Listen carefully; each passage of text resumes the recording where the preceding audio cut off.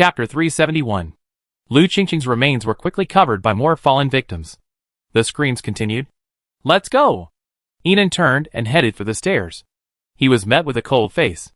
Duan Qingyu, who had ascended the stairs, showed no expression the moment he saw Yinan, and quickly averted his gaze. "Qingyu, you're finally here. Come on, there are hand warmers." Yinling's gentle and loving voice came from behind. Yinan continued down the stairs. "The Medical Research Institute has sent someone to urge you again. Everyone hopes you return soon." Yinling's voice faded. Yinan pulled his cotton coat closer and looked at Fu Sun. "Let's go back to base." "Okay." A helicopter appeared out of nowhere, and several people headed up. Ouch! A man stumbled and crashed into the helicopter. Several men behind him, armed with knives and clubs, chased after him with menacing looks. Don't kill me. I won't dare to do it again." The man sat on the ground, supporting himself with his hands and frantically moving backward, his voice thick with tears. "You want to live after provoking our brother Chong? The day after tomorrow is the Deputy Base Commander evaluation meeting. Our brother Chong has President Qin as his backer, so he's bound to be elected. You provoked the very emperor today, and you can only die." The men raised their clubs. Yinan glanced at him briefly before boarding the helicopter, which slowly took off. She finally had time to lift her heavy sleeves and open her wristband. The wristband contained numerous messages. Yinan clicked through them in order of importance. The base's higher-ups had sent numerous messages, most of which discussed the recent zombie outbreak. Scanning through them one by one, Yinan's brow furrowed slightly. Fu Sun's 002 division was clearly not at peace either. There seemed to be a lot more zombie swarms lately. Goose's voice message popped up, and Yinan answered, "Are you out?" "Yes. I'm glad you're safe. Since you left, the various divisions have been attacked by zombie swarms over 40 times. This is very unusual, and we're investigating the reasons behind it. Is the base operating normally? We have plenty of defensive equipment, so it's not too hard for now." "Okay, thank you for your hard work. I'm going to City P and City I to collect the divisions first." Qi Yi, Gao Chong, and the others were still waiting for her. Yinan spoke, looking down from the helicopter window. At the Southern Alliance border, a massive zombie swarm rushed in. From above, it was impossible to make out the faces of the psychics, or distinguish between the living and the zombies. All that could be seen was the rapidly spreading red. It stained a large area. Yinan was silent for 2 seconds before finally adding, "Arrange someone to secretly help Zhou Ji of the Southern Alliance secure the position of Vice Leader the day after tomorrow. Just do your best. I'm not aware of their specific actions or assessment positions." "Okay, I do it. Don't worry." Yinan hung up the phone, leaned back in her seat, and closed her eyes. She felt uneasy. Recalling Jean Chan's words, "In exchange for your life," she felt even more uneasy. But she had no other options. The only path before her was rapid development. To develop, she had to accelerate the expansion and upgrading of the base. Feeling the warmth enveloping her hand, Yinan leaned towards Fu Sun beside her. Southern Alliance platform. Duan Qingyu looked at the helicopter as it flew away in the sky, her tone cold and calm. "Mom, I'm not going back. There's no point in doing medical research in the Alliance right now." "What nonsense are you talking about?" Yinling scolded. "How can it be meaningless? Your father has now been promoted to the position of vice leader. If you make further contributions, it will help consolidate your father's position." She stood in front of her son, her expression serious. "You know, the Resolution Council, headed by Qin Wanhe, has always been hostile to the position of vice leader. If you don't help your father, who will?" Duan Qingyu withdrew her gaze and looked at Yinling. "Mom, if you go out and take a look, you see that the entire alliance may not last much longer." Yinling's expression froze at this. Watching her son leave, her fingers gripping the hot water bottle grew cold. She glanced sideways at the seemingly endless alliance, her face pale. City B. Headquarters building, 17th floor. Out the huge floor-to-ceiling windows, the entire alliance was in full view. In the sky, a helicopter faded away. Shen Yi withdrew his gaze and turned to look at Qin Wanhe behind him. Qin Wanhe's face tinged with guilt at the sharp gaze behind his glasses. But he concealed his guilt perfectly. It faded in an instant. "The leader called me in for a private conversation. Is there something important?" Qin Wanhe asked calmly. Shen Yi pulled out a chair and took his seat unhurriedly. Pouring a cup of hot tea, he slowly lifted the cup and said simply, "We've finally found a lead on the 2 people who defected from the alliance." Qin Wanhe's fingers trembled slightly, but he forced himself to remain calm, not betraying a trace of panic. He picked up the teacup from the table, took a sip, and then looked at Shen-Yi. Which two are you referring to? There are quite a few who have defected from the alliance. Shen-Yi simply lowered his eyes. Of course, it's the brothers Lin De and Lin Ju, under Consul Qin's jurisdiction. Two talented people you valued for a long time. Don't you remember them? Qin Wanhe simply smiled. So it's them. I almost forgot. The alliance leader is still looking for them. He laughed a few times. How are they? Are they all dead? Shen-Yi slowly shook his head. We only caught one, and he was still alive when we caught him. He glanced at the few drops of tea Qin Wanhe had spilled, his expression impassive. He did reveal some shocking alliance secrets. Qin Wanhe's smile gradually faltered. Seemingly on pins and needles, he stood up. Oh! I'm quite interested too. Alliance leader, tell me about it. Shen-Yi raised his gaze at him. That glance made Qin Wanhe's face paler. For a moment, the room felt stifling, almost suffocating. If you don't want to talk, forget it.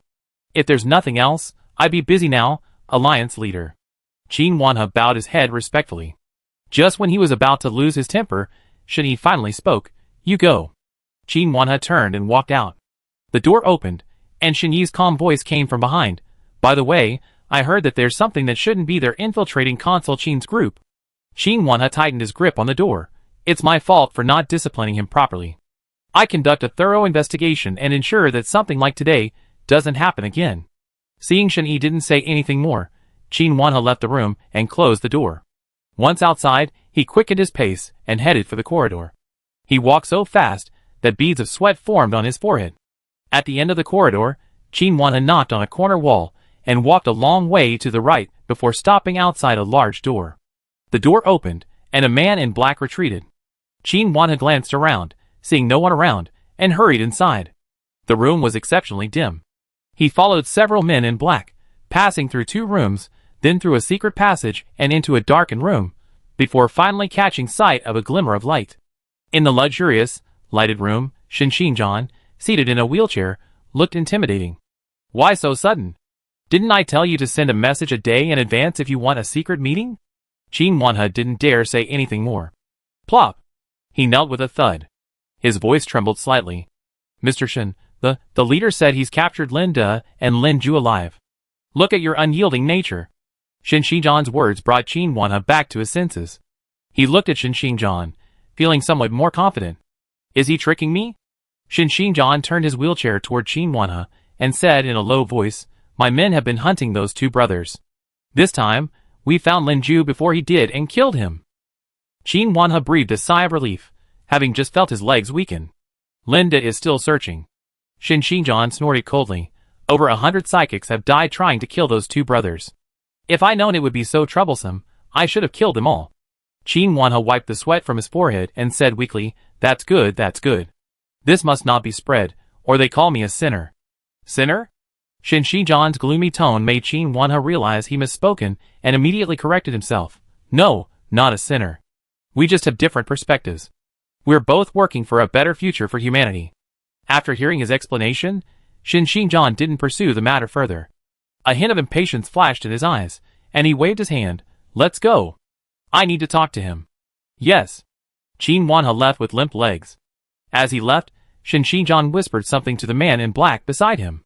The man in black took his orders and left. Under the light, Shen Xinjiang's eyes were as cold as a demon. A few minutes later. The leader is here. The door opened, and Shen-Yi walked in, his shadow stretched far out, casting a long shadow over Shen Xinjiang. Looking at Shen-Yi, Shen Xinjiang smiled benevolently. You're here. Sit down. No, I have a lot of things to deal with later. Okay. Shen Xinjiang smiled, turning his wheelchair and looking at him with loving eyes. I heard you've been looking for someone lately. Shen-Yi looked at Shen Xinjiang. You can't hide anything, Dad. Hee. Shen Xinjiang smiled. It's just that a lot of people have died, so I'm just concerned. As he spoke, Shen Xinjiang's fingers rhythmically tapped the wheelchair armrest. I'm not being nosy here now. At this critical juncture when we're short on manpower, isn't it a waste of manpower to pursue 2 traitors? The Linda brothers came to me late at night, saying they had something important to tell me. I was out killing zombies at the time, and when I returned, they were gone. Shen-Yi said, his eyes half dropping. Qin Wanhe's men told me they defected. But Chu Tan's information was that the brothers were hunted and left the Alliance. Their pursuers all perished in the zombie horde that night, making it impossible to trace them. This matter is not simple. I want to investigate thoroughly, Shani said, walking out. I've also got some news on Aunt Lee. I visit her soon. With that, he walked out. The door closed again. The smile in Shin Xinjian's eyes vanished. Chapter 372. Dad, isn't she dead? In the B2 building, Qin Yunqin pounced upon the returning Qin Wanhe. Qin Wanhe's expression grew stern. Qin Yunqin then noticed several psychics following him and immediately subsided. After the subordinates had all left and the door closed, she followed Qin Wanhe into the bedroom. Only after the bedroom door was firmly shut did Qin Yunqin tug on Qin Wanhe's sleeve and anxiously say, Dad, I heard from the servants that the woman is not dead and has escaped safely. Qin Wanhe had no time to care about this at the moment. He frowned, walked towards the sofa, and sat down heavily. Almost collapsing on the sofa, Qin Wanhe exhaled a heavy breath. Qin Yunqin's expression was even more confused. Her father had always been in a high position of power and pride.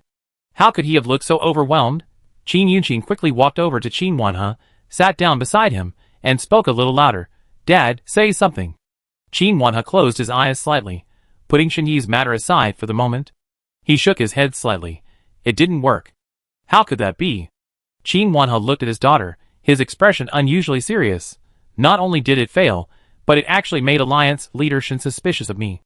Qin Yunqin's face paled at this, and she immediately stood up and paced around the room. Dad, why did you listen to those people? Couldn't we have sent our own people to assassinate her? Nonsense. Qin Wanhe's tone dropped slightly. Don't mention those people again. Don't keep this to yourself. Qin Yunqin pouted, feeling a little aggrieved. She looked at Qin Wanhe, her eyes filled with resentment and mist. I really don't understand, Dad. You're the head of the Southern Alliance, and even the Alliance leader has to give you some face. What on earth are they that terrify you so much? Qin Wanhe simply stared coldly at the teacup on the table. 100 Southern Alliances couldn't shake their power. If you still want me, your dad, to live, keep your mouth shut. At the border of City P and City I. Ah! Run, run! Several men fled frantically. The last, a thin man in his 40s or 50s, lost his worn-out shoe as he ran. He had no time to pick it up, and he didn't dare slow down even a bit. Zombies were chasing them. Closer and closer. It's over. I'm going to die. A man wailed, as the barefoot man accidentally stepped on a sharp steel spike. Puff! With a swoosh, the spike pierced his foot, revealing a bright red tip. The man screamed in agony, but didn't dare to stop. He used both hands to pull the foot away, each movement excruciating pain. Hurry! Hurry, pull me up! Ah! A zombie lunged forward, biting the man's desperate face. The others, terrified, fled in panic. Ah! Several zombies fell from the building, crushing a man to death. Zombie's legs and feet were broken, and one even had its neck broken in half, its head hanging halfway from its body. As soon as the broken zombies landed, they pounced frantically at the men. Instantly, only one person was left alive. He ran like a madman, until his legs went numb and his mind went blank. Finally, he saw a high wall made of barbed wire. There's a survivor. Let him in and check his wounds. The barbed wire was opened, and the man practically fell through the door. He lay sprawled in the snow, completely exhausted. He was barely able to stand up after being supported by several psychics. He pointed tremblingly behind him. I'm from Langri Base in City I. Our base, and the neighboring Chongshan base, suddenly experienced massive mutations today.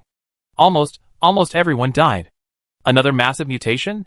Hearing the psychic's words, the man looked shocked. Have many bases experienced massive mutations recently? We're from Shadow.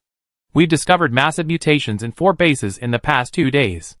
Including your 2, that makes 6. After the psychic finished speaking, the medical staff nearby finished their examination. No infection. Good job, thank you for your hard work. Who are you? Several men approached, and the psychic immediately said respectfully, Captain Tan Fong this. He's a survivor from the Langri base in City I. According to him, both Langri and Chongshan bases experienced widespread mutations today. Tan Fong's expression grew serious. Do you know the cause of the mutations? The survivor shook his head repeatedly. I don't know.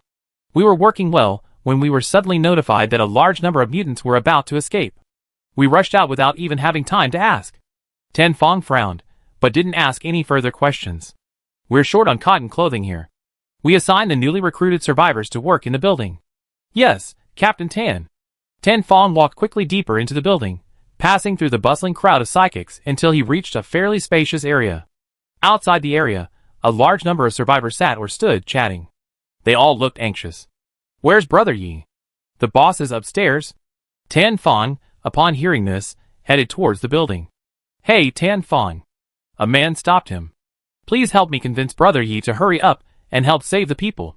You're so shameless. A loud, gruff voice echoed from the building. Tan Fong looked over and saw Gao Chong striding towards them, his expression furious. He glared at the man, pointed at his nose, and began to scold him. Li Qianjue, we lost over a dozen of our brothers and expended countless ammunition to save you and the people at the base. We barely finished rescuing you, and you're asking us to continue rescuing people. Who do you think you are? The man named Li Qianjue looked a little guilty and helpless upon hearing this. He shrugged and hunched his back. Brother Chong, I know you're the ones who helped me this time, but there are still many of my brothers trapped over there. Tan Fong didn't want to listen anymore and strode inside. Looking for Brother Yi? Gao Chong looked at him. Yes. No need to go up, he's already come down. Gao Chong said, seemingly exhausted. He cleared the snow from the rocks with one foot and sat down. Soon, a large number of psychics emerged from the building. Behind them, Qi Yi, surrounded by a crowd, listened solemnly to the report of the psychic beside him. Boss, we've discovered large numbers of mutations at 2 more bases. Tan Fong was the first to rush forward to report. Li Qianjue, who had been waiting outside, saw Qi Yi rush forward as well. Upon hearing Tan Fong's cry, his expression darkened with despair. What's going on? What's going on? Has the zombie virus spread everywhere? Qi Yi looked at Tan Fong. What's the cause of the mutations? I don't know. Brother Yi, you must save my people. Several bases in Western I City are practically wiped out. Only you can save us. Li Qianjue once again pushed closer to Qi Yi, his face pleading. Before Qi Yi could say anything, a helicopter flew over from the horizon. At the same time, Qi Xian and a group of psychics ran over. Captain, they're from Qingzhou Base. Qingzhou Base? Li Qianjue was shocked. The largest base in Western I City, why are they here? Has Qingzhou Base also fallen? Everyone suddenly became agitated. The helicopter slowly descended, the hatch opened, and a young man in a light cotton shirt jumped out first. He had neat short hair and a tall, straight figure. Although covered in blood, he exuded a strong, sunny aura at first glance. The man took a few steps toward Qi Yi and the others, a sincere smile on his face. Hello, Xinxingzhou, the commander of the Qingzhou base. You are Qi Yi, the boss of the Shadow? It's me. Qi Yi reached out and shook the man's hand. Xinxingzhou. Li Qianjue walked toward him, his eyes wide open. Why are you here too? The base suddenly experienced an outbreak of the zombie virus. Despite our best efforts, we've lost a significant number of psychics. Xinxingzhou's smile faded. He glanced at his companions, who were gradually approaching from behind, and his tone grew serious. He looked at Qi Yi. I've come to the Shadow this time because I hope you can help me find someone. Qi Yi took the slip of paper and listened as he continued, Name your price. Chapter 373. Identity Background. Qi Ye's words were concise and to the point. Xinxingzhou naturally knew the rules of the Shadow, not to kill kind people. He glanced at the people around him. This man is Zhang Liao, a psychic at my base. A large-scale mutation broke out at our base today, and someone saw him sneaking out of the base's water tank. What? Are you saying the large-scale zombie mutation was man-made? Li Qianjue grew anxious. He approached and looked at Xinxingzhou intently, but several bases have mutated today. Could it all be Zhang Liao's doing? That's impossible. Could he have multiple bodies? Qi Yi simply stared at the slip of paper in his hand. The slip contained Zhang Liao's detailed information, including his portrait. You didn't catch him? No, he got away. Gao Chong approached. Isn't your Qingzhou base a well-known large base in City I? You couldn't even catch a psychic inside? Xinxingzhou seemed choked by Gao Chong's retort. He scratched his head and chuckled dryly. It's quite strange, but I wasn't there at the time. I only heard later that they disappeared while chasing after him. We've taken this order from Shadow, 300 level 5 crystal cores. Hearing Qi Ye's words, Xinxingzhou's eyes widened, but then he remembered that Shadow never bargained, so he could only agree, okay. Report, a helicopter is approaching. No hostility. Following a psychic's report, everyone looked up. A plain, ordinary helicopter was approaching. The snow had stopped, and the air behind the snow was clear. The light shone brightly, illuminating everything with incredible clarity. The moment Qi saw the helicopter, his eyes flickered, and even his usually cold face warmed a bit. Qi Xian, who had emerged from the room upon hearing the noise, also smiled warmly. "Inan is here." Xin Xingzhou, Tan Fang, and the others were all confused about the identity of this person named Inan, but in the apocalypse, someone capable of flying a helicopter was no ordinary person. They turned to look at the helicopter. The hatch opened, and a tall, cold, and arrogant man stepped out. He was followed by a woman of exceptional beauty, her hair gleaming brightly in the sunlight. At that single glance, Xin Xingzhou felt his heart leap. His eyes shifted, and for a moment, his body seemed frozen in place. Until Qi Yi and the others had already walked towards Inan. Until they were engaged in conversation. Until a subordinate gently patted his shoulder and whispered, "Base Commander." Xin Xingzhou finally came to his senses. He exhaled deeply, peering through the throng of heads at the woman whose radiance was undeniable, and walked straight towards her. His slightly crimson eyes fixed on Inan in the crowd. He stared intently. When he finally reached her, Xin Xingzhou extended his hand. "Hello, Commander of the Light Boat Base, Xin Xingzhou." Inan looked at the tall man who had suddenly appeared before her. His short, messy hair, though haphazardly cut, looked somewhat dashing and neat against his striking features. His eyes were large and bright, radiating energy and vibrant vitality. No one could dislike such a vibrant, sunny young man. Inan naturally had no objection to him. She extended her hand. Before they could shake hands, Fu Sun extended his hand. "Xinghe Base, this is our base commander Inan. I'm Fu Sun." Meeting the possessiveness and cold, overbearing warning of danger in Fu Sun's eyes, Xin Xingzhou's smile faded. He withdrew his hand, wiped his nose, and smiled. "So it's Base Commander Ian. I've heard of the reputation of Xinghe Base for a long time, and today I finally get to meet the base commander." His smile was full of light, his eyes focused solely on Inan. Such a blatant admiration would have fooled no one present. Inan was protected by several men. Li Qianshui, a sturdy-looking man, squeezed over. "Xinghe Base? North Xinghe, South Alliance, and East, our Changsheng Base." "Hello, I'm Li Qianshui, base commander of Changsheng Base." Li Qianshui extended his hand. "Li Qianshui, you're thicker skinned than a city wall." Gao Chan couldn't help but grumble. "The East is Changsheng, so where is our Qingzhou Base?" A psychic from Qingzhou Base asked unhappily. "Yeah, Li Qianshui can't even save the people at your own base, yet you're still asking Shadow for help. Come on." "Haha, that's right." Amidst the chatter, Li Qianshui felt embarrassed and withdrew his hand, his face awkward. Inan pushed aside Fu Sun's tall figure and looked at Qi Yi and the others. "So what's your next plan?" Gao Chang squeezed forward and answered, "Let me speak for Brother Yi. Help Changsheng Base rescue people first, then go find that Zhang Liao, right?" Qi Yi looked at Inan. "No, join Xinghe Base first." Inan's eyes lit up. "Great, all three bases, let's join together." As a result, all the personnel from Qingzhou Base and Changsheng Base were driven to the border area. Inan, on the other hand, successfully evacuated his base. Beep, host detected that they had successfully conquered a base. Points added. 5000. Beep, sub-base system activated. Scanning sub-base 011 begins. Sub-base 011 has a land area of 1,997,890 square meters, with a bonus of 1,997,890 points. Sub-base 011 has a total of 3,481 members, with a bonus of 348,100 points. Starting to enter loyalty levels into the 011 sub-base system. Beep, loyalty levels are all passed. Beep, host detected that they had successfully conquered a base. Points added. 5000. Beep, sub-base system activated. Scanning sub-base 012 begins.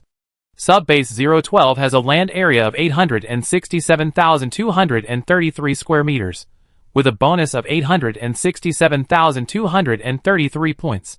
Sub-base 012 has a total of 1,422 members, with a bonus of 142,200 points. Starting to enter loyalty levels into the 012 sub-base system. Beep, loyalty levels are all passed. Qi Yi and Gao Chang's base loyalty levels are both up to par. Beep, the host has successfully conquered a base. 5,000 points added. Beep, the sub-base system is activated. Scanning of sub-base 013 begins.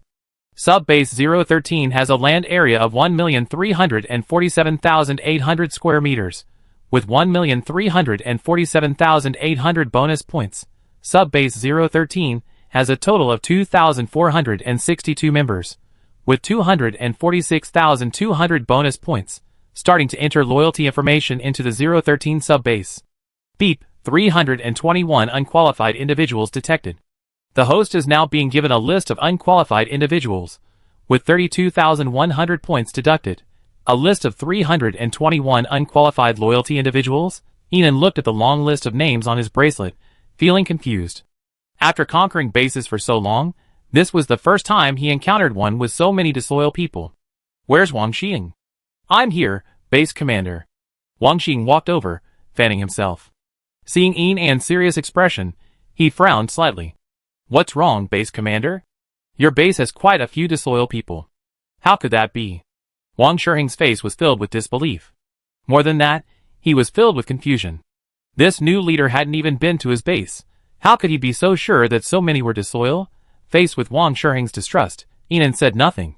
He simply entered the list of names into his bracelet and said, "You must leave now and return to base to deal with these people." Enan didn't waste any more time, simply looking at him in an imperative tone. "If you don't deal with them within a day, I deal with you directly." Wang Shiheng's heart skipped a beat, but he didn't dare to say anything else and simply set off. As soon as Wang Xing left, Enan prepared to leave. Before leaving, she passed Shadow's former office and saw a wall covered with files. Among them were criminals who had committed heinous crimes such as stealing supplies and silencing people. There were unscrupulous bases that specialized in enslaving and deceiving people with special abilities. There were heartless individuals who killed their wives and children, poisoning their own loved ones to survive. Without exception, they were all evil. These are the orders Shadow has received since its founding. Some are for pursuit and some are for capture. Chi Ye's voice came from behind her. Enan looked at him. A small black cat was lying on his shoulder. It was the little black cat named Enan. The little black cat clearly recognized Enan and swiftly jumped down to rub against her feet. Enan was delighted. She picked up the kitten and continued to walk around the room. Finally, her eyes stopped at a piece of paper on the table. The paper was signed by the Southern Alliance. The wanted person on it had only a footprint. The footprint's outlines and specific supernatural characteristics were written in exquisite detail. Enan picked up the note and asked knowingly, "Is this the order from the Southern Alliance?" "Yes." Chi Yi approached, his dark eyes fixed on Enan's profile. His affection was hidden in the backlight. "The reward is very high, 1,000 level 5 crystal cores." "Oh!" Enan blinked. "Have you made any progress?" Chi Yi's peripheral vision flickered over Enan's shoes, a hint of tenderness in his light dark eyes. "No progress at all. I don't think Shadow will get this reward." Chapter 374. Really? Enan looked at Chi Yi. The moment she met his eyes, she had the illusion that he knew it was her. "We can go now." Fu Sun pushed open the door and looked at the two men. "Okay." Enan walked out first. The two men followed her. The corridor was not spacious, but there seemed to be an invisible wall of air between them. The two men stood to the south and north, neither glancing at the other. They were quite far apart. Outside the building, Gao Chong and the others had already lined up in an orderly manner, awaiting their base commander's order to depart. Not far away, the personnel from Changsheng Base and Qingzhou Base, who had just been allowed in, were also quietly waiting. Enan glanced at them. "Let's go!" "Yes." All the psychics quickly made their way to the helicopters. All at once, helicopter after helicopter slowly took off, heading towards City I. Inside the helicopters, Chi Yi quickly briefed Enan and the others on the layout of City I. It turns out there are numerous bases, large and small, across City I. After the zombie outbreak, many survivors fled towards City H and City N, drawing away the vast majority of the zombies. City I, located in the outlying cities, wasn't overrun by zombies. However, with the city in ruins, supplies looted, and security completely compromised, the survivors who remained in City I banded together and established various bases. Power, coupled with ambition, led these bases down different paths. Some base leaders pursued imperial policies to dominate, while others, fearing death, frantically sought allies and attacked other weaker bases. Some bases were content with their current circumstances, seeking nothing but survival. It can be said that the distribution of power, large and small, across City I was a chaotic mess. Among the more famous ones were Xinxingzhou's Qingzhou base and the Hope Alliance in Eastern City I. As Qi spoke, the intercom on his waist lit up. Li Qianqui's voice rang out from inside. We're almost there, Brother Yi. Thank you for your hard work this time. I, Li Qianqui, promise that if you help me rescue the members of my base, I give you 80% of my remaining supplies. Qi glanced at the intercom on his waist, but received no response. His dark eyes peered through the window at the devastated city below. Amidst the white snow, there were only zombies. Zombies surrounded the tall buildings, and the high wall in the distance was the defense wall of Changcheng Base. Outside the wall, zombies swarmed. Inside the helicopter at Qingzhou Base. Base Commander, are we going to help kill zombies? Xinxingzhou looked ahead at the hazy Changcheng Base and smiled. Yes, we can warm up. He glanced at the group of psychics behind him. Those who want to slack off can rest. This is a voluntary activity. Hearing his words, the group of psychics suddenly relaxed, all smiling. Thank you, Base Commander. However, the smiles didn't last long. As the helicopter drew closer, the horrific scene within the Changcheng Base came into view. The entire base, almost the size of an urban area, was devoid of a single living person. Xinxingzhou's expression darkened. For a moment, the atmosphere within the helicopter was exceptionally heavy. Someone in Li Qianqui's helicopter had already burst into tears. Base Commander, what's going on? Those zombies aren't moving. You know, normally when there are living people nearby, even on the highest floors, the zombies will continue to stir and try to break into the building. A large area of zombies stood motionless, staring upwards. There was only one possibility. That there were no living people within several kilometers. Impossible.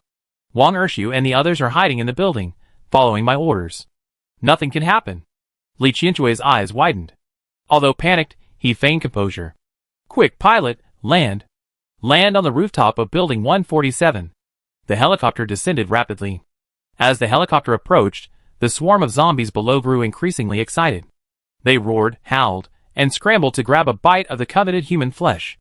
Soon, most of the walls of Building 147 were covered in zombies. Li Qianqui, stop descending if you don't want to die. Qi finally picked up the intercom. However, the helicopter Li Qianqui was in continued its descent towards the rooftop. I don't believe they're all dead. So many people, the mutants clearly have been driven out of the building. There are over a dozen buildings, and thousands of surviving brothers. Wang Ershu and the others are always cautious. There's no way anything could go wrong. How could they act rashly without my orders? Li Qianqui kept muttering. He was practically going mad. The psychic behind him simply wept silently, his eyes red.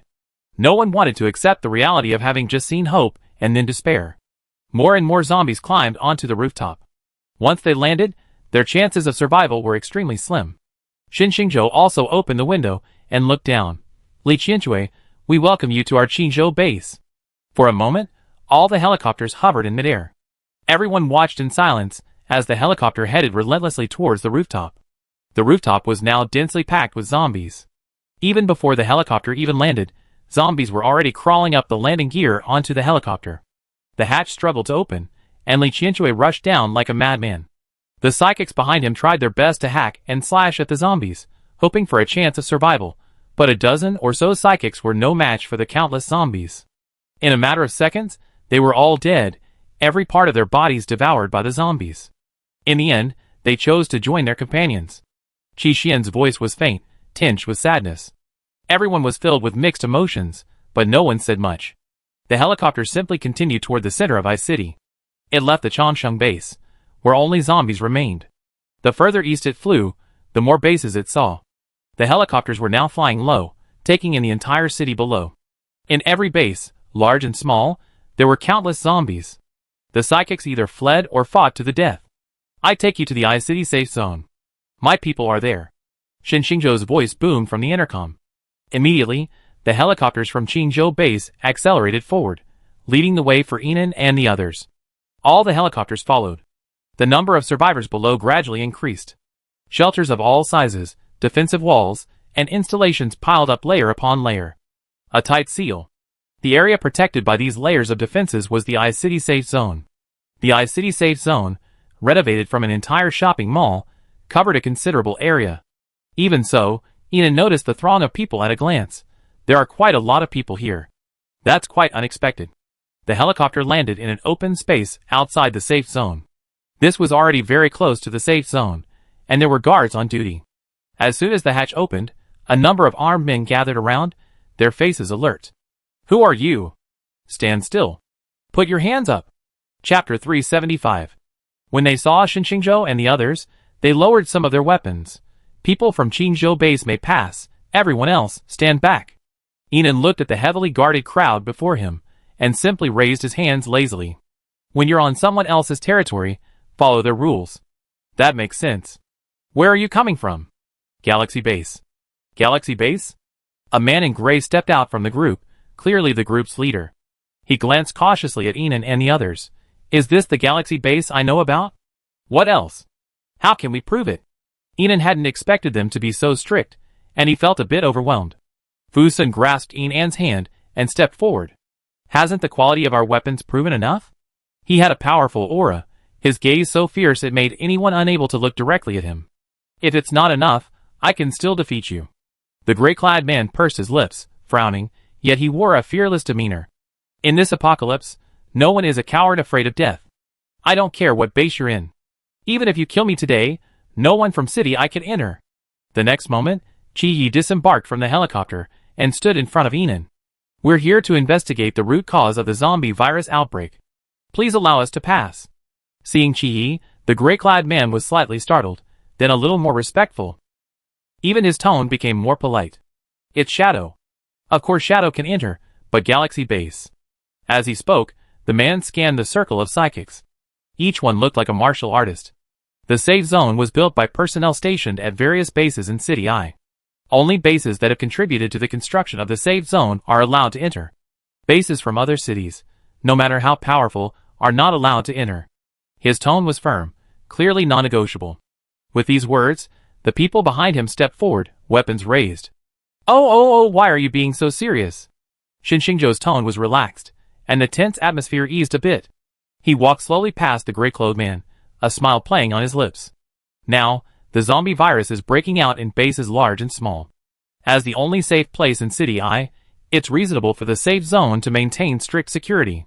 But Zhao Liang, I'm the one who's guaranteed by both Qingzhou Base and Shadow. You wouldn't be so unwilling to give me such a small favor, would you? At the end, although he was still smiling, his tone grew colder. The gray-clothed man, Zhao Liang, looked at Xinxingzhou, then at Qi Gaochang, and others at the head of the crowd. Finally, his gaze settled on Enan. Finally, he gave in. You wait here. I go report. As the man left, Enan looked around. Behind the seemingly flimsy barbed wire nearby, the zombie horde was crowded and boisterous. They seemed poised to breach the fence and charge in at any moment. This was merely a buffer zone outside the safe zone, so it wasn't suitable for extended stay. To thoroughly investigate the cause of the zombie outbreak in City I, they had to find a way to enter the safe zone. Da-da-da-da. The sound of helicopters overhead grew closer. Enan looked up and saw two helicopters slowly approaching. The helicopters landed, and hundreds of psychics quickly disembarked. The last of the group was a middle-aged man. Although he was older, his face looked healthy. As he landed, he saw Enan and the others and said, the safe zone is bustling today. That's right. Xinxingzhou's words caught the man's attention. The man's brows widened, a hint of interest in his eyes. Xinxingzhou, long time no see. How are you, Healy? Hey, isn't this the Shadow Boss? The middle-aged man named Healy greeted everyone one by one. When he looked at Enan and the others, he paused. These are all well-known figures. I imagine this one must be of some status as well. This is my base commander, Enan, of Galaxy Base. Hearing Qi say this, Healy looked at him in shock. Seeing the unusual look he gave the woman, he immediately understood. He smiled and nodded. So that's how it is. Even the illustrious Shadow has joined the base. It seems this Galaxy Base must be quite powerful. Enan remained silent. Their Xinghe base's radio station broadcasts signals to the entire nation 24/7. Any base with any strength should have heard of them. Healy, clearly feigning ignorance, knew the truth. Everyone exchanged pleasantries again. Zhao Liang had finally returned. A man followed him. The man looked quite experienced, with slightly graying temples and a pair of deep, calculating eyes. Everyone, I'm Fang Jingwen, the general manager of the safe zone. I heard about the arrival of the Xinghe base and have come to greet them. Excuse me, who is the head of the Xinghe base? It's me. Fang Jingwen looked at Enan, seeing such a young woman, Her eyes showed a hint of surprise, but she quickly regained her composure. Captain of the Xinghe base, can you please speak? Enan followed him to a secluded corner. Fang Jingwen frowned slightly and looked at Enan. I heard you're here to investigate the cause of the zombie virus outbreak? Yes. Enan looked back at him, his eyes clear. With both Light Boat Base and Shadow guaranteeing me, I don't want to be too wary of you any longer, Fang Jingwen said, resting his chin on his hand as he pondered. However, there have been so many changes in I-City over the past 2 days. The zombie virus is everywhere, like a swarm of ghostly locusts. We've investigated thoroughly, but we're still unsure whether this is another mutation or man-made. So, at such a critical juncture, I really don't dare let outsiders in. I'm doing this out of my responsibility to all the survivors in I-City. I hope you can understand us. His words were polite and reasonable. Enan naturally understood his difficulties. She looked at Fang Jingwen and said, this incident is most likely man-made, and very likely a large-scale human action. I also want to quickly uncover the cause, and help City I return to normal. Fang Jingwen was puzzled by Enan's conviction. Although you haven't said it yet, your tone is very certain. Have you discovered something? Enan didn't answer directly. Her only guess was that the zombie virus hadn't evolved to this stage at this time in her previous life. So, she suspected it was most likely man-made. And it was very likely related to the mysterious group she had encountered previously. However, she didn't encounter such a group in her previous life. She could only attribute it to the butterfly effect. Enan shifted her focus. It's actually very simple. If it was a zombie mutation, the outbreak should have been balanced. But the fact is, the Safe Zone and the Hope Alliance are still safe, aren't they? That's true, but... Fang Jingwen frowned, clearly unsure. Zombies were too bizarre, and human research on them was still so limited. No one could be certain of their true abilities. Enan naturally understood his thoughts. She crossed her arms and looked at the man. Tell us what you need us to do for you to fully trust us. She hadn't expected Enan to be so sincere. Fang Jingwen looked at the young woman before him and softened his tone. I don't like to make things difficult for people. If Galaxy Base is willing to help us eliminate all zombies within a kilometer, I will allow you to pass freely through the safe zone. Okay. Seeing she agreed without hesitation, Fang Jingwen felt a deep admiration for the young base commander. And so, everyone from Qingzhou Base entered the safe zone, including the man named He Li. Enan wanted to personally lead the charge, but Fu Sun and the others naturally disagreed. They told her to rest down below while they split up and went to kill the zombies. For a moment, the sounds of gunfire and battle filled the sky. The smell of blood grew thicker. Enan, with nothing else to do, sat there, munching on sunflower seeds, and casually gave a few orders on the walkie-talkie. In the safe zone, many psychics were drawn out by the fighting at Galaxy Base. They gathered inside the defensive wire fence, watching the battle unfold at Galaxy Base. Is this Galaxy Base? They're incredibly powerful. Yeah, did you see that? Especially that tall guy. The zombies couldn't even get close to him. Don't make them sound so impressive. Didn't you see the weapons they're holding? If I had weapons that good, I could do the same. TSK, don't be so arrogant. Don't lose sight of your own limitations. Get out of here. Don't force me to slap you. Come on, who's afraid of who? And at this moment, He Li was also watching with rapt interest, very strong indeed. Much stronger than their Hope Alliance. Noticing the person beside him didn't respond, He Li glanced sideways and saw Xingzhou's smiling eyes fixed on the woman's private parts. The smile on his lips was practically brimming with pink bubbles. He Li's expression suddenly changed to one of watching a spectacle. He put his hands on his hips, leaned closer to Xingzhou, and lowered his voice. Captain Shin is so bold. He actually has the nerve to set his sights on Shadow Boss's woman. Xingzhou's gaze remained fixed, only his eyebrows raised. You said she's Chiye's? Or what? Shadow Boss likes her, can't you see? Xingzhou shook his head slowly. He Li smiled. Don't disbelieve me, I'm a very good judge of character. That look is definitely love. Xingzhou leaned against the wire fence and averted his gaze. She has more than one Chiyi. Huh? Now He Li was stunned. He had heard some outrageous and lewd words. Do you know what you're saying? Meeting He Li's shocked expression, Xingzhou simply smiled. This smile was vibrant and full of energy, as if he ignored all obstacles. I don't care how many women there are. I take any woman I like. He Li glanced at Enan, then at Xingzhou, who was already leisurely walking towards the safe zone, and followed him. I didn't expect you to be so fond of a vase. She had no fighting skills.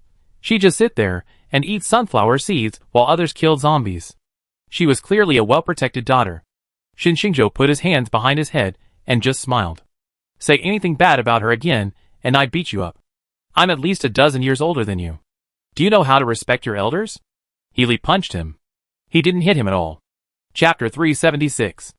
The east side is completely cleared. In just half an hour, Fu Sun and his group returned. Only 2 psychics were injured in the entire team. They were at the end, being treated by healing psychics. Thank you for your hard work. Inan patted Fu Sun's shoulder in encouragement. Fu Sun glanced at his shoulder. His angular face curled slightly, the fatigue from the journey completely fading. The south and west sides are cleared. The black fog approached, and Chi-Yi appeared, heralding his sword with a deft movement, looking incredibly handsome. The shadowy figures not far behind scurried back. Good job, well done. The north side is cleared too. Qi Xian and Gao Chong also returned to their positions safely. Zhao Liang, who had never expected them to be so quick, immediately ordered the gate to the safe zone to be opened. As the gate opened, all the psychics, who had been watching the spectacle, made way to either side. Inan walked in first, and what he saw were rows of survivors, some standing and some sitting. In front of them, without exception, were items. Let me introduce you to our safe zone. Zhao Liang led Inan and the others inside. The outermost area is where we survivors can exchange what we have. After the apocalypse, supplies are scarce. Everyone exchanges supplies, trading what they don't need for what they urgently need. If you're interested, feel free to trade with them. Inan simply nodded, but showed no interest in the trade. At first glance, it was all junk, which she considered junk and useless.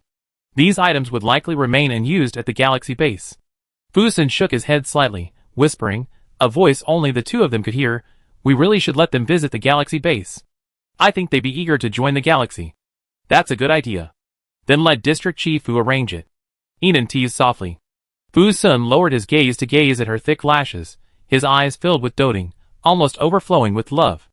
Then I'd rather stay by your side, as a special assistant. Special assistant? In what sense? Taking care of your safety, of course. As Fu Sun spoke, he noticed a hint of teasing in Inan's eyes, realizing she seemed to have a deeper meaning. He reacted and shook his head helplessly. But this feeling of being teased by her didn't seem so bad either. TSK, the base commander and district chief Fu are truly affectionate. Gao Chong muttered as he walked at the end of the crowd. But if these words fell into the ears of those who were watching, they would be very unpleasant. The rest area is just ahead. Different bases in the safe zone occupy different buildings. As Zhao Liang spoke, Inan noticed the bustling crowds lining both sides of the road ahead. But despite the large number of people, most of them had injuries, clearly recent injuries sustained in the past 2 days. The zombie virus is spreading, and many bases have been destroyed. Everyone is taking shelter in the safe zone. Base Commander. A group of psychics ran over, swarming toward Shinshingjo and the others. Upon seeing Shinshingjo, the leading man quickly reported on the base's situation. Inan observed silently. There's a reason the Qingzhou base is so prestigious in City I. Their members appear more capable and cohesive. The building up ahead belongs to the Shadow Group. We can stay there. As Qi spoke, Inan spotted a building in a relatively secluded area. Shadow Group actually has a base in the safe zone. I've taken on quite a few of their orders, so I'm quite familiar with them. Everyone walked inside. Some members of the Shadow were stationed in the building. Seeing Qi and the others, they came out to greet them respectfully. As soon as they entered the building, they began to discuss decisions. Everyone expressed their ideas. Some suggested a point-by-point investigation of City I, while others suggested a comprehensive, point-to-surface investigation within the safe zone. Everyone had their own reasons. Inan, however, remained silent throughout. She gazed at Chiye's drawing of the base distribution in City I, lost in thought for a long time. Inan, is there anything wrong? Fu Sun whispered with concern. I just can't seem to figure it out. Inan whispered, her chin resting on her hand. Thinking, she stood up and looked out the window at the crowd below. Do you all think the zombie outbreak in most of City I's bases was caused by human intervention? I think so. I think so too. Many psychics voiced their own opinions. Almost all speculated that it was human intervention. Inan turned to look at the group in the room and said calmly, So, do you think those people who orchestrated this have truly been completely eliminated? This statement was like a thunderbolt, awakening many people's thoughts. So the base commander is saying that the perpetrators are still among the survivors who have fled to the safe zone? Ian looked at Gao Chong, his eyes asking, "Don't you think so?" "I agree. So I suggest a thorough investigation of the entire safe zone." Fu Sun strongly agreed with Ian An's idea. "I agree, but a thorough investigation is not advisable." Qi interrupted Fu Sun. "The various factions here are so complex and intertwined that even the general manager doesn't have the power to control all the bases, let alone us." Fu Sun folded his arms, leaning against the wall as he gazed at Qi, who sat quietly. "It seems you have a better idea?" Qi Xian spoke, his gentle voice interrupting the lingering tension between the two.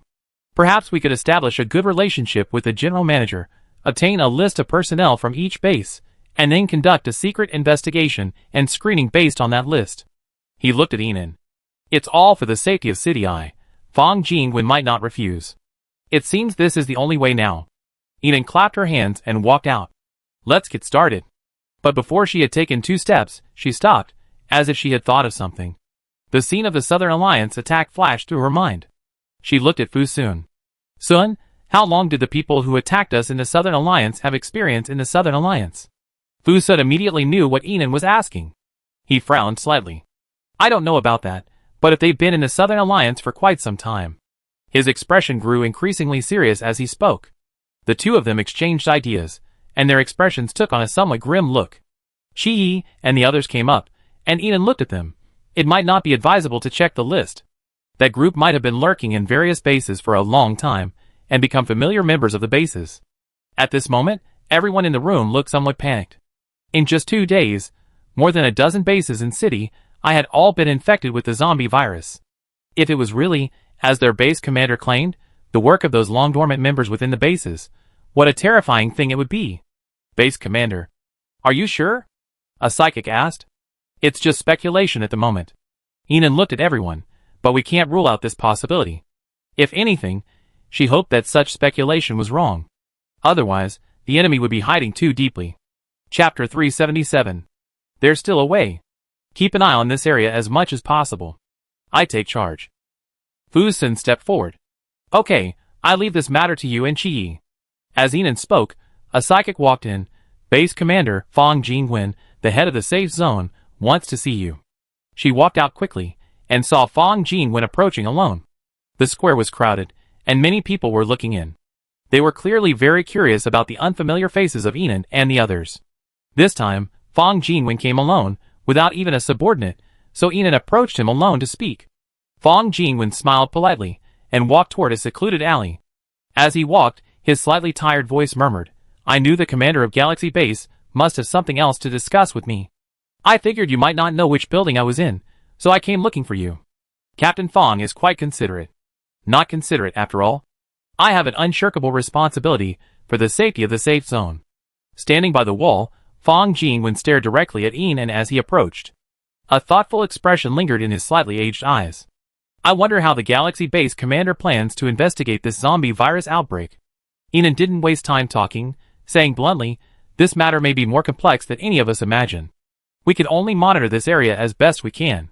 Fang Jingwen nodded, then lowered his head in thought before agreeing, "I've also deployed numerous inspectors to monitor every corner of the safe zone 24/7, and the identities of everyone entering will be verified." He paused briefly, his eyes scanning Enan's face carefully before sizing her up and down. "I wonder if the Galaxy Base commander's parents." As he spoke, he seemed to realize his question was too abrupt. Fang Jingwen coughed lightly, stopping himself. "Captain Fang, if you have any questions, just ask directly." Enan had no aversion to the middle-aged man before him. "Then I asked directly. You looked familiar the first time I saw you, and I finally remembered you just now. You and my 2 old friends look quite similar. If they had children, they'd be around your age, judging by their ages." Hearing this, Enan became restless. "Who are the old friends you're talking about?" "I used to work in the Western Military Region, which was under the National Secret Operations Department. The rules in the Secret Operations Department are very strict. Military personnel address each other by code names, and are forbidden from revealing their names, ages, or family backgrounds. We can only discuss work matters. At the time, there was a couple, both very talented, with whom I had a close relationship." Fang Jingwen spoke, noticing the hint of embarrassment in Enan's eyes. He knew he had guessed correctly. He paused, his eyes softening slightly, and he looked at Enan with a distant, yearning gaze. Enan's face remained expressionless, but a hint of well-hidden sadness lingered in his words. Does that male friend have a mole at the end of his eyebrow? Yes. That must be my parents. Since you're an old friend of my parents, I still call you Uncle Fong. She would never use honorifics for someone out of status or power, but out of affection. Fong Jingwen's face was touched. He parted his lips slightly, and after a pause, he spoke gently and evenly. It really is. I was wondering, how could they be so similar? As he spoke, his eyes moistened. Your parents passed away early, and it must have been very hard for you to be alone. Not to mention that she was now the base commander of a large base. He knew only too well how difficult it was for a young woman to be a base commander in the apocalypse. From now on, treat Uncle Fong like a family member. Although my abilities are limited, I will definitely take care of you as best I can. Enan's heart warmed slightly, but she didn't forget her purpose. Thank you, Uncle Fong. I won't need your care. The most important thing right now is to understand the cause of the virus outbreak. If possible, I hope you can grant Galaxy Base free reign in all areas of the safe zone. Fong Jingwen agreed without hesitation. Okay. After a few more moments of conversation, Enan quickly left. As she left, a man approached from the crowd in the distance. He looked at Enan's departing figure, his tone puzzled. Uncle Fong, isn't it too hasty to just give Galaxy Base the authority to act like this? Fong Jingwen interrupted him. I believe in my judgment. Zheng Jia, you be responsible for helping out in this matter. If any base in the safe zone wants to cause trouble for Galaxy Base, help them resolve it immediately. Yes. Zheng Jia looked a little reluctant, but he still agreed. With this connection, Enan's work went much more smoothly. With Fong Jingwen's full support, Galaxy Base divided into 27 teams and began closely monitoring the entire safe zone. Although several bases were dissatisfied, thanks to the full support of Fong Jingwen, the head of the safe zone, they didn't openly engage in any subterfuge, though they were somewhat uncooperative behind the scenes. That night, Enan, while handling official business in the Shadow Building, received a message on the intercom. Base Commander, there's an altercation between our people at Pumpai Base, and someone has died on the other side. Their base commander is making a scene now, saying he's going to the person in charge to demand an explanation. There's a lot of people watching. A death is no small matter, so Enan immediately headed outside. I'd be right there. The Pumpai Base building was relatively remote, but when Enan arrived, quite a crowd still gathered. Base Commander, you're finally here. The psychics from the Galaxy Base approached, and the crowd parted ways, each looking at Enan with varying expressions. Most of them looked as if they were enjoying the show. You're the base commander of the Galaxy Base? An angry man's voice rang out from behind the crowd. Enan passed through the crowd and saw the man lying in a pool of blood in the center. The man's face was pale, and the stab wound in his chest was right where his heart was. The location of the stab wound clearly indicated his death. And at this moment, dozens of people from Pumpai Base arrived, most of them furious. The man in the lead had a flushed red face, and his gaze at Enan was practically spitting fire. If you, Xinghe Base, don't give us an explanation today, this matter won't end.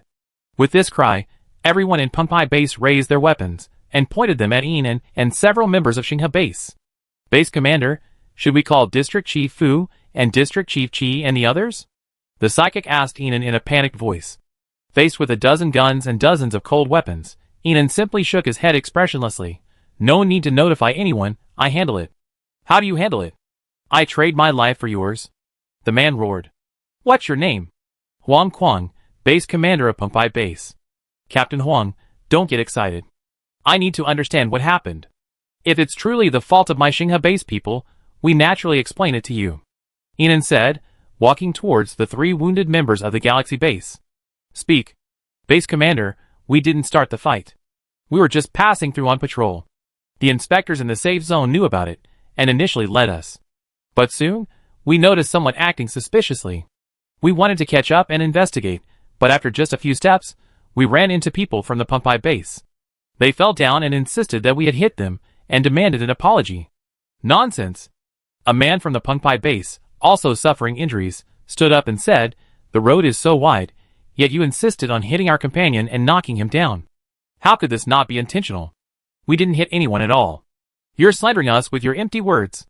Each side insisted, neither giving in. Enough.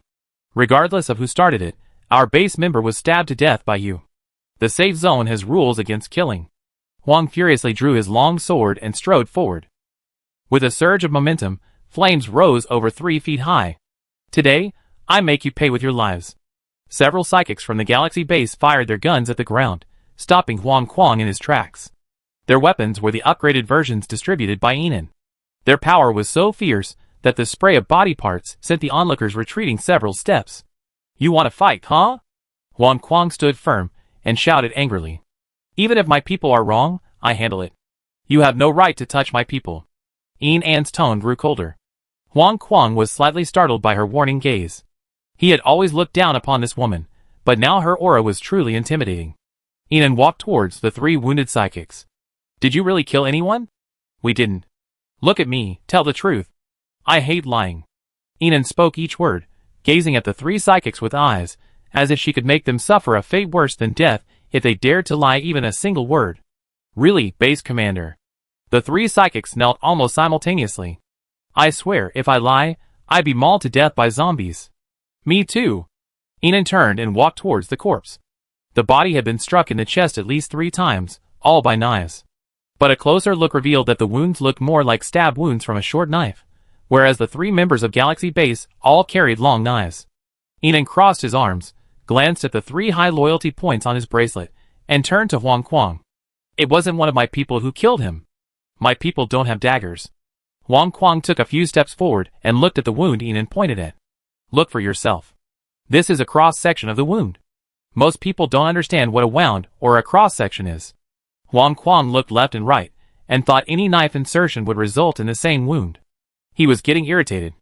Behind him, a psychic from the Pengpai base whispered a warning, Base Commander, don't let her trick you. Huang Kuang suddenly felt like he'd been tricked. He stood up and approached Enon, his face devoid of any trace of patience. It was someone from your Xinghe base who killed him. If not you, who else could it be? Only our 2 bases were present at the time. And me.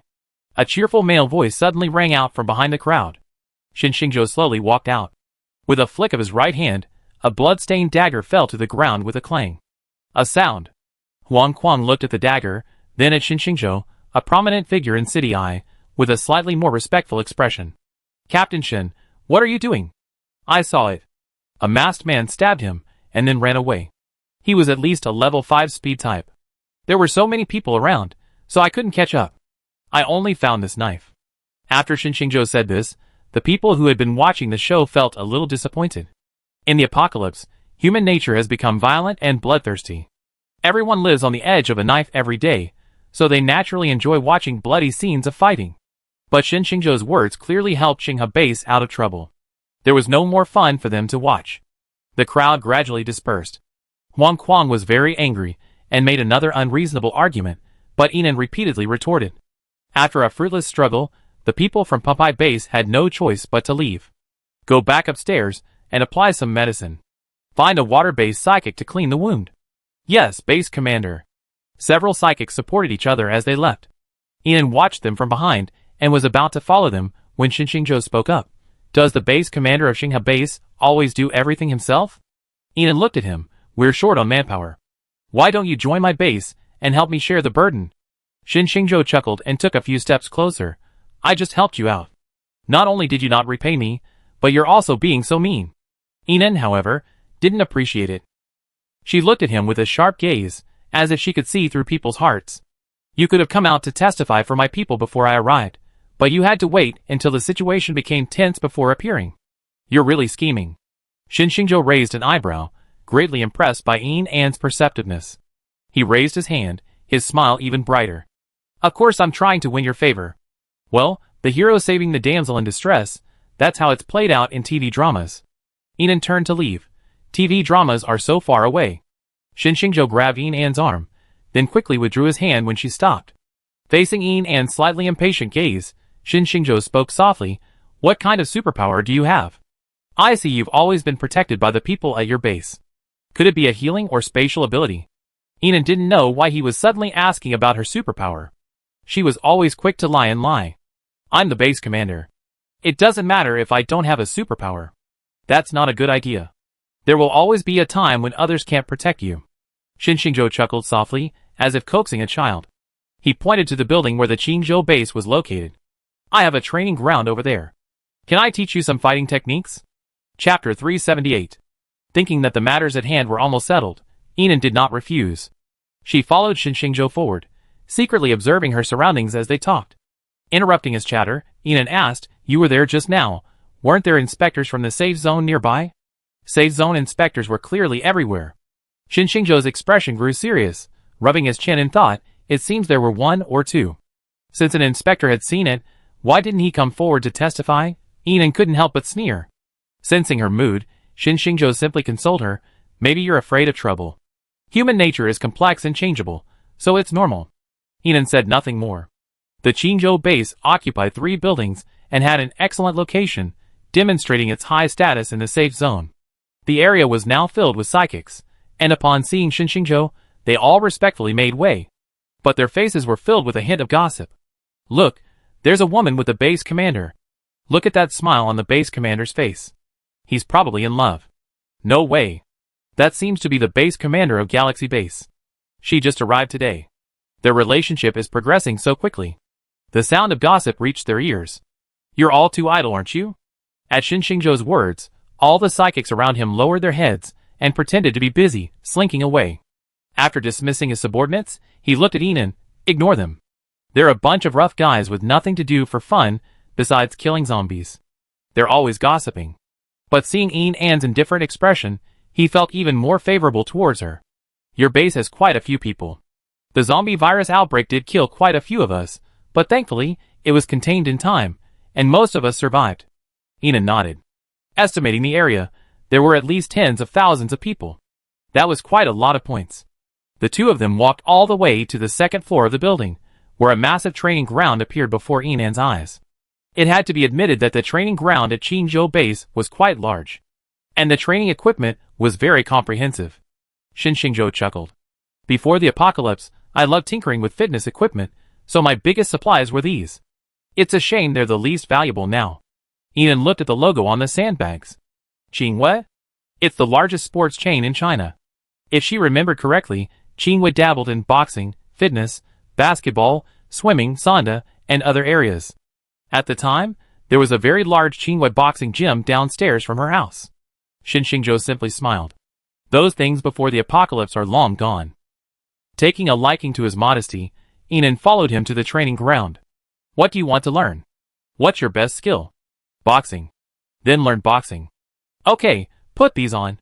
Tossing some protective gear to Enan, Xinxingzhou smoothly put them on.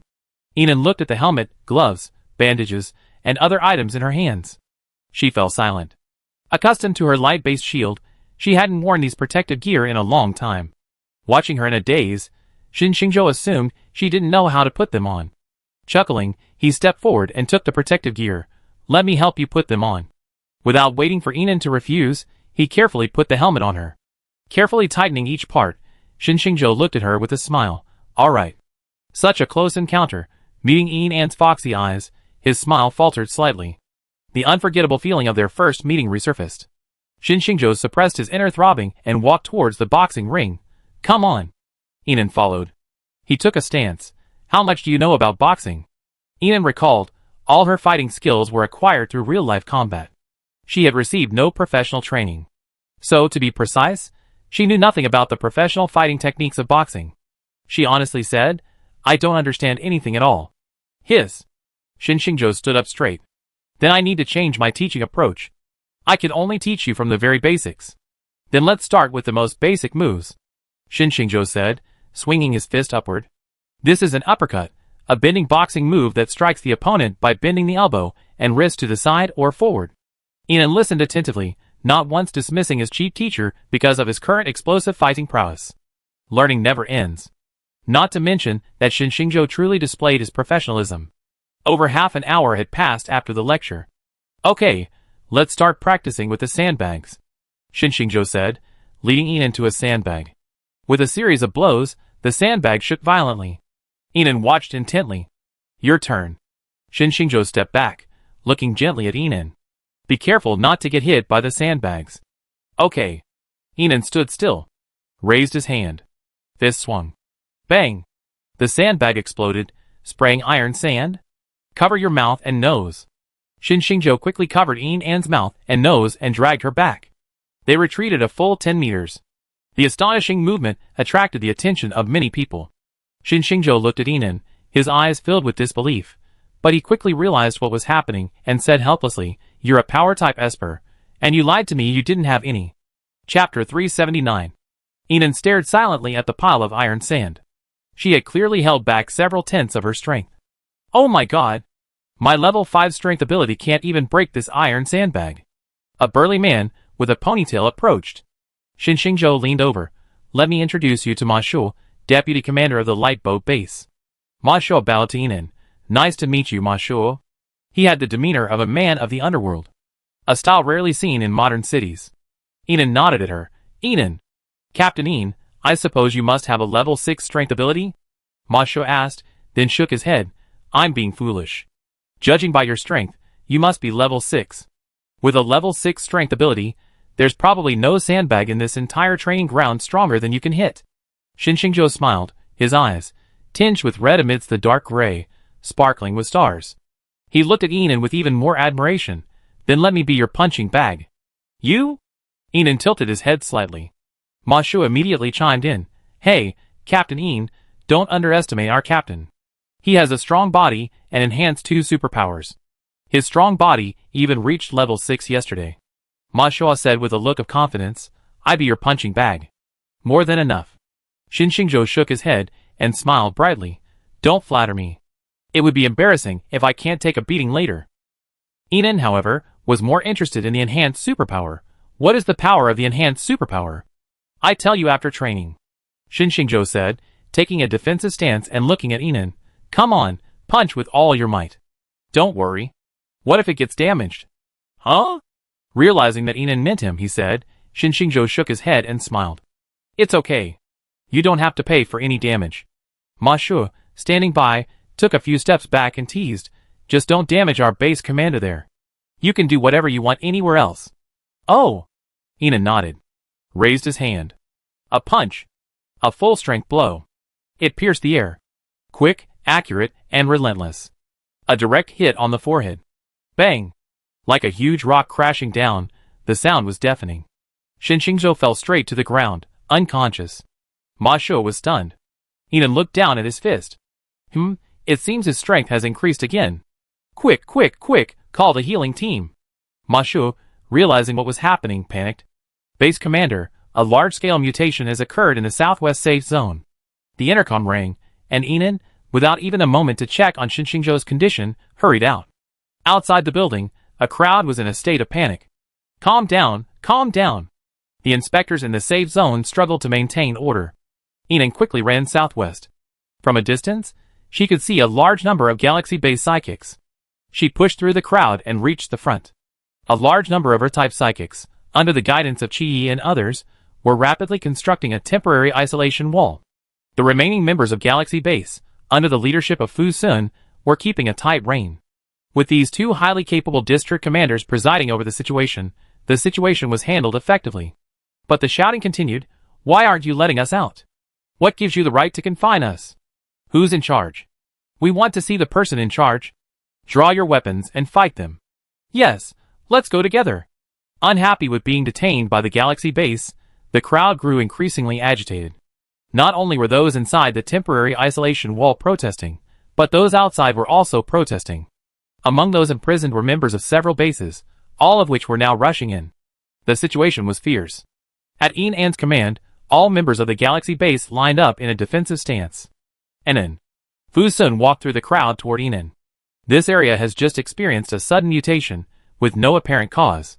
I immediately arranged for people to surround them." He glanced toward the area not far away. "The mutated zombies are over there." Inan looked over, and saw a number of zombies trapped in the alley behind him. Surrounded on 3 sides by buildings and guarded by psychics, the situation was quite tight. "Excellent. No one can escape," Inan said, turning to look at the large, aggressive group behind him. "I handle it." Drawing the gun from his waist, Fu Sun approached the group. Behind him, Wang Kai and the others followed closely. Inan directed the remaining psychics to conduct a rapid inspection. "Register your base name and abilities." "Yes, Base Commander." But most of the people inside the barrier refused to cooperate. They continued to protest. The noise gave Inan a headache. She picked up the intercom and said, "If all else fails, use force." "Yes, base commander." Then, deafening gunfire rang out in the square. The gunfire silenced the clamor considerably. Even under the absolute suppression of force, many still chose to cooperate. "This is nonsense." The man shouts, accompanied by the sound of rapid footsteps, drew closer. Inan turned to see a man approaching with a large number of inspectors. "What are you doing? Why are you confining the survivors in the safe zone?" the man demanded loudly. Seeing him, the crowd, previously subdued by the Galaxy base's military might, became restless again. "Zheng Jie, you have to take control. Who's in charge? How can they let this Galaxy base run amok in our safe zone?" "Yeah, they inspect and detain people whenever they say they want. This Galaxy base is outrageous. Get them out. Expel the Galaxy base, expel the Galaxy base. Expel the Galaxy base, expel the Galaxy base. Expel the Galaxy base, expel the Galaxy base. Expel the Galaxy base, expel the Galaxy base." For a moment, protests and calls for expulsion echoed throughout the area. Inan observed the scene coldly. She didn't believe there weren't people involved, fanning the flames. Routine inspections of zombie outbreaks were common sense, and they shouldn't have caused this group to react so violently. "Captain of Galaxy Base, don't you have anything to say?" Zheng Jie's voice grew louder. His aura made it seem as if Galaxy Base had truly committed a grave error. "What is your position in the safe zone?" Inan asked him coldly. "I'm Zheng Jie, deputy to Fang Jingguan, the head of the safe zone." "Oh! Then you should know I've been given the authority to operate within the safe zone. What right do you have to question what I'm doing?" This statement left Zheng Jie speechless. But he quickly shifted gears and attacked Inan from a different angle. "Even though you have the authority to operate, you can't detain these survivors. And those zombies, why don't you just kill them quickly instead of blocking them?" The more she spoke, the more excited she became, as if she were standing on a moral high ground. "Zombies are such dangerous creatures. If we can't stop them, many people will die." Inan still gave him a cold look. "The zombie virus has suddenly broken out. What's wrong with my routine inspection? Did I harm them, or did I interfere with anyone's interests?" She took a few steps closer, gazing at Zheng Jie with a menacing gaze. "My men can control those zombies. If anyone is harmed, I will take full responsibility." Zheng Jie's face grew increasingly grim. He seemed unprepared for this woman's sharp tongue. He raised an eyebrow and spread his hands, acting like a victim. "Well, I can't control you, the people at Galaxy Base. Do whatever you want. But they all strongly dislike you, and I can't handle this matter." Inan had no fondness for the man, but she didn't have the time to argue with him. "Continue the inspection." "Yes, base commander." The people at Galaxy Base began the inspection even more quickly, working in small groups to quickly pass on the personnel information they had found to Inan. "All bases on the list, come forward one by one to claim your personnel." At Inan's words, the shouting ceased, and they quickly came forward to claim the base members. Half an hour later.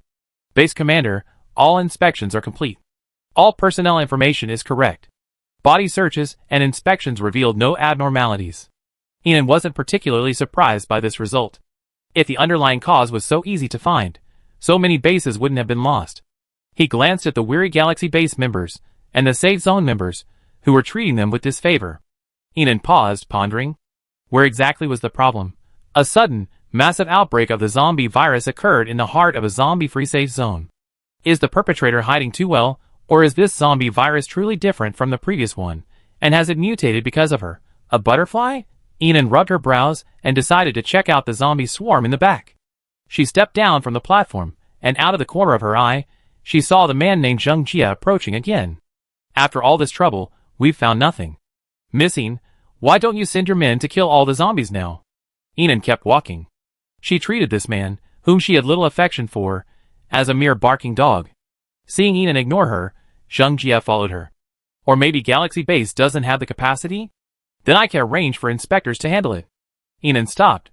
She turned to meet Zheng Jie's shrewd face, his eyes sharp enough to see through people's hearts. "Mr. Zheng, you seem anxious?" Zheng Jie smiled. "Of course I am. It's my responsibility to protect the safe zone." Just then, he approached. His coat was slightly open, revealing his sweater underneath. His hair was streaked with icy crystals. His cold eyes darted at Zheng Jie, then rested on Inan. "Did he harass you?" His voice was low and icy, as if Inan's accusation of yes would render him useless. Zheng Jia raised an eyebrow, stepped back, and raised his hand. No, I didn't. I won't bother you. The two continued toward the zombie pile. Just now, while I was killing the zombies, I noticed something strange. Qi Yi whispered softly after Zheng Jia had walked away. Yinan slowed down. What? I don't know if it's just my imagination, but I always feel like some zombies are incredibly difficult to kill, and even capable of precise evasion. Yinan looked at Qi Yi. Are you saying they're more intelligent? That's exactly what I feel. Yinan quickly ran toward the pile of zombies. Base Commander. The psychics guarding the area greeted him respectfully. Yinan nodded and quickly climbed the earthen wall. Behind the wall were layers of barbed wire, over 3 meters high, designed to trap the zombies. Through the wire, Yinan spotted dozens of zombies. They all looked in her direction, their grayish-white pupils eerie, and their pale skin a perfectly normal zombie appearance. Qi Yi followed. Do you remember which ones? Yinan asked in a low voice. I can't quite remember.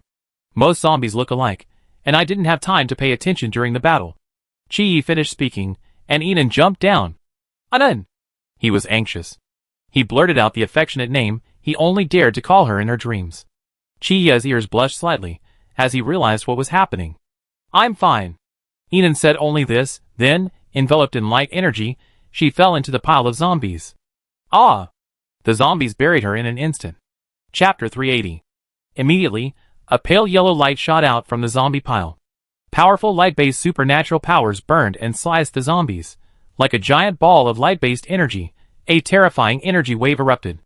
The earthen walls and defensive wire fences vibrated with a humming sound. Qi Yi stretched out a hand, blocking the glaring light.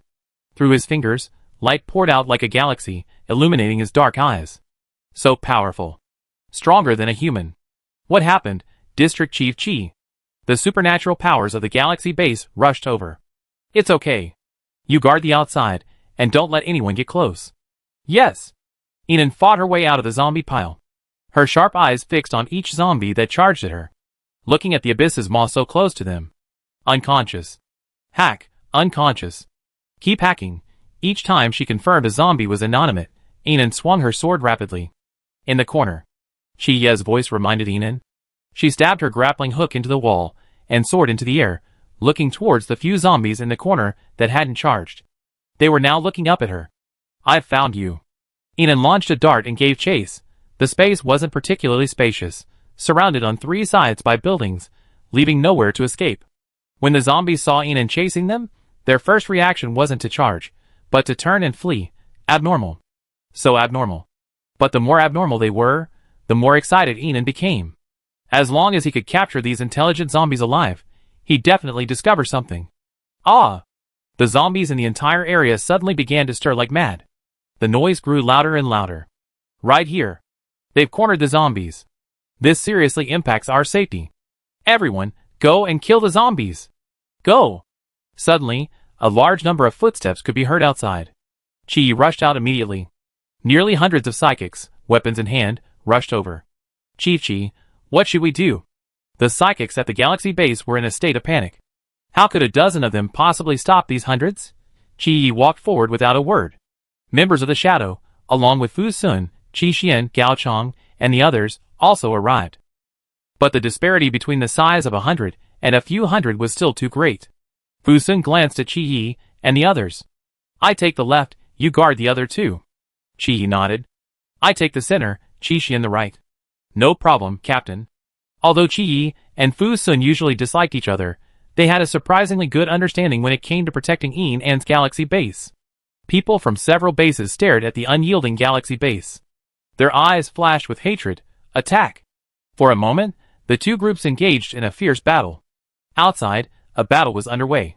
Inside the protective wall, Yinan was also engaged in a fierce battle with the zombies. You can actually control zombies. What kind of zombies are you? Half-zombie king? Yinan's tone was cold, his movements swift and accurate. The professional punching techniques taught by Xinxingzhou were still useful at this moment. Yinan smashed the skulls of 2 zombies with a single punch, and with a single kick, he knocked down a half-escaped, devious zombie.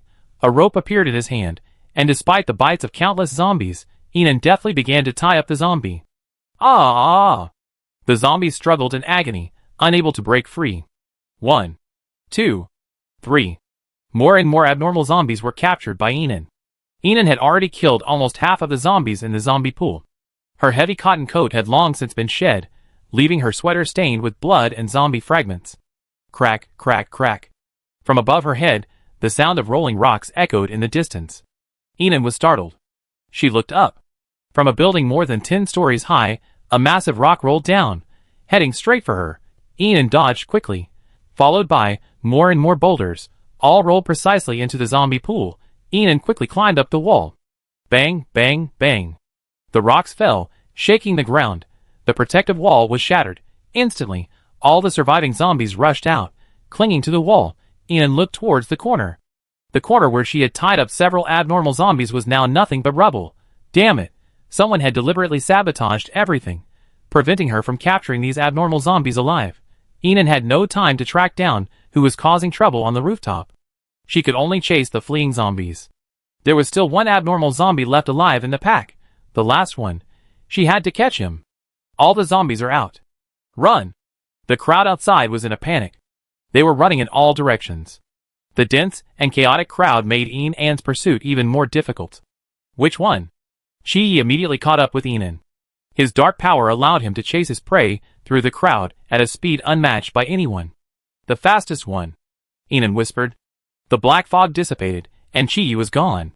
Xinghe Base, you released zombies, destroyed buildings in the safe zone, and indiscriminately killed people with special abilities. As a safe zone security inspector, I arrest you. A large number of inspectors rushed over. Zheng Jie, whom Enon disliked so much, also appeared again. But she had no time to care about them at the moment. She quickly chased the zombie. Fu Sun glanced at Enon and Chi chasing the zombie and stopped Zheng Jie in his tracks. This is all a misunderstanding. Zheng Jie looked Fu Sun up and down. The facts are right before our eyes. This time you, Xinghe Base, will pay the price. Fu Sun turned to look behind him at the rubble-strewn ground, his tone becoming more impatient. Look carefully. This boulder fell from the roof. As a permanent member of the safe zone, don't you know that there are no people from Xinghe Base in these 3 buildings? Zheng Jie pretended not to hear. He retreated a few steps. The zombies around him were mostly wiped out, and everyone in the base gathered. Zheng Jie shouted, Xinghe Base is killing psychics indiscriminately, destroying the safe zone, and unleashing zombies to attack indiscriminately. Everyone, attack! Capture them! Already extremely dissatisfied with Xinghe Base, everyone attacked Fu Sun and the others. That's unreasonable. Fu Sun didn't waste time talking to them, and drew his sword to meet them. Chapter 381. The zombie Enon was chasing was running at an absurd speed. Its speed even surpassed that of a level 5 speed-type mutant zombie. Seeing it near the edge of the safe zone, Chi finally caught up with it in a matter of seconds. His dagger pierced the air, piercing the aberrant zombie's neck. Catch him alive, Enon hurriedly said as he ran. Chi quickly twisted his wrist, sheathed his dagger, and engaged the zombie. Ah! The swarm of zombies outside the fence was agitated, pounding frantically against the barbed wire. The barbed wire clanged and clattered. This aberrant zombie's combat power was surprisingly strong.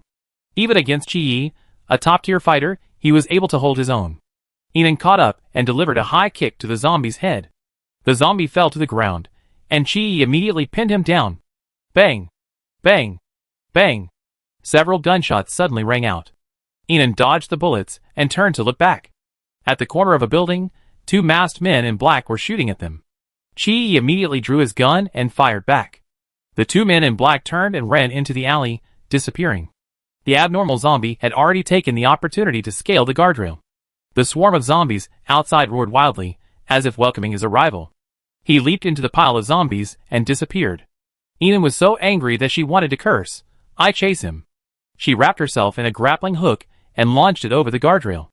Ah!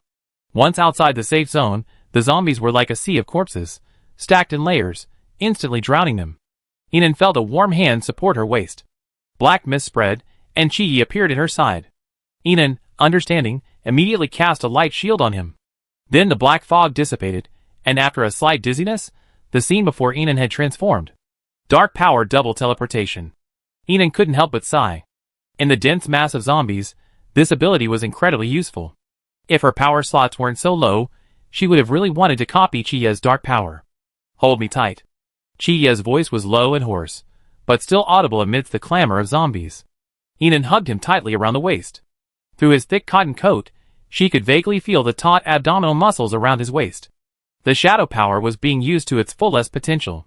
Under the powerful energy fluctuations, the two of them teleported swiftly amidst the terrifying zombie crush, and the aberrant zombies fleeing ahead were running wildly amidst the tide of zombies that automatically made way for him.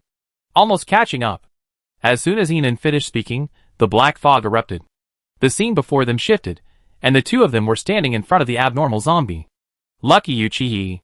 Enan praised as he raised his knife and slashed forward. Cut off his legs. Okay. Chi-Yi followed closely. The two of them, one on the left and one on the right, displayed terrifying fighting power. Even with waves of zombies charging at them from all around, Enan still managed to sever one of the abnormal zombie's legs with a single blow. He fell flat on his face, unable to escape. Chi-Yi turned around to block the oncoming zombies for Enan. Enan grabbed the zombie's hair and lifted him up. The zombie's head was lifted up, and Enan turned his head to see a perfectly normal zombie's face. This zombie's face was now twisted in pain from having its legs severed. It actually has a pain sensory system. Usually, only highly intelligent zombies, like the Zombie King, possess a pain sensory system. And yet, this man, with the physique of a normal zombie, possesses combat power approaching that of a Zombie King and possesses the ability to control a swarm of zombies. It's truly bizarre. Tell me who you are. Enan's tone was icy, and his grip on the zombie's hair tightened.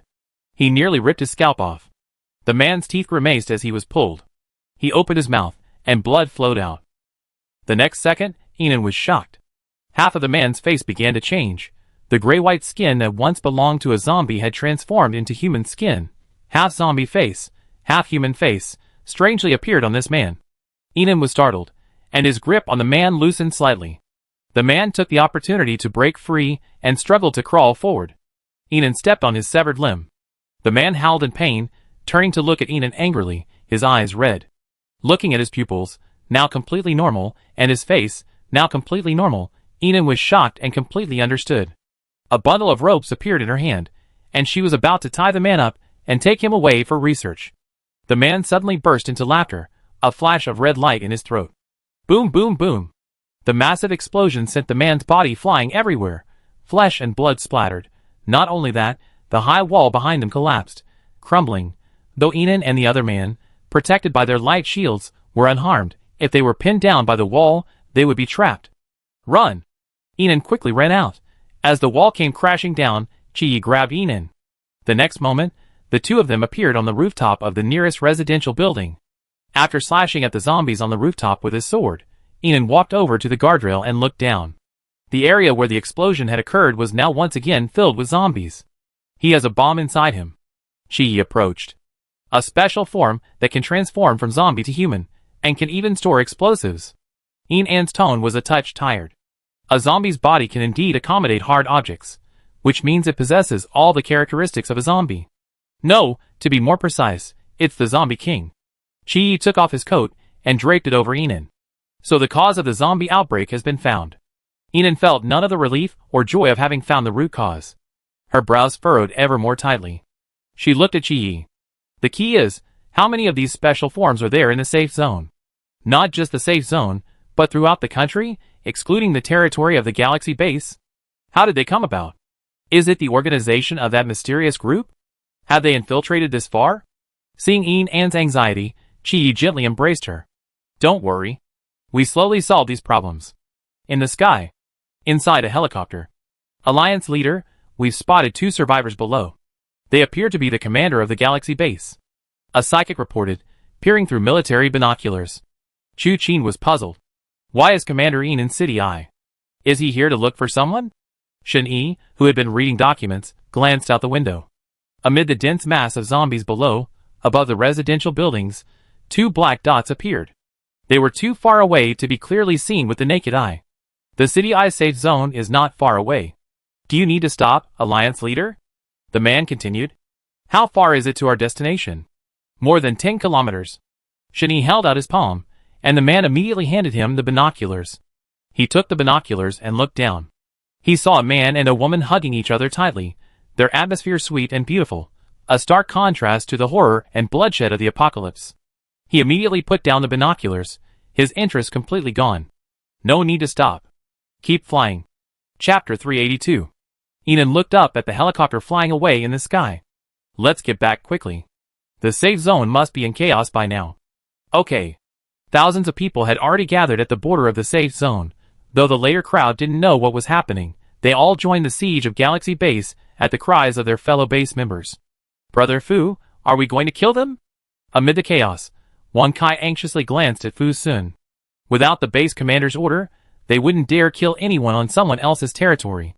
This fight and retreat was truly infuriating. Fu Sun remembered Enan's words. The person in charge is an old friend of my parents. He gave Galaxy Base the authority to act. You should be careful about what you do in the safe zone, and don't overstep your bounds. Finally, he decisively said, no killing, evacuate quickly. Yes.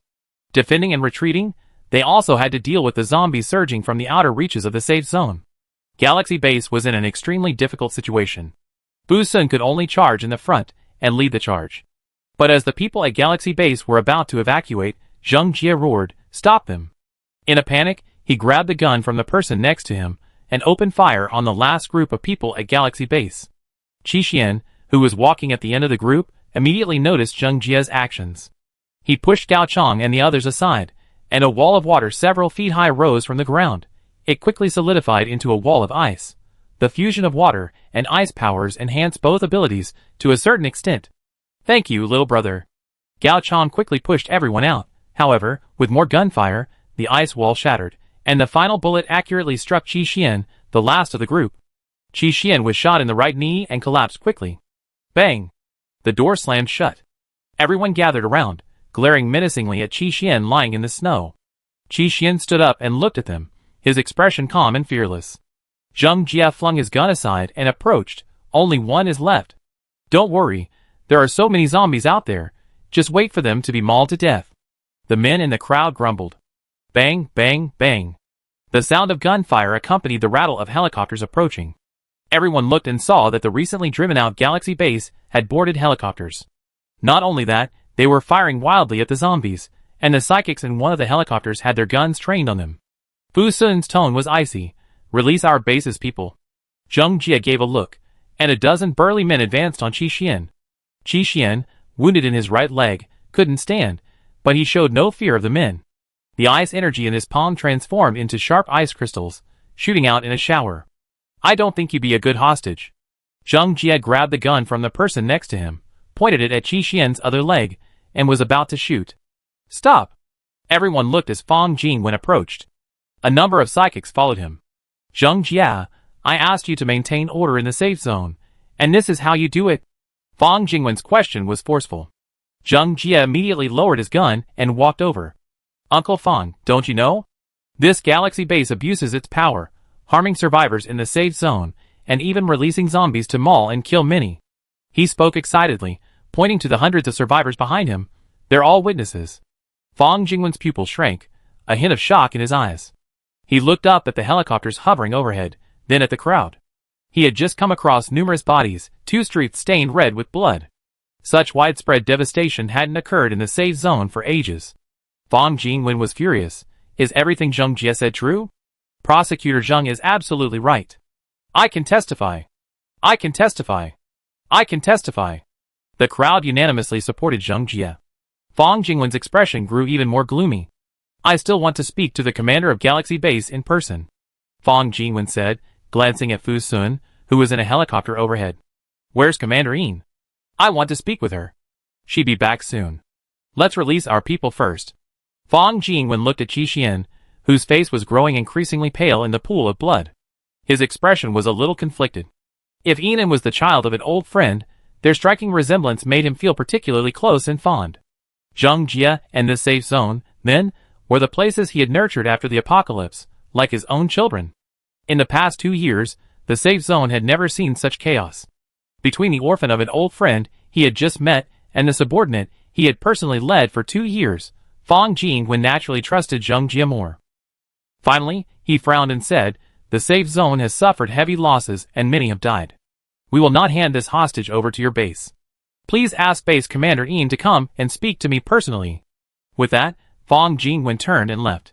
Zheng Jie quickly arranged for the bodies to be cleared from the safe zone. It's too bloody and unlucky. I better bandage that hostage. Fong Jingwen paused. If Base Commander Yin arrives, notify me immediately. Yes, Uncle Fong. Watching Fong Jingwen's departing figure, Fu Sun's expression darkened. I'm sure you've heard. We won't hand the hostage over to you just yet.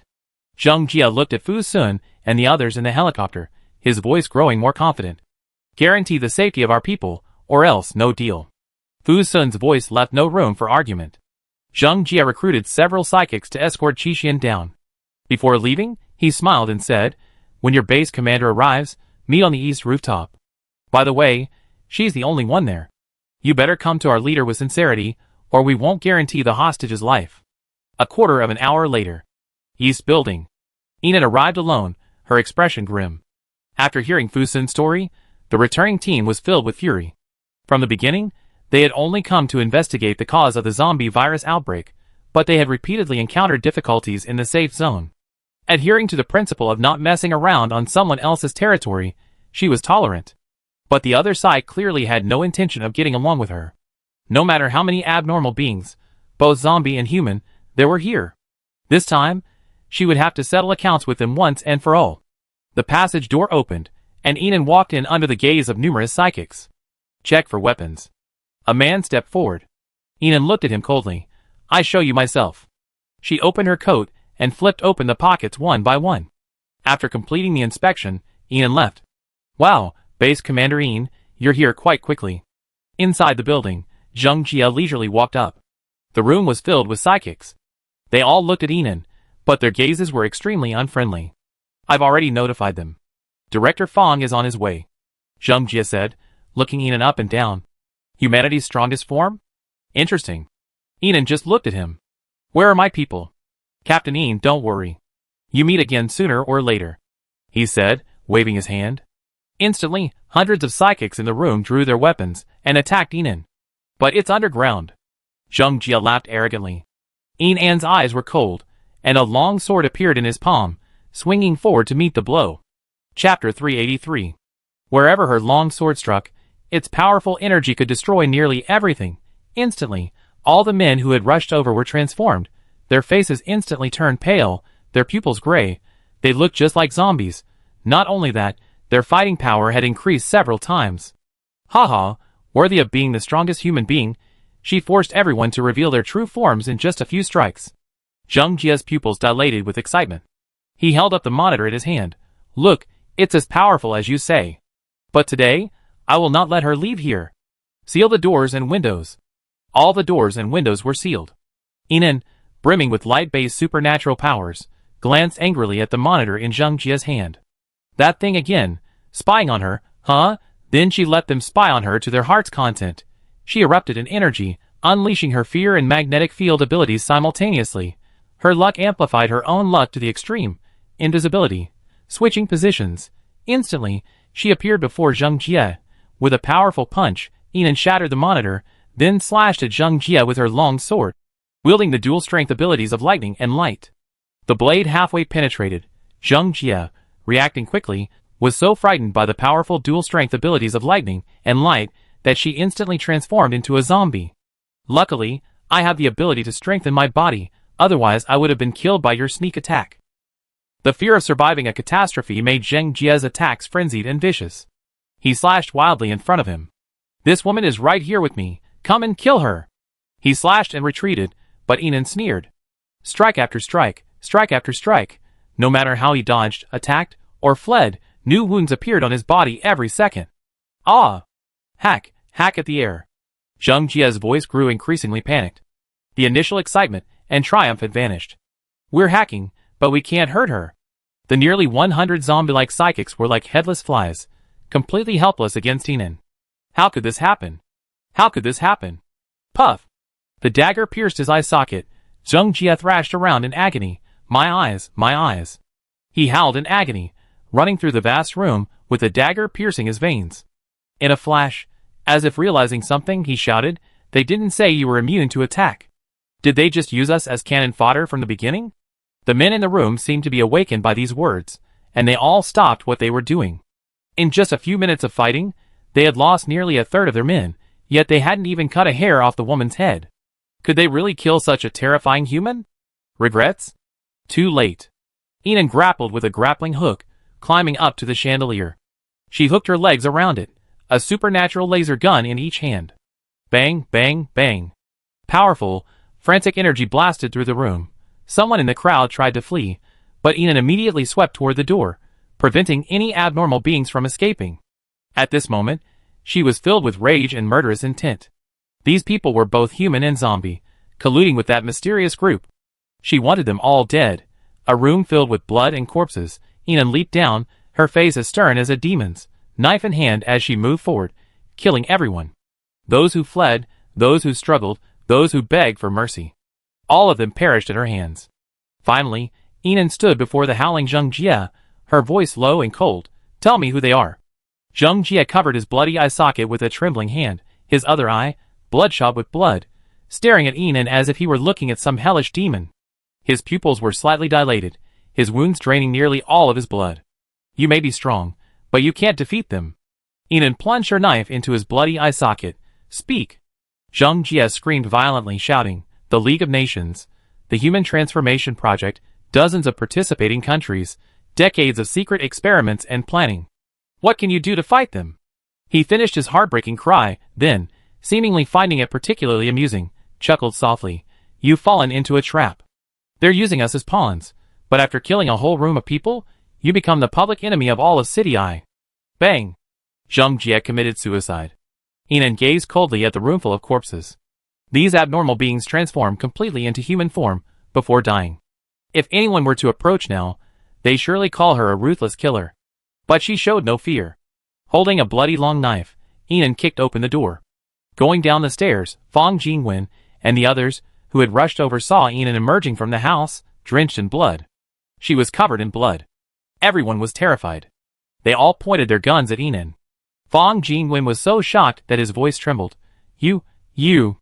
Enon said nothing, simply staring straight ahead, knife in hand, as he walked downstairs. Several psychics quickly entered the house. Report. They're all dead? This is unjust. Shoot. Bang, bang, bang. Over a dozen guns fired at Enon's back. But no matter how fierce the bullets were, she remained unharmed. Enon simply walked downstairs. You're truly bringing shame to your parents. Fang Jingwen exclaimed angrily. Enon paused, turned to look at him, and smiled faintly.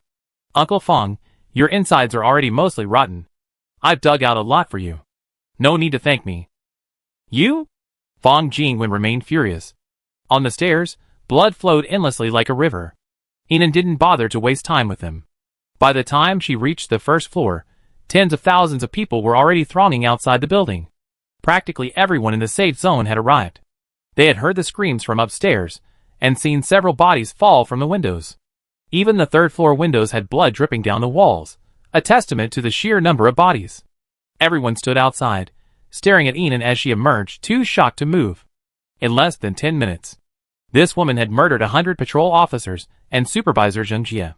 It was horrific. They loathed her, but they also feared her. Enon didn't care what they thought. She just held up a bundle of bombs and said lazily, either hand over my people or die together. Chapter 384. Bring him out. A dozen inspectors quickly dragged Qi out. The moment she saw Qi, Enon's eyes trembled slightly. He was being held by two men, unable to walk.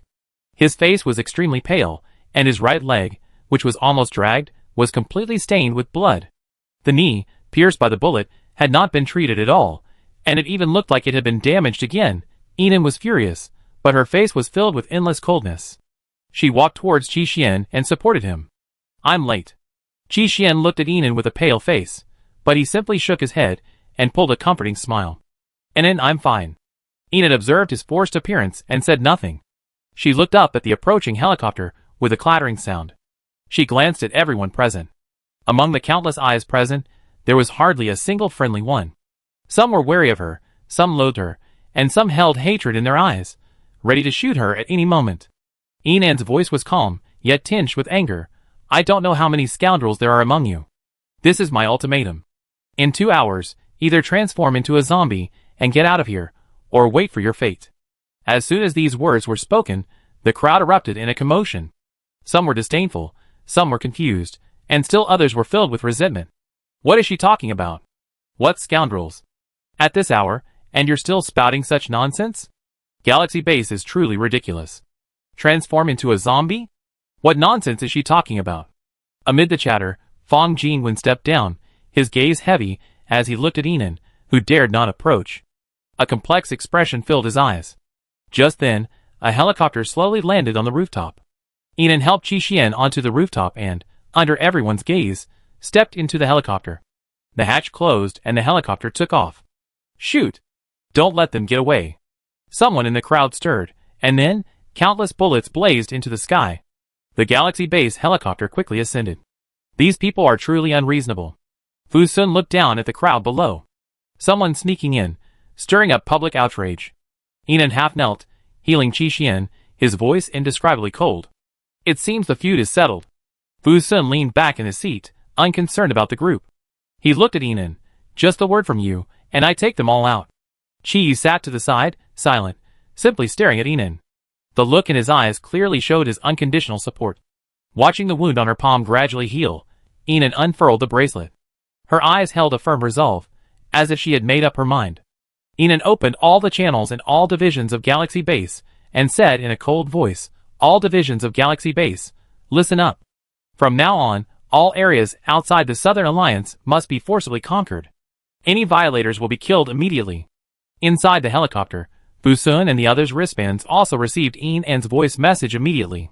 This order was issued to the entire base, and everyone from top to bottom would receive it immediately. Instantly, Enan's message box exploded. Hundreds, even thousands, of messages poured in.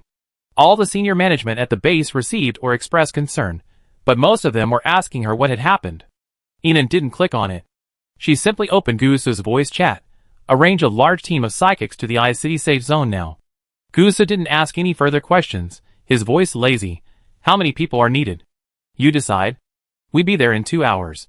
Lu Qi's message was brief, and then, "Stay safe." He also didn't ask what exactly happened. They had absolute trust and support for her. Whatever she asked, they would do immediately. The reason never mattered. Fu Sun, lead 20 helicopters to surround the safe zone. If any abnormal mutants attempt to escape, they must be killed. No problem. Qi, follow me later. I need Shadow to help me accurately locate and kill them. Okay. 2 hours later. Over the sky above I-City. 10 bombers and 5 fighter jets flew by at high speed. 30 helicopters followed closely behind. The sheer spectacle left everyone in the I-City safe zone stunned. How could there be so many helicopters?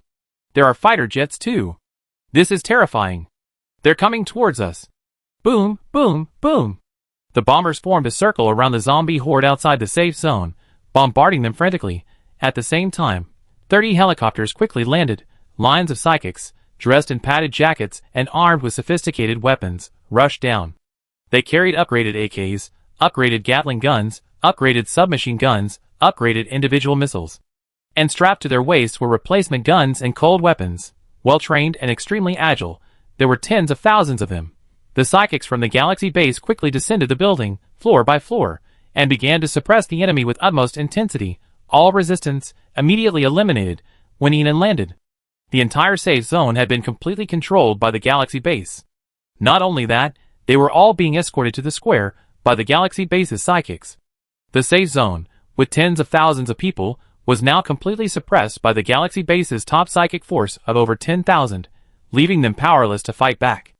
At the end of the crowd, the imprisoned Xinxingzhou rubbed his aching head. He had been forcibly escorted out the moment he woke up, and had no idea what had happened. He had heard from the people at his base that someone had just been killed in the safe zone, and the two sides had engaged in a clash. He had finally begun to grasp the situation. Just looking at the Galaxy Base's combat power, it seemed as if they could wipe them out with a flick of the finger. Why would they even need to resort to such tricks? Enan stepped off the helicopter. This time, the looks from the people in the safe zone had shifted from disgust to fear. Utter fear. They knew the Galaxy Base was large, but they hadn't expected it to be so powerful. We've checked it out. No corner has been missed. Gusu sauntered towards Enan, his eyes glancing over her to confirm she was safe before a faint smile played on his lips. Okay, where's the person in charge? Hearing Enan's question, Gusu winked at the subordinate behind him. A minute later, Fong Jingwen, bound and shackled, was brought in. Chapter 385. Fang Jinwen looked at Enan, who slowly walked toward him. His eyes were filled with anger and disappointment. You? Enan looked at Fang Jinwen calmly. Uncle Fang, I know you're angry, and I know you don't trust me. But I want this safe zone. She handed him the contract. Sign this. Or, everyone in the entire safe zone will die. At the words everyone will die, Fang Jinwen's eyes widened. He felt the woman before him was insane and inhumane. He glared at Enan angrily, meeting her cold, unyielding gaze. The men behind her, either with their backs turned or their eyes sideways, all of them radiating an oppressive feeling. Fang Jinwen suddenly felt humiliated and helpless. He looked around. It was almost dusk. Tens of thousands of well-armed psychics filled the square, solemn and energetic, like an imperial army. This safe zone, home to over a dozen bases, was completely powerless against the galaxy base. Swallowing a deep breath of humiliation, Fang Jinwen signed the contract. Beep. Detection. The host has successfully conquered a base. Points added, 5000. Beep. Activating the sub-base system. Scanning sub-base 014. Sub-base 014 has a land area of 3,748,000 square meters, with a bonus of 2,648,000 points. Sub-base 014 has a total of 47,891 members, with a bonus of 4,789,100 points. Starting to enter loyalty points into the 014 sub-base system. Beep. Detection of 31,211 unqualified personnel. Now providing the host with a list of unqualified personnel, with a deduction of 3,121,100 points. Enan watched the list of personnel appear as it swiped frantically on his wristband. As expected, she synchronized the personnel list with Gu Su and other senior executives. Start with the first one, and solve them one by one. Gu Su glanced at the list on his bracelet. The number was ridiculously large. He simply nodded, turned, and walked forward. Following his command, all the special zone psychics sprang into action. Using the pre-collected personnel information books for each base and forced confessions, the people on the list were pulled out one by one. Bang! Bang!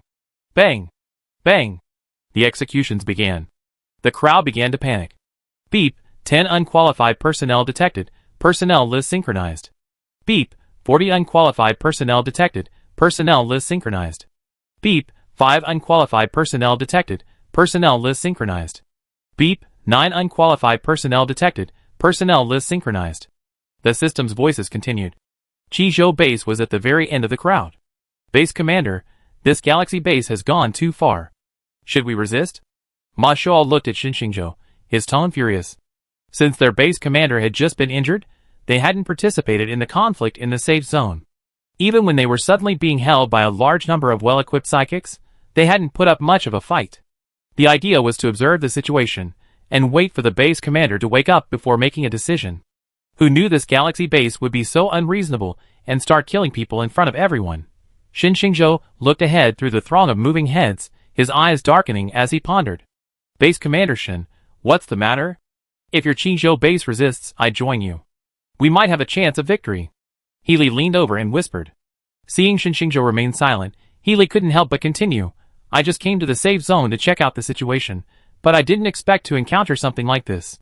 Wait, if anyone dares to touch my people, I hope the Alliance will not let this galaxy base go. Just wait and see. Healy was surprised by Xinxingzhou's response. Healy was confused. It's already like this, and you're still waiting? Xinxingzhou withdrew his gaze, and turned to look at Healy. Do you think their military strength warrants such fuss to kill you? Healy fell silent.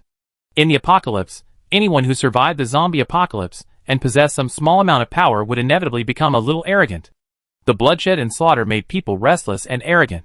Now, Xinxingzhou's words had sobered him up a bit. He looked up at the dozen or so helicopters that hadn't landed yet and the bombers and fighter jets parked nearby. Finally, he chose to remain squatting quietly. This is ridiculous. It's been over 2 years since the apocalypse. How can they possibly have that much jet fuel? Enan simply watched it all with indifference. Finally, when the 7th person whose loyalty failed to meet standards was executed, a man in the crowd transformed into a zombie and bolted for cover. Not only that, he was clearly an infected, mutated zombie. As he ran, he slashed his arm fiercely. As he swung his arm violently, blood splattered, staining everyone he touched with the zombie blood that would mutate them. Quick kill! The psychics at Galaxy Base quickly fired at the man. In the chaotic crowd, bullets inevitably struck others. A second zombie began to appear, a third, a fourth. More and more. In the crowd, survivors began to mutate into zombies. They indiscriminately attacked those around them and tried to escape. Screams, shouts, and cries of fear echoed throughout the crowd. Someone who had mutated into a zombie even crushed a potion bottle. The potion sprayed into the air, instantly causing a massive mutation. Enon stood outside the crowd, watching all this unfold. It was like watching a ferocious beast finally baring its fangs, a swarm of vermin driven out by a raging fire. The psychics at the Galaxy Base quickly recovered from their initial panic and began hunting the zombies. The shadows, led by Chi-Yi, also moved in. Everyone was in shock and panic. They fled, calling for help. But Fong Jingwen, bound and standing with Enon, escaped the zombie virus. He seemed to understand something at this moment, looking up at Enan's resolute jaw. Fong Jingwen's voice was filled with a regret of sudden realization. What kind of monsters are these people who can transform into zombies? The safe zone. No. The entire Ice City. When was it invaded by so many monsters? Two abnormal zombies rushed over, and Enon swiftly waved her hand, cleaving them in two. She didn't look at Fong Jingwen, but her tone was slightly heavy. Perhaps it was after the zombie outbreak. Or perhaps even earlier. Fong Jingwen sat on the ground as if detached. He looked at the chaotic scene before him, feeling only relief at having survived. Beep, 104 more qualified personnel detected. Beep, 252 more qualified personnel detected. Beep, 1,503 more qualified personnel detected. Enon looked at his wristband. The list of over 30,000 unqualified personnel was rapidly shrinking. In just a few minutes, it had been reduced by half. Chapter 386. Knowing she was no longer needed here, she turned and walked toward the helicopter. Captain Enon, Captain Enon! A man's voice approached him amidst the chaos. Enon glanced sideways and saw Healy, whom he had met once before. Captain Enon, please, come with me to the Hope Alliance. I'm sure there are plenty of these monsters there. His eyes sparkled with a pleading tone, as if grasping at a lifeline. I'm on my way to the Hope Alliance. Enon walked toward the helicopter. Follow me. Okay. The man replied, turning to walk back to where his helicopter was parked. What's your position in the Hope Alliance? Enon suddenly realized something, looking at Healy's back. Healy quickly stopped and turned, looking at Enon with pride. You have quite a bit of influence. Don't worry, I'm here. Enon said nothing and sat down silently. Gazing at the chaotic scene in the distance, Enon suddenly realized she seemed to be temporarily without a capable assistant. Those men were all quite busy right now.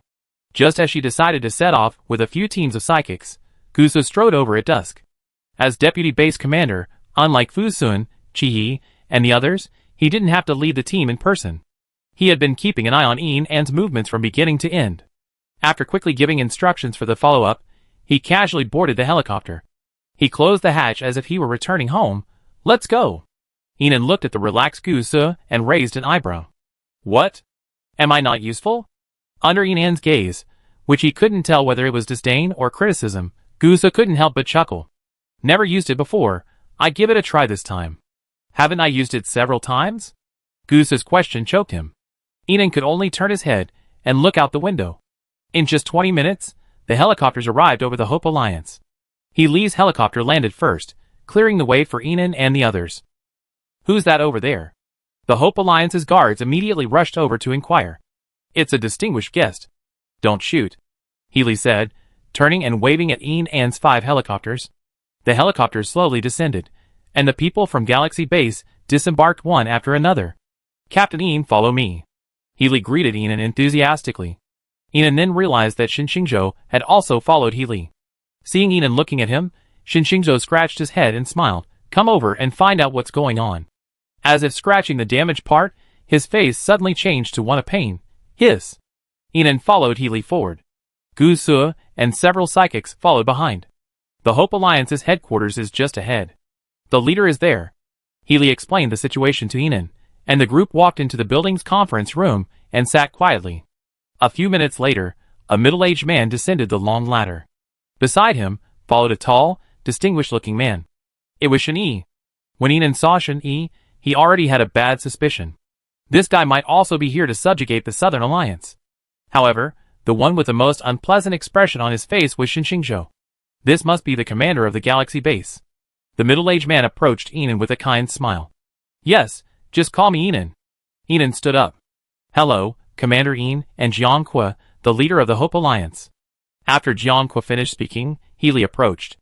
Commander, this is the commander of the Galaxy base I told you about on the intercom. She can help us identify the zombie-like monsters infiltrating the Alliance. As long as we... Jianqua politely interrupted. Hey, Xiaoli, I know what you mean. He then looked at Shen Yi, who remained expressionless. But Commander Shen came here first, sincerely wanting to annex the Hope Alliance. This... Jianqua expressed embarrassment. You're all-powerful forces, and it's difficult for me, a mere leader of the Hope Alliance, to handle this. How about this?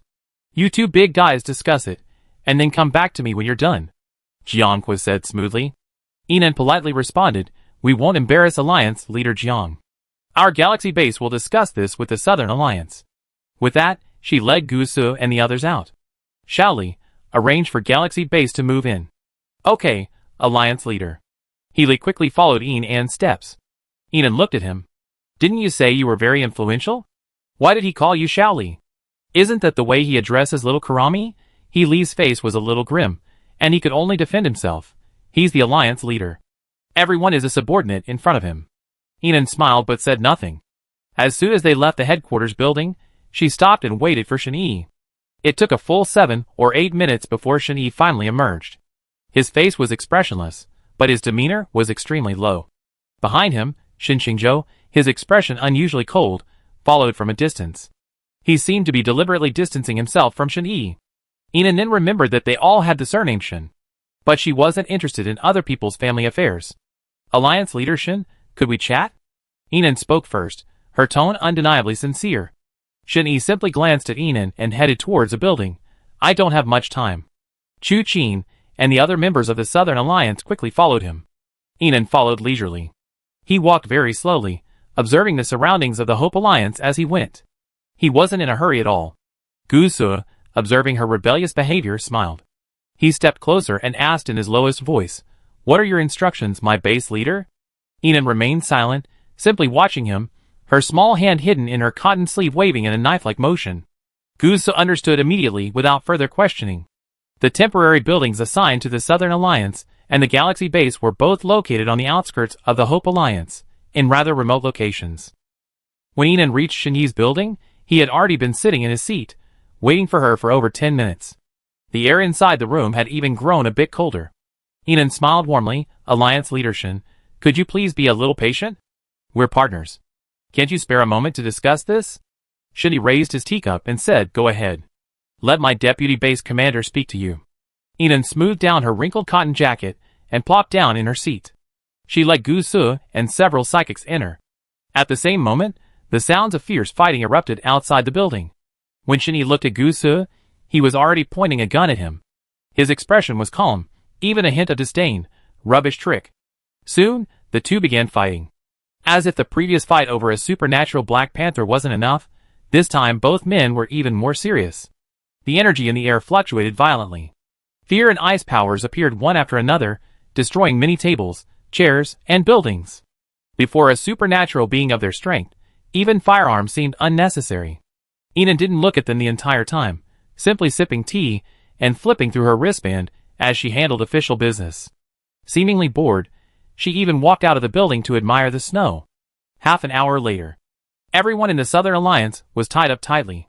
Shen Yi, in particular, was covered with several times more rope than the others. Seeing Gu Su emerge with his hair disheveled, his face bruised, and blood at the corners of his mouth, Enan knew the fight must have been intense. It's quite useful. Patting Gu Su's shoulder, Enan walked in. Meeting Shen Yi's emotionless amber eyes, Enan raised his long sword and tapped his face with the tip.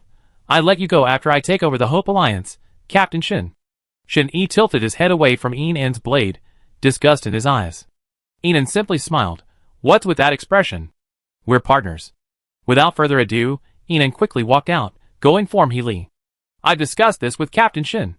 Soon, Healy ran over with a smile on his face. Great, Captain Ean, I take you to the captain. The group quickly moved forward, and the next second, they saw a swarm of zombies pouring in from all directions. Their numbers were so great they practically overwhelmed everyone. What's going on? The Hope Alliance's defense walls have all been breached. Healy retreated in shock. Enan looked ahead. A large number of zombies were even charging in from within the Hope Alliance. Captain, can you hear me? Healy retreated, shouting frantically into the intercom. The men from Galaxy Base quickly covered Enan's retreat, and everyone quickly retreated to the Southern Alliance's temporary building behind them. Enan, the price of confronting the RT United Nations is death. Jiangqua's voice rang out from the intercom. Healy's eyes were filled with shock. What are you waiting for? Run! Enan grabbed Healy and pulled him over. Everyone was retreating rapidly, but the number of zombies was terrifying. The ground shook violently, as if the building was about to be submerged. The next second, the Southern Alliance men rushed out of the building. They all helped to clear the zombies. He actually helped Enan and the others break into the building. Everyone immediately sealed the doors and windows. Enan looked at Shin-Yi, who was fine inside. It was as if he hadn't been the one tied up just now. Chu Tam walked up. We still have many psychics lurking upstairs. The leader is curious about the monster Shaoli was talking about, so he's playing along and watching your actions. Playing along? Then they fought so fiercely just now. Enan smiled at Shin-Yi. You're really strong, worthy of being from the Southern Alliance. She was clearly praising him with a smile, but Shin-Yi felt like she was being rude. Chapter 387. My name isn't Shaoli, it's Heli. Chu Qin looked at the disgruntled Healy with an apologetic expression. I'm sorry, Mr. Heli. I don't know your name, so? Go upstairs. Enan ran upstairs first. The people from Galaxy Base and the Southern Alliance all headed upstairs. I know a place we can hide. There's an underground safe haven nearby. Healy shouted. Okay, take us there. The rooftop was now swarming with zombies.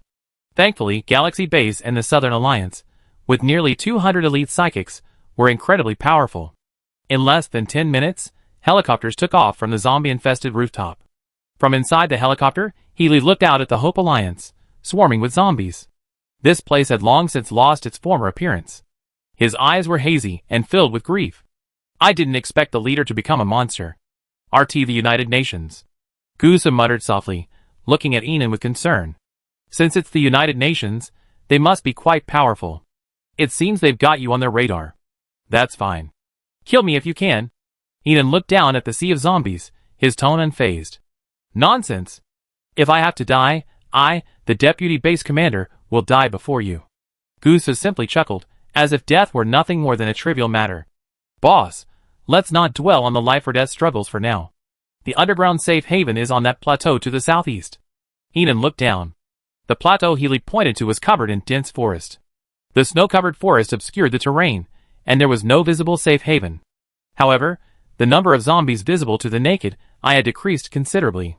Everyone, don't worry. There are many rivers here, so many zombies can't get through. The safety factor is very high. Is this your safe haven? Hearing Enan's question, Healy looked at Shinshingzhou and said, It's a long story. This is the safe haven built by Base Captain Shin. Besides him, there are some of our trusted companions taking refuge here. Enan looked at Shinshingzhou and noticed that he was looking down, deep in thought. Unlike his usual cheerful and lively self, he seemed a little lonely and distracted. The helicopter slowly descended. Healy led the way down. Under the protection of the Galaxy Base's psychics, he ran deep into the forest. When he reached a small cabin, Healy frantically banged on the door. Open the door. It's me, Healy. Base Captain Shin is here too. Soon, the door opened, and a man holding a shotgun looked around warily. Seeing so many people, he looked slightly startled.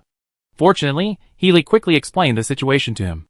Seeing that Shinshingzhou didn't object, the man, unsuspecting, quickly opened the door and said, Come in. The men from Galaxy Base and the Southern Alliance quickly entered. Entering the cabin, Enan discovered a hidden world within. A massive cavern had opened, revealing a faint glow. The group followed Healy down the ladder, and a vast underground fortress appeared before them. This 3-story fortress was nearly as large as a football field. Enan, fully aware of the scale of such a project, even regarded Shinshingzhou with a different eye. There were not many survivors in the fortress, and upon seeing Enan and his companions arrive, they were all wary. Don't worry, they're the people Captain Shin brought with him. They're taking shelter here for now, and won't be staying long. After the man finished speaking, Shinshingzhou said coldly, Huang Chuan, arrange for the Southern Alliance members to rest in the outer area. The man holding the shotgun was the Huang Chuan Shinshingzhou was referring to. He paused, then glanced at the underground tunnel overhead, where the wind whistled and rustled. The outer area, near the tunnel entrance, was extremely cold. But after only 2 seconds of hesitation, he whispered, "Okay." He walked toward Shin Yi. "Captain Shin, please rest here for a while." "Half an hour? Any more and you're not welcome." Shin Xingzhou said this coldly and walked forward. "Hey, what do you mean? If you have any complaints about our Southern Alliance, just say it." Chu Qin couldn't help but stand up and question his companions being treated differently. "You don't like your captain?" Shin Xingzhou didn't even turn his head. "You?" Chu Tam was about to say something else, but Shin Yi had already walked toward the passage. "Let's go." The next second, an old woman's voice rang out from behind. "Xiao Zhou, are there guests?" Hearing the elderly woman's voice, Shin Yi stopped in his tracks. Shin Xingzhou immediately stepped forward, his voice softening as he took the elderly woman's hand and walked inside. "It's cold outside. Let's go in." "Wait a moment." Shin Yi walked toward Shin Xingzhou's back. Feeling the approaching footsteps behind him, Shin Xingzhou swung his sword and turned. The blade was sharp, and the veins in his hand bulged as a pale white energy enveloped him. "Get out." Faced with Shin Xingzhou's sudden sword drawing, Shin Yi stopped in his tracks, unmoved. It was as if the person he was drawing his sword against wasn't him. His narrow eyes behind his glasses silently gazed at the elderly man behind Shin Xingzhou. The elderly woman seemed to sense something, too. With shaky steps, she took 2 steps to the side, her old face, eyes tightly closed, facing Shin Yi. Her voice choked with sobs. "Is that Shui?" Seeing the elderly man's face clearly, Shin Yi's pupils constricted sharply.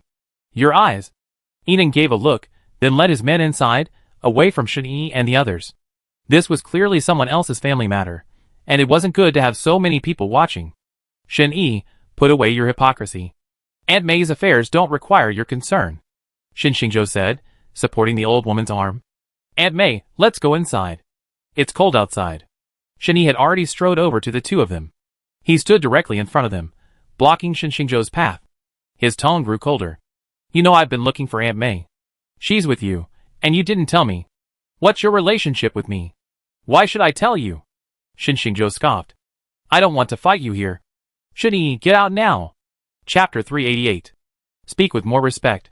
Chu Qin couldn't stand it any longer and stepped forward, but Shin Yi glared at him again. "Xiao Zhou, why are you treating your brother like this?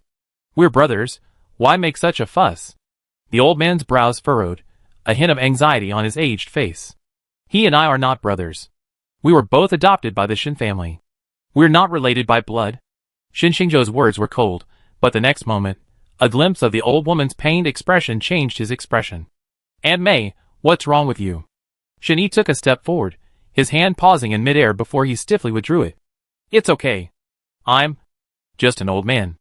I might not be able to bear a cold." Aunt May said this with a relieved smile, as if comforting the young man, but also foreshadowing her own impending departure. Shin Xingzhou frowned. "Don't say that again. Aunt May, you will live a long life. Xiao, for the sake of my old bones, please stop speaking harshly to your brother. Let me talk to him alone." The old man's tone was gentle, almost coaxing the young man before him. Shin Xingzhou hesitated for 2 seconds, then turned and walked out. "You two go inside and talk. It's cold outside." Shin Yi's bony hand finally supported the old woman's arm, and the two of them slowly walked inside. The ventilation and drainage systems in the safe fortress were very comprehensive, so even though it was underground, there were several bonfires inside, making the temperature much warmer than outside. When they reached a warmer place, they settled the old woman down, and Shin Yi sat down beside her. Glancing over her aged face, and the wrinkles reflected in the firelight, Shin Yi averted his gaze. "I was really happy to hear you say you've been looking for me." Auntie May's voice, though aged, was gentle and soothing. "Xiao Zhou previously speculated that you had tacitly allowed me to be expelled from the base after the zombie virus outbreak. I never believed it, and sure enough." As she spoke, she tilted her head slightly, a faint smile playing at the corners of her mouth, as if recalling something. "I was out killing zombies at the time. I only learned you'd been expelled from the base when I rushed back. My father said it was a mistake on the part of one of his men." Shin Yi explained in a low voice, his narrow eyes fixed on the flickering flames, a hint of desolation and fatigue etched in them. Aunt May's smile deepened. She groped for Shin Yi's cold, large hand and held it. "You've always valued friendship and loyalty. Although 6 years ago, you suddenly fell seriously ill, and after you recovered, you seemed a bit cold-blooded." The old woman sighed softly, "But I know you've always had a kind heart. Perhaps it was masked by Mr. Shin's elite upbringing, but it never changed. The old woman's words seemed to pull Shin-Yi back into distant memories. The memory of that night was hazy. He only remembered waking in agony from his sleep. Upon waking, every part of his body ached. Everywhere he looked, veins bulged across his skin, a dark, horrifying blue. His heartbeat was so violent that even breathing was extremely difficult. That night, he truly thought he was going to die. An unknown amount of time later, thanks to the doctor's efforts, he survived the crisis. But it also left a lasting legacy. He permanently lost his sense of taste, smell, and even, along with him, most of the human emotions of sadness, joy, resentment, and anger. The tedious, rigorous, and even brutal daily training and business courses became less unbearable. He began to miss his sacrificed parents less, and began to think less about leaving the cold and heartless Shin family. In his alienation, he forgot the agreement he had made with his adopted brother, Shin Xingzhou. Shin Xingzhou had waited for him all night on the night they had agreed to escape prison together, but he had long since forgotten the event. Finally, he saw the little boy, beaten and bloodied, in the Shin family's punishment room. The hatred he had cast upon him at that moment was intense to the extreme. "Here, look at this. He's an ungrateful idiot. We at the Shin family don't need an ungrateful idiot like Shin Xingzhou. Throw him out and give him the freedom he desires." "Yes, Mr. Shin." He remembered the splitting headache as men in suits rushed back and forth, dragging the battered little boy out. He saw Shin Xingzhou wheeling his wheelchair closer, his gaze kind and gentle. "Here, you still remember my kindness. It's worth it that I lost my legs saving your parents." The memory ended there. Shin-Yi lowered his eyes. 6 years ago. It was too far away, so far away that he couldn't even remember it. But Aunt May, who had raised him since he entered the Shin family, still remembered him. She was almost a second mother to him. "Aunt May, come back to the Southern Alliance with me." Shin-Yi looked at the elderly woman beside him, and spoke softly. Aunt May shook her head. "I don't like the cold Shin family. I never have." As she spoke, she gently smoothed the wrinkled collar of Shin-Yi's cotton coat with her hands. "Don't worry about me," she said softly. "Xiaozhou takes good care of me." She raised her aged hand, and carefully felt around, her trembling fingertips tracing his sharp features. She smiled broadly. "It's always good to be tougher. You're less likely to get hurt. Seeing you're well, I'm relieved." Chapter 389. Suddenly, a massive bombing roar erupted from above, so powerful that the entire fortress shook. Sand and dirt fell from the vents like quicksand, filling the air with dust. The Southern Alliance, including those in the fortress, panicked. They stood up, faces etched with anxiety, and asked, "What's going on out there?" Such a strong tremor. "Don't panic, it's our bombers." Hearing Yinan's words, everyone calmed down. Shin-Yi looked toward the nearby galaxy base, and patted the elderly woman's hand reassuringly. "Aunt May, I have something to do." "Go ahead." He walked over to Yinan. "Are you planning to kill all the Hope Alliance zombies?"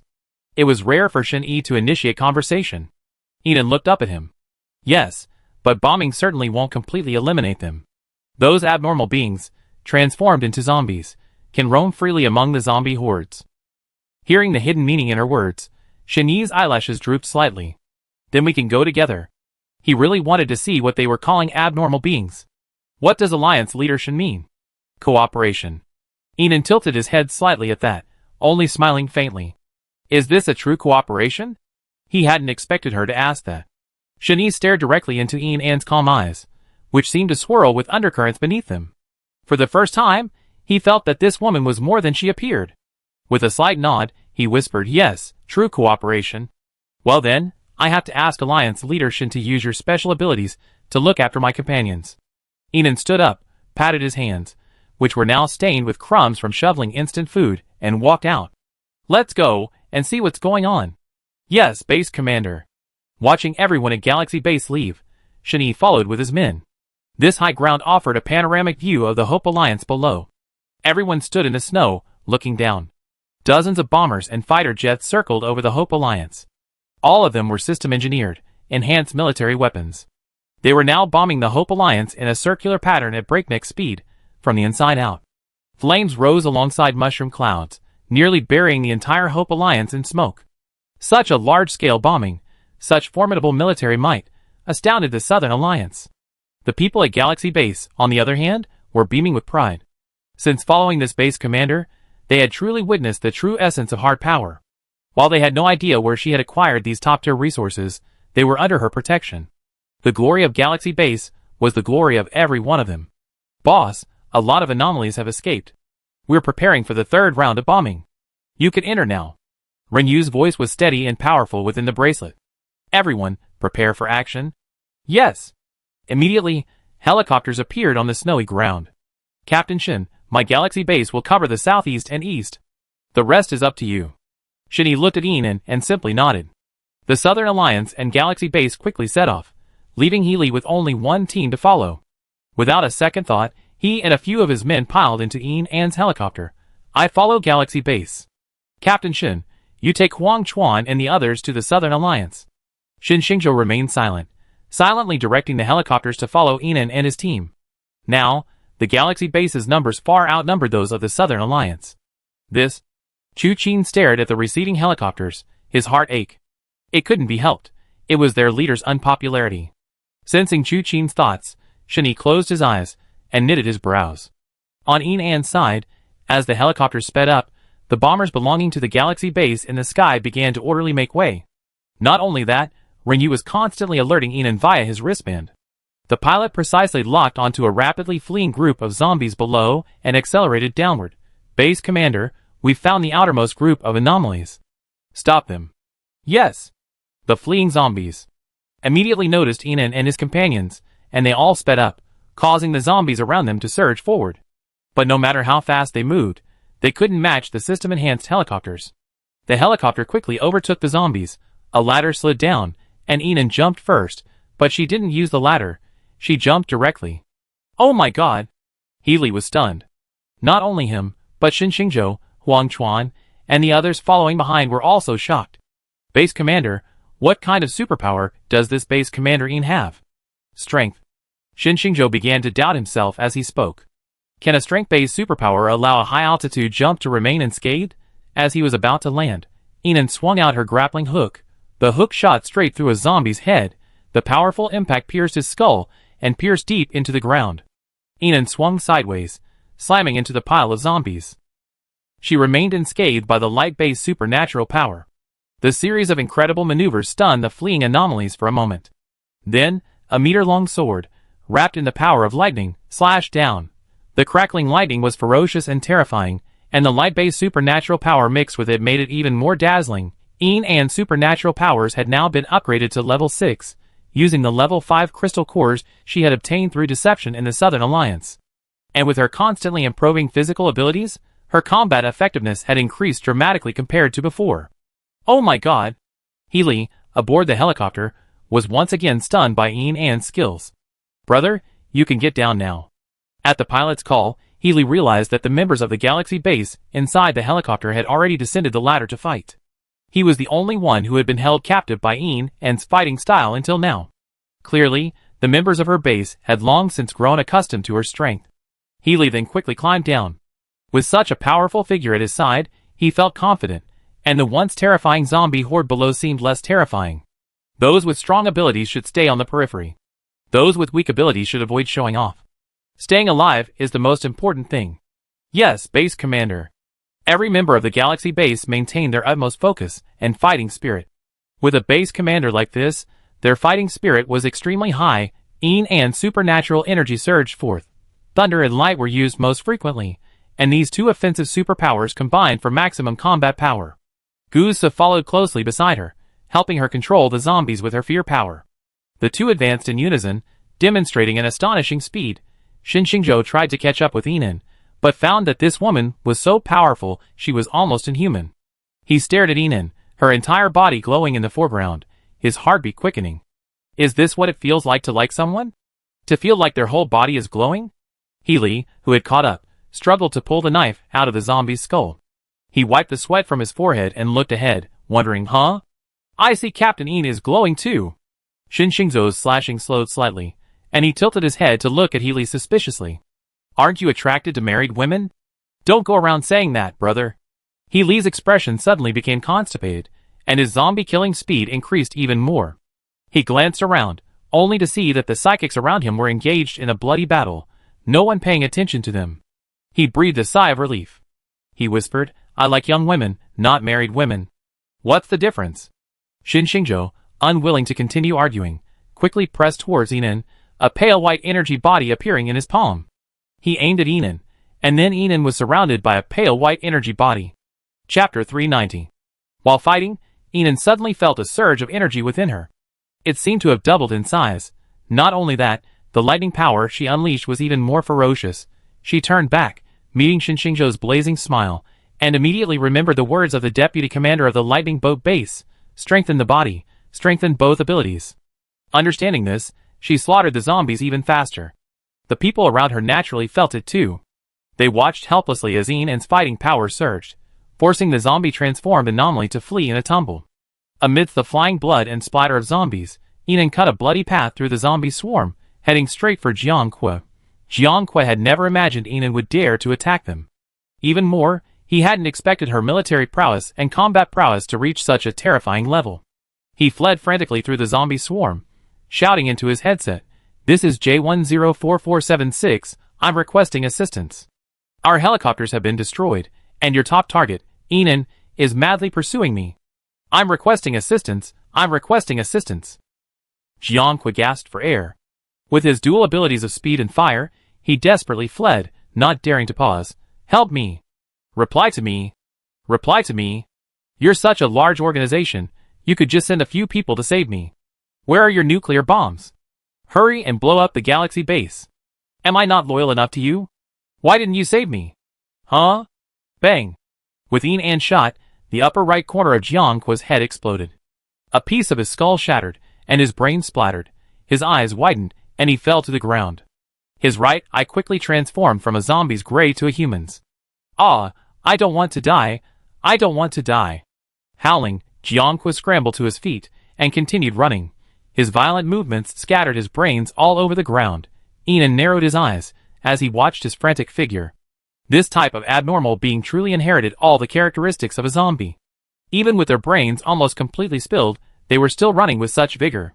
She stabbed several grappling hooks into the zombies blocking her path, and swiftly pursued them.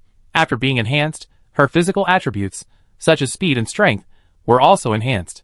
Now her speed was comparable to that of a level 5 speed-powered Esper. With one final grappling hook, Enan caught up with Jiangque and kicked his shattered skull, knocking him down. Enan then plunged a knife into his arm. Jiangque struggled on the ground in pain. "Tell me their exact location," Enan demanded quickly. In agony, Jiangque opened his eyes, which were gradually turning human, and stared in horror at Enan, who looked like a demon from hell. "I don't know. Someone of my level can't get in, and I don't know where they are." He spoke quickly, tears streaming from his now fully human eyes. Watching Enan being bitten by zombie after zombie, yet remaining unharmed, Jiangque, with his last breath, lamented, "I just wanted to live a better life. I did nothing wrong. Why? Why are you killing me?" Enan simply looked at him coldly. "Giving up your human form, becoming a zombie, and standing against humanity is your greatest mistake." Jiangque's gaze gradually blurred, and he seemed to be in agony as if realizing something. Humanity is too insignificant. They say, the K-31 project is the only way to save humanity. After Jiangque expired, his body was quickly devoured by the zombies. All that remained on the ground was half a skull. Meanwhile, Gusu and his men had already eliminated all the abnormalities that had attempted to escape. After clearing out the abnormalities, everyone retreated into the building to rest. Enan immediately worked with the healing psychics to heal the wounded members of her base. At this moment, she didn't care about exposing her strength. Before human life, nothing mattered. Stupefied, Healy approached Xingzhou and made the three-sign gesture: thunder, strength, healing. Healy couldn't help but shake his head and sigh, too powerful. Xingzhou remained silent, merely glancing at the busy Enan. When she looked over, he looked away, his ears burning. He had a feeling there were more than three. He couldn't say what other psychics there were. "Boss, we've spotted a large number of enemy fighters, bombers, and attack aircraft, flying towards you at extremely high speeds." Renyu's voice rang urgently from the bracelet. At the same time, the system's voice rang out: "Main quest now available. Kill the opposing D-011 team. This main quest is mandatory, and the host must complete it. Completing it will bring a generous reward." Enan suddenly felt something was amiss. "What should we do?" Healy panicked. "We can't fly the helicopter, or we'd be shot down." Gusu immediately spoke up. walking to the window and gazing at the sky. Sure enough, from afar, a dense swarm of fighter jets could be seen approaching. Inan stepped out onto the balcony, a military telescope appearing in her palm. She gazed skyward. With just a cursory glance, she spotted nearly 30 or 40 fighter jets approaching from the north, east, southeast, and other directions, with many more following closely behind. Just a small team, and they possess such strength? She immediately headed for the rooftop. All pilots here, who can fly fighter jets, step forward. Me. I can do it. 7 more stepped forward, bringing the total to 8, including Gusu. Inan immediately purchased 8 modified fighter jets. One of these fighter jets is enough to take on 6 or 7 of them. If you're skilled at flying them, you might be able to take on even more. Several pilots, upon hearing Inan's words, quickly headed towards the fighter jets. Boss, I brought a dozen pilots to stop them. Renyu's voice echoed through his bracelet. Be careful. Inan simply said this. Although the risk was extremely high, facing such a large-scale enemy, everyone had to step forward. The rest of you follow me. Inan led the others towards the nearest tunnel. There were over 200 psychics left, and she wasn't willing to sacrifice any of them. Aren't we going back to the safe fortress? One psychic whispered. If the safe fortress is bombed, we all be buried underground. Xingzhou said this, as if thinking of something, and whispered, besides, there are survivors over there. We can't lead them there. The group ran towards the tunnel. This was the tunnel left by the recent bombing of the Galaxy base. Although it wasn't deep enough, it was their only place to hide from the bombing. Split into different teams, and hide in different areas. Remember to cover yourself with plenty of dirt and brush to prevent them from finding you. What about you? Xingzhou asked. Inan looked toward the largest clearing and said calmly, I guess their biggest target is me. I be the bait. No, I go with you. I strengthen you, and you be able to run faster. I have the ability to immortality. Inan didn't waste any more time with Xingzhou. With that, she quickly ran toward the clearing. As she ran, a bottle of level 5 crystal core concentrate appeared in her palm, and she absorbed it. She needed energy. She needed a lot of energy. Boom, boom, boom. In the sky, fighter jets were already clashing. The number of fighter jets on the opposing side was ridiculous. In addition to dealing with the resistance from the Galaxy base, dozens of bombers were frantically bombing the ground. Inan's guess was correct. All those bombers, fighters, and attack planes were chasing her. Inan, covered in a thick layer of light-based supernatural powers, ran at full speed, carrying the fighters further and further away from Xingzhou and his men. Boom, boom, boom. Bombs pounded Inan one after another. The dirt and rocks beneath her feet shattered. She couldn't even stand. Light-based supernatural powers could protect her body, but they couldn't protect her from the strong shockwaves. Inan fired her grappling hook continuously, climbing out of the pit again and again, running, climbing out again. Boom, boom, boom. As she ran, the number of opposing fighters began to decrease rapidly. Inan looked up at the sky. Gusu and his men had already destroyed most of the opposing fighters and bombers in a short period of time. The surviving fighters seemed to realize they had no chance of killing Inan. In fact, if they continued to waste time, they would likely lose everything. So they all turned around and bombarded the area where anyone seemed to be alive. Boom, boom, boom. Inan gasped as she watched the bombers fly away, her heart in her throat. She wasn't afraid of them bombing her. But when they attacked her base members, she lost her composure. Faced with a pile of rubble and corpses, the bombers quickly lost their patience and turned. Heading straight for the high ground, Inan's eyes narrowed slightly. Gusu and his fighter planes were hot on their heels. But due to their sheer numbers, they still managed to escape. Boom, boom, boom. They began bombing the high ground. Aunt May! Xingzhou burst out of the mound, running frantically towards the high ground, his eyes bloodshot. Healy immediately rushed forward to stop him. Captain Shin, don't be impulsive. Captain Yin told us to stay hidden. Xingzhou was speechless. He stared at the ruined high ground safety fortress. He froze in his tracks. Through his tears, he saw the pale Shin Yi running towards him from a short distance. He had clearly just arrived, and sweat still clung to his temples from the intense running. Xingzhou's eyes darkened, and as if realizing something, he demanded, Shin Yi, why didn't those people bomb you and your men? Shin Yi looked at Xingzhou, now furious like a red-eyed lion. He was speechless. These hundreds of fighter planes and bombers had indeed been deliberately avoiding him from the start. They hadn't caused him any harm. You were the one who called them here, weren't you? Otherwise, how would they have known about the safe haven? Shin Yi, who are you? As Inan hurried over. All she saw was an angry Shin Xingzhou questioning her, and a pale, silent Shen Yi. She had no time to care about what was going on between them. Stop arguing. They've landed. Prepare to fight. With that, she rushed forward, knife drawn. Gu Su and the others, their ammunition exhausted, quickly descended. Instantly, the battlefield shifted from the sky to the ground. These masked men, clad in black compression fleece jackets, were incredibly formidable. They averaged 2 to 3 superpowers, and all were paranormal beings, possessing the combat power of enhanced zombies. Combined with sophisticated weaponry, their combat power surpassed that of the galaxy base. Inan, Gu Su, Ren Yu, and other high-powered warriors rushed to the front. At the end of the crowd, Shen Yi remained silent, for he had once again realized that these people would not harm him. The entire Southern Alliance had joined the battle. The men in black showed no mercy, but not a single bullet or knife was swung at him. For the first time, a blank expression appeared in Shen Yi's amber eyes behind his lenses. B6190, what are you daydreaming about? It's time to contribute to RT the United Nations. B6190, please respond. B6190, please demonstrate your combat prowess. This battle will be recorded, and will be one of the criteria for your future promotions. B6190, listen carefully. If you kill the target, Inan, you be promoted to level 3. If you capture her alive, you be promoted to level 6. One after another, B6190. All directed at Shen Yi. It's you, the indirect murderer of Aunt May. Shin Xingzhou turned to look at Shen Yi, who was surrounded by the men in black. In extreme anger, he swung his arm, shrouded in white energy. A single knife pierced through the crowd and stabbed Shen Yi in the heart. Chapter 391. Immediately, several men in black turned and opened fire at Shin Xingzhou. Amid the chaotic crowd, he was struck by multiple bullets, blood splattering in the air as he slowly collapsed to the ground. The sounds of battle mingled with the clamor of the oncoming zombies, drowning his death in the din. No one noticed what was happening in this corner. Everyone was fighting. Fighting with all their might.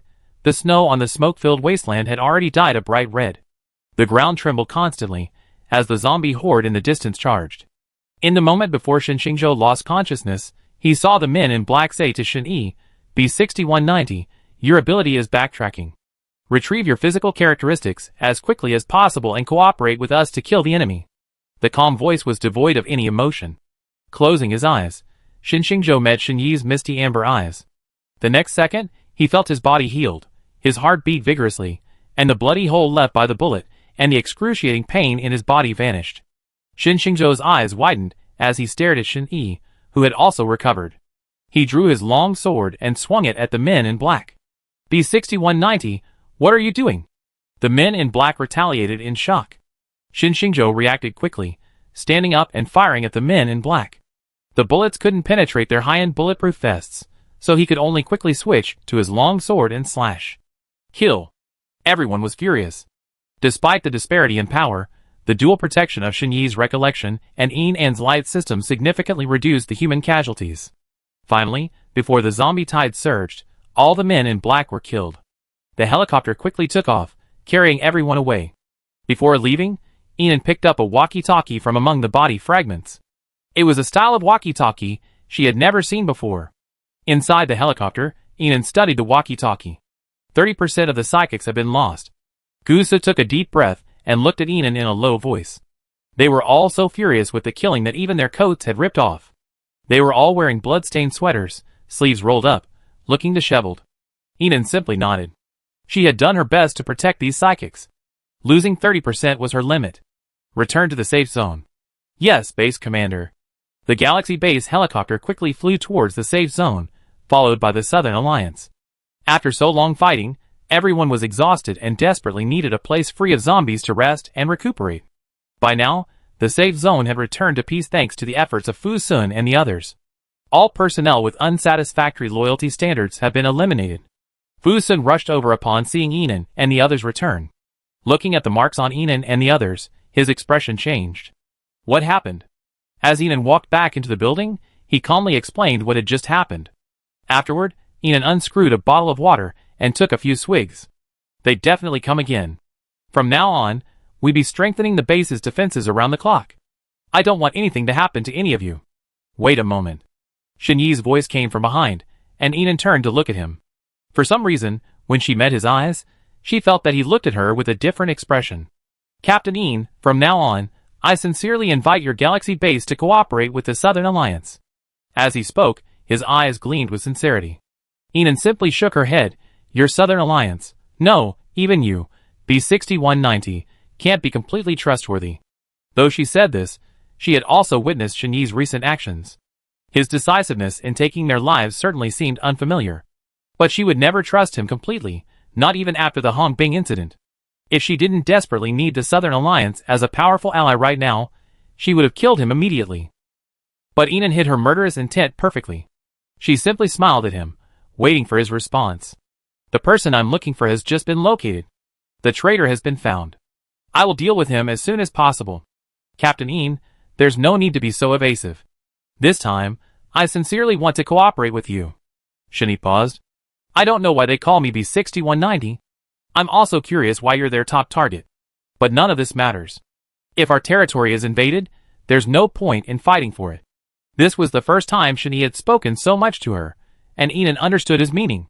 Alliance leader, though unpleasant, at least put aside internal power struggles and sided with her when facing an external enemy.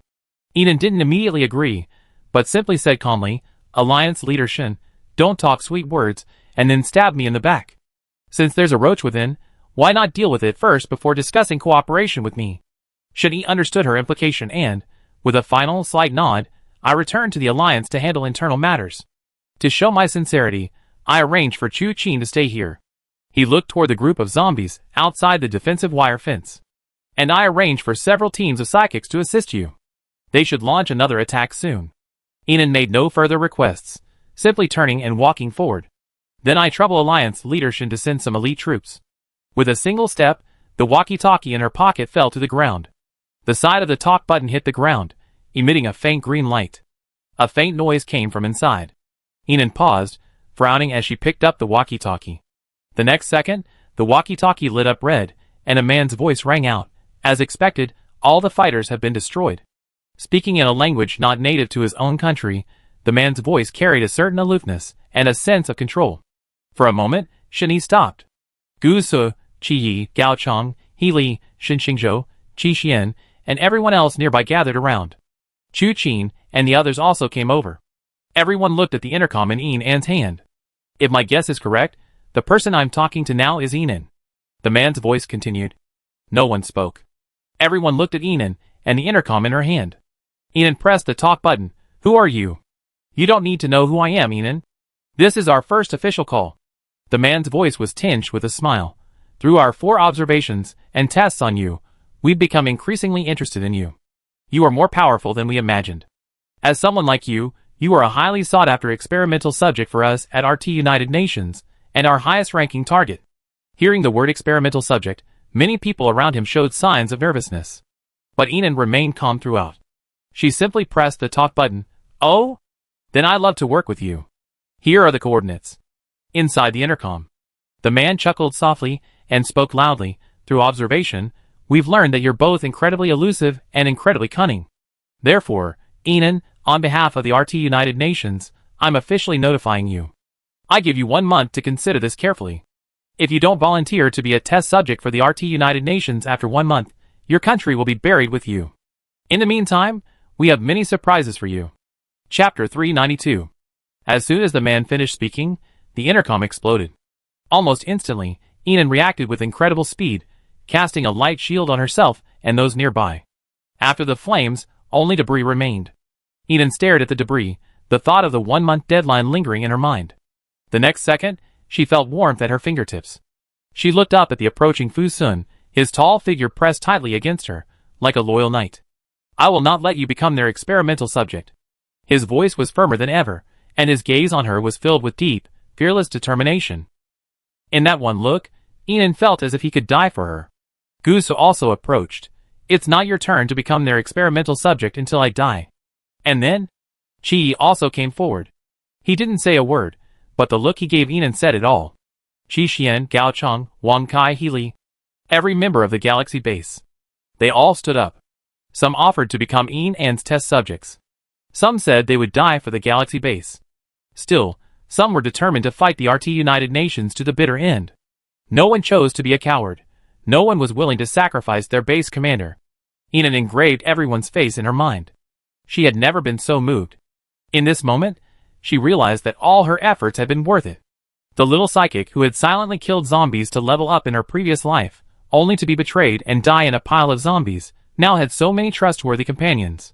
She wanted to protect every single one of these members of the Galaxy base. It was their very presence that melted her initially hardened heart. Enon smiled calmly, as if the previous voice message hadn't even existed. Of course, we're not going to be some rubbish experiment subject. Everyone, buckle up and be ready for battle in a month. Yes. The voice resounded loudly. Looking at Enon and the Galaxy base like this, Shen Yi felt a surge of admiration. He quickly said goodbye and prepared to leave. Hey! Shen Xingzhou called to his back. Shen Yi paused, turned sideways to look at the young man, and waited quietly for him to speak. Thank you for just now, Shen Xingzhou said, then turned his head away. Shen Yi's tightly pursed lips moved only briefly, and without another word, he quickly left. Enon also began to move. After briefly giving instructions for the follow-up, she walked into a closed office. The moment the door closed, the system's voice chimed in with unspoken agreement. Host has successfully completed the main mission. Rewards will now be distributed. A comprehensive bulletproof system for the base will be awarded. This system can intercept all artillery shells, missiles, nuclear bombs, and other weapons, providing absolute protection against large-scale bombing attacks. Anne's heart settled. But she showed no joy. She simply sat quietly in her chair and said calmly, "This reward is to protect the human race, right?" The system remained silent. Enon leaned back in her seat, staring at the enhanced gun in her hand. Tongzi, let's talk. With your abilities, you must know a lot. The host wanted to ask something. The system finally spoke. How many humans are there in the outside world? After a brief silence, the system's voice rang out. Although I can't predict exactly, it's decreasing rapidly every day, perhaps already less than 30%, or even less. As if opening the floodgates for conversation, the system's voice continued. To be honest, host, at normal speed, the RT United Nations should have taken action against you 5 years after the zombie virus outbreak. The East country is their primary target for breeding goo. What is breeding goo? It means raising large numbers of high-level zombie kings and high-level psychics, then turning them into their puppets. But all of this has taken an unforeseen turn. Why? First, the host's development speed has far exceeded the system's predictions. With the host's current abilities and progress, the system estimated that it would take at least 4 years to reach this level. However, the host's progress in the relationship area has been too slow, and he has missed out on a number of rewards. The second change is that the RT United Nations accidentally discovered the host early, and your strength has intimidated them. They are eager to study, control, and even eliminate you. Enon stood up and looked out at the bustling safe zone. So, if they normally wouldn't attack us until the 5th year, would I be able to handle them? The system fell silent. Just when Enon thought the system would stop talking, its voice rang out again. Normally, after 5 years, the host can choose 2 options to fight the RT United Nations. Option 1. Upgrade the base system to level 5, and the host sacrifices themselves to destroy the RT United Nations. Option 2. Max out the favorability of all male lead candidates, and have them die in your place. Anne's face changed in disbelief. What are you talking about? Is the system crazy? I'm not crazy, host. The abilities and powers of all male lead candidates have been carefully selected by the system. Together, they can perfectly deliver the answer you desire, and help you accomplish your ultimate goal. It all depends on the host's choice. With 1 month left, the host can only choose between these 2 options. To upgrade the base system to level 5, it would require at least the entirety of the Southern Alliance. This was extremely challenging, and time was pressing. The system recommended the host adopt option 2. If that didn't work, the host could use the charm ability as a shortcut. Judging from the current male protagonist candidates, who met the required favorability rating, they were undoubtedly willing to die for the host. Please consider carefully. Your survival is humanity's greatest hope. The system implicitly recommended option 2. It even explained the cheating methods. Enon was silent for 2 seconds, then couldn't help but sneer. So the godhood system, the so-called godhood, is about having others die for you? There was absolutely no way she would choose option 2. Chapter 393. Neither Plan 1 nor Plan 2 can guarantee 100% success.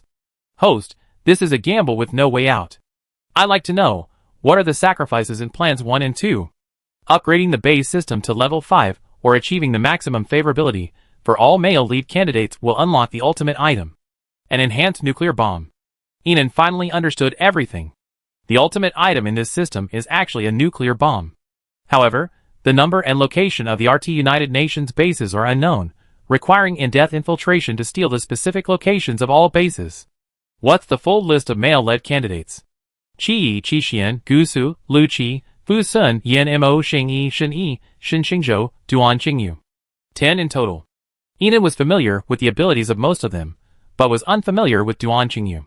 System, analyze Duan Qingyu. Duan Qingyu's character analysis. Male, 28 years old, 189 centimeters tall, 81 kilograms, Pisces. Awakened powers, precognition, blood powers. High loyalty, extremely high sense of responsibility, off-the-charts IQ, and extremely high upper bounds for combat power. Teammate compatibility, unknown. Stats are too volatile to be predicted. What are blood powers? Controlling blood to kill without being seen. Enan understood. He's indeed another person with exceptionally powerful powers. It seems he need to find an opportunity to replicate his precognition.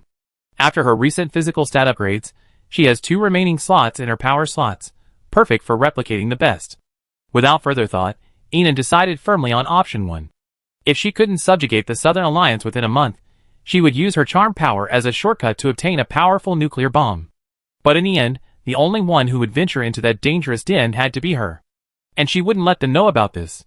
Base Commander, something serious has happened. The entire Qin family has been captured, and the entire city of B2 has been sealed off. Zhou Ji's voice message popped up, and Enan quickly opened it. Shen Yi is apprehending undercover agents connected to the Southern Alliance and the RT United Nations. Don't worry about this. Just stay safe. Yes. After ending the call, Enan pushed open the door. Fu Sun appeared before him. In the dimly lit room, his dark eyes were a bit more intense than usual. His gaze swept across the empty room behind Enan, and he looked at her intently.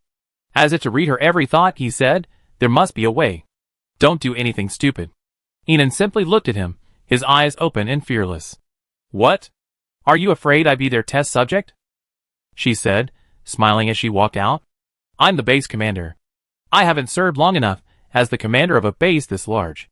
How could I possibly be their test subject?" As she walked, she turned to look at Fu Sun, who was still following with a look of concern on his face. She casually raised her hand and touched his biceps. "Don't worry, I'm not some philanthropist. Besides, with such a handsome boyfriend, who would want to die?"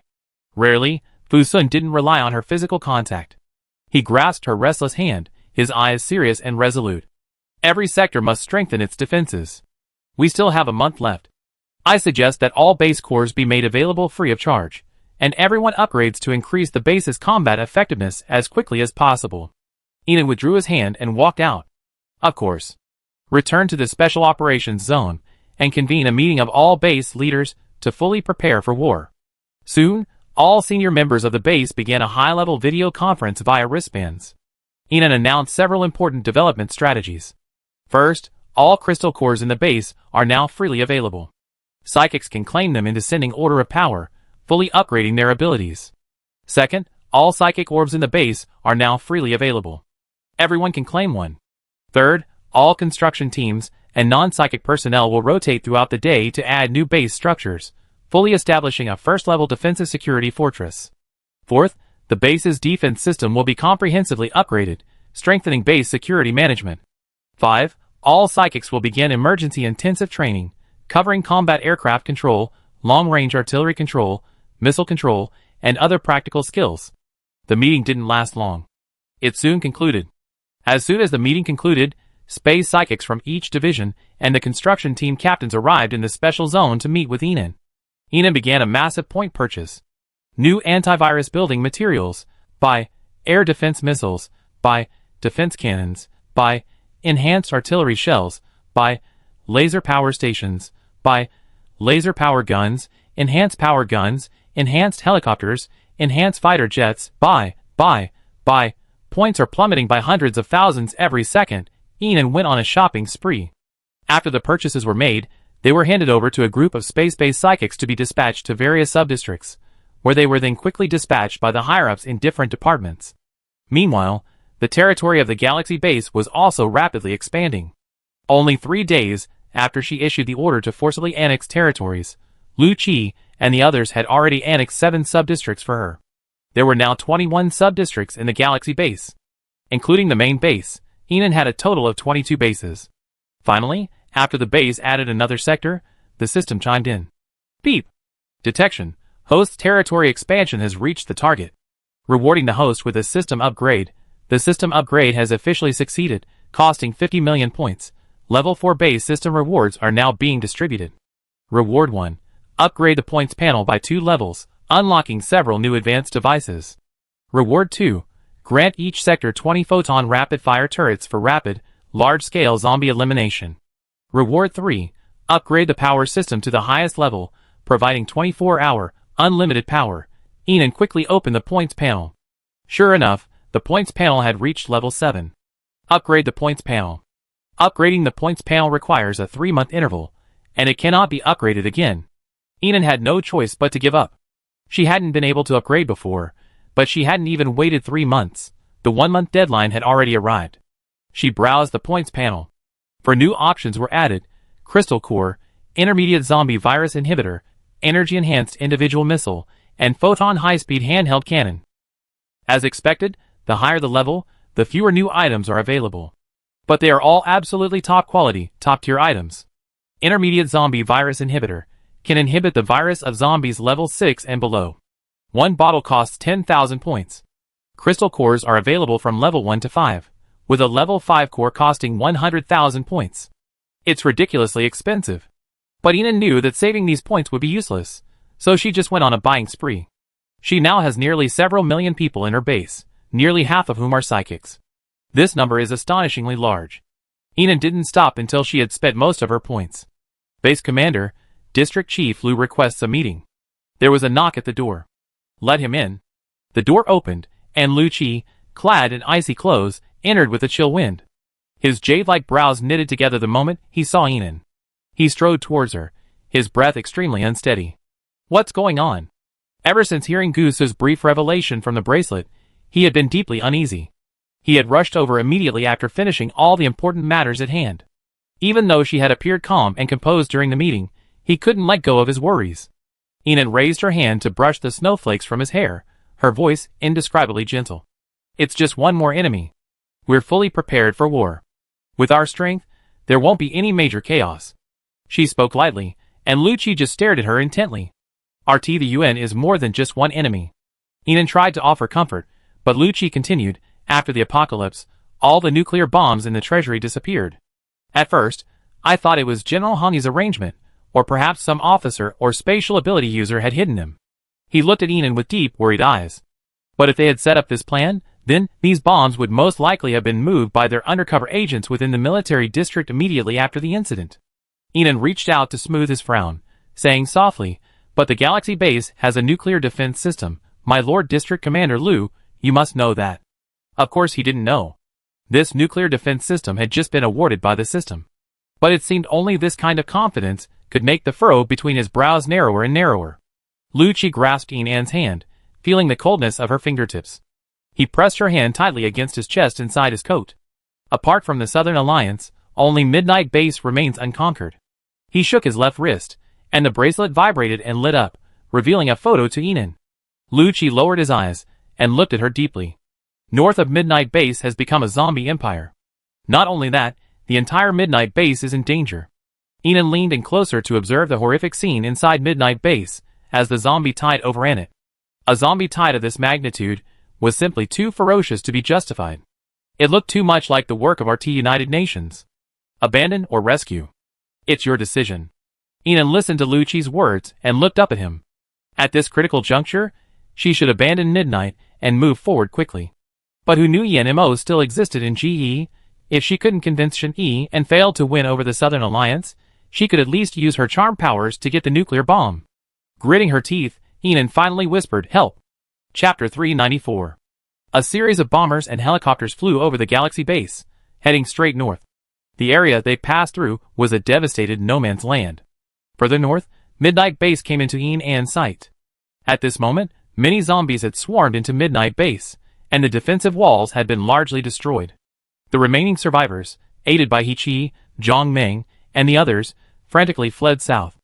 As the bombers bombed across the area, the zombie swarm began to frantically rise. As they drew closer, Enan realized that almost all of the zombies were zombie kings. Not only that, they also had characteristics of different nationalities. Zombie kings' defenses were already much stronger than those of ordinary zombies, and they could not be killed without repeated bombings. Not to mention, these zombie kings seemed to have been specially trained, each one possessing a powerful physical ability. There's no way they'd be killed. Change tactics, protect Midnight Base and retreat. Yes, Base Commander.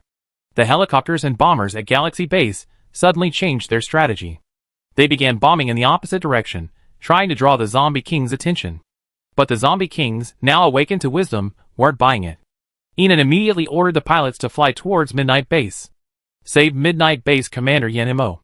She couldn't care less about the others. The next second, Enan's intercom rang. Lucci's voice muffled. Why save Yenmo alone? Enan fell silent. He could only mentally curse the strangeness of the system's relationship settings. Host, I can hear you. I mean, save as many as you can. Immediately, a helicopter flew low over the zombie swarm, reaching the chaotic crowd. The hatch opened, and one psychic after another quickly jumped out. Da-da-da-da. Da-da-da-da. Da-da-da-da. The sound of gunfire, accompanied by the use of various psychic powers, forcibly cut a path through the crowd. Get on the helicopters. Under Hichi's command, the space psychics launched one helicopter after another. The exhausted members of the Midnight Base quickly rushed aboard the helicopters. In the crowd, Yenmo's pale green eyes fixed on Enan, who was charging in the front, and he quickly rushed forward against the crowd. You retreat first. I cover you. Enan fought and retreated, the overwhelming force of the zombie kings, like a giant pressing down on a city. Each zombie king was 3 or 4 times the size of an ordinary zombie. Before them, humans were dwarfed and vulnerable. The pus pouring from the mouths of these zombie kings alone was enough to cover a person's head. Retreat! Everyone quickly rushed into the helicopter. As the last psychic climbed aboard, a speed-type zombie king broke through the barriers and pounced. Enan didn't intervene, for she sensed the energy surge emanating from Yenmo, who sat across from her. She knew his ability, telekinesis. The zombie king's head instantly twisted 180 degrees, as if twisted by a pair of massive hands. Its head and body twisted. Having lost sight, the zombie king slowed down slightly and deviated from its original trajectory, failing to capture the last psychic. The helicopter quickly took off. Base Commander, there are less than 10,000 of our brothers still alive. Inside the helicopter, Shan Han looked at Yenmo panting. Yenmo pursed his lips tightly. After a moment, he looked at Enan. Thank you for your help. Instantly, the members of the Midnight Base in the helicopter thanked Enan one after another. Shan Han looked at Enan. Captain of Galaxy Base, do you know where so many zombie kings came from? Everyone looked at Enan. Their eyes were filled with fear and helplessness. After the apocalypse, they had painstakingly built a solid base, believing they could slowly clear out the zombies and find a way to survive. But such a massive wave of zombie kings appeared like a bolt from the blue, wiping out their base and their hopes almost overnight. I explain this to you later when we get to Galaxy Base. Hichi spoke up to help Enan deflect the question. It wasn't that he didn't see that their leader was incredibly busy, and as a subordinate, he could only share the burden as best he could. The helicopter landed steadily outside the main gate of Galaxy Base. All the psychics of the Midnight Base were deeply shocked by the construction of Galaxy Base. Are they really living on the same planet? How could they have achieved such rapid construction in just over 2 years?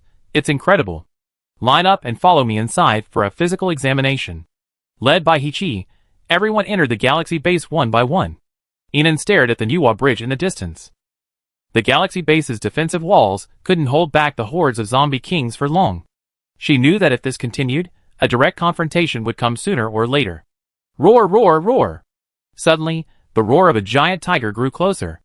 Enan turned her head and saw Bufu, seemingly twice as large, running towards her frantically. The tiger's claws, thicker than a man, stomped down on the ground, seemingly digging deep pits. Base Commander, be careful! The patrolman behind him shouted. But none of them dared to move forward. Seriously, Bufu's movements were too swift, his body too agile, and his speed too high. A tiger this massive, pouncing at this speed, wouldn't have been enough for them even if they had 10 lives. Base Commander. A dark-skinned, muscular man rushed forward from the crowd. While everyone was trying to avoid him, he marched forward without hesitation. But Enan had no time to take a closer look. She squinted her eyes, irritated by the powerful wind and energy fluctuations created by the massive Bufu. After encasing himself in a thick light shield, Bufu's massive tiger body lunged forward. With one swift movement, it slammed Inan to the ground. Roar! The tiger, clearly overwhelmed by the joy of their long-awaited reunion, didn't even notice that Inan was suffocating under its weight, simply nuzzling its massive head against her chest. Inan smiled and pushed the tiger's jaws aside, meeting Bufu's somewhat lost eyes. She wondered why this giant, who had previously ignored her, was now acting like a spoiled child. Is this the power of a long-awaited reunion? She then realized that many of the people behind her had glazed over. Inan pushed Bufu's massive body aside, stood up, and looked at them. Why are you all so stunned? I'm fine. Seeing they remained silent, Inan turned to the side. Kong Nianchen, who had just pounced, was pinned down by a tiger claw. Judging from his pained expression, he was clearly in a very bad state. Inan quickly pushed Bufu away and began to treat him. Are you okay? Hearing Inan's voice, Kong Nianchen sat up, propping himself up with his arms. Even though his face was pale, he forced himself to say, I'm fine. Seeing him like this, Inan remembered that he was the boy who had offered to be Lu Qi's concubine in front of her. She was helpless. Don't come up to save me next time. I'm not going to be crushed by a tiger. This time, they were so close that Kong Nianchen could even see the hair on Inan's face. He no longer cared to listen to what she was saying. His handsome face flushed red, and his heart was pounding. Inan. Lu Qi's voice came closer from afar. Inan looked up and saw him walking towards her, his cotton coat unbuttoned, scabbard in hand. Though his expression remained normal, his deep eyes seemed to flicker over Kong Nianchen. Inan stood up and greeted them. How's things going at Midnight Base? Everything's settled. I want to arrange for some personnel to clean out the zombie kings, Lu Qi said, looking toward the distant defense wall. No matter how difficult it is to kill them, we must kill them. Okay, together, Inan said, flipping over and sitting on Bufu. She gripped Bufu's tiger collar tightly. Bufu, charge! Roar! With a roar, Bufu rushed forward frantically. All patrol teams follow? Yes. Everyone boarded the reinforced armored vehicles and followed. Instantly, the psychic brigade collided with the zombie kings outside the defense wall. A fierce battle erupted once more. Inan, a tiger, and a horse led the way. Bufu, enveloped in light-based psychic powers, carried Inan as he raced through the zombie kings.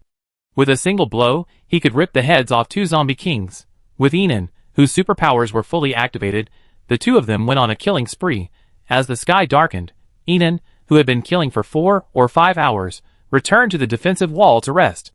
During that time, she had slain nearly 1,000 zombie kings, her jaws numbing from the pain. Just as everyone decided to head home, helicopters began to fly across the sky. Like a swarm of locusts. Dense and dense. Inan's eyes darkened. Everyone quickly returned to base.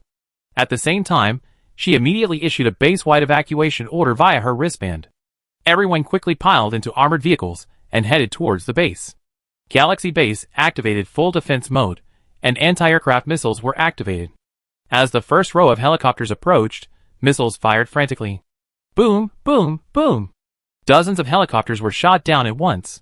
But before anyone could rejoice, they saw that after the helicopters were shot down, they actually dropped a large number of zombie kings. These enhanced zombie kings were indestructible. Even though most of them were crippled, they could still attack the psychics the moment they landed.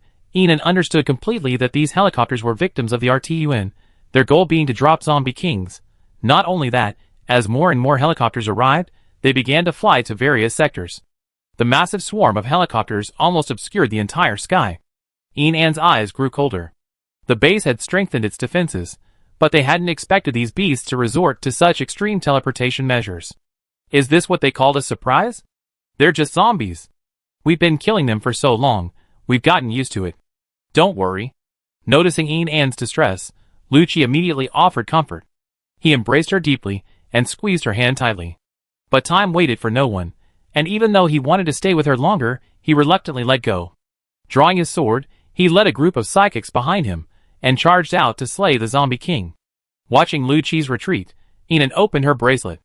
The surveillance footage from every section within the bracelet showed a swarm of zombie kings being hurled at her.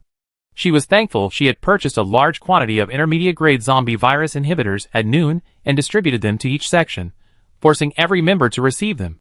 These zombies couldn't infect the members of her base. But the zombie king was formidable, and if a large number of psychics were injured, the situation would still be dire. For the first time, Enon felt a deep sense of powerlessness. She had come this far with a powerful system, and the help of so many outstanding companions. She had clearly worked hard enough, and was strong enough. But facing this so-called United Nations, she still felt like a gnat trying to shake a tree. 2 years might truly be far less than a few decades. One country might truly be far less than many. She couldn't fly thousands of helicopters carrying tens of thousands of zombie kings, and launch them recklessly like them. She couldn't treat human lives like toys. Is she not strong enough, or cold-blooded enough, or perhaps both? Chapter 395. Base Commander, Southern Alliance support is coming.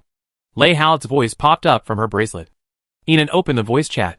Is this P-City, where you're located? Not only that, there are a lot of them, and they're flying towards our various districts. At the same time, Gusu sent a message saying Shen-Yi was waiting for her in the Special Operations Zone. Enon immediately boarded a helicopter and flew to the Special Operations Zone. In the air, numerous Southern Alliance helicopters passed by her. The sheer number of them made Enon suspect that Shen-Yi had mobilized nearly the entire Southern Alliance's combat power. When she arrived at the Special Operations Zone, Shen-Yi and Gusu were standing on the rooftop of the Central Control Building, one on either side, both handsome and exceptionally attractive. Down below, in the Special Operations Zone, psychics were battling zombies. Fortunately, the base was equipped with numerous high-tech weapons, and the psychics had been comprehensively enhanced by Enon psychic balls and free crystal cores, so the struggle wasn't particularly severe. Seeing Enon land, the two of them turned to look at her. It's truly rare that Alliance leader Shen is so devoted to helping. Enon looked at the numerous Southern Alliance helicopters parked within the Special Operations Zone. He had brought at least 3,000 psychics with him to this Special Operations Zone alone. Shen-Yi didn't directly respond to Enon's words, but simply looked back. Behind them lay In City, and further south lay the Southern Alliance. I'm just helping my fellow mortals, Shen-Yi said, looking at Enon. They haven't launched an attack on the Southern Alliance. Gusu leaned against the railing, watching the two of them. No one present was stupid. Clearly, the Southern Alliance still had RT United Nations forces.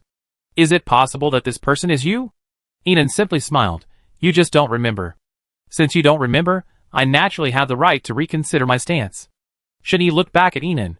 From now on, everyone in the Southern Alliance will fully support the Galaxy base until the very last moment.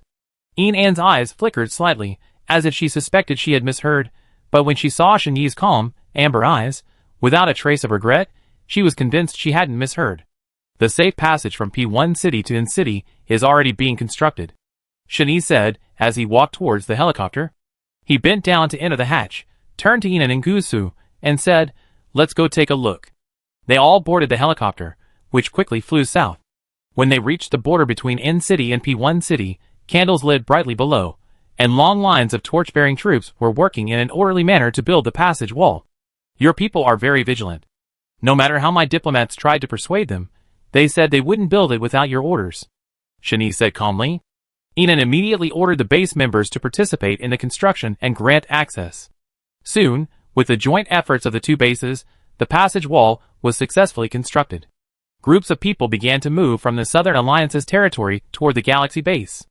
These are people without superpowers. They can help build a safe fortress. From the wall, Enon watched the crowd surging below. They were densely packed, pouring rapidly from the Southern Alliance toward the Galaxy base, like the endless flow of the Yellow River. Looking at this scene below, to say he wasn't moved would be a lie. No matter how much he had previously clashed with Shen-Yi, his full support for her actions was undeniable. I won't let your people work in vain. Each of them will receive 100 level 4 crystal cores, and a bottle of intermediate-grade zombie virus inhibitor. I arranged for distribution. After Enon finished speaking, Shen-Yi glanced at her, but said nothing. Then, a large number of helicopters again flew in from the sky. As anti-aircraft missiles fired one after another large number of zombie kings descended. Endless helicopters, endless zombie kings. The second round of attacks. Is that all they have? Gusu walked down, gun in hand. I handle it. You rest here. All the laser turrets and defensive cannons in the base were activated. All the psychic teams took turns killing the zombies. The base was littered with corpses. It was now dark, but the lights inside the base were bright, illuminating the terrifying faces of each zombie king and the figures of the psychics with dazzling clarity. Enon stood on the defensive wall, observing everything below. That moment seemed like a lifetime ago. Shen Yi's voice slowly rang out. In the second hour of interrogating Qin Wanhe, he suddenly died. Not only him, but his daughter also died of poisoning. Listening to his words, Enan lowered his gaze to the fierce battle below, and said calmly, "So, does Alliance leader Shen have any clues?"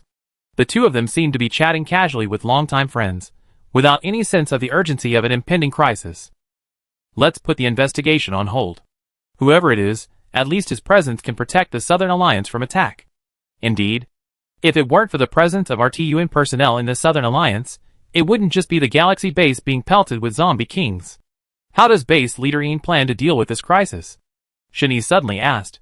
People were coming and going along the passageway wall, but the area where the two stood was relatively secluded, with no one around, as if they were afraid to interrupt their conversation. Even the cold wind had a quiet quality. Enan raised an eyebrow, but didn't directly address the question. Instead, he smiled at Shen Yi and asked, "Captain Shen, do you know about the zombie virus inhibitor?" Shen Yi glanced at her sideways. He met her bright eyes. At that moment, they were filled with a shimmering light, breathtakingly beautiful, yet revealing no trace of her true feelings. But even so, Shen Yi could still tell she was settling a score with him. He casually leaned against the protective platform, his posture indescribably upright and elegant even when relaxed. Shen Yi lowered his gaze to the crowd below and whispered, "I wonder if there's any news on the wanted criminal I asked Base Commander Ian to find." Enan felt the urge to laugh. She was questioning him about the zombie virus inhibitor, while he was asking her about the looting of supplies. Both of them knew the truth, but neither was willing to admit it or expose it. Enan propped up her chin and looked up at the sky. "Shen Yi, honestly, what you did with the zombie virus inhibitor was very dishonest.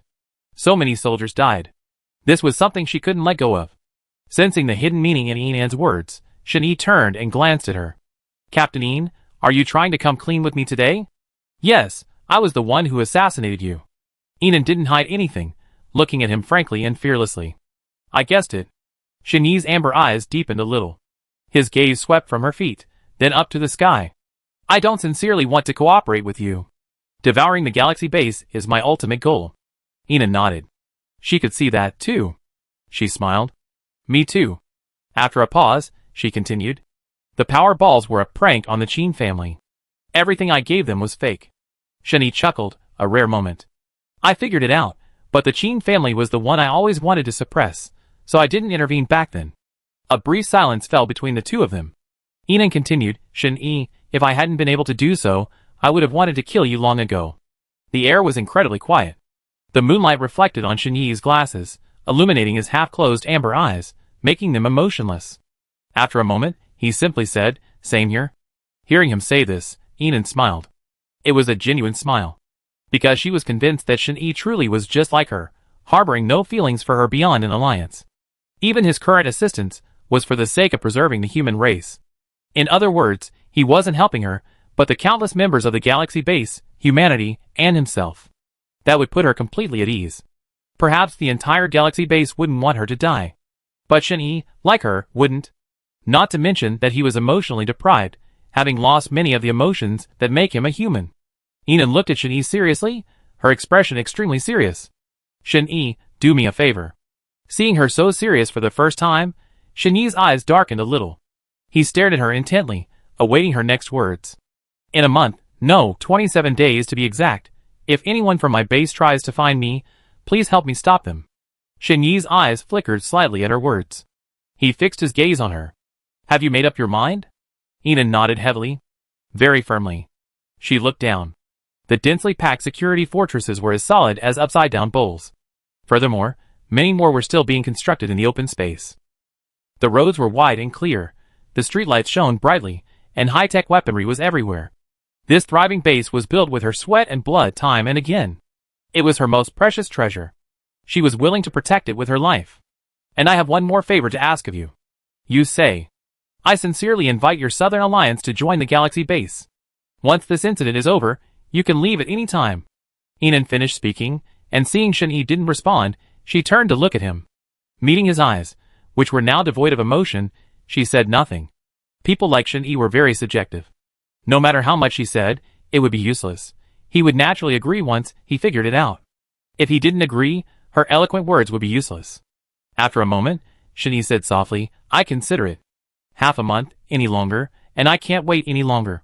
Okay. With that, Shin-Yi began to walk away, but he paused before taking 2 steps. Regarding the zombie virus inhibitor, my adoptive father planned to release 6,000 doses. Inan didn't immediately understand what he meant. She looked at his back. So, your intervention reduced the losses? Shin-Yi remained silent. He shook his head slightly. You're right to hate me. Human life is truly worthless to me. Inan frowned slightly, then said, Isn't the price of your ability to recall memories the loss of emotional recognition? To her surprise, Shin-Yi suddenly turned and looked at her. As if shocked by her words, his eyes trembled slightly. Where did you get that conclusion? Inan couldn't say it was a system prompt, so she could only say tactfully, I guessed. After all, Aunt May said you've always valued friendship. Can a person's growth change be so drastic? She asked, glancing at Shin-Yi's eyes, which had suddenly dimmed. She knew he was thinking of the blind old man who died in the bombing. Not wanting to let the mood get any more depressing, she immediately changed the subject. By the way, take me to meet Duan Qing and the handsome Duan from your alliance when you have the chance. Shin-Yi looked at her, his eyes complex. At this time, you're still thinking about finding a new husband? Inan's face froze. No, she just wanted to copy her superpowers. Has this man's stereotype of her been so deeply etched? Chapter 396. Inan looked up and saw Gusu approaching. Fong Jingwen followed him. Base Commander. Fong Jingwen looked at Inan with a guilty look. After all, he had previously accused her in the safe zone without knowing the full story. After learning the truth, he realized how wrong he had been. Inan didn't blame her at all, but simply nodded politely. Uncle Fong. I've brought some capable psychics to help. The safe zone has plenty of manpower. As Fong Jingwen spoke, he noticed Shin-Yi standing nearby. His eyes flickered, as if he felt a sense of familiarity. He rubbed his chin, looked her up and down, and muttered thoughtfully, so similar. Shin-Yi looked at Fong Jingwen silently, waiting for him to recall. Fong Jingwen slapped his head. Ah, I remember now. He then looked at Inan. Besides me, your parents also have a very close couple. That woman bears a striking resemblance to this alliance leader Shin. Shin-Yi stepped forward, looked at Fong Jingwen, and whispered, But they're in the Military Region's Secret Operations Division? Exactly. Fong Jingwen said, a look of shock on his face. Are they really your parents? Seeing Shin-Yi nod, Fong Jingwen's face was filled with regret. It's such a shame, they're all children of an old friend. That's the nation's highest secret operations division, filled with the nation's top military talent. Hearing Fong Jingwen's words, Gusu's gaze drifted, as if lost in thought and reminiscence. The atmosphere was inexplicably melancholic. Fong Jingwen, lost in memories, gazed up at the sky, and sighed, I just don't know how that high-security research institute could have such a massive explosion.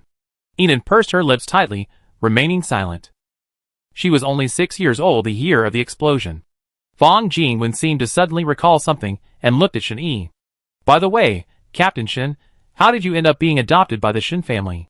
After the explosion of the Supreme Secret Operations Division, most of the orphans were adopted by the military.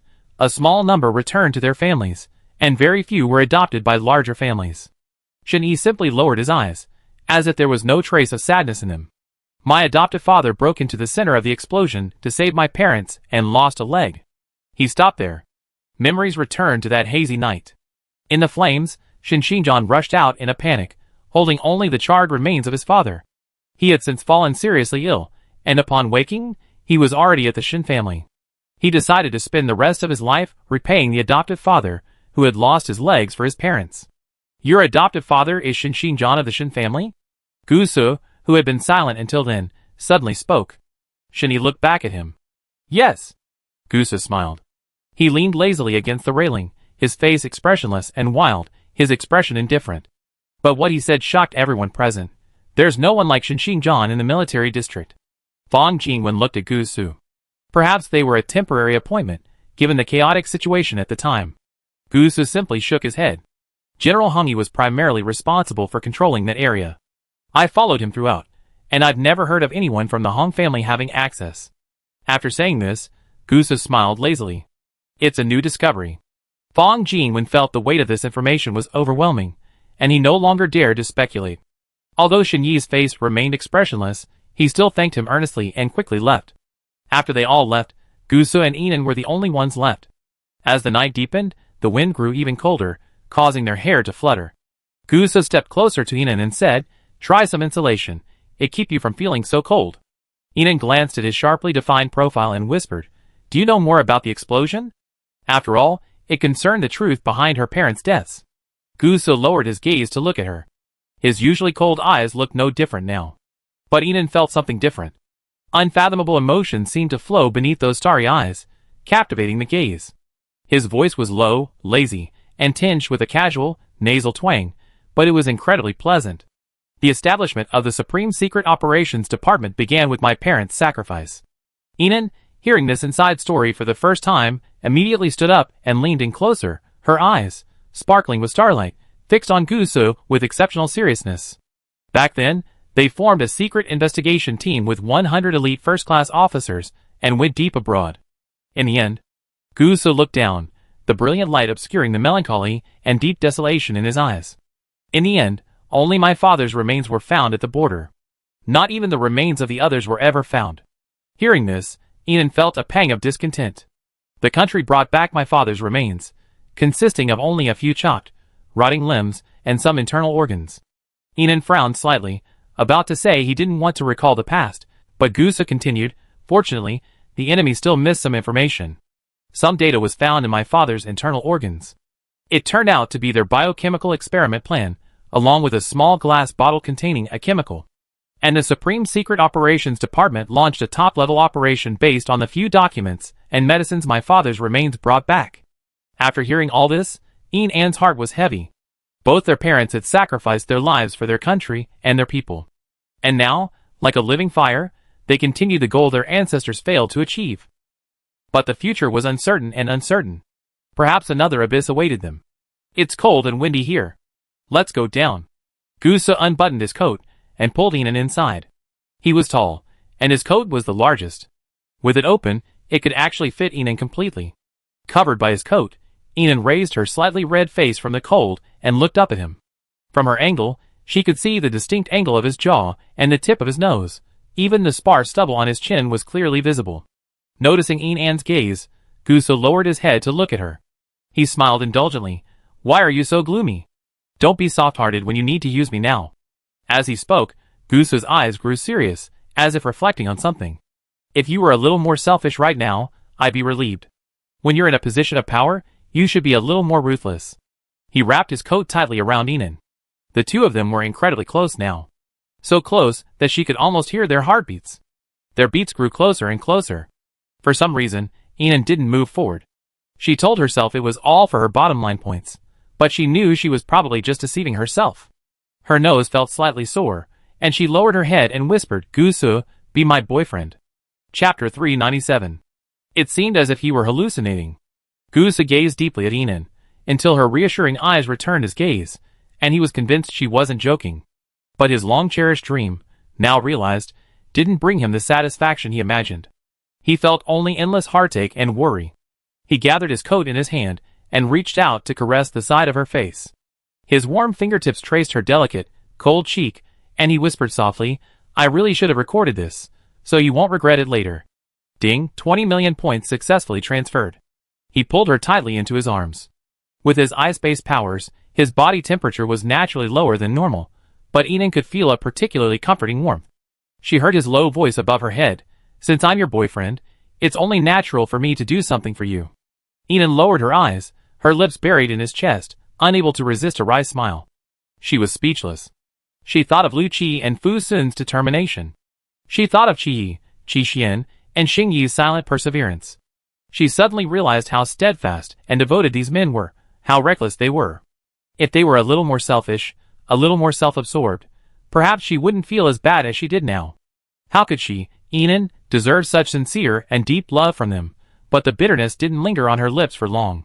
Inan's face regained its flawless confidence and optimism.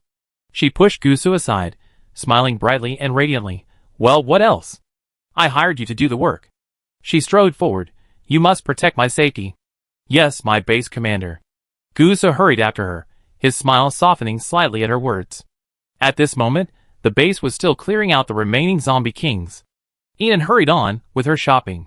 The newly earned points were enough for her to buy a lot of supplies, including zombie virus inhibitors, enhanced cultivation soil, supernatural plants, clothing, food, and so on.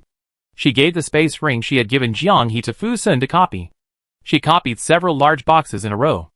After draining Fu Sun dry until his face turned pale and giving him many comforting kisses, Enan quickly retreated to her office and began stockpiling supplies. These supplies would ensure decades of worry-free living for all members of the base after her death. Maybe even more than that. With proper use of the cultivation soil and supernatural plants, they would have no worries about food and drink for generations to come. After spending all her points once again, Enan decided to go find Qi Xian, and Xing Yi. She would collect them one by one.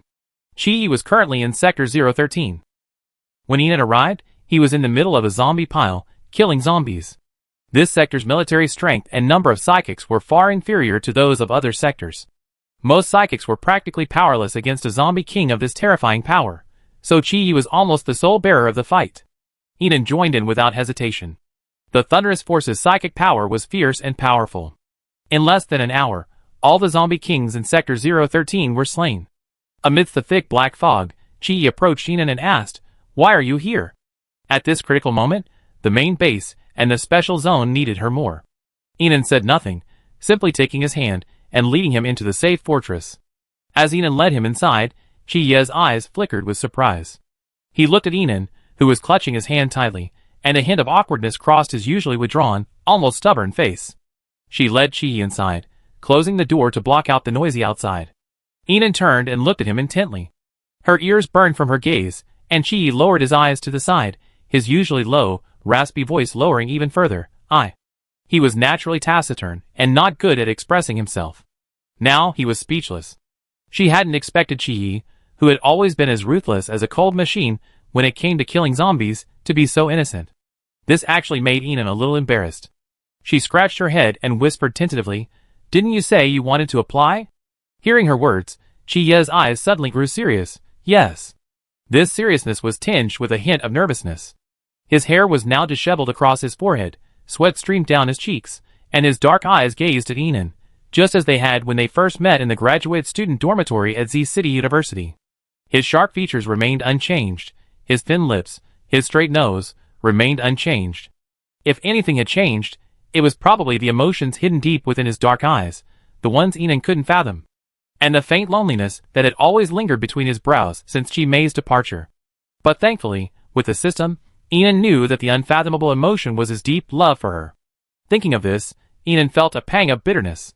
She knew this bitterness was a pang of heartache for Qi. She took his hands in hers, and for the first time, facing him, she spoke tenderly. As if exhausting all his tenderness, he said, "You passed?" Qi's dark eyelashes trembled almost imperceptibly. His dark eyes gazed at her intently. "I remember you said the final condition was mutual affection." Enan nodded earnestly. "Yes, I meet that." Then, Qi's eyes flushed slightly. His brows furrowed slightly, as if he were suppressing something, and his face paled slightly. Enan felt a moment of panic. What was going on? She had agreed to his request for a relationship, and he felt like he was shattered. Then, Enan was embraced fiercely by Qi. He held her with incredible strength. This frenzied embrace contrasted sharply with his usual aloof, seemingly indifferent demeanor. Enan felt his broad chest, his large hands holding her tightly, feeling his warmth and the slight tremor. "So, can I call you Enan from now on?" he asked cautiously. His voice even whimpered, like a wounded wolf. Enan hugged him back, heartbroken. "Call me whatever you want, Qi, you idiot. If Lu Qi is the mature, rational, and restrained father-like boyfriend, then Fu Sun is the knight who forces his will and remains loyal. Gu Su is like the wind, unrestrained, yet willing to compromise and stay for her. To Enan, Qi is like a lone wolf accustomed to darkness and hurt, yet hiding a heart of the most sincere and pure love. Everyone is irreplaceable in her heart." Chapter 398. Ding, 20 million points successfully transferred to my account. Have you ever kissed before? Enan's voice was as soft as a mosquito's. But she didn't wait for Qi's response. Enan tilted her head slightly, and saw his bright red ears. She was struck by how adorable his ears were, even without a word. Enan couldn't help but chuckle. She cupped his cheeks with both hands and met his dark, inky eyes. She raised her toes and kissed him. When it came to kissing, Enan was already more experienced than Qi. Qi's breathing suddenly became heavier, his chest heaving violently. Enan's kiss was domineering and direct, a rich fragrance swirling across his nose, as if to compensate for the long wait. She kissed him deeply and fiercely, her rich, sweet saliva entwining with his tongue, caressing him and causing a shudder.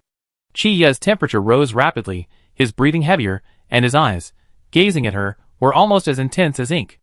As they kissed, An's arm around Chiya's neck, his voice indescribably alluring. "Have you learned it?" "I have." The voice was husky, a perfect reflection of his intense love for her. Chiyi grasped the back of An's head and leaned down to kiss her. His other hand tightly wrapped around her waist, holding her close to him. The kiss progressed from light to deep. Even in such an intimate act, Inan could still sense Chiya's subtle awkwardness and nervousness. This awkwardness and nervousness was masked by his powerful strength and possessiveness, interwoven into a devout cherishment. After the kiss, Inan buried her head in his chest. His chest was heaving deeply at this moment, and his body odor like cold lemon was exuding to the extreme, with the aftertaste like snow and wood, making people feel at ease and indulge in it. Inan said softly, "I'm sorry, I couldn't protect your sister back in City A." But she would protect him. She looked up at him, his brows furrowed slightly, his eyes reddened. She brushed her finger gently across the end of his brow, and Inan heard his hoarse voice. "I didn't protect your sister, but from now on, I want to protect you." His gaze was intensely serious and unwavering. It burned Inan so hard, he couldn't hold it in his gaze for another second. She smiled and looked away. "Of course, my shadow boss, if I'm ever in danger again, you must use your dark powers to get me out." Chiyi squeezed An's hand tightly. Though they said nothing, everything was said without words. After a brief moment of tenderness, Inan went to Section 003 to find Qi Xian. Section 003 was now headed by Bai Jinghe. Almost the moment he saw Inan arrive, Bai Jinghe was the first to come forward. "Boss! It's been so long, I'd be lying if I said I didn't miss you." The greeting gift was a full cleanse for Inan. Inan looked down at her brand new clothes and clear skin, unsure whether to compliment or insult her. "Sister Inan." A lively figure rushed out of the crowd and pounced on Inan. Inan picked her up, only then realizing it was Luo Xiaomei. "Are you here to support?" "Yes, Sister Inan." To balance the strength of each division, Galaxy Base immediately dispatches psychic teams from the strongest divisions, whenever a division needs support. Sector 003 must be short on manpower, so Luo Xiaomei brought her to reinforce. But she watched the subtle, yet subtle, connection between Luo Xiaomei and Bai Jinghe. Inan still saw through the situation but remained silent. He simply smiled at the two of them and asked, "Where's Qi Xian?" "He's busy in building 045. Luo Xiaomei pointed to a building and winked. "Sister Inan, go ahead. We won't follow." Inan didn't argue with her, and simply walked towards building 045. As soon as he entered the building, he saw a bustling crowd of people coming and going. "Base Commander." "Hello, Base Commander." "Base Commander. Have you seen Qi Xian?" "In room 021 on the second floor." "Okay." Inan walked all the way up to the second floor. He opened the door to room 021. Qi Xian's busy figure, packing his things, appeared before him. Inan took a quick look inside. It was a small storage room for cotton gloves and hats. The room was filled with numerous styles of cotton gloves and hats. At that moment, under the warm yellow light, the gentle and clear-minded young man was quietly collecting things, his back indescribably quiet and beautiful. Inan slowly walked towards him, pondering how to speak. Qi Xian, without even turning back, handed him a glove. "Shui Yan, this glove suits you." Inan was momentarily stunned, but still accepted the glove. Then, she watched him meticulously fold a fluffy pink hood. His hands were white, translucent, and with distinct joints, holding the pink hood, they looked incredibly fitting and beautiful. "This suits Inan." Mumbling, he turned around. The moment he met Inan's eyes, Qi Xian froze in his spot. The next second, his face flushed red like a cooked lobster. He scratched his head, touched his nose, and glanced around. It took a long time for her to regain her former elegance. The blush on her face had faded considerably. The tension was palpable. Inan suppressed a smile and looked at him. "What are you doing?" "I..." Qi Xian glanced at the pink velvet hat in his hand and put it behind his back. But then, as if realizing he was being too cunning, he openly handed the velvet to Inan. "This might look good on you." Inan smiled and took the velvet hat, examining it closely. "I wear black combat uniforms every day. This hat would be a bit out of place, wouldn't it?" Hearing Inan's words, Qi Xian's expression grew serious, his shyness completely gone. "Who said that?" "I think you look good in cute clothes." As he spoke, He took in An's beautiful face and figure. His gaze quickly shifted to her waist and abdomen. Qi Xian blushed shyly. You're not just suited to combat uniforms. Vibrant colors suit you better. Yes, yes, the great painter has the final say. Inan simply smiled and put on the pink velvet hat. 2 small pom-poms hung from each end. Pulling on the pom-poms would also raise the bunny ears. Inan tugged at the pom-poms, and her ears twitched, looking incredibly adorable. Mesmerized by her endearing appearance, Qi Xian's pale gray eyes sparkled brilliantly, his gaze as gentle as an April breeze. The corners of his mouth curled up slightly, his voice incredibly gentle. Very cute. It suits you. He raised his hand to touch her bunny ears. But before he could lift his hand, as if remembering something, he dropped it. Inan grabbed his hand and placed it on her furry ears. The warm, delicate touch of his fingertips plucked at his heartstrings. Qi Xian's face flushed again. Inan narrowed his foxy eyes at him, his voice soft and coaxing, touch me.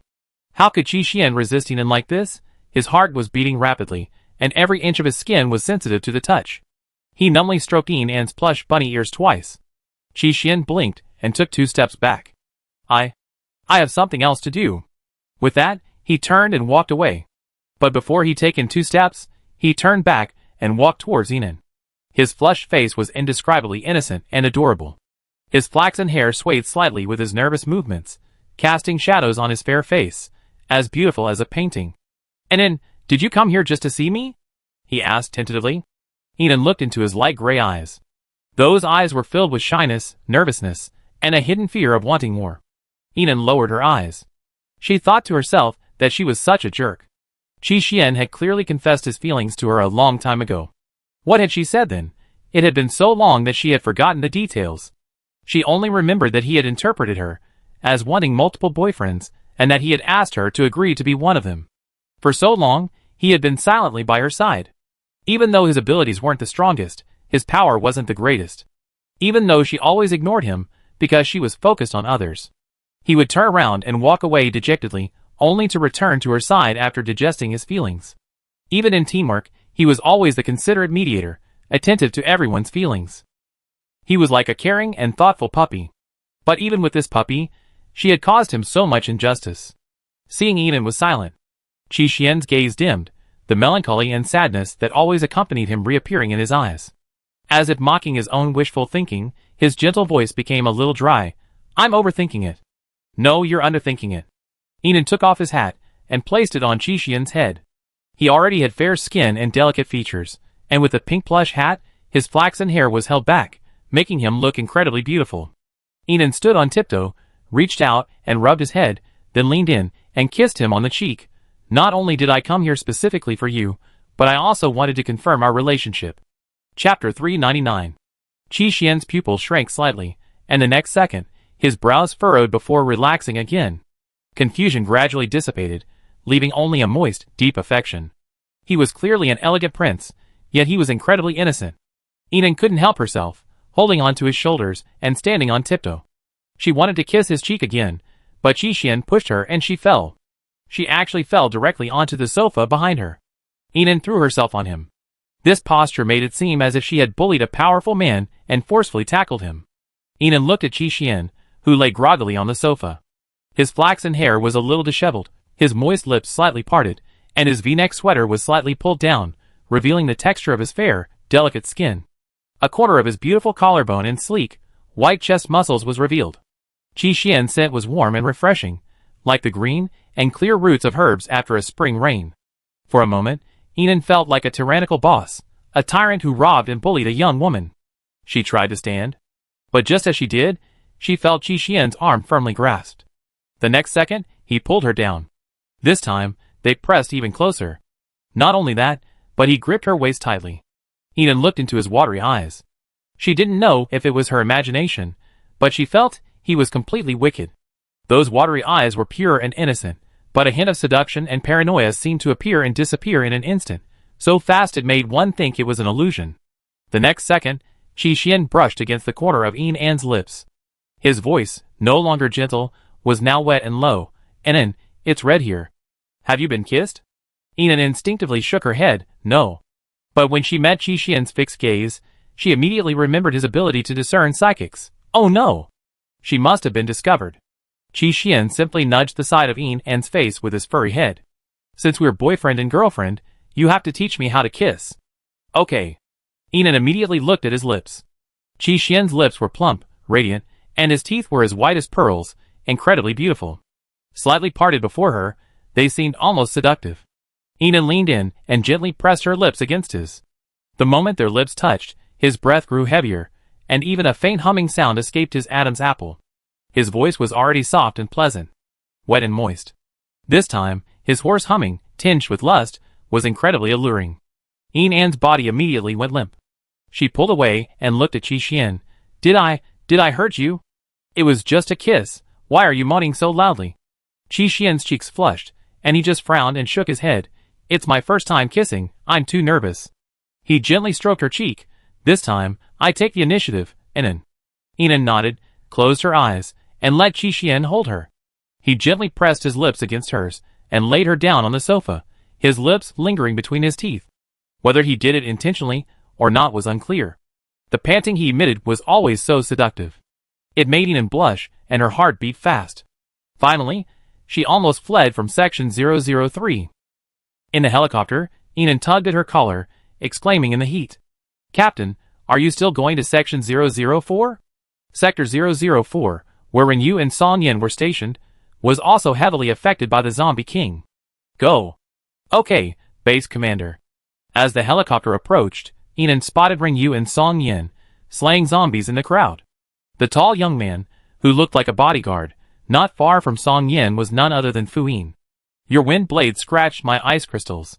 Song Yin glanced at Fu Yin and said abruptly, I stay away. Fu Yin silently stepped back.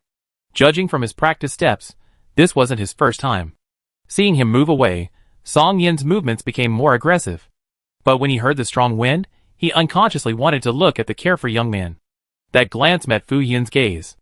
In a moment of panic, Song Yin quickly averted his gaze, but the speed of his blade was somewhat chaotic. Ouch! Fu Yin was caught off guard and bitten by a zombie. He fiercely hacked open the zombie's maw and quickly retreated. The zombie's entire mouth remained on his arm, its yellow, rancid teeth deeply embedded in the flesh. Fu Yin pulled out the zombie's tooth, blood gushing out. He grabbed a bottle of water and poured it over the wound, then squeezed it tightly to squeeze out the blood. The wound, already deep enough to see the bone, was squeezed so hard that the red flesh protruded, a sight that was extremely painful. Although they had all taken the zombie virus inhibitors distributed by An, everyone remained on 100% alert when it came to zombie defense. Don't force it. Apply some ointment and bandage it. A cold female voice echoed. Song Yin dropped his long knife and grabbed Fu Yin's arm. For a moment, feeling no pain at all, Fu Yin stared blankly at Song Yin, who had shown concern for him for the first time. Excitement washed over him, and he couldn't utter a single word. For so long, he silently followed her, protecting her. Though it was protection, she always despised him. Sometimes she'd tell him to stay away, so he wouldn't blow against her ice blades. Sometimes she'd tell him to stay away, so he wouldn't break her ice wall. After so many times of being despised, Fu Yin had almost grown numb. Sometimes, when he spoke to his eldest brother, he could hear the base commander's favoritism towards him, and he felt a pang of envy. But he just waited silently. After all, the only person he loved was a woman whose heart was sealed and locked in love. He was willing to wait for her to glance back, for her to slowly melt. Now, this persistence seemed to have paid off. At least this was the first time she cared for him when he was hurt. Before, she even called his name wrong. For a moment, Fu Yin was brought back to his senses by the pain. He then realized that his wound had been bandaged by her. Blushing, he was about to thank her when Song Yin, without even turning back, returned to the battle. When An landed, he saw Fu Yin, resting in the logistics area. Base Commander. No, hello, sister-in-law. Looking at the smile of happiness that couldn't be hidden on Fu Yin's face, An saw through it but didn't point it out. He simply asked, Where's Xing-Yi? He's at the front, killing zombies. An stood on the platform and looked out. At the forefront of the psychic group in the distance, the man with a pale yellow shadow, brimming with murderous intent, was none other than Xing-Yi. Look at his sharp and ruthless swordsmanship, his swift and decisive posture. The contrast with the arrogant and coquettish demeanor he had shown when facing her was truly stark. Under the moonlight, An's thoughts drifted away. It was as if he was back to when he first met him, dressed glamorously, accompanied by 2 female companions, looking like a playboy who wouldn't eat meat. Back then, he looked at the woman with frivolous disdain, but now, recalling it, she could sense the emptiness and sorrow beneath his eyes, as if his soul had decayed and died, awaiting only salvation. Chirp, chirp! An eagle's cry echoed. Yinan looked toward the supernatural eagle circling in the sky. It was Xing Yi's swift wind. She smiled and raised her hand, and the swift wind, as if sensing it, obediently landed on her fingertips. It fluttered its wings, shedding a feather before finding a comfortable position. Yinan couldn't help but curl his lips in a faint smile as he looked at the little creature before him. What's going on? You don't smile at me, but you smile so happily at it. An unsatisfied voice came from below. Yinan lowered his gaze and realized that Xing Yi had approached him without him noticing. He was wearing only a thin cotton coat and was drenched in sweat. It looked like he'd been fighting for a long time. But without his usual elaborate attire, this battle-worn makeup added a unique touch to his handsomeness. A hint of tenderness shone in Yinan's eyes, but under the moonlight, Xing Yi couldn't see it clearly. He rushed up to the platform and waved to Ji Feng, "Go away. Don't bother Yinan." Ji Feng chirped and flew away. But from the tone of his voice, it was quite rude. "Why are you jealous of an eagle?" Yinan couldn't help but retort. Xing Yi wanted to be tough, but then he remembered his current state of disgrace. He frowned and walked downstairs. "Wait a few minutes, I'm going to take a shower and change clothes." Chapter 400. Yinan tried to hold him back. But Xing Yi ran so fast that Yinan didn't have time to grab his arm. She snagged his sweater. Rip! The thin sweater, already a little worn from the battle, was ripped open, revealing a slender, fair waist. Xing Yi immediately turned around, clutching his exposed waist, and looked at Yinan in disbelief. Yinan held her forehead and walked back to the house. "I didn't mean to." As soon as she entered the small, independent room in the safe fortress, she said directly, "No need to wash, you look the same now as before." Xing Yi suddenly exploded. His beautiful almond-shaped eyes widened as he looked at Yinan as if he were looking at a heartless man. "I dressed so carefully before, how can I look the same now?" Oh my god! He had used that hairspray he hated so much just to see her. Didn't this woman ever truly appreciate his exquisite beauty? Sensing Xing Yi's impending collapse, Yinan immediately offered a soothing reassurance. "It's no different. Just as good-looking, just as handsome." Hearing this, Xing Yi visibly brightened, but before it could even begin to bloom, he suppressed it. "Tell me, my queen, where are the zombies you need to exterminate?" Feeling somewhat embarrassed by his question, Yinan lowered his head in reflection. Is she the kind of cold-blooded base commander who only assigns tasks to her subordinates? It's not like there are zombies to exterminate. Then what happened? Why did you come all this way? Xing Yi said, leaning down to scrutinize Yinan's facial expression. As he watched, he smiled. "You look so gloomy, and you have dark circles under your eyes." His smile was filled with heartache. He turned and walked towards the bedroom. "Just tell me if you need anything. You can sleep well here tonight. Don't think about anything." Yinan followed and saw Xing Yi busily making the bed. While his physique wasn't as robust and broad as Fu Sun, Gu Se, or Lu Qi, his muscles were more toned, his skin fair, and his tall figure exuded a noble grace. Just standing there, he looked like a regal swan. Noticing Yinan's earnest gaze, Xing Yi put one hand in his pocket and walked towards her. "What's wrong? Have you finally noticed my health?" He smiled, his hidden fangs faintly visible, adding a touch of freshness to his handsome, vampire-like face. For some reason, Yinan reached out and brushed her hand across the corners of his brows. Her gaze was intense and focused, her hands' movements gentle and delicate. Xing Yi's expression grew serious, and he met Yinan's eyes with anticipation and restraint. He seemed to sense something, yet feared his joy was false. He simply lay motionless, letting her touch him, his heart racing. The two stared at each other. Yinan whispered, "Xing Yi, be my boyfriend." Xing Yi was stunned for 2 seconds, then smiled and tilted his head to look at Yinan. "Did you lose the dare?" Yinan shook his head. "Is it April Fool's Day?" He feigned a casual air and opened his bracelet to check the calendar. Yinan still shook his head. He lowered his wrist. Xing Yi's smile faded. He looked at Yinan, his almond-shaped eyes shrouded in a misty haze. For a moment, his voice grew a little hoarse, low and deep, a stark contrast to his usual outspokenness. "Are you serious?" "Yes." The next second, Yinan saw a mixture of joy and grievance cross Xing Yi's handsome face. It was as if a long-awaited wish had finally come true. Despite his best efforts to suppress it, the hazy, bewildered expression in his eyes still betrayed everything. He wanted to hug her, but he didn't know where to put his outstretched hands. Inan couldn't help but chuckle, isn't it? Young Master Xing is pretending to be innocent now. When he first met me, he was hugging 2 female companions. Xing Yi's face flushed red, and he angrily said, "How can those women compare to you?" He seemed to lose confidence as he spoke, and his voice trailed off. It was just hugging, nothing else. Inan, deliberately teasing him, hugged her chest and shook her head. Well, that was dirty too. He turned around and tried to sit on the bed to rest. Xing Yi, however, thought Inan was about to leave. He anxiously grabbed her and launched into a frantic explanation. "Where am I dirty? If you think my arm isn't clean, I rub it 10 times, no 20 times. As if that wasn't enough, he stepped in front of her and pulled back her sleeve, revealing his muscular arm.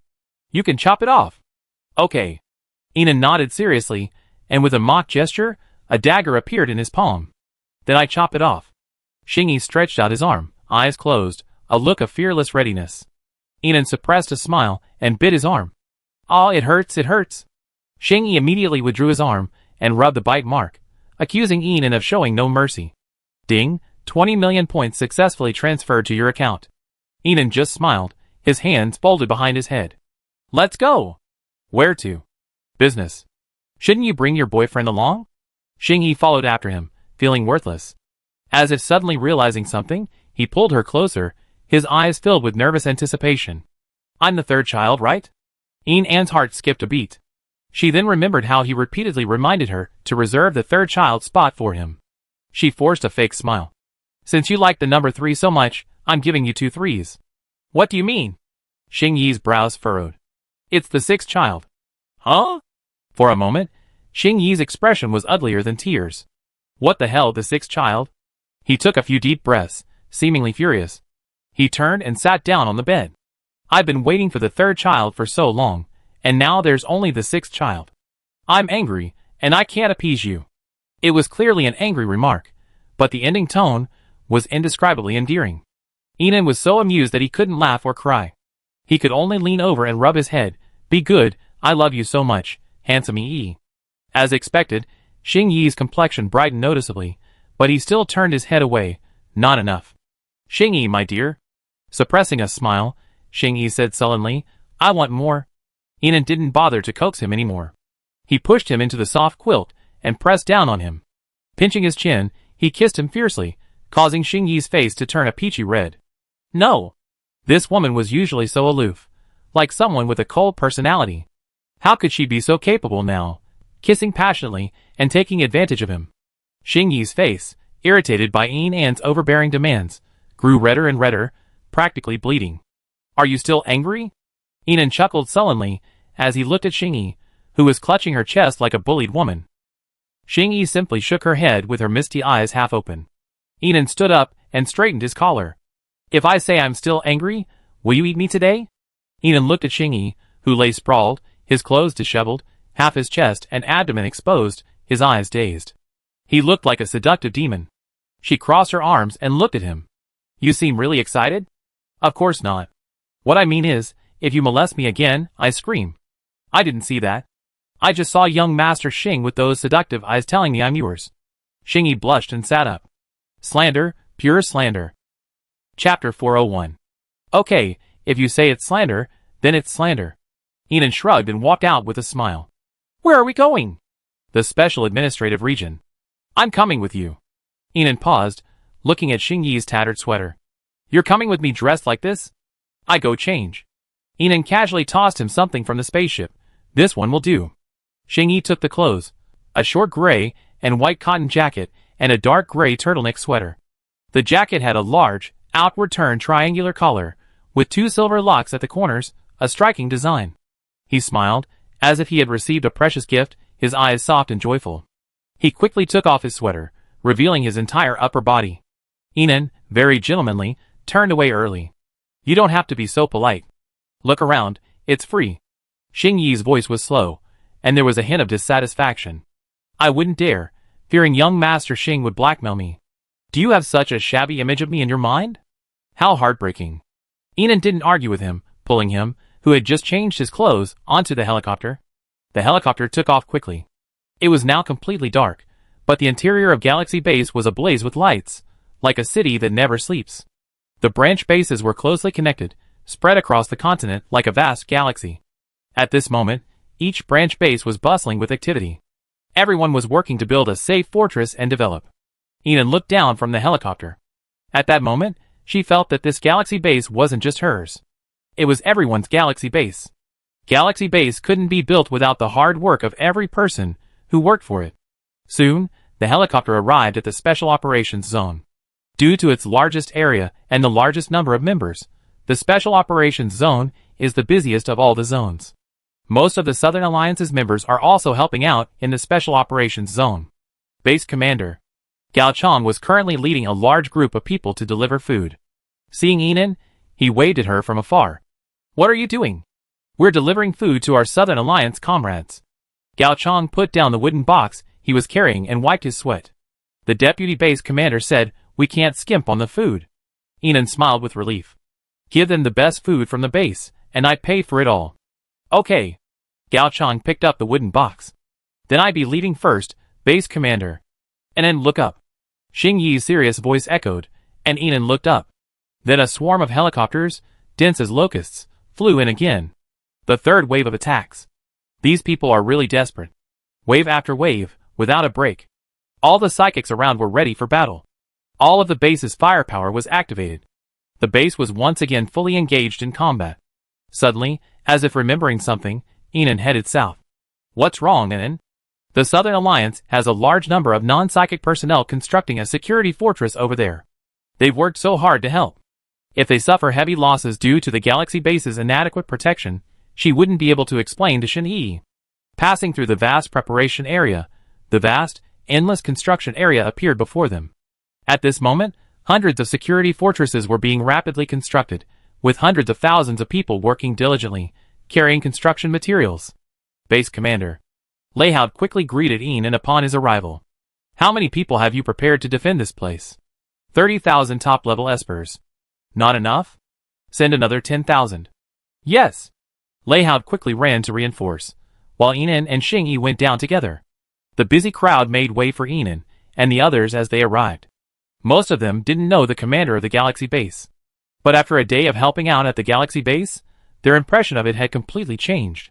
In terms of construction, material resources, and combat capabilities, the Galaxy Base was undoubtedly superior to their Southern Alliance. Not to mention the excellent food. As Enon walked through the crowd, she could hear the conversations of everyone around her. "They just gave us a midnight snack. It was barbecued pork buns, corn and pork rib soup, and wontons too. It was such a luxury. Yeah, our team had fried noodles for supper. It was delicious, and they even had Chinese sausage in it. I didn't know everyone at Galaxy Base ate so well. I haven't had anything this good in 2 years. I don't want to go back.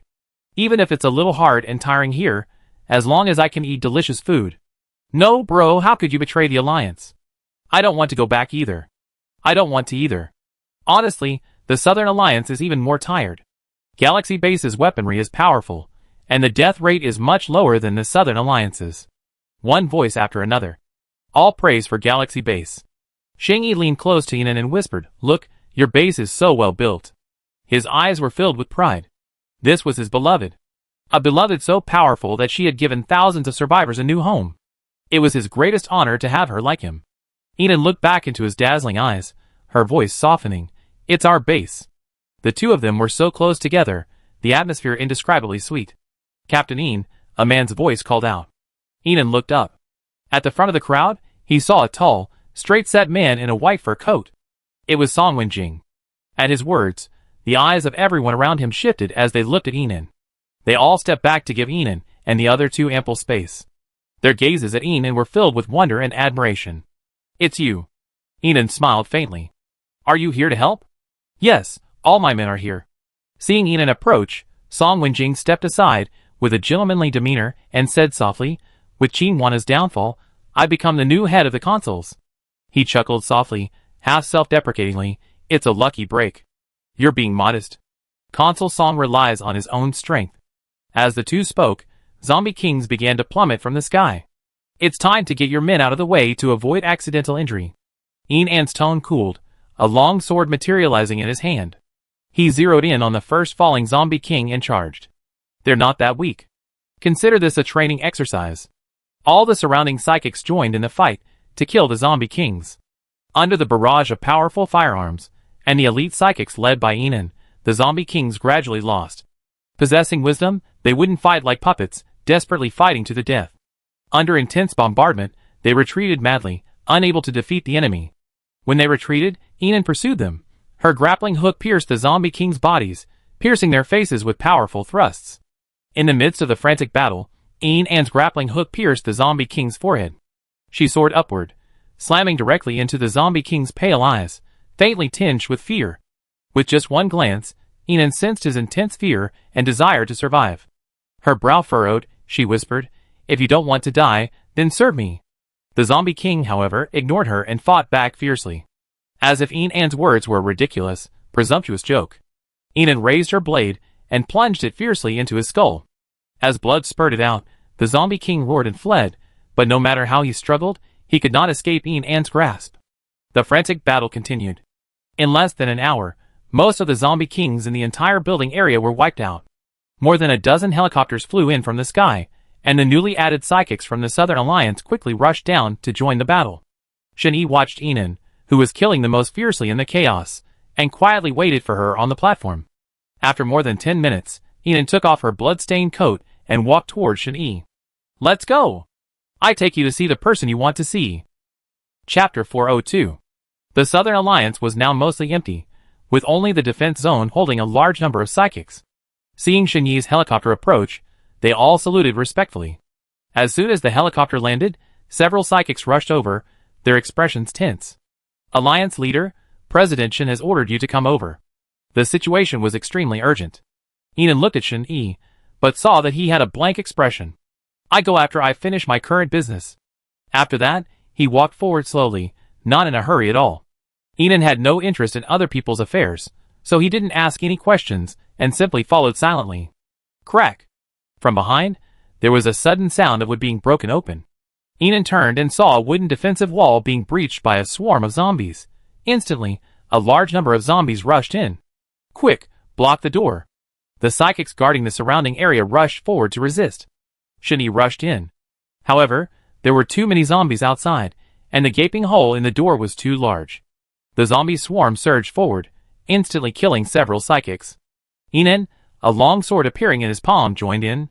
The battle lasted for over 10 minutes, but the zombie swarm only grew larger and larger. Zombies stretched their arms and stuck themselves into the gap, pushing it wider and wider, nearly threatening to rupture the entire defensive wall. Enon scanned the stream of new information popping up on her bracelet. She knew time was running out. She had no time to waste here. She immediately looked at Shen-Yi. "Don't you have the ability to rewind? Go block the hole with your body. If you die, you rewind. I protect your people. We resolve this quickly. This is the fastest way to be efficient."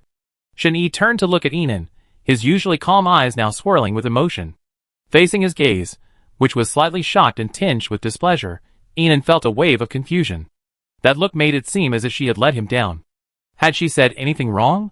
The next second, Shen-Yi slaughtered the zombies even more ferociously. His fighting power was almost several times greater than before. After more than 10 minutes, the defensive wall was finally blocked. Enon looked at Shen-Yi, who stood with his back to her, knife hidden. Unable to contain her, she walked over and asked, "Captain Shen, can we go see Dr. Duan?" Shen-Yi simply glanced at her and walked on. His footsteps were merciless and swift. Enon quickly followed him. Thank you. After copying her superpowers, she still had things to do. Shen-Yi remained silent, only walking even faster. Enon struggled to keep up. A 1.70-meter tall man chasing a 1.92-meter tall man. If she hadn't been nimble and agile, she would have been left in the dust. Hardly chasing, Enon realized they weren't heading towards City B1. The Duan family was clearly in City B1. Alliance leader Shen. Before Enon could finish her words, Shen-Yi coldly said, "If you want to see him, go find him yourself." Enon grabbed Shen-Yi's arm and said, "You're such a weird person. You get angry for no reason?" Shen-Yi, held in place by Enon's ox-like strength, didn't even turn around. "I'm busy. I don't have time to go with you to find him." Enon was about to ask him how she had offended him when she caught a glimpse of blood on his right shoulder. "Your wound isn't healed yet. Doesn't your recollection ability fully recover?"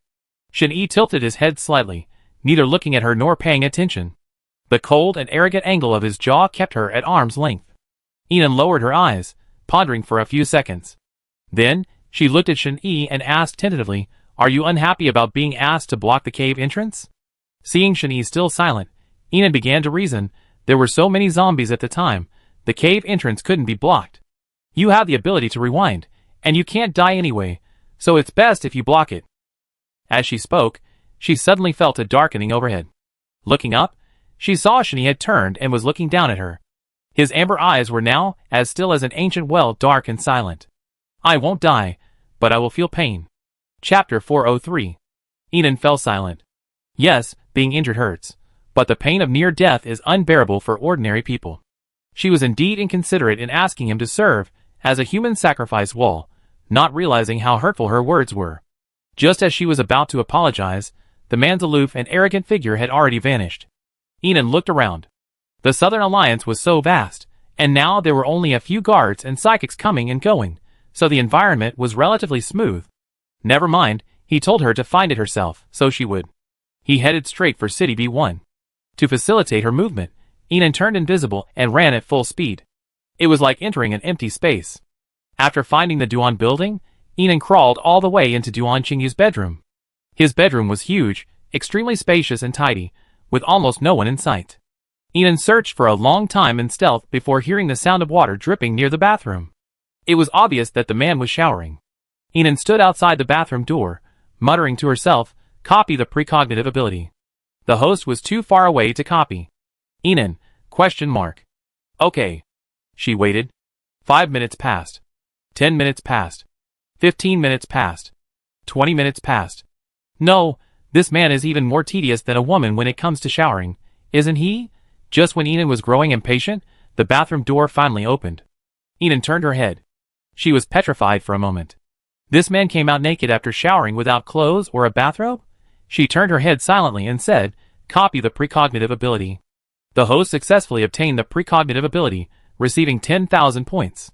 As soon as she received the points and the power, Inan turned and ran.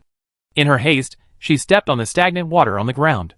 The room was warm from the heater, and the stagnant water from the bathroom hadn't yet turned into ice crystals. The shower gel mixed water caused Inan to slip and fall, but she quickly used her hands to support herself and avoid falling face first. But the sound was still incredibly loud. Bang! The resounding noise left Duan Qingyu frozen in place. The next second, Inan, whose invisibility had been lost due to embarrassment and nervousness, was revealed. She was completely unaware, still believing she was still invisible. She scrambled to her feet, rubbing her wrist, and limped toward the window. She expertly rolled over. She expertly scaled the wall. She was like a skilled thief, constantly climbing walls to peek into people's baths. She expertly vanished from Duan Qingyu's sight. It wasn't until she had been out of sight for a long time that the naked Duan Qingyu realized what was happening. Instantly, his face, as cold and pure as a flower on a mountaintop, flushed crimson. After landing, Inan, out of habit, strengthened her invisibility and ran towards a secluded area. With her foresight in hand, she planned to find a corner to launch a helicopter back to base. But before she had run a few steps, she spotted several men in black, acting suspiciously. They were all wearing masks and dressed very similarly to the art viewing group. They were moving quickly, with several uniformed men leading the way. Inan's heart sank, and she immediately followed them. Seeing them traverse a secluded path and arrive outside a villa, Inan continued to scale the wall and follow them inside. It was a gated villa, not only heavily guarded by numerous psychics and bodyguards, but also with every door and window sealed shut, lacking even a large ventilation duct. Inan could only wait outside, hidden. But after waiting for several hours, the gang still didn't emerge. Just as she was about to climb the wall, she saw Shen-Yi approaching from a distance, surrounded by a group of people. Inan's heartbeat quickened, and she pressed herself against the wall, watching Shen-Yi, his expressionless face, walk into the building. A bad premonition settled in her. So Shen-Yi had a private connection with the RT United Nations? Then why was he helping her? As if desperate for an answer, Inan donned suction gloves and climbed up, slowly climbing each floor, afraid to make any noise. Finally, through a window, she spotted Shen-Yi inside the house. Next to him was a middle-aged man in a wheelchair, speaking to her with his head tilted to the side. And not far away were the RT United Nations men in black. Witnessing this scene with her own eyes, Inan felt her heart sink. Shen Yi's words to her echoed in her ears. Captain Ian, from now on, I sincerely invite your galaxy base to cooperate with the Southern Alliance. I don't know why they call me B1690, and I'm also curious why you're their top target. If our territory is invaded by outsiders, then there's no point in us fighting. From now on, everyone in the Southern Alliance will fully support Galaxy Base until the very end. Every word one by one. Overlapping with Shen Yi's current figure in the window, it seemed absurd and hypocritical. Chapter 404. Ian turned on her bracelet and pointed it towards the room, intending to record. But as soon as she made a move, the black-clad figure inside glanced toward the window, as if sensing something. Ian quickly dodged into her blind spot. These people possess zombie characteristics, acutely sensitive to subtle movements in the air. She immediately decided not to linger and quickly left the Southern Alliance. Upon returning to the Galaxy base, Gu Su, who was commanding the troops in the square, approached. Why are you back just now? Seeing Ian An's serious expression, he didn't ask any further questions, simply following her steps. The helicopters dropping zombies are moving in unpredictable directions. 3 waves, all in different directions. We deployed drones to track them, but there's no result yet. Ian paused.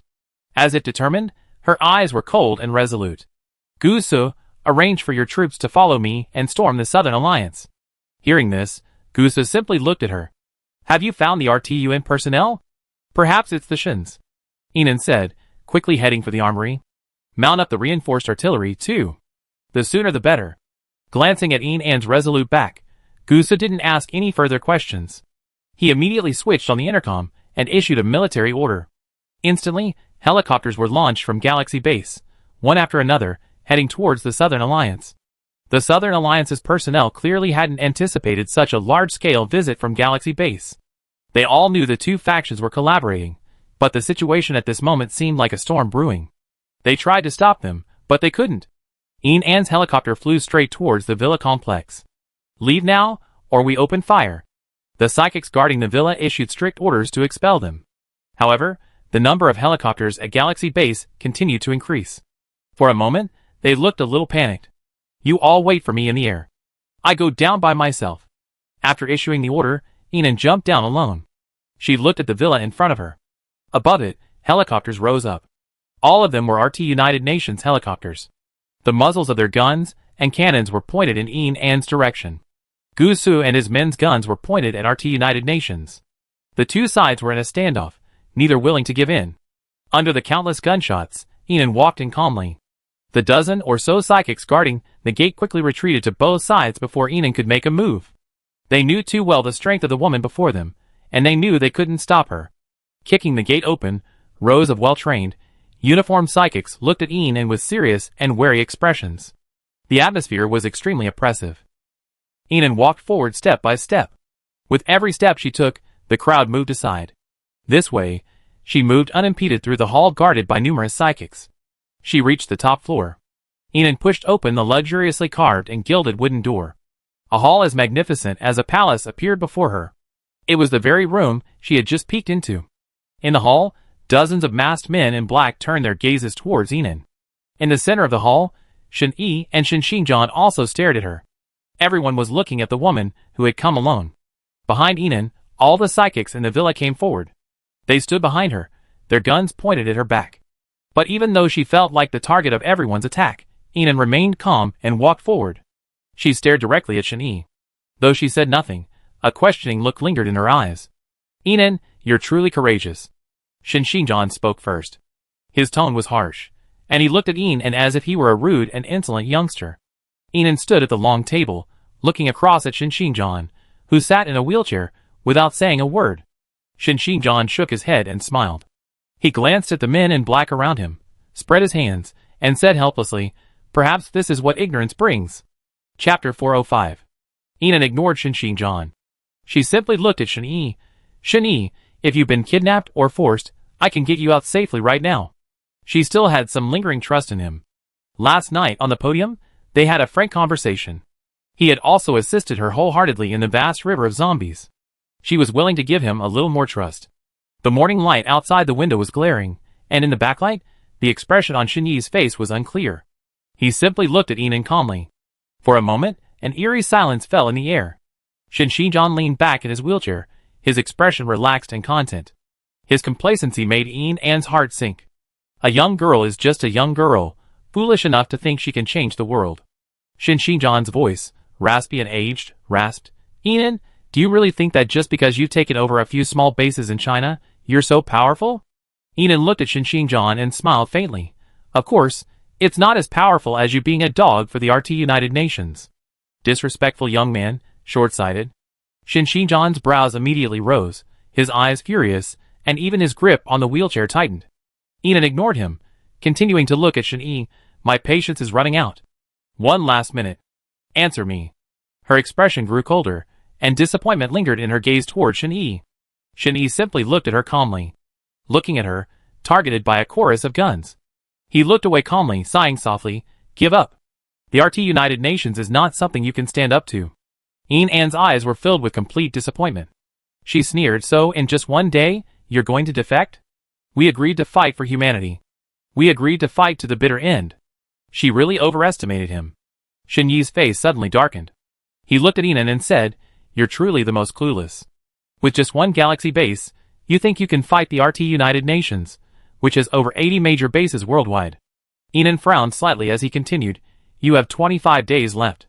Prepare to become a RT test subject. Don't even think about resisting." With every word he spoke, An's heart grew colder. The leading man in black was very pleased with Xinxiang and Shen-Yi's attitude. He tossed Ian a bottle. Ian took it. "When you've made up your mind, come find us according to the above meeting procedures." The man in black folded his arms, looking at Ian as if he were an ant. Ian suddenly smiled. Suddenly, the hall erupted in a violent surge of energy. "Attention!" Everyone retreated. They were all well aware of An's abilities. She was immortal, and neither gunfire nor supernatural powers could harm her. Magnetic field, fear, devouring, luck, premonition, all supernatural powers, fully activated. Instantly, thunder rumbled through the room. The first to strike were the Shen father and son. Quick retreat. The back door opened. Everyone defended and quickly retreated. Following the command from An's bracelet, a fierce gunfight erupted from the rooftop. The two sides engaged, Ian attacking Xinxiang and Shen-Yi frantically. Quick, accurate, and ruthless, every strike deadly, Shen-Yi drew his sword to confront Ian, but he was no match for her. In his prime, Ian was as powerful as a ferocious dragon. She pressed her long sword against Shen-Yi's neck, her tone icy and cold. "I really should have killed you sooner." Shen-Yi simply looked at her indifferently. Ian stabbed his neck mercilessly, the blade slicing through flesh and blood splattering across their faces. It stained half of his spectacles red. The next second, his body was back to normal, his fair neck bare, not even a scratch. Ian immediately realized that his magnetic field ability couldn't stop him from retracing his steps. This man was truly difficult to kill. Xinxiang, struck dead several times by An's lightning, was now trembling with panic. He barely escaped, protected by a wheelchair pushed by a group of men in black. Bombard. Protect B6190. Cannons fired into the house one by one. The house collapsed. A massive rock crashed between Ian and Shen-Yi, forcibly separating them. A large group of men in black rushed in, escorting Shen-Yi out. No matter how hard Ian attacked, the group remained impervious to death despite his ability to rewind. Shen-Yi's resolute figure gradually faded from An's sight. She completely abandoned the pursuit and fled the building. At this moment, Gusu and his men were engaged in an aerial battle with the RT United Nations.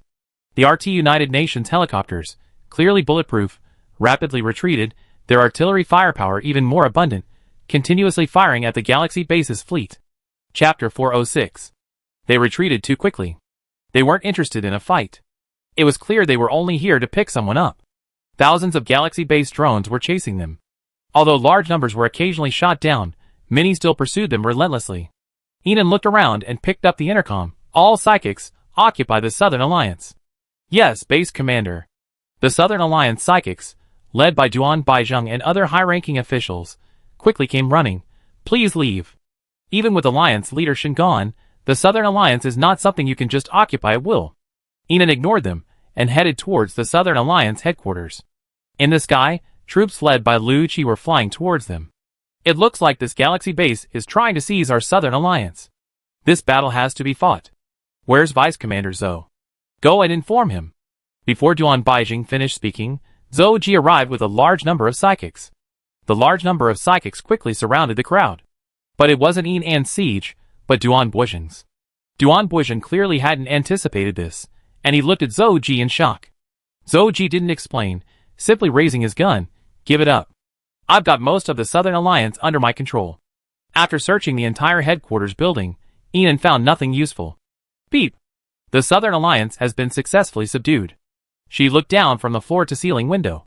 At this point, the Southern Alliance had been completely controlled by the combined forces of Gu Su, Lu Qi, Zhou Ji, and others.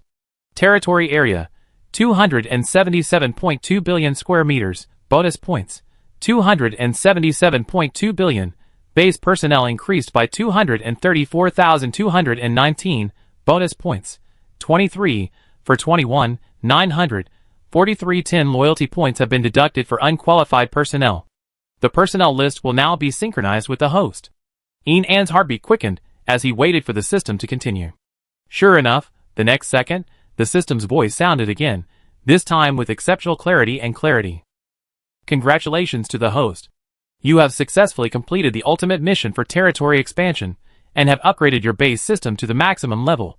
The highest rewards for the base system have begun to be announced. Reward the host with the ultimate weapon, an enhanced nuclear bomb, also known as a photon fusion bomb. The photon fusion bomb is twice as powerful as a regular nuclear bomb, enough to flatten a small country. Its internal structure differs from that of a regular nuclear bomb. Through the fusion reaction and the influence of photon energy, the photon fusion bomb maintains explosive power while leaving no harmful residue after the detonation. The host simply needs to provide a specific location, and the photon fusion bomb will be launched in that direction. Each photon fusion bomb purchased will receive a complete launcher and placement device. The host can choose any location within the base to place the bomb, and the system provides absolute privacy and protection for the host. 3 photon fusion bombs are now available for free. At the same time, the base's protective measures have been comprehensively upgraded, with a new photon air shield designed to isolate all intrusions from nuclear radiation, viruses, and hazardous chemicals, fully ensuring the safety of all personnel on the base. Yinan watched the 3 photon fusion bombs appear in space. Each one was over 10 meters long and 3 meters wide, with faint streams of light streaking across its body. Their mere presence was intimidating. One such photon fusion bomb, a single one, could flatten countless fortresses. She now had the leverage to deal with the RT United Nations. But Yinan wasn't as excited as she imagined. According to Shen Yi, with over 80 bases, she would need to prepare at least 90 photon fusion bombs. 90 photon fusion bombs would destroy nearly half of the planet. Yinan silently asked, how many points does it take to buy a photon fusion bomb? 2 billion points. Buy 90. Yinan's eyes were cold. Even if it meant wasting some points to buy a few more, she was determined to completely destroy that RTUN in one fell swoop. 180 billion points successfully spent to buy 90 photon fusion bombs. After completing all preparations, Yinan issued a sprint order for the final 25 days. Accelerate construction. Accelerate training. Accelerate learning. Accelerate, accelerate, accelerate again. She wanted every member of the base to live in a sufficiently sturdy and secure fortress, master the use of all base weapons, and comprehensively improve their physical fitness. That way, after the decisive battle, they would have the ability and confidence to build a new home for humanity and reignite the sparks of life on this devastated planet. Chapter 407. These past few days, Yinan discovered that even though she wanted to be busy, Lu Qi and the others wouldn't let her do anything. Not only did they take on all the work, they even formulated the battle plan.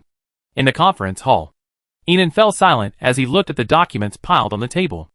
Operation Plan 1. Operation Plan 2. Operation Plan 3. Personnel Assignment. Record Set 1. Record Set 2. Record Set 3. Several thick piles. There were over a dozen volumes just for the alternatives, and dozens more for the subdivisions. Not just these, there are over a dozen more in the next room. Yinan looked at Lei Haud. Did you come up with all these plans these past few days? Lei Haud scratched the back of his head and smiled awkwardly. I'm only good at leading troops in battle, not brainpower-intensive tasks. These were all worked out by the deputy base commander and the army officers in meetings that lasted several all-nighters. Yinan immediately felt uneasy. They didn't know she possessed weapons with firepower far greater than nuclear bombs. Nor did they know her final plan. Each of them was working tirelessly for the final decisive battle. She, on the other hand, though seemingly extremely nervous and busy, was already at peace deep down. She faced everything calmly, even death. She stood up and tried to push the door open to leave, but upon opening it, she saw Fu Sun leaning against the railing. He had clearly been waiting for her. Seeing her leave, he extended his hand, palm outstretched. Want to check out section 002? Inan grabbed his hand. Why not?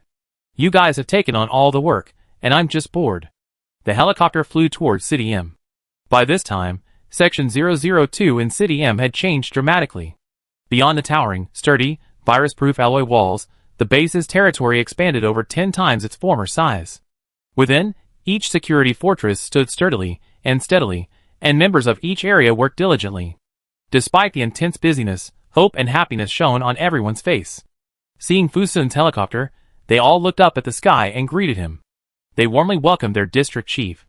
Taking a look at their beaming faces, Inan couldn't help but murmur, "It's all worth it, isn't it?" Holding her hand tightly, Fu Sun gazed deeply into Inan's profile. Of course it is. Soon, Inan realized that the helicopter wasn't heading into the base, but continued forward, passing through the bustling center of the base and heading toward the edge. She didn't ask any further questions, simply observing the scenery below. Flying over a large pile of zombies, a familiar area came into view. M City University Entertainment City. The place where she had first confronted him. The place had clearly been renovated. All the zombies had been cleared from the surrounding area, and it was even protected by a defensive wall of barbed wire. The helicopter landed smoothly. The pilot remained quietly in the cockpit, while Fu Sun led Inan downstairs. "Why, young Master Fu, do you miss the place where you were first beaten?" Inan asked knowingly, but simply smiled and teased him. Fu Sun lowered his eyes to gaze upon Inan's sly smile, speaking in a low, serious tone, "Yes, I do."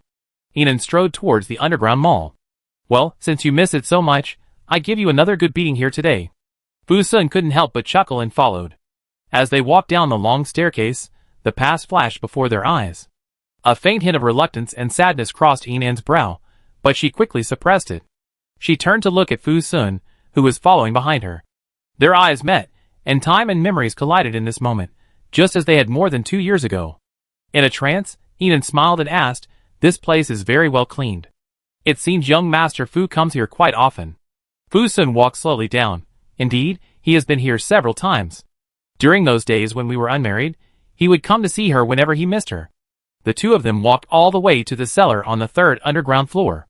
The bodies in the cellar had been cleared away, leaving only a few cobwebs from years of absence. As Inan stared, lost in thought, Fu Sun's voice rang softly, "I always asked myself when I first fell for you." Inan looked up at him. From her angle, she could see his dense eyelashes, thick brows, and the shallow furrow between them. Though the 3 underground floors were dim and dark, his face now was completely different from the cold, hard face of more than 2 years ago. It held a touch of tenderness and warmth. Even the lines of his face softened. The corners of his mouth curled slightly, and it was hard to tell whether it was self-deprecating or relieved. "Now that I think about it, perhaps I felt differently the first time I saw you." Inan paced forward, hands behind his back. "Really? I didn't realize that when young Master Fu first met me, he was as cold as a deadpan." The next second, Inan felt Fu Sun approaching her. His warm, large hand caressed her cheek, forcing her to meet his gaze. Still as cold as a deadpan? Inan stared into his close, dark eyes, shimmering with faint starlight and a hidden love. As Inan watched, she felt a slight pang in her heart.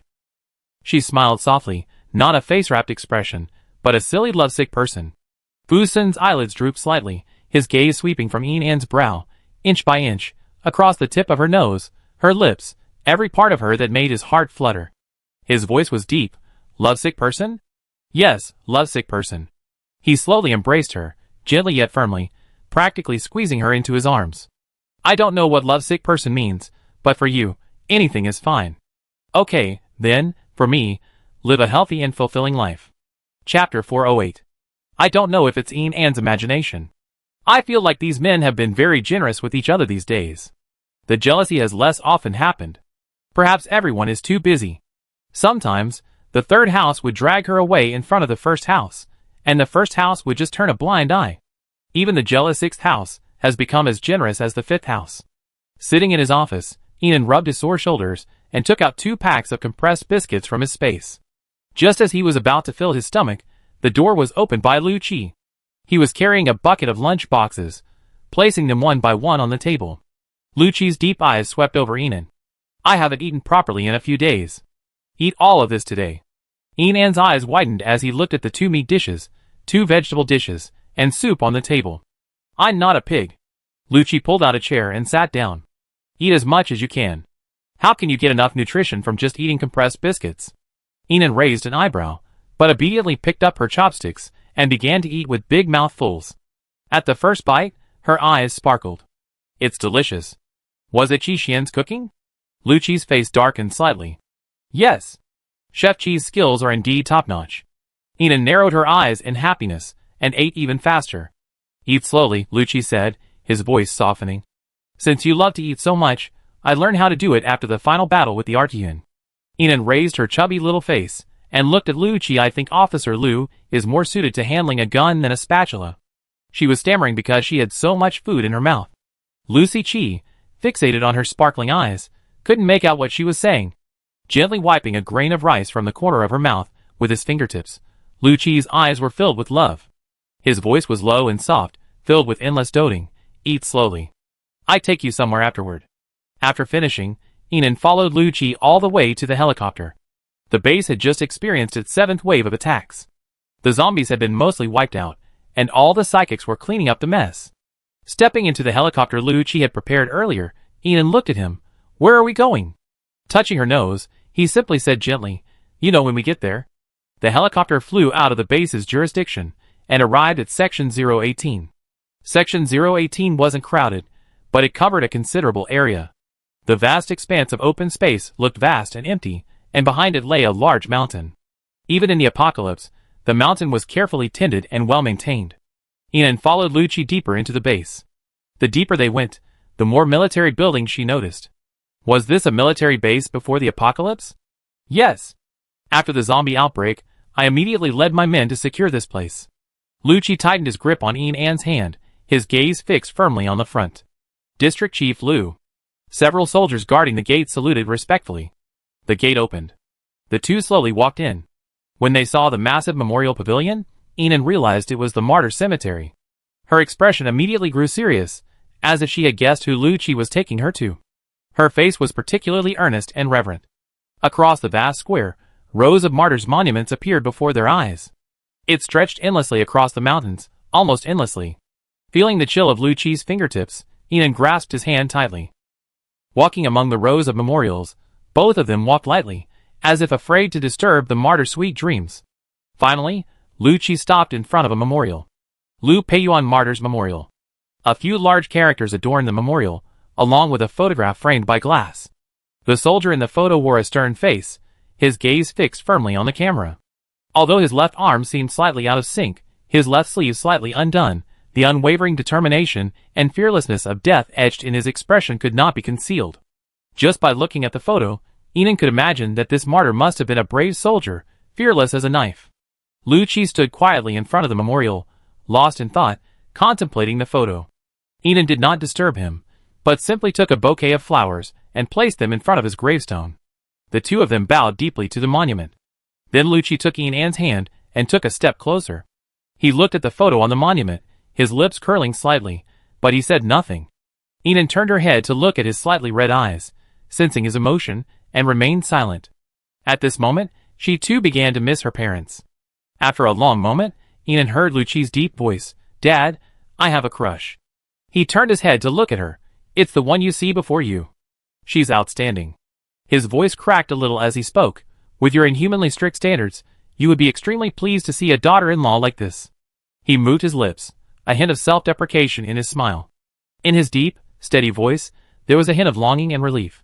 You're doing well over there, aren't you? The wind howled. Even though it was over 40 degrees below zero, the wind didn't feel cold. A swirling, fallen leaf brushed across their faces. Like a gentle caress. Enon gazed at the mountain of monuments, unable to help but feel a slight pang of sadness in his nose. The two of them stood there like this for a long time. Chapter 409. The Duan family has been much more docile lately. Lei Haud reported to Enon, and the officer beside him interrupted, It's not just docile. They're practically treating the Galaxy base like their own home. Lei Haud's face suddenly beamed with pride, of course. They were completely obedient almost from the moment they joined, after a quick tour of the cafeteria the next day. Enan smiled. I see. Anything else? Yes. The renowned Dr. Duan from the Duan family has offered to join the base's medical center. Does the base commander agree? The mention of Duan Qingyu reminded Enan of that day at the bathroom door. Fortunately, she had been invisible. She remained calm, of course. His abilities are unquestionable. Let's go to the medical center and take a look. Yes, base commander. Near the medical center, many psychics, who had once worked for the Duan family, were now absorbed in learning the base's latest cultivation soil planting methods. Seeing Enan and the others approach, they all stopped what they were doing and shouted, "Hello, base commander." Enan glanced at their full faces and nodded with a smile. Arriving at the medical center, he saw Duan Qingyu surrounded by a group of doctors. Dr. Duan, could you share some surgical techniques for zombie skull removal? There's something I'm not quite understanding. Dr. Duan, I've admired you for a long time. Could you join our team? We desperately need a leader like you. Dr. Duan, I'd like to ask why the energy within the crystal core rapidly depleted while I was researching it the day before yesterday. Do you know why?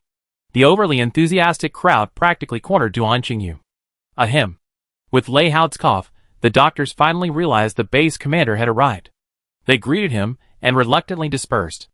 Enan looked at Duan Qingyu and said, "Welcome, Dr. Duan.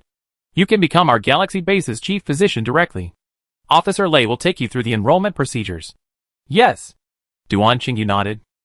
However, his eyes seemed to wander, and his ears were slightly red. Enan didn't see clearly before she was drawn to the commotion outside the building. She walked out and saw a boy walking and crying. His clothes were torn and bloodstained. Enan was about to move towards him when a familiar figure approached. Qi Xian bent down to look at the boy, his voice gentle and clear. "Why are you crying?" The boy lowered his hand from wiping his tears and looked up at the older brother in front of him. The sight struck Enan as quite familiar. After some reflection, she remembered that they were the brother and sister she had met at the hotel at the beginning of the apocalypse. Brother Jiang Shao, sister Jiang Qi. Jiang Shao looked at Qi Xian's gentle gaze, pouting his lower lip and saying sadly, "I can't defeat the zombie king." Tears fell as he spoke. Qi Xian smiled. This smile was gentle and sunny, and seemed to have the power to soothe people. He rubbed Jiang Zhao's small head and said, "It's normal not to be able to defeat the zombie king. Even your brother can't." Jiang Zhao raised his head, his stubborn face full of dissatisfaction. "But I want to defeat the zombie king. I want to become strong.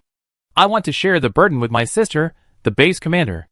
Enan's heart was touched, and he walked over. "My sister, the base commander." Noticing Enan approaching from the crowd, Jiang Shao was stunned. Qi Xian looked back at Enan. Enan smiled at the two of them, then crossed his arms and looked at Jiang Shao. "You're already very strong. Many espers of your size can only kill level 2 zombies." Facing Jiang Zhao's still unconvinced expression, Enan couldn't help but laugh. "Where's your sister?" The mention of his sister finally brightened the boy's face. He pointed behind him. "Over there, she's in the breeding team, taking care of the hens every day." "Yeah, not bad." Enan nodded heavily, looking at Jiang Shao with deep approval. "You've made a huge contribution to the base. Keep it up, young man." Feeling Enan's affirmation and encouragement, Jiang Shao no longer felt discouraged. He rolled up his sleeves like a shot of chicken blood and said with a heroic spirit, "Don't worry, base commander sister, I will definitely become the most powerful esper." With that, he quickly ran towards the training area. Enan didn't look away until his small figure disappeared from her sight. Only then did she realize Qi Xian had been watching her. Those gentle eyes, like water, could almost drown her. "There's something I've always wanted to give you," he said, tilting his head slightly to look at her. "Are you free now?" "Of course I am." Qi Xian's ears blushed slightly at Enan's unexpected sweet words. He gently took her hand and walked towards his quarters. Qi Xian's room was clean and tidy, with a pot of evergreen on the windowsill, impeccably cared for. On the table, a photo of him and his parents lay on a clean, tidy tablecloth. In the photo, the three of them shared warm smiles. The photo was filled with happiness. Enan didn't dare to look any further, and quickly looked away. Qi Xian had already pulled a small wooden box from the drawer. The box looked quite old, and even the patterns on it were a bit worn. "What is this?" Qi Xian pulled Enan to a seat, and after she sat down obediently, he gently opened the box. A jade-white bracelet lay quietly within the box. The bracelet had been meticulously preserved, its color and texture revealing its exceptional quality. Qi Xian held the bracelet with great care. His slender, white fingers were a beautiful sight, their jade-like, transparent fingers clasping the bracelet, a scene as beautiful as a painting. This is a bracelet that has been passed down through our family, passed down to our mistress. As he spoke, his pale gray eyes shone brightly, and his gaze towards Ian was gentle and luminous, like the moon. Now, it belongs to you. He seemed to feel it was something precious. Ian wanted to withdraw her hand, but fearing she might hurt the man before her, she suppressed her inner anxiety and accepted the bracelet. Qi Xian slowly slipped the jade bracelet onto Ian's wrist. It was a natural, beautiful sight. The light streaming in from the window shone between them, making everything seem like a dream. Ian felt a moment of daze. It was as if, because she wasn't completely sure, everyone was giving her the most precious thing. It was memories. It was her parents. It was a gift. And even more, it was love. Chapter 410. After the 10th wave of zombie kings was launched, the area outside the protective walls of the galaxy base had become a zombie king's realm. Countless zombie kings howled and waited for the opportunity to break through the defenses and pour into the base to devour the humans they longed for. The sheer volume of zombie corpses was too numerous to clear. All base members were unable to leave the base. Thankfully, the base had sufficient supplies for their needs. It was 7 o'clock in the morning, and the morning sun shone across the territory of the galaxy base. Ian wiped the blood from his long sword and looked up to see Gusu approaching him in the morning light. As the deputy base commander, he participated in every zombie battle. Having just finished a battle, his coat was wide open. As he walked, the hem of his coat swayed beautifully, making his figure appear even more graceful and elegant. Indescribably beautiful. What's with that look? Has our base commander also become a bit of a nympho? Pinching the back of Ian's neck, Gusu's voice was filled with a lazy smile. Dodging his restless hand, Ian coughed. What's going on? Take you somewhere. Ignoring his indulgent gaze, she crossed her arms over her chest. Damn, have you all agreed to take me somewhere in turn? Hearing Ian mention someone else, Gusu's smile faded slightly. He simply put his arm around her waist and walked forward. Agree? How can a couple of people who don't get along agree to agree? Ian didn't believe it. But despite her tough talk, she still went along with him. The helicopter flew north, towards the forest outside the city, and from the forest to the mountains. This place is untouched by zombies. Chiefing Mountain Range. Yes. The scenery here is unspoiled, truly beautiful. The endless expanse of snow-capped mountains intertwined with the Emerald Lake, a beauty that felt like returning to a world without the zombie virus. Finally, the helicopter landed atop a snowy mountain. Atop the mountain, a vast natural lake shone a stunning Tiffany blue, a color like milk, reflecting the surrounding mountains and forests like a work of art. Even more magical was the presence of a massive rock in the center of the lake, its shape striking. This mountain is called Mount Sylvan, and this lake is called Qinghua Lake, also known as Lover's Lake. Gusu said, pulling a small glass bottle from his pocket and walking toward the lake. Ian followed slowly. He scooped up a bottle of water from the lake. The water was crystal clear, rippling in the bottle and reflecting a beautiful halo in the sunlight. Screwing the bottle tightly shut, Gusu spread it out in his palm and handed it to Ian. Ian made a move to take it. He retracted it. Well, you can only look, not take. It's just a bottle of water. It's not like I can't fill it myself. Baffled by his strange behavior, Ian's palm revealed an oversized glass bottle several dozen centimeters long. He squatted down and began to fill it with water. As he filled it, he heard a low laugh from someone behind him. Unable to hold back any longer, Ian turned to look at him. Is there any legend about this lake water? Gusu squatted down beside her, his beautiful eyes gazing at the beautiful lake before him. His voice was low and lazy. Legend has it that if lovers drink a cup of wine made from the water of Lover's Lake on their wedding day, they will be bound together forever. The mountain god of Selvan will forever bless their love. So some newlyweds come here to fill a small bottle of lake water. He lowered his gaze to the glass bottle in his palm, his eyes soft and sincere. After slowly putting it into his pocket, he looked at Ian's large glass bottle and raised an eyebrow slightly. The base commander filled so much. Are you planning on going back and marrying so many lovers? Ian was stunned. She hadn't realized this was his intention. She had assumed Gusu filled this bottle because the water here was clear and sweet. Ian immediately gave up filling the bottle, clapped her hands, and stood up. I didn't expect you, who usually seems so irrational, to believe such a legend. Gusu didn't move. He looked off into the distance, as if reminiscing. A close comrade once told me he came here with his girlfriend before he got married. Ian was about to ask where he was now. But seeing Gusu's expression, She knew that her old friend was probably in grave danger. So many people died after the apocalypse, and only a few are still alive. Suddenly, a powerful wave of energy rippled around them. Inan looked at Gusu, only to see him place his right hand on the lake's surface, his entire body erupting with ice-based supernatural powers. The pale blue ice energy grew stronger and stronger. Instantly, countless ice crystals swirled around Gusu, converging at an incredible speed towards his right hand. Under the icy blue supernatural light, his profile was handsome, cold, and distant. So beautiful it seemed almost unreal. And then, the lake froze. 5 meters. 10 meters. Dozens of meters. Until the entire surface. The once calm lake now resembled a giant Tiffany sapphire.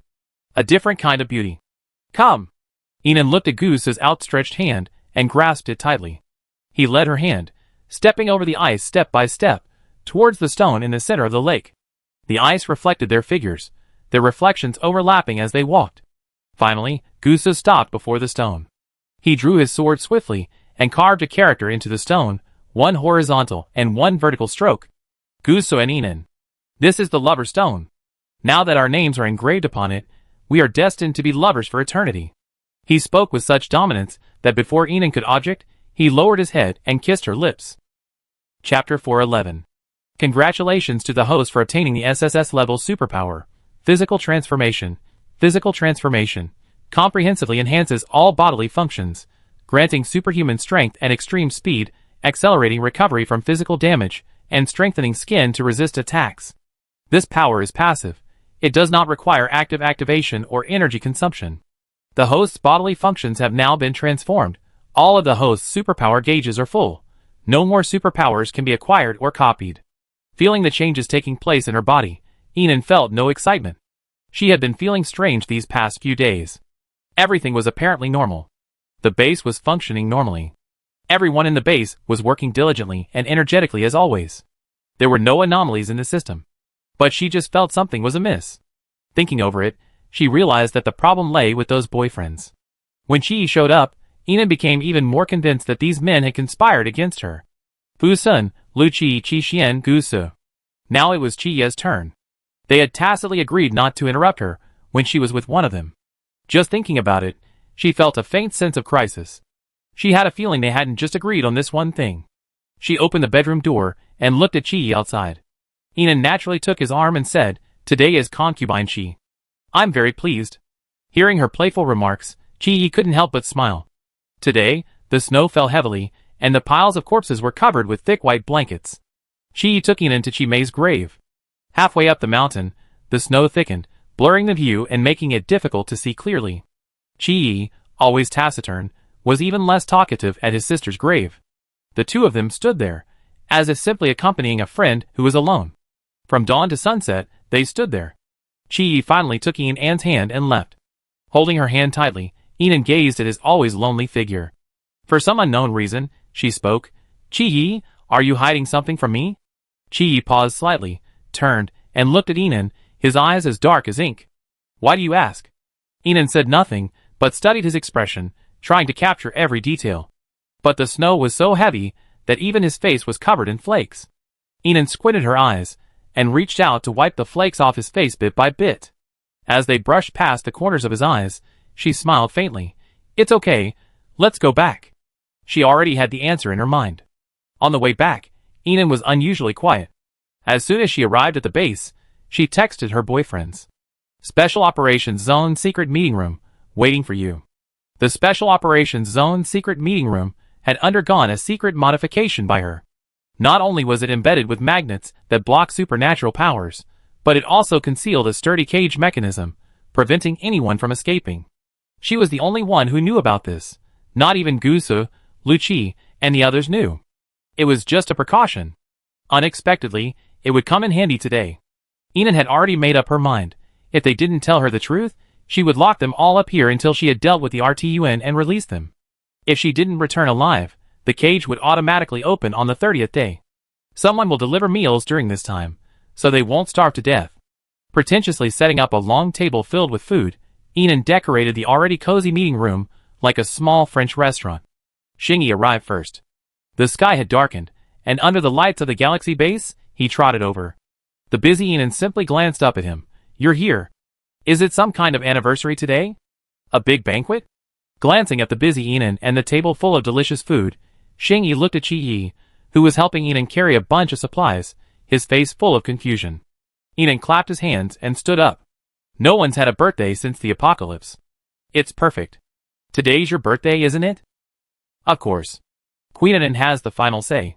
Xingyi smiled at Enan and walked over to her. Just as he was about to touch her nose, Qi threw his arms full of supplies at him. Your turn. Xingyi looked at him in confusion, his eyes filled with dissatisfaction. Help out. An explanation that couldn't be simpler. Qi relaxed his shoulders, as if tired, and slumped onto the sofa, his long legs casually draped. It's not my turn to accompany Enan. I be the first to work? Xingyi fumed. Qi Xian walked over. Shaking off the snow, he nodded to the two men in the room one by one, then walked towards Enan with a gentle look in his eyes. Enan, let me do it. Enan confidently handed the food to Qi Xian, his bracelet clacking against the porcelain plate with a pleasant, crisp sound. Look at Qi Xian, he's always volunteering to help. Enan couldn't help but deliberately irritate the already irritated Xingyi. But he became even more furious.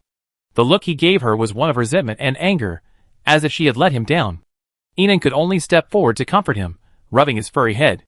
If you keep rubbing it, your hair will get messy. Dodging Enan's groping hands, Xingyi's complexion visibly improved. The other two men turned a blind eye and began to find other things to do. Soon, footsteps were heard again, and Enan turned to look outside. The entrance to this secret meeting room was extremely spacious. Almost one wall was covered with huge, sensor-operated glass doors, offering a glimpse of the vast landscape beyond. Amidst the heavy snow, Lu Qi and Gu Su were approaching, one in front and one behind. Behind them, several military officers were engaged in a serious conversation. The two men paused, talking for several minutes before the officers quickly departed. Then, both of them walked into the house. The glass door opened, and Lu Qi's leather boots stomped in with the wind and snow. Here I am. Chapter 412. Yeah. Taking off his scarf, Lu Qi walked towards Enan. Gu Su followed him slowly. 5 strikingly attractive men gathered together. The whole room was brighter. But when Enan met Gu Su's eyes, he saw a hint of surprise. Is it so unusual to invite you to dinner?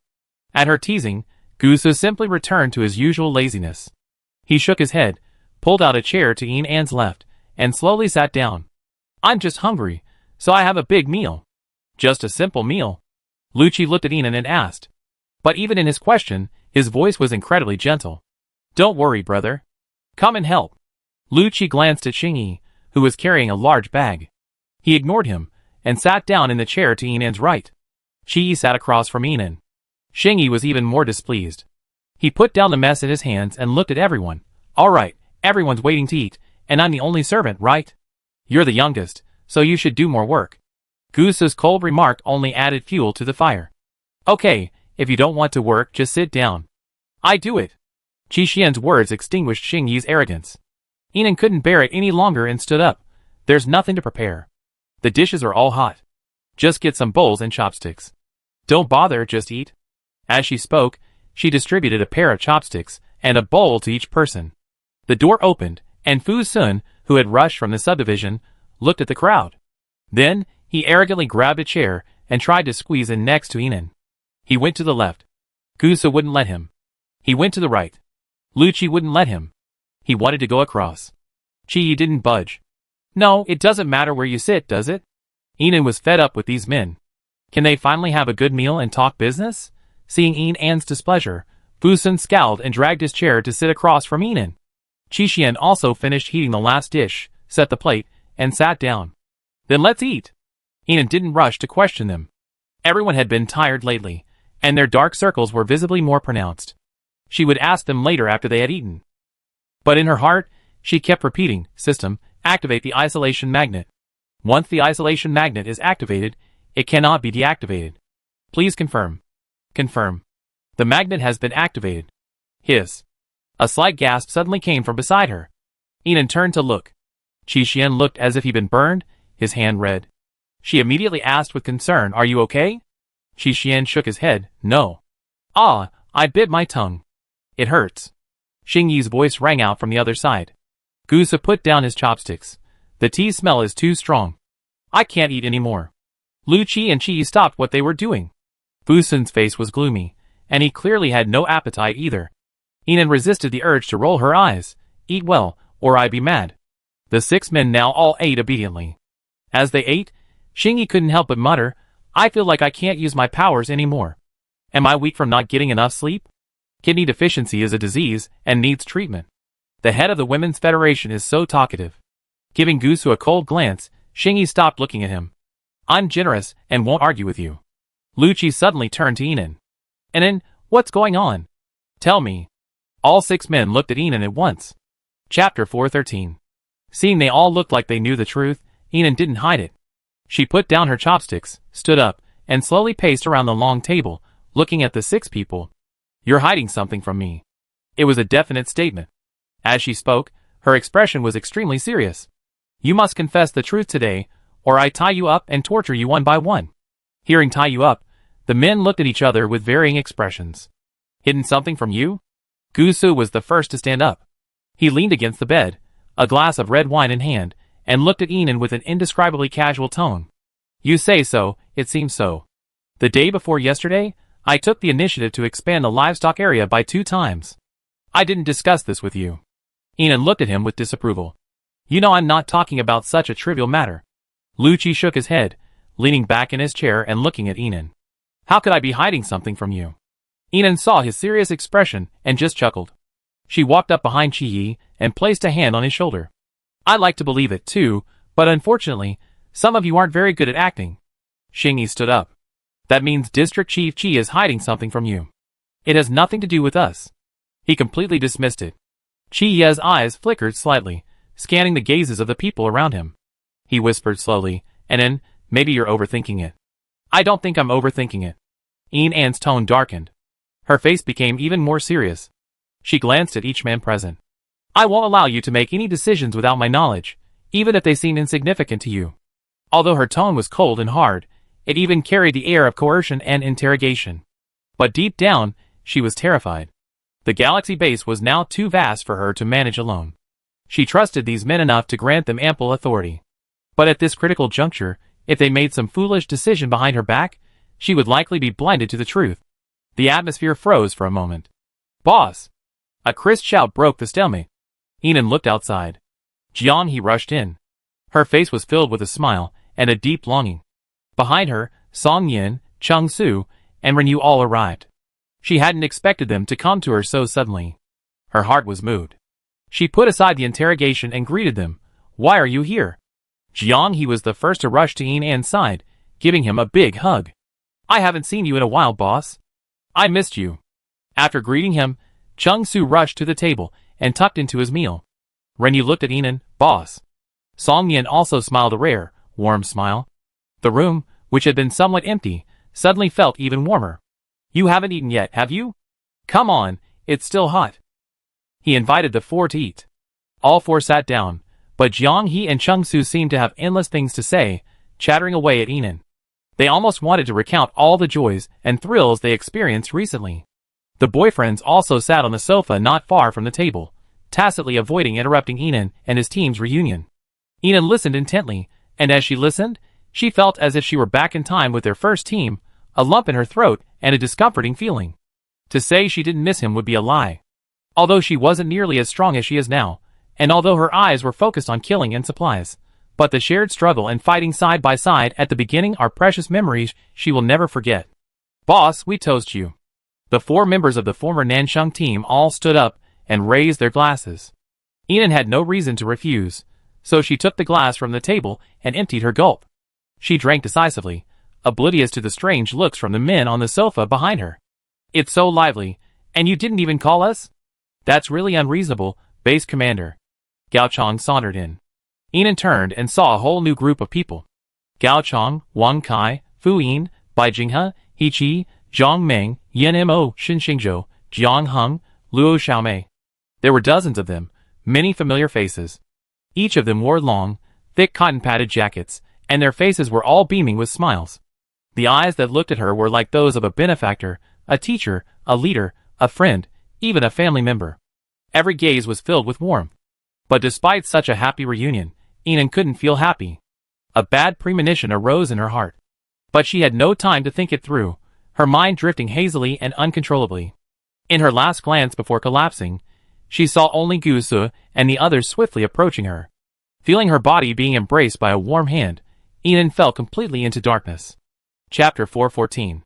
B-1690, bombed 4 countries in 3 days, destroyed 28 medium-sized bases, cultivated 1,032 fully formed zombie kings, recruited 107,831 zombies for the RT United Nations, and brought back 7 S-level test subjects and 1 SS-level test subject. Contribution points successfully met the requirements, promoted to level 1 manager. Personal information successfully changed. Congratulations, B-1690. From today on, you have a new designation. A 147. Shen-Yi stared expressionlessly at the huge circle of light before him, silently placing his palm over it. The white light grew brighter, then returned to its previous brightness. Information successfully entered, a 147. Now assigning you an A-level mission. Bring back the test subject you promised.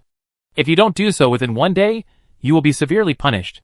As soon as the mechanical voice ended, Shen-Yi turned and walked out.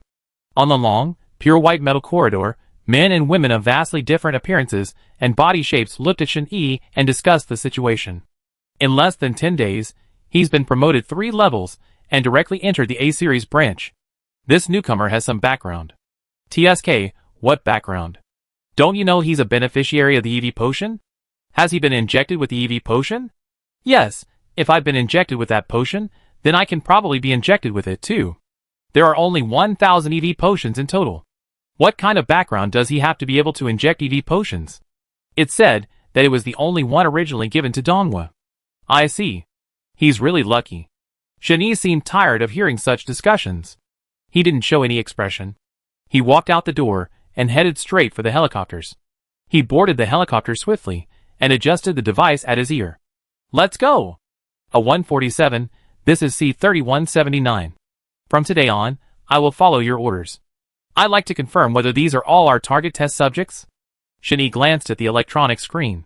He was already familiar with the information on the screen. SSS level test subject, Gu Su. Powers, Eyes Fear, Mind Reading. Energy Detection, A+. SSS level test subject, Lu Qi. Powers, Domain, Wood, Devouring. Energy Detection, A+. SSS level test subject, Fu Sun. Powers, Lightning, Shape-Shifting Replication. Energy Detection, A+. SSS level test subject, Qi. Powers, Dark, Poison. Energy Detection, A+. SSS level test subject, Yen Mo. Powers, Control, Speed Fire. Energy Detection, A+. SS level experimental subject, Qi Xian. Powers, Water, Identification Ice. Energy Detection, A+. SS level experimental subject, Xing Yi. Powers, Mirror Image. Energy Detection, A+. SS level experimental subject, Shen Xingzhou. Powers, Strengthening, Reinforcement. Energy Detection, A+. SS level experimental subject, Song Yin. Powers, Ice, Spirit. Energy Detection, A+. SS level experimental subject, Ren Yu. Powers, Speed, Wind. Energy Detection, A+. S level experimental subject, Chung Su. Powers, Earth, Wood, Strengthening. Energy Detection, A+. S level experimental subject, Jian He. Powers, Strength, Speed, Fire. Energy Detection, A. S-Class experimental subject, Bai Jinghe. Powers, Wind, Cleansing, Speed. Energy Detection, A. It's endlessly long. Another burly, dark-skinned man glanced at the screen and couldn't help but sigh. No wonder the higher-ups were willing to give up their top target. Enan, turns out there are 5 SSS-class experimental subjects and so many S-class and above subjects willing to risk their lives to protect her. Their combined value is no less than that of Enan, who is classified as SSS+. The white-skinned man who called himself C-3179 nodded repeatedly. This is truly a new situation. An SSS-class experimental subject is incredibly rare in a country. I'm curious about what kind of person Enan is. Listening to their conversation, Shen-Yi remained silent, merely glancing out the window. Below them lay an endless stream of zombie kings. Even though the helicopter flew for a long time, the zombie kings seemed endless. They all stood in place, filling every inch of land, like soldiers from the underworld waiting for orders. Chapter 415. October 26, 2036. Southern Alliance Dungeon. Shin-Yi, you're not a human. I'm the head of the consuls. Why do you arrest me and torture me without any evidence? In the dim dungeon, the stench of charred flesh caused several psychics to retch. Qin Wan's roar was furious and hoarse. Under the dim light, Shin-Yi slowly turned, his expressionless face fixed on the chained man, covered in wounds and blood. His plump, middle-aged face trembled constantly, his eyes filled with fury, yet he seemed to hold on to a last vestige of confidence. With just one glance, Shin-Yi understood a little. He stared directly into Qin Wan's eyes. I've found Linda. It's a shame he'd die if he only gave you up. But he said the word peace at the end. As long as you reveal the identity of the other mastermind, you can live.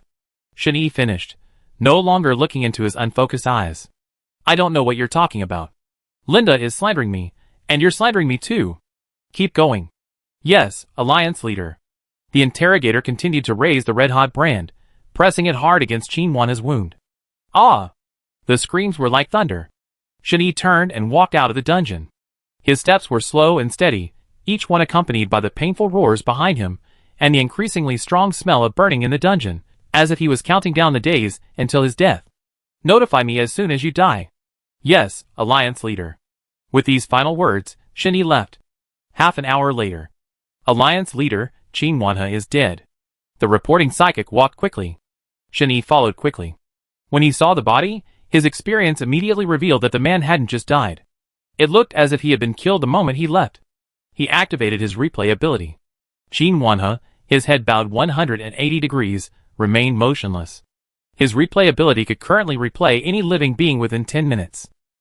Feeling Shin-Yi's wrath, the interrogators around him knelt in panic. Alliance leader, perhaps the person was already dead, and we didn't notice. Please punish us. Shin-Yi glanced at the group and said calmly, Chu Qin. Chu Qin, standing by solemnly behind him, understood, and led a dozen psychics to begin the massacre. Every interrogator in the dungeon was instantly dead.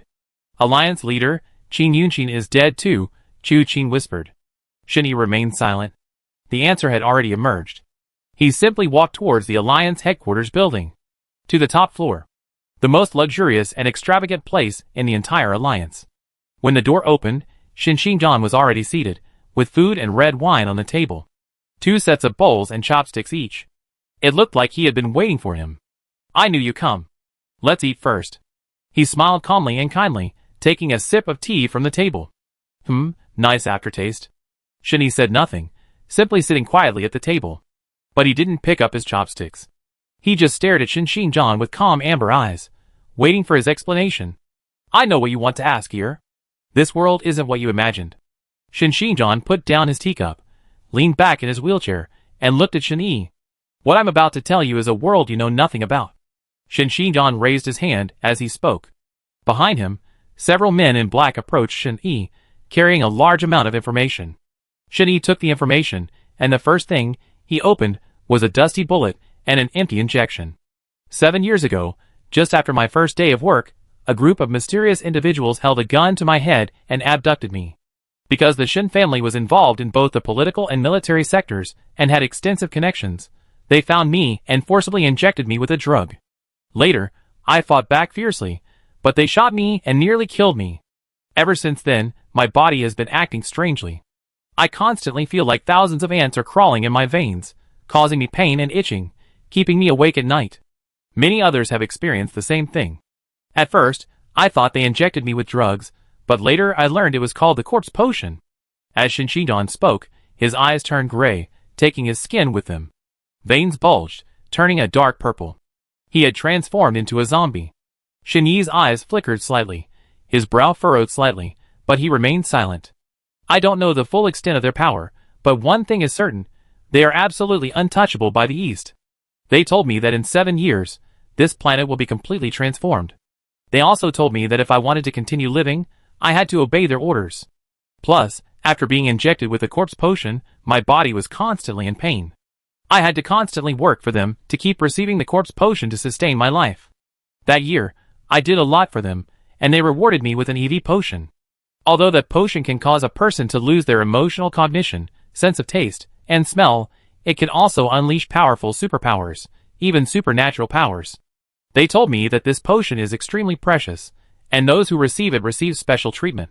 Hearing this, Shen clenched his hands slightly in his lap. His joints were slightly pale, and his face now paled.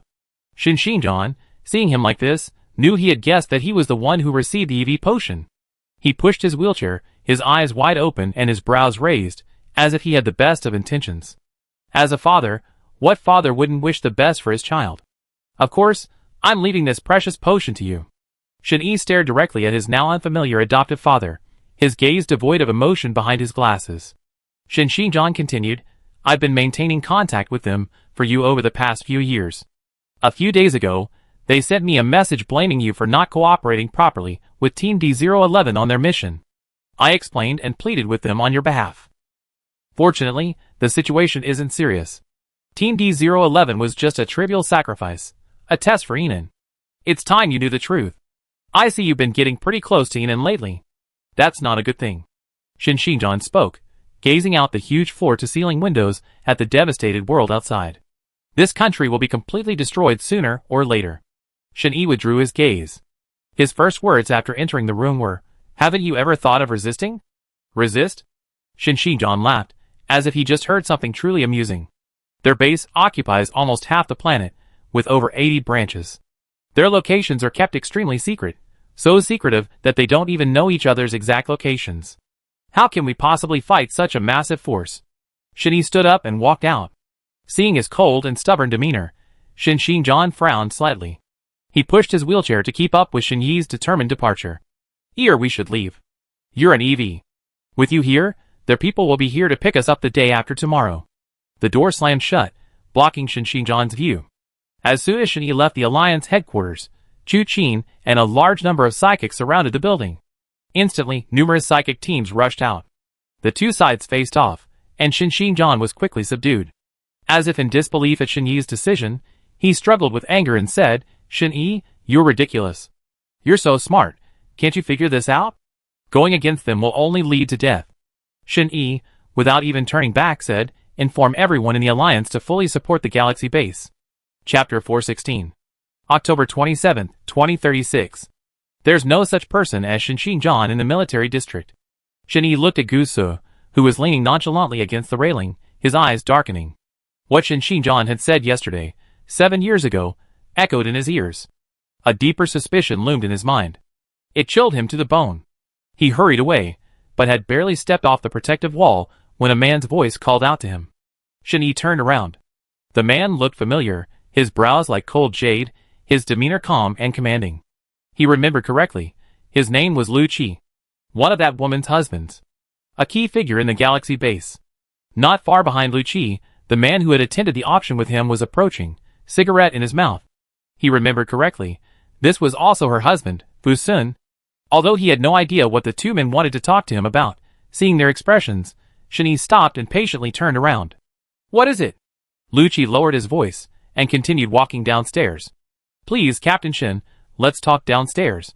Shen Yi didn't ask any more questions and followed them to a secluded building. Soon, a tall man in a coat entered. It was Gu Su. But when he met his gaze, Shen Yi felt that something was different about this man. This illusion lasted only a moment.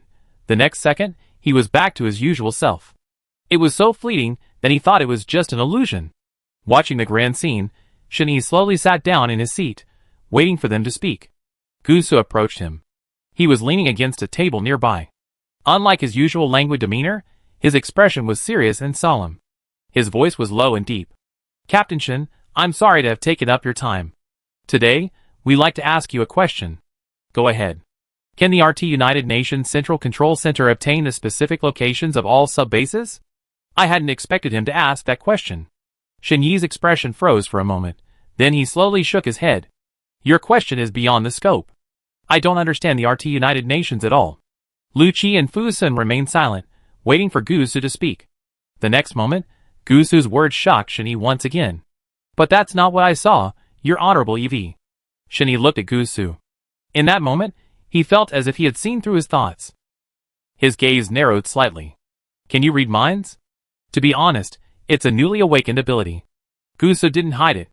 After reading Shen Yi's mind, he trusted him enough to speak. He spoke a little faster. Captain Shen, to tell you the truth, we know her ultimate plan, but it's extremely risky and involves significant uncertainty. So, if possible, I hope you can help us gain access to the RT United Nations. They were to carry out this plan on her behalf. Plan? Specific location? Shin-Yi murmured, his eyes flickering. Could she have weapons with the power of a nuclear bomb? Seeing the three men remain silent, Shin-Yi knew he was right. Gu-So nodded, his eyes filled with deep recognition and admiration for Shin-Yi's intelligence. If your Southern Alliance cooperates, she can get it. Shin-Yi stood up. The sheer amount of information was too much for him to process for a moment. He walked to the window, paused, and glanced at the three men behind him. Though none of them showed any discernible expression at the moment, but he could see their determination to die for that woman. He lowered his eyes slightly. Everything I know, you should already know through your abilities. If you want to achieve your goal, perhaps there's only one best way. Seeing what he was thinking, Gu-So's brows knitted slightly. Chapter 417. So, this is why they sacrificed themselves without consulting me? Inan was anxious and angry. Lei Haud was also at a loss. Base Commander, please listen to me patiently. A few days later, news came from Alliance leadership that only A-level field directors and above are eligible to enter the RT United Nations main control center. And to reach the position of A-level field director in the RT United Nations, you need at least a decade of experience. The qualifications alone are stuck at 8 years, and you must be a top-level zombie. And to deal with you, the RT United Nations seems to have developed many secret weapons and methods. Even the central area of Area 011, where Alliance leadership is located, has been equipped with a large number of superpowers. It's an absolutely forbidden zone, not to mention the mysterious and unknown main control center. Lei Haud said, his eyes dimming. Besides this inaccessible path, the only option is to become a test subject. Only S-level test subjects and above, if they meet the physical requirements, have a chance to be sent to the main control center. Many psychics applied to the base, but only about 30 of them passed the physical screening. Deputy Base Commander Gu and the others said that no matter who is sent to the main control center, they will do everything they can to give you the complete location of the RT United Nations. Inan jumped to her feet. But the powerful drugs Gu-So and the others had obtained from nowhere had left her unconscious for several days. Even after waking up, she still had significant aftereffects, and she was constantly dizzy. Lei Haud quickly supported Inan, his tone urgent and earnest. Base Commander, please don't be impulsive. You are strong, unparalleled, but you are only one person, and a special target they are targeting. In the RTUN territory, where superpowers are banned, you can't stand up to the overwhelming force. They have so many zombie kings, so many strange corpses, and all sorts of mutant test subjects. Seeing Inan's distress, Lei Haud lowered his voice a bit, and Alliance leadership said the RTUN would never send you to the main control center. If you were to be a test subject, they would simply take you to the most remote subdivision and trap you there forever until you die. They are extremely wary and cautious of you because they fear your abilities, but they don't know you possess an ultimate weapon, comparable to a nuclear weapon. This is our last hope, and we are all willing to work hard for this last hope. Perhaps this is the most appropriate solution. Hearing this, Inan almost lost all her strength. For the first time, she felt helpless. Not because she felt helpless against the RTUN's strength, but because she felt helpless seeing these most trusted allies and loved ones in danger, yet she felt like she could do nothing. Base Commander, Deputy Base Commander Gu and the others said before they left that they must let me stop you. If you go to the RTUN now, their sacrifice will be in vain. Lei Haud said, his eyes slightly red. At this time, they have been experimental subjects for at least 4 days. Inan's grip on the armrest of the chair was so tight that several fingerprints were left on the wooden armrest. What are the RTUN's experimental subjects like? She asked with difficulty. Although she had some idea of what experimental subjects were like, she didn't dare to imagine how the inhumane UN, which had spent decades trying to turn all of humanity into zombies, would treat them. I don't know about that. But Alliance leadership said that the drug injected is similar to that of a zombie, causing people to lose their emotional cognition, sense of smell, taste. And even. Seeing his hesitation, Inan's heart tightened. Even what? Even losing most of their memories of being human. Chapter 418. Inan knew it was definitely more than that. Severing her stomach and being tortured beyond recognition were all very likely. For a moment, her stomach ached like a knife, as if she couldn't bear the pain. An intense discomfort surged up her throat. Get out. As soon as Lei Haud left, Inan rushed to the sink and began to retch. Her whole body was cold. Her stomach, her heart, her brain. Every organ seemed to tremble with pain. The pain felt like several large hands twisting her internal organs, trying to wrench them out of her throat. She retched repeatedly until her stomach was empty, until she spat out a few strands of blood. Inan finally stopped retching with a deep breath. She forced herself to calm down, frantically thinking of a solution. She paced the room, her exhausted and shrunken body, anxious and panicked. System, you knew they were going to RT the United Nations as a test subject for me. Why didn't you tell me in advance? The system's voice was as calm as ever. The host has successfully unlocked many powerful individuals with maximum loyalty, all of whom are willing to die for the host. This time, Option 3 has been unlocked, which is more comprehensive than Options 1 and 2, and has a significantly higher success rate. This is a good thing for the host. Your survival is humanity's greatest hope. For the first time, Inan felt the system's calm voice, so cold and heartless. She demanded in a trembling voice, "Why am I the only one alive? I've transferred all the system's resources, and they all have superpowers, and they're all powerful. What am I? Can I compare to over 30 lives? Why me?" The system didn't respond. By the end, Inan could no longer hold back her tears, and tears welled up in her eyes. As if finally unable to contain herself, Inan leaned against the table and burst into tears. She, always calm, self-possessed, confident, and proud, now burst into tears. She hadn't felt so bad when she decided to sacrifice herself. In her previous life, she hadn't felt this bad either, betrayed by her teammates and dying alone in a zombie horde. But now, left safe and sound at the Galaxy base, she felt almost breathless. Pain. Extreme pain. Among those 36 people, there were her best friends, partners, and loved ones. If any of them were hurt, she would be inconsolable. Inan propped herself up and walked out. She had to do something. Making her wait here, every minute and every second was like torture. Please calm down, host. Plan 3 has a much higher success rate than Plans 1 and 2, and is currently the best option. If the RT United Nations is successfully eliminated, the system's ultimate mission will be accomplished. If the host completes all the missions, they will receive the ultimate reward, potentially offering a glimmer of hope. What's the ultimate reward? Can it save them? No, the ultimate reward is the godhood reward. The host will directly receive the full power of the system, becoming the strongest human with unlimited superpowers. Inan couldn't help but sneer. Everyone's dead, and becoming a god? Screw the godhood thing. I'm going to save people now, she said, pushing open the door and walking out. She seemed forced into a corner by Inan. The system's voice continued. Of course, after completing all the missions, the host can choose not to become a god. Give up all their energy and physical bonuses, become an ordinary non-powered user, and unlock the RTUN Potions Recovery Potion. Inan paused. Seriously? The system never deceives its host. So, can the recovery agent eliminate all the negative effects of their time as experimental subjects?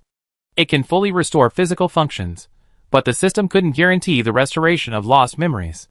Inan's eyes dropped. Enough. Just being alive is enough. Even if they forget her, it doesn't matter. With the system's guarantee, Inan began a long wait. She continued to rise early, and go to bed late every day, still busy handling the various affairs of the base. Gusu and the others had arranged everything well, and the candidates for their positions had been selected long ago. All of them were capable, intelligent, and honest. So Inan's workload wasn't particularly overwhelming. But she still forced herself to keep busy. Only endless busyness could keep her mind off things. When she was idle, she would be overcome by anxiety and palpitations. Even though she tried to minimize her sleep, if she accidentally dozed off, she would have all sorts of nightmares. She either dreamed of Gusu and the others' corpses, or of them being cut by icy knives. Every time, she woke up in a cold sweat. Then, in the endless darkness, she forced herself to train until she was exhausted. The RTUN never attacked them again. This peace felt like panic and suffocation to Inan. When she couldn't suppress her inner sorrow, she would go to Gusu's house for a while, or visit Luqi's dormitory. Go to M City to see the spiderweb-covered underground city. Go to the still well-preserved Nansheng Squad dormitory in the Special Operations Zone. Go to Chi Mei's grave to talk to her. Go to every place in Xinghe base where they had memories. The difference was, now, only her own shadow was reflected on the empty ground. She would open her bracelet and scroll through her chats with them one by one. But no new messages popped up in those dialogue boxes. 3 days. 5 days. 10 days. The days dragged on like years. Finally, on the 31st day, a long silent dialogue box lit up inside Inan's bracelet. Chapter 419. It was Goose's chat box. 86 global positioning signals were sent. The third was marked as the main control center. Anne's heart trembled violently. She frantically replied, "Are you all okay? Where are you now?" One sentence after another. But there was no response. After the positioning signal was sent, the chat box seemed to fall silent. Just as Anne was anxiously trying to make a voice call, 2 lines of text popped up. "This is Shani. I must destroy this bracelet as soon as possible. Bomb it directly, and put an end to all this." Anne asked persistently, "Where are they now?" "The survivors were sent to the main control center." "What do you mean by survivors?" Anne's fingertips trembled uncontrollably. "Anne, bomb it directly. You can't defeat the main control center." "Shani, there's no need to persuade me. I've already taken charge of the main control center. I give you a few hours to quickly escape from your sub-base." Lowering her wrist, Anne immediately ordered all senior officers at the base to activate Level 1 alert and laid out all final arrangements. Then, she flew alone in her system-enhanced fighter jet towards the main control center. The RT United Nations main control center and the galaxy base were separated by almost half a planet. This time, she was alone, without anyone else. She knew too well that if a real fight broke out, she wouldn't be able to protect anyone, and she didn't want to cause any more unnecessary casualties. When the fighter jets crossed into another landmass, the ground was filled with zombie kings, a sea of corpses. So many that even after 3 or 4 hours of flight, the zombie kings couldn't see the end. It could be said that, with the exception of the RT United Nations section, the rest of this continent was completely filled with zombie kings. Such a terrifying number clearly showed how long they had been planning and preparing. Anne's eyes were icy as he controlled his fighter jet to lower its altitude and accelerate at full speed. Sensing Anne's fighter jet, the zombies all looked up at the sky. Their gazes were as murky as those of the dead. Unlike ordinary zombie kings, they had clearly undergone special modifications. 7 or 8 hours later, several shells flew from the sky, bombarding Anne's fighter jet. Anne activated his chi and precognition abilities, frantically maneuvering his fighter jet to evade them. At the same time, a steel empire, a series of interconnected steel fortresses, appeared before Anne's vision. Its area was almost as large as the entire Eastern Kingdom. Outside these tightly connected steel fortresses, towering steel protective walls reached the sky, as if sensing Anne's intrusion. Numerous and dense shells began to bombard Anne's fighter jet. Their blasts were so dense, almost like a hail of shells. Anne activated his light-based abilities, trying to envelop the entire fighter jet. But the fighter plane was too large, and its power's reach was ultimately limited. Boom, boom, boom. Under the extreme bombardment, Anne's fighter plane exploded and crashed. Anne scrambled to escape. Enveloped by her light power, she slid her grappling hook into the groove at the top of the steel protective wall. Intense lightning spread from the grappling hook throughout her body, negating it with her lightning power. Anne quickly leaped into the RT United Nations area. But upon landing, the zombie kings from all directions seemed to have received a call.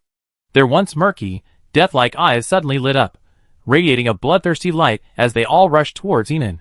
The ground shook violently. Anne looked up at the stacked steel fortresses ahead. Cannons were mounted on the fortresses. Hordes of gigantic zombies scurried out. With just a glance, Anne could tell there were at least 100,000 of them. At that moment, she felt deeply. This place was simply a vast monster world. Not only that, each of these gigantic zombie kings possessed 5 or 6 superpowers. These idiots! Anne hated the people who created zombies. She also hated the people who turned humans into monsters.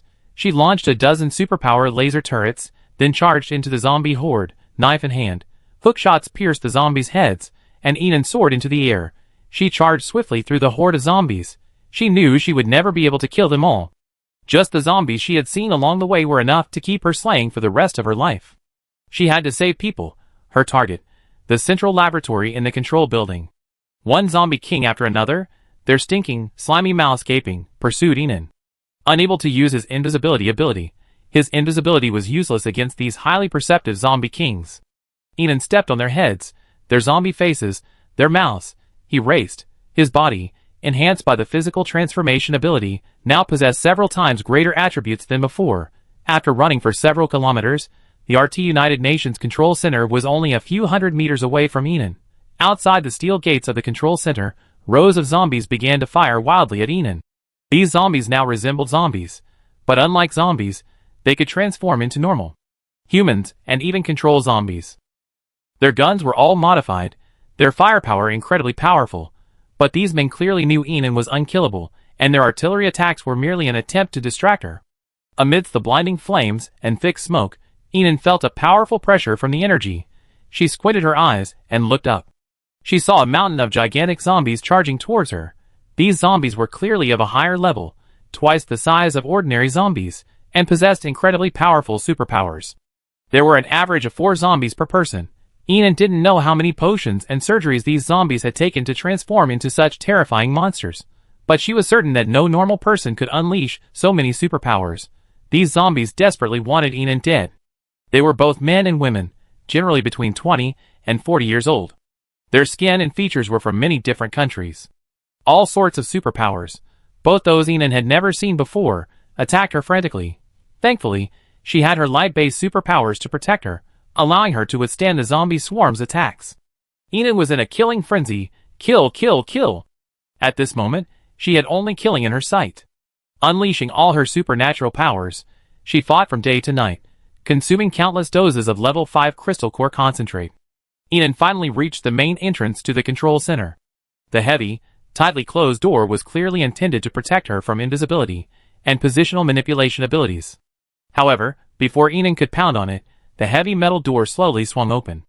As the 4-meter-thick metal door swung open, blue laser lines rapidly scanned from top to bottom. Enon peered inside, a vast expanse of darkness. Without a second thought, she stepped inside. The steel door slammed shut almost immediately. After a loud bang, the lights came on. Enon looked up at the seemingly endless steel wall, scanning the surrounding closed metal walls as she walked steadily forward. After only a few steps, she realized that none of her superpowers could be used. Thinking back to what Lei Howard had said, Shin-Yi had revealed that the RT United Nations had established numerous superpower-restricted zones within the country to deal with her. She simply glanced around coldly. This time, even if it meant facing mountains of swords and seas of fire, she was fully prepared. Bang! Bang! Bang! Bang! Rows of steel doors swung open on the steel wall, and thousands of zombies leaped out. These zombies were even larger than those on the periphery, their superpowers even more powerful and fierce. It became clear that this superpower restriction only affected humans, not zombies or even the undead. En's heart was filled with fear. She tightened her grip on the long sword, and a supernatural machine gun materialized in her palm. Duh.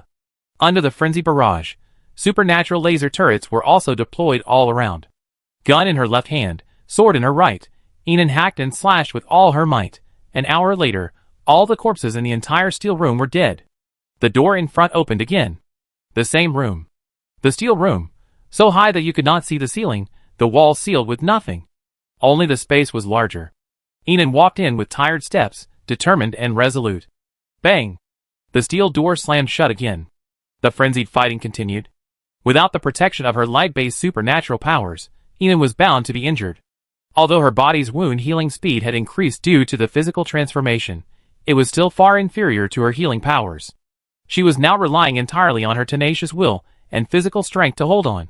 She killed until her arms were numb, and blood and sweat covered her body. All the corpses in the second enclosed space were also completely annihilated. Enon, holding her long sword, looked forward. Sure enough, the steel door opened again. This time, it was an even larger steel enclosed space. How boring. Enon sneered, and without hesitation, she walked towards the door. Bang! The steel door slammed shut again. Kill. The fourth. Keep killing. The fifth. Kill with all your might. Until the 11th steel door opened. Enon was almost unable to hold on. Her scarred arms trembled slightly, and the hand holding the long sword could barely hold it. No part of her body was intact. The wounds on her waist and abdomen were so deep that her internal organs were almost visible. Her face was covered in blood and knife wounds. Host, you now understand that your chances of breaking into the control center and stealing all the locations on your own are extremely slim. From the outset, the system had advised against the host's choice of option 1. Their implementation of this plan on your behalf was the best option. The system advised the host to return the way they came, leave this place, and directly bomb all RTUN sectors, including the main control center. For the future of all humanity, their sacrifice was entirely worth it. The system's voice echoed in En's aching head. She held up her weary eyelids and gazed at the metal enclosure ahead, her voice firm. That will have to wait until my last moment. Until then, I want to give it my all. She wanted them alive. Host you. The system tried to persuade her again. But as if it guessed Enon wouldn't listen, it stopped. Chapter 420. The 11th enclosed area covered an area roughly equivalent to half a football field. Gaze upon such a vast space, Enon knew the zombie population would multiply exponentially this time. Sure enough, after she stepped through the steel gate, and it closed, countless zombie kings descended from above. These zombie kings were nearly 3 times the size of an adult. Their superpowers had expanded to 6 or 7 per person. Not only that, they wielded a variety of weapons. When struck by several bolts of lightning, they slammed against the wall and slammed down. Enon knew she was about to collapse. She spat out large mouthfuls of blood, her hands barely able to grip the blade. Quickly unleashing a large number of superpower laser turrets from the space to provide a buffer, Enon could only fortify herself and continue the fight. Without her light-based superpowers to protect her, she couldn't get too close to the superpower laser turrets. Tens of thousands of zombies charged towards her. They were enormous, ferocious, and possessed powerful superpowers. The laser-powered guns proved powerless to stop them. Countless superpowers lashed out at Enon. Blow after blow, Enon was forced back repeatedly by the ferocious attacks. She was completely exhausted, battling so many superpowered zombie kings with her bare flesh. Each fireball struck directly against her skin, scorching her clothes and clinging to her charred skin. Each vine pierced her flesh, stirring her fragile blood vessels. Each icy blade slashed fiercely into her body, piercing her bones and causing her to suffocate with pain. Exhausted by her exhaustion, Enon's wounds multiplied dramatically. Yet these zombie kings grew increasingly excited. They watched her gradually losing ground, as if she were a trapped beast. They slashed at her even more fiercely. Just as dozens of long swords imbued with supernatural powers were about to strike Enon, a halo suddenly appeared beneath her. The long swords and their supernatural powers were completely neutralized by the halo. The next second, the leading zombies were all entangled in long vines and pulled backward. A glimmer of shock and hope flashed in Enon's despairing eyes. She stood up, propped up by her long sword, and watched the zombie kings burst forth from the horde. Heroine. Sula followed behind him. Enon hadn't expected that both of them had become zombie kings trained by the RT United Nations. Judging from their levels, they were both very high. You're no longer strong enough. We killed him for you. These were Heroine's first words to Enon after becoming a zombie king. Clearly, the zombie kings transformed by the RT United Nations had acquired strong human attributes. Although still zombies, they were more intelligent and could even speak. Tears welled up in her eyes as she watched the two men turn and fight off tens of thousands of zombie kings for her. Her exhausted body seemed to regain some strength. Enon wielded her knife and slashed at the zombies. Hit their heads, hit their necks. She broke hundreds of long knives with her slashing. Kill, kill, kill. Inside the vast, enclosed metal space, 2 multi-powered zombie kings and a super-strong human whose powers had been completely suppressed went on a killing spree. Zombie heads flew through the air, blood and brains splattering everywhere. By the end, Enon no longer wanted to use her knife. She wrapped her fists and arms with thick iron chains and hammered down on the zombies' heads with relentless punches. Each punch smashed through their skulls. Push out again. Crazy. Give it all. After the last zombie king fell, the entire space lit up with a red glow. The door slowly opened.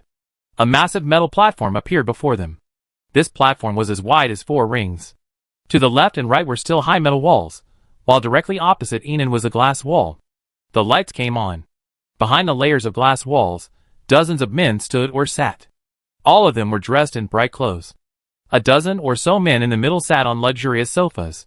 All of them stared at Enon and the 2 zombie kings behind her. As if they were extremely afraid of her, there were more than a dozen glass walls between them and her. Enon walked inside, his arms dangling, bleeding profusely. Heroine and Sula followed closely behind. After the door closed, a microphone inside the room rang out. Enon, thank you for the wonderful performance you gave us. The man sitting in the main seat spoke.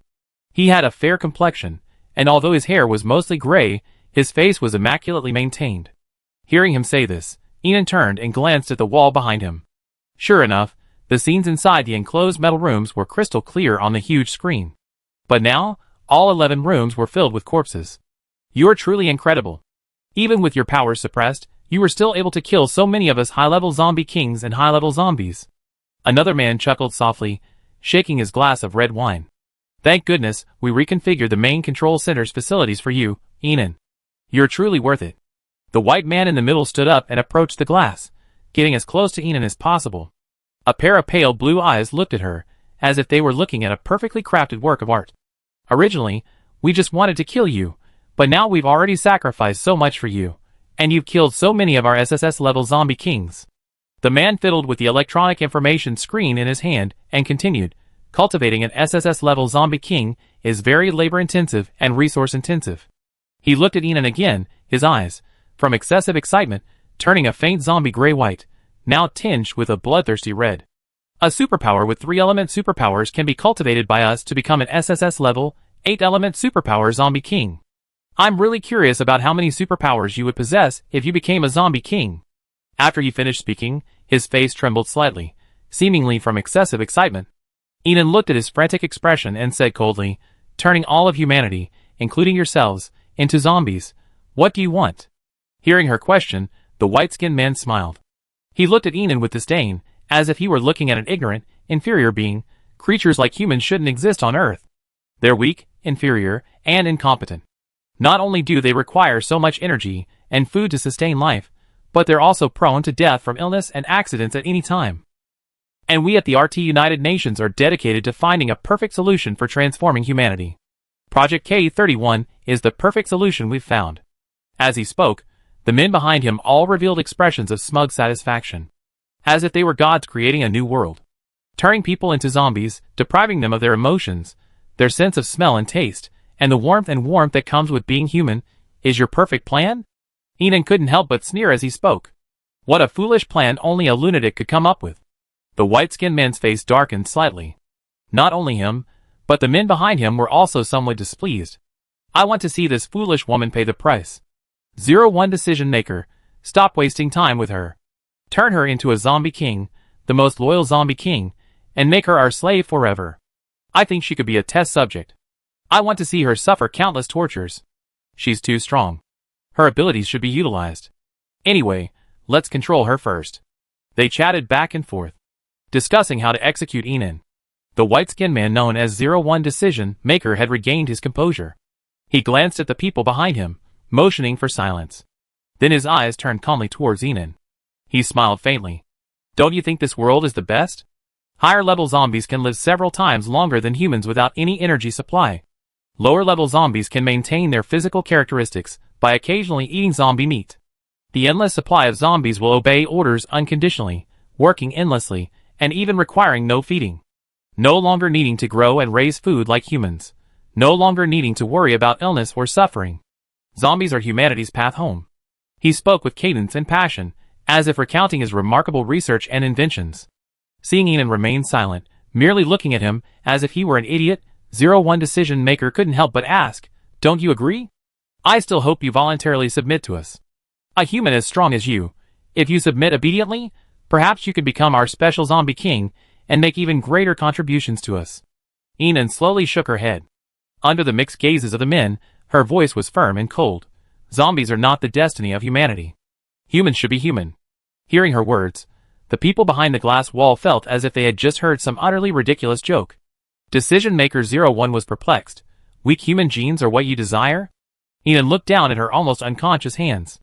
They were now distorted by the chains, and her 10 fingers were barely discernible, with several now reduced to bare bones. The blood at her feet had pooled in a pool. But her eyes remained unwavering. No matter how weak or powerful humans are, their emotions are the most precious in this world, and the ones that should never disappear. Just as she stood there now. It was because of the inseparable feelings she felt for those 30 or so companions. Seeing her stubbornness, Decision Maker 01 simply shook his head.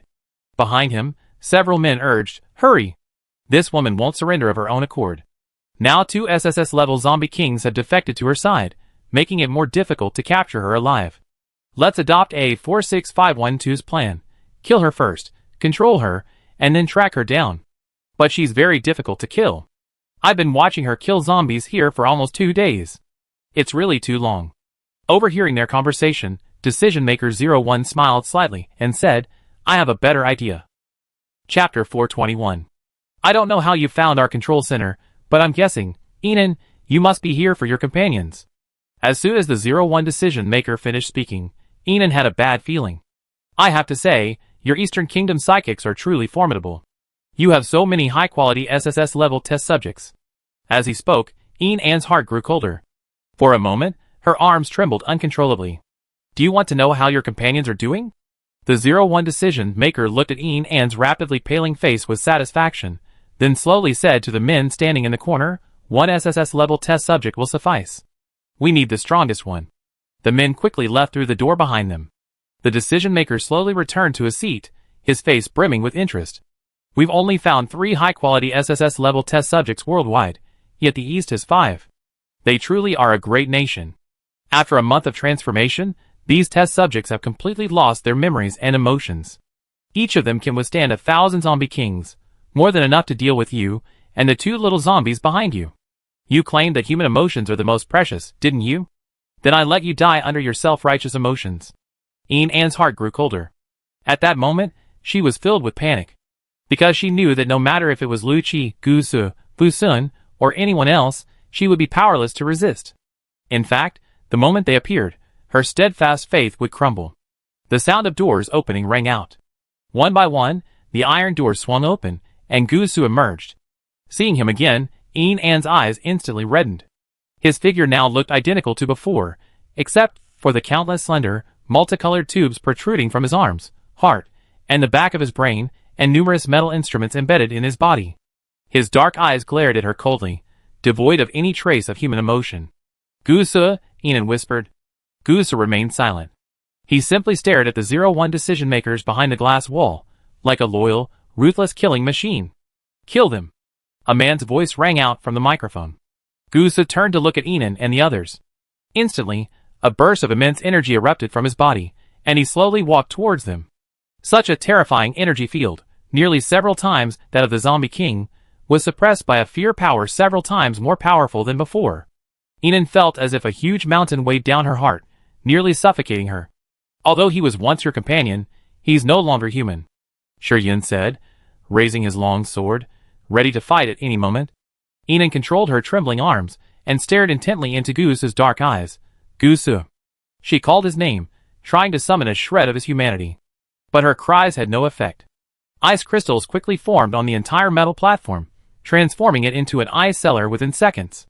From Gu Su's dangling palm, an incredibly sharp ice blade condensed. Shuryen and the other man rushed forward. But before they could get close, they were driven back by a massive wave of energy.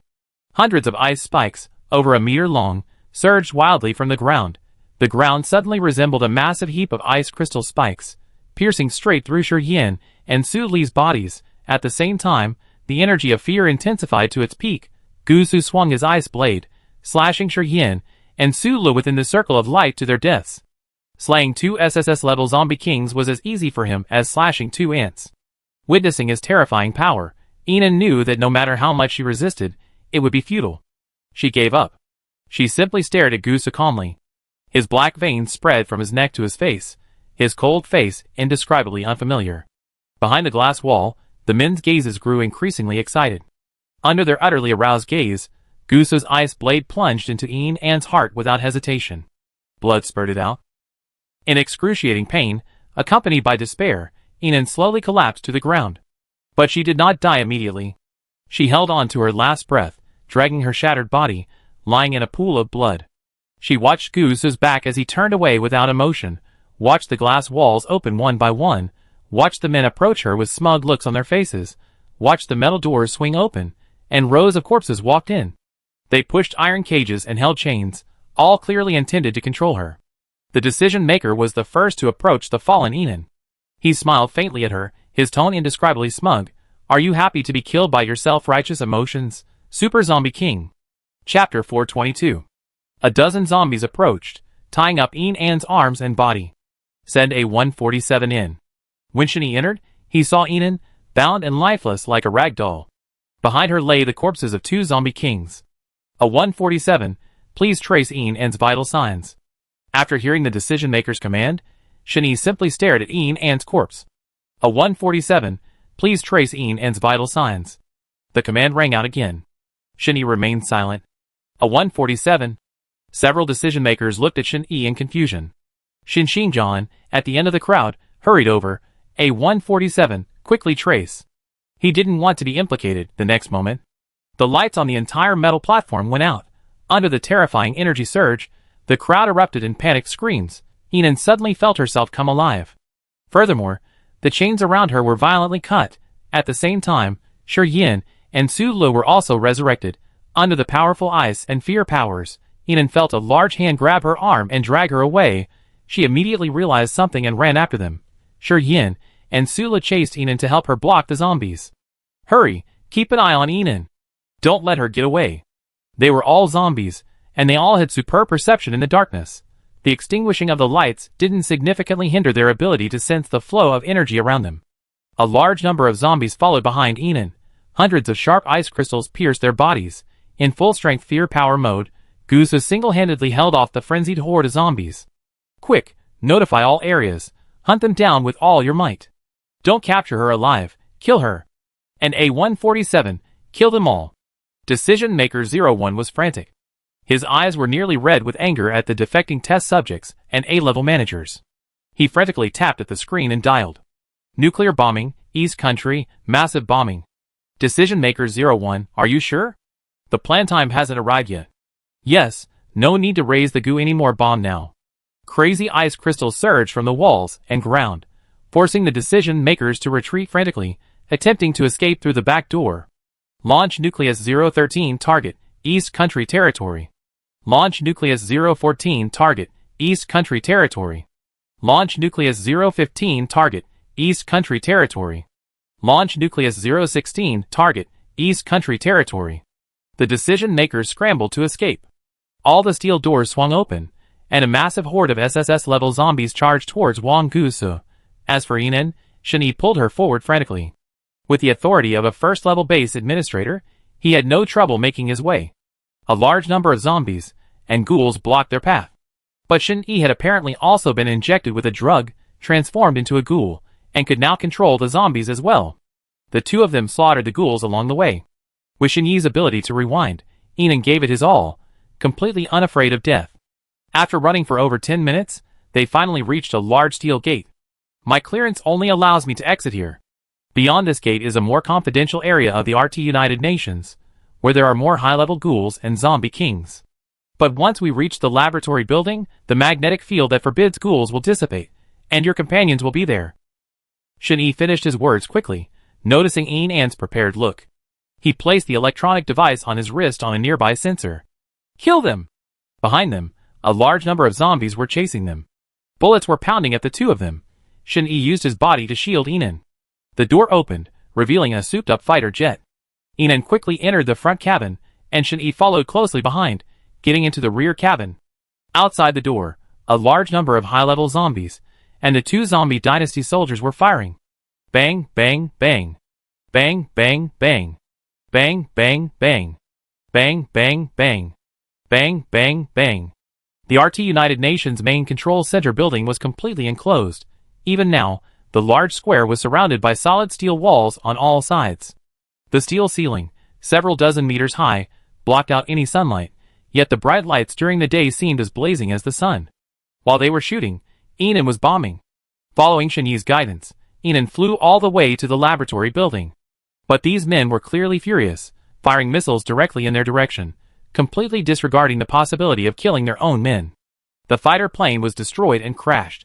Thankfully, thanks to their ability to recall past events, Yinan and Shen Yi survived. But now, they were still several hundred meters away from the laboratory building. They had no choice but to charge in. Under Shen Yi's full protection, Yinan, with his forbidden abilities, struggled forward. 500 meters.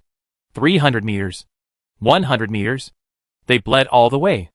Yinan knew full well that without Shen Yi's help, she would never have made it this far. Within the last 10 or so meters, Shen Yi pushed Yinan forcefully into the laboratory building. The laboratory building had clearly been vandalized and hadn't been repaired, so Yinan successfully entered without any authorization. Suddenly, a flood of energy surged, vying for recovery. Her body was once again filled with vibrant energy. Every imperfection was rapidly healed by the healing power. Yinan immediately cast a light shield over Shen Yi and herself. At the same moment, the advanced zombies from the experimental building rushed out. Shen Yi, let's go! Yinan shouted to Shen Yi, who was holding off the pile of zombies and zombies outside the gate. He forcefully pushed the zombies back, then picked up a nearby steel plate to block the damaged gate. He looked at Enon with amber eyes, his voice calm. Go in and save them. If we don't block this place, it will take a long time. But as she walked away, the light shield disappeared. Just as Enon was about to say this, he remembered Xinyi's ability to rewind. He wouldn't die. Without hesitation, she turned and engaged the zombies scurrying from the lab building. Now, her powers fully restored, Enon unleashed a torrent of destruction. Her fighting prowess was back, with invincible light powers and powerful lightning powers, combined with 3 powerful ranged abilities: Fear, Magnetic Field, and Devouring. Finally, with the added bonus of Luck, she killed like crazy, looking at Enon. Once again, the strongest human being. The one so powerful that everyone feared. The one the RTUN was working tirelessly to devise countermeasures. The one who had renovated their entire base for her. Xinyi couldn't help but curl his lips. None of them had expected it. They could make it this far. Didn't they? But it was the result of all their hard work.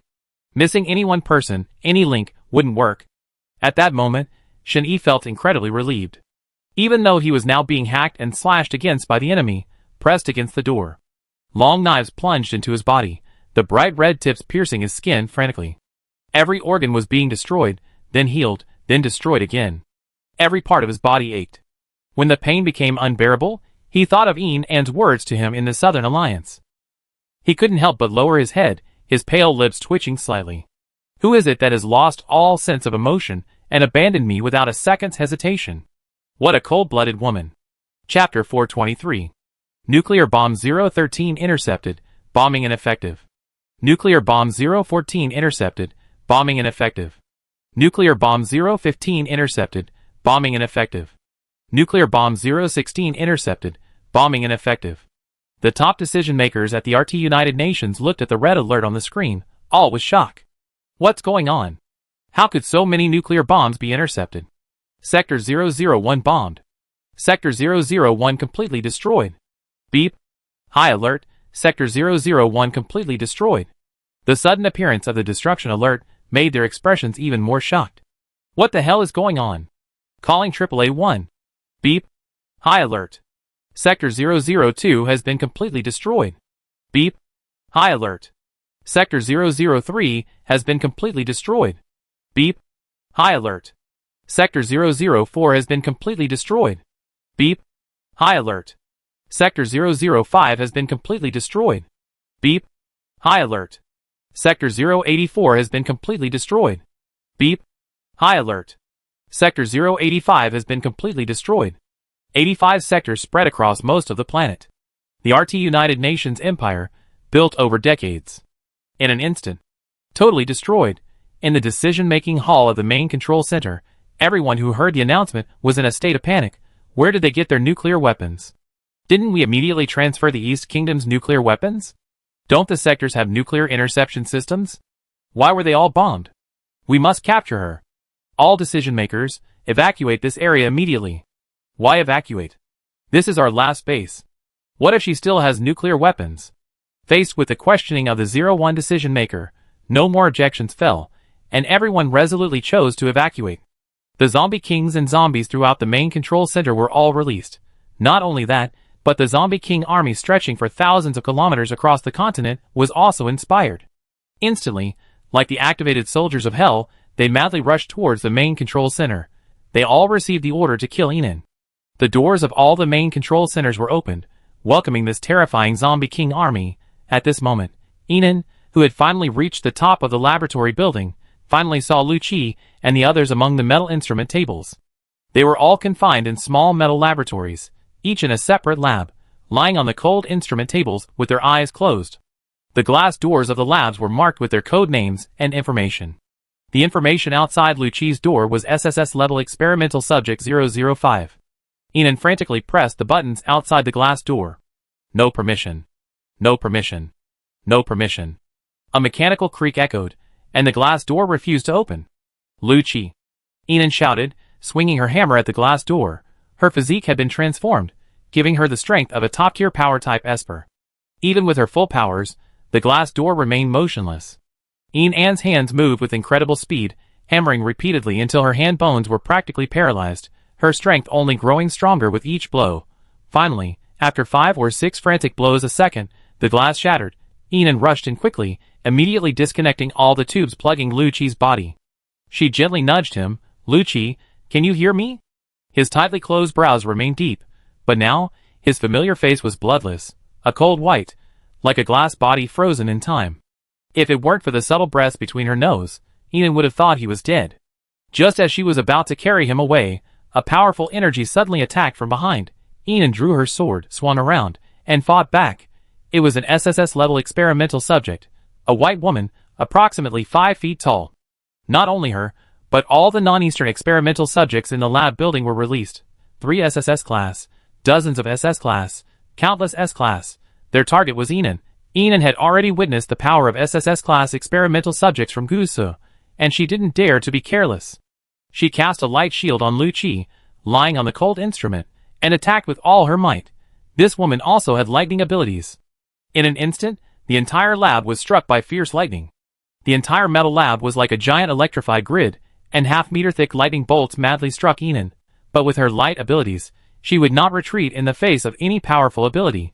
She withstood countless powerful abilities, like a fearless warrior, and give these subjects the most ferocious counterattack. Hack, hack, hack. Hack their eye sockets, hack their necks. Another SSS subject possessed powerful physical abilities. Thanks to the RTUN's transformation, this person's body was practically impenetrable. They all surrounded Inan and attacked. The SSS-class subject's abilities slashed wildly around the room, destroying many of the laboratory's glass doors. Although Inan couldn't die, she discovered that these subjects were also extremely difficult to kill. She wanted to kill them all, and then save the others. But the prospect was simply endless, just as her precognitive abilities predicted their movements for the nth time. Inan circled around to counterattack. She noticed that the male SSS-class subject in front of her was suddenly surrounded by a gray mist. Then Inan saw his eyes begin to blur, and thick, resilient vines emerged from his neck, burrowing straight into his eye sockets, mouth, and nose. A pale, bony hand, clutching a laboratory knife, pierced the air. Inan's heart pounded, excitement and uncontrollable bitterness welling up within her. She turned to look. A pale-faced Lu Qi charged forward, brimming with powerful energy, and not just him. Behind him, Fu Sun Qi. The doors to their labs had all been destroyed in a frenzied battle between Inan and the test subjects. They all emerged and began to slaughter the test subjects. Chapter 424. With their presence, Inan felt completely at ease. There were 4 SSS-level experimental subjects, and their combat power was visibly superior to their opponents. The situation instantly reversed. Inan breathed a sigh of relief, draped only in her light-based abilities, and followed them for a walk. After more than 2 days of fighting, she was truly exhausted. Every cell in her body had reached its limit. When Lu Qi and his men reached the first floor, Shen Yi, whose abilities were nearly exhausted, relaxed his taut arms. A large number of zombies and zombie kings rushed in. Lu Qi and his men, known as experimental subjects, were slaughtered without a fight. Gusu alone could hold off tens of thousands of zombies, let alone the sheer number of experimental subjects they now possessed. They killed as they went. Seeing the situation was unsettling, many zombies and zombie kings gave up resistance and ran. They ran, and Inan ran too. She led them back the way they come.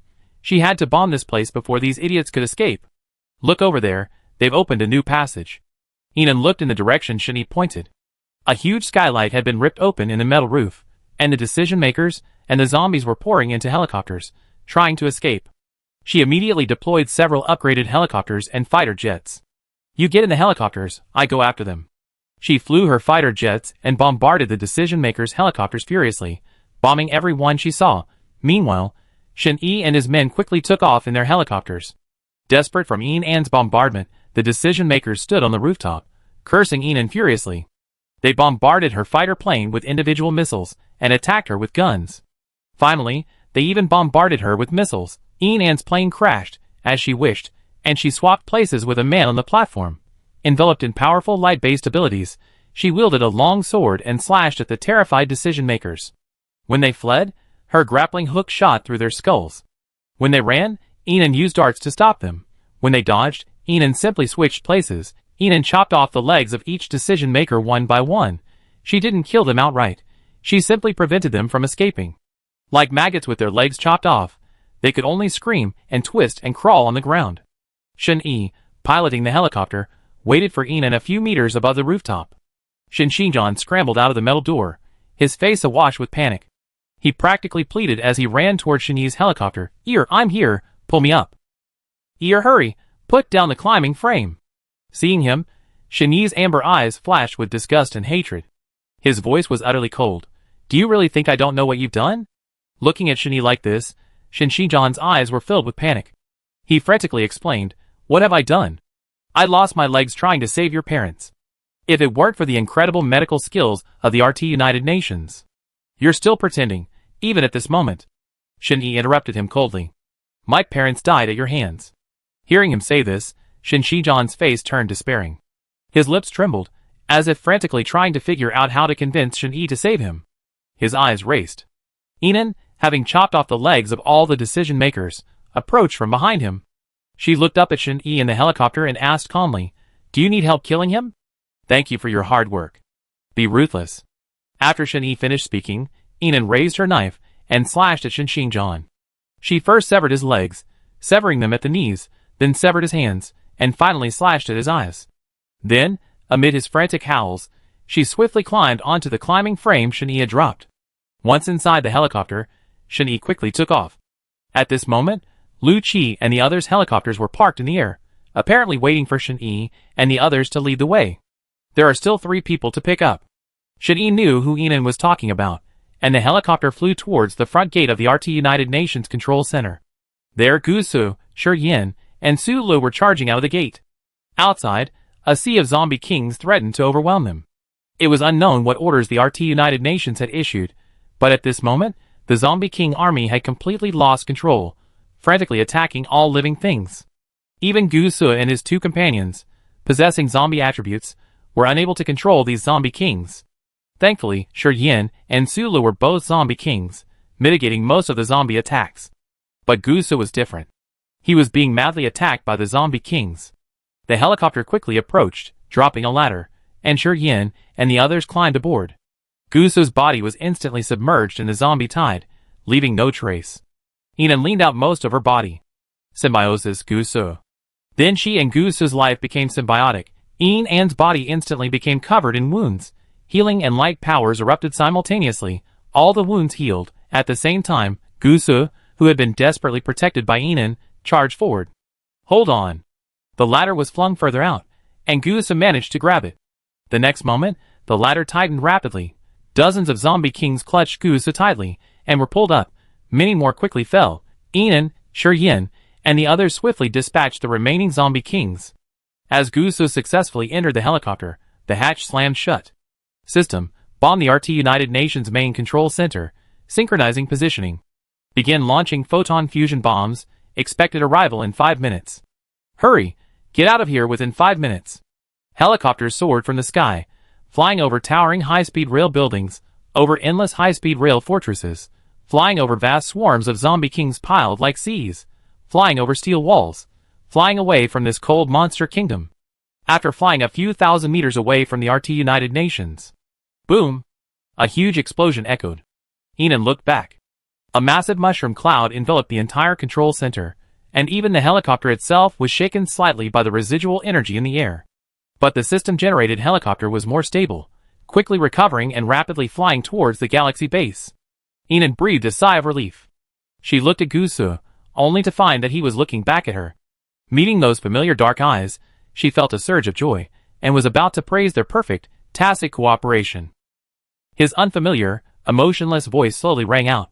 What is your relationship to us? This question was like a bucket of cold water, chilling Yinan's heart. She froze for a few seconds, unsure how to respond. Shi Yin and Su Lu looked at the 2 of them. Shen Yi's eyes flickered at the words in the pilot's seat. For a moment, the helicopter fell silent. Gu Su leaned back in his seat, coldly gazing into Yinan's eyes. I can only see sadness in your eyes right now. It seems our amnesia has left you feeling very lost. He lowered his gaze slowly. I also saw some of our past memories. I think we had a good relationship back then. Yinan remained silent. If Gu Su had lost his memory, then Lu Qi and the others must have as well. No wonder they hadn't communicated with her at all, even though they were fighting. But she had long been prepared for all this. While she felt a little bitter, it wasn't that hard to accept. As long as they were still alive, she was content. Yin and Sulu remained silent. What was their relationship? They had no idea. They spent their days mingling with the zombies, acting as the zombie bosses, having long since withdrawn from human society. Inan looked at Gusu, unable to help but ask, didn't becoming a test subject cause you to completely lose your memories? Why would you help me kill them? Gusu stood up and approached Inan. His sudden approach unnerved her. He pulled a dagger from her waist, glanced through her eyes, and without hesitation, stabbed his arm. Feeling the sharp pain in her arm, Inan remembered they were still in symbiosis. She ended the symbiosis, and watched as Gusu fiercely tore off the piece of flesh as if he felt no pain, revealing the bloody wound to Inan and the others. The word Ding, determination, was prominently displayed above. It was profound and terrifying. Although I have lost all my memories, the pain in my right arm is a constant reminder that I must leave this place. Over 30 other test subjects also bear similar wounds. I think they and I must be waiting for an opportunity. The words on each one are different. Some say position, others escape. These stitched wounds are very subtle. Some are below the waist, others on the thighs, but taken together, they reveal a lot of information. He then looked at Inan. The moment you arrived, we knew this was the time to escape. For a moment, Inan was silent and heartbroken. She looked at Gusu's wound, completely infected and rotten. The word was filled with foreign matter. If it had been delayed for a few more days, his arm would have been completely useless. Gusu quickly cut away the flesh, and Inan immediately treated him. As soon as she looked up, she met his unfathomable black eyes. You haven't told me yet what our relationship is. As he spoke, Inan noticed his eyes gradually turning gray. The veins on his neck bulged. Inan's eyes flashed with surprise. Gusu, what's wrong with you? He looked at her, his voice calm, as if he was already accustomed to such mutations. It's just that I need to inject drugs to maintain my corpse's vital signs. Don't panic. As if worried she'd be frightened, he added, I won't lose my mind and attack you. He spoke calmly, but Inan could see that every intubation in his body was rotting and blackening. Yin and Sulu remained silent. They had experienced similar situations countless times. While the physical characteristics of the zombie king and the zombies were different, the pain they endured during the period of drug control and survival was just as great. The system's voice rang out at this moment. Beep! Congratulations to the host for completing the final goal and successfully destroying the RT United Nations. The host is now receiving the godhood rewards. Congratulations to the host for successfully becoming a god. You will gain 10 new SSS level abilities, and your energy will be increased tenfold. From now on, you will be the most powerful being in the entire universe. Before the system finished speaking, Inan mentally interrupted. I give up becoming a god, forfeit all my energy and physical bonuses, become an ordinary non-powered person, and unlock the RT United Nations Potions Restorative Potion. Host, are you sure? If you give up all energy and physical bonuses, the host's efforts over the past 2 years will be in vain, the space will return to its original state, and all points will be reset to 0. Confirmed. Host, please reconsider. Confirmed. Execute now. If you give up all your energy and physical bonuses, after nearly 3 days of continuous high-intensity combat, your body will not be able to withstand the pain of the backlash, and it is very likely. Inan continued to interrupt. I confirm. Execute now. Executing for the host now. Clear all host physical energy and supernatural powers. Inan suddenly felt her body grow heavy, and intense fatigue and pain spread throughout her body, her face suddenly pale. Clear all host physical bonuses. Severe pain spread from her internal organs throughout Inan's body. She felt every cell and every blood vessel tremble with pain. The spatial state reverted to 10,000 cubic meters. Unlock the RTUN Potion Recovery Potion, rewarding the host with 50 RTUN Potion Recovery Potions. Enduring the excruciating pain, Inan placed 50 RTUN Potions of Recovery Potions on the seat beside him. Inject this, and you will recover. Gusu looked at the 50 potions that had suddenly appeared. But with just a glance, he keenly sensed that something was amiss with Inan. He reached out to help him, but only received a gushing of blood. Chapter 425. When Inan opened her eyes again, she saw an excited Lei Haud. The base commander is awake. The base commander is finally awake. He spoke excitedly and ran out. Hurry, inform the entire base. The base commander is awake. Inan tilted her head slightly, and saw Shani striding towards her again. Where do you feel particularly unwell? Bearing over the pain, Inan looked at her heavily bandaged body. Not bad. Don't try to be brave now. Dozens of healing psychics took turns treating you for 7 days before you woke up.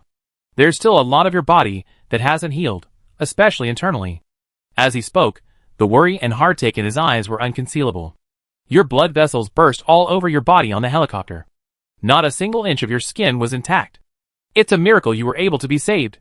It was the first time Enon had seen so much emotion in his amber eyes, and for a moment, she felt a little uncomfortable. She propped herself up on her arms and sat up. Have you regained your emotional awareness, sense of smell and taste? Shinny looked at her and nodded slightly. The 30-odd surviving test subjects have all returned to their previous physical characteristics. Of the 2 SSS-level zombie kings, one is still a zombie king, and the other is a normal zombie. Miraculously, they won't attack humans and have retained some language. They're now being kept at the base. Gusa walked in quickly. The moment he saw Enon, his lips curled slightly, his usual lazy smile concealing an unfathomable emotion. Finally awake, base commander. Soon after, a large number of the base's higher-ups rushed in. Each of them was overwhelmed with excitement at the sight of Enon. Base commander, you're finally awake. That's great. We were so worried. They gathered around Enon, each face filled with sincere concern. Sister Enon. A small figure squeezed out of the crowd and threw herself at Enon. Enon, despite the pain from the impact, smiled and caught her. It was Kae-Rui who arrived. Ever since leaving her at the main base, they had been apart for so long. She clearly missed her terribly, tears welling on her delicate face. Sister Enon, we all miss you so much. Enon hugged her tightly, rubbing her head in comfort. She looked behind the crowd. Lu Qi and the others walked in. But compared to the higher-ups at the base, the concern on their faces was unfamiliar and distant. It was as if they knew she was their base commander. They knew she had led them to victory. They knew she had once been close to them. But they had simply lost all their shared memories, and the deep connection they had built with her. The disappointment on Enon's face was fleeting, then well hidden. The base commander has awakened. Lu Qi's words were polite yet distant. Take good care of yourself in the coming days. Leave the base to us. Fu Sun looked at Enon and simply nodded. Qi remained silent, leaning against the distant window, gazing inward. Qi Xian remained his warm, gentle older brother. Xingyi crossed his arms and grinned as Enon's gaze swept over him. He was much more cheerful than before, perhaps because he'd lost his childhood memories and had returned to his original personality. Yin Mo was also a quiet person. Of all the people who had lost their memories, Xin Xingzhou was the most enthusiastic towards Enon. From the moment he saw her, his beautiful eyes, tinged with a hint of red, always twinkled with little stars. Chung Su, a very outgoing person, pushed his way through the crowd and huddled in front of Enon. You're our boss. You're so impressive. You single-handedly bombed 86 of those damn UN bases. He grinned broadly. That battle 7 days ago was awesome. From now on, I, Chung Su, will be following you. Jiang He, still the approachable, friendly girl next door, smiled sweetly. Hello, base commander. Song Yin and Ren Yu, both of a quiet disposition, nodded curtly to Enon and said, Base commander. Fu Yin squeezed through the crowd to get behind Fu Sun and whispered, It's hard to believe that the base commander of such a large base, like Xinghe, is so young and beautiful. But as his gaze swept over Song Yin's back, he couldn't help but add, But I personally think the most beautiful person in the base is someone else. Fu Sun glanced expressionlessly at this cheap, adorable brother who had been given to him for free, and turned away without paying any attention. Arranged for them to leave. The patient needs rest. Hearing Shenyi's words, Lei Howd was somewhat reluctant. Everyone's been very worried these past few days. Many have been waiting downstairs for days. Let them stay a little longer. She doesn't look well. Lei Howd then realized that Enon's face was indeed pale and bloodless. He immediately dismissed everyone and allowed Enon to rest. After the room returned to silence, Shenyi looked at Enon. We arranged for them to be familiar with their previous positions. They've all picked up the skills quickly, and are ready to start at any time. We just wanted to wait here for you to wake up. Enon smiled at him. Well, now that I'm awake, I can arrange for them to take up their posts. Shenyi didn't say anything. His amber eyes gazed deeply into her forced face. Don't you want to reconnect with them? Enon's grip on the bed sheet tightened. Of course she did. She was the only one who remembered those memories now. But she also felt that perhaps it would be better for them to forget them. She remembered the pain and compromise that lingered in Lu Qi's deep eyes. She remembered the deep resentment in Fu Sun's gaze as he looked at her. She remembered Gusa saying that liking her was truly painful. She remembered Chiye's vulnerability.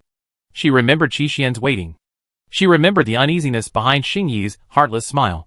These proud men? They shouldn't have to suffer from these emotions. Perhaps, now that they've forgotten them, they can live more freely and unrestrainedly. She lowered her eyes slightly and smiled. No, I don't have any special powers now, and I still have a lot to do. Forget about the past, forget it. There are more important things waiting for me. Shen Yi carefully observed Yin An's emotions. At that moment, he felt not only heartache, but also an indescribable sense of relief. His voice was a little hoarse. This time, regaining my emotional awareness has allowed me to see my heart clearly. Yin, not understanding the meaning of his words, just stared at him quietly. They've all forgotten, but it's an opportunity for me. Yin, I like you. Shen Yi's sudden confession was unexpected. Yin was momentarily stunned. Now that I think about it, I should have been moved from the beginning. Otherwise, I wouldn't have chosen to go undercover at the RT United Nations without hesitation. That time, I didn't expect to come back alive. There was a sudden knock on the door. The atmosphere was interrupted. Yin looked at the door behind Shen Yi. Come in. The door slowly opened, and Gu Su walked in. Chapter 426. Gu Su glanced between the two of them, his brows raised slightly. I think I've come at the wrong time. He said this, but his steps continued unabated. But since we're here, please, Mr. Shen. He then looked at Yin. Yin then remembered that she hadn't assigned a position to Shen Yi yet. He's very capable, and could manage several divisions. You can arrange it. I stay at the main base for now. You need someone around you in your current state. Shen Yi said, his eyes scanning the large and small bandages on Yin An's body, his worry evident. Gu Su looked at the man who was occupying Yin An's bedside, and showed no sign of leaving. He couldn't help but remind him, could this district chieftain please step aside for a moment? I have something to discuss with the base commander. Shen Yi stood up, his amber eyes returning to their cold, indifferent state. He glanced at Gu Su, and headed for the door. Deputy Base Commander Gu, please hurry. She desperately needs rest. Gu Su's smile faded slightly. Shen Yi's thoughts. He could easily see through them. His voice grew colder, his natural icy coolness making him compelling even when he shed even a hint of his usual laziness. Since you know the base commander needs to rest, District Chief shouldn't stay here all the time. Shen Yi paused. He turned to look at Gu Su. Their gazes met, like a fight between a dragon and a tiger, neither willing to give in. Yin felt a headache for a moment. What does it mean when two powerful men don't meet? Two powerful men are prone to conflict. The system's voice sounded untimely. Beep, Doomsday God system is restarting. The Doomsday God system's first mission. Clear 100,000 square kilometers of zombies, and build a safe base. Completing the mission will earn you a generous reward. Please continue your efforts, and become humanity's strongest body again. It was as if she had returned to the first day of the zombie virus outbreak, when the system had first assigned her the mission. A surge of hope surged within Yin An's heart. Since the system had rebooted, it meant that infinite space, superpowers, and the points panel would all have a chance to return to her. It was just another 2 years. She could afford the effort. Yin suddenly felt a surge of energy and good mood, ignoring even the pain. She took Gu Su's hand and acted as a peacemaker. You're both pillars of the base. Let's not argue. District Chief Shen, please leave first. Gu Su watched Yin holding his hand. He inexplicably felt a slight improvement in his mood. Shen Yi's gaze swept across their tightly clasped hands, his eyes darkening slightly, but he finally listened to Yin and walked out. The door closed again. Yin let go of her hand, leaning back against the soft bed, and looked at Gu Su. Tell me, what's up? Gu Su held out a sheaf of documents. There's a lot of things we need to deal with at the base right now. Yin made a move to take them, but he retracted his hand. Of course, I'm not asking you to handle them. The patient needs to rest. It's just that there are some important decisions that need your attention, Base Commander. He pronounced the word Base Commander softly and slowly. It didn't sound like he was calling her Base Commander, but rather something else. Yin immediately switched to serious work mode. The two of them discussed the base's future development plans, personnel allocation, and the appointment of district chiefs. Since Gu Su had lost his memory, Yin went over the abilities and responsibilities of all the key personnel in detail. She spoke with a rigorous and serious demeanor, her mind sharp and meticulous. In her work mode, despite her extreme frailty, the radiance in her expression was unmistakable. At that moment, Gu Su completely understood why she had been able to build such a large base, and even successfully recruit him, who they had previously described as the deputy director of the national base. As he watched, his mind wandered a little. His eyes uncontrollably flickered from her delicate nose to her lips, which opened and closed. Though pale and bloodless, those lips inexplicably sent a shiver through his heart. He could no longer hear what she was saying and whispered, "We were boyfriend and girlfriend before, weren't we?" Chapter 427. Inan stared directly into Gusu's eyes. At that moment, she felt her answer didn't matter. He had already read it.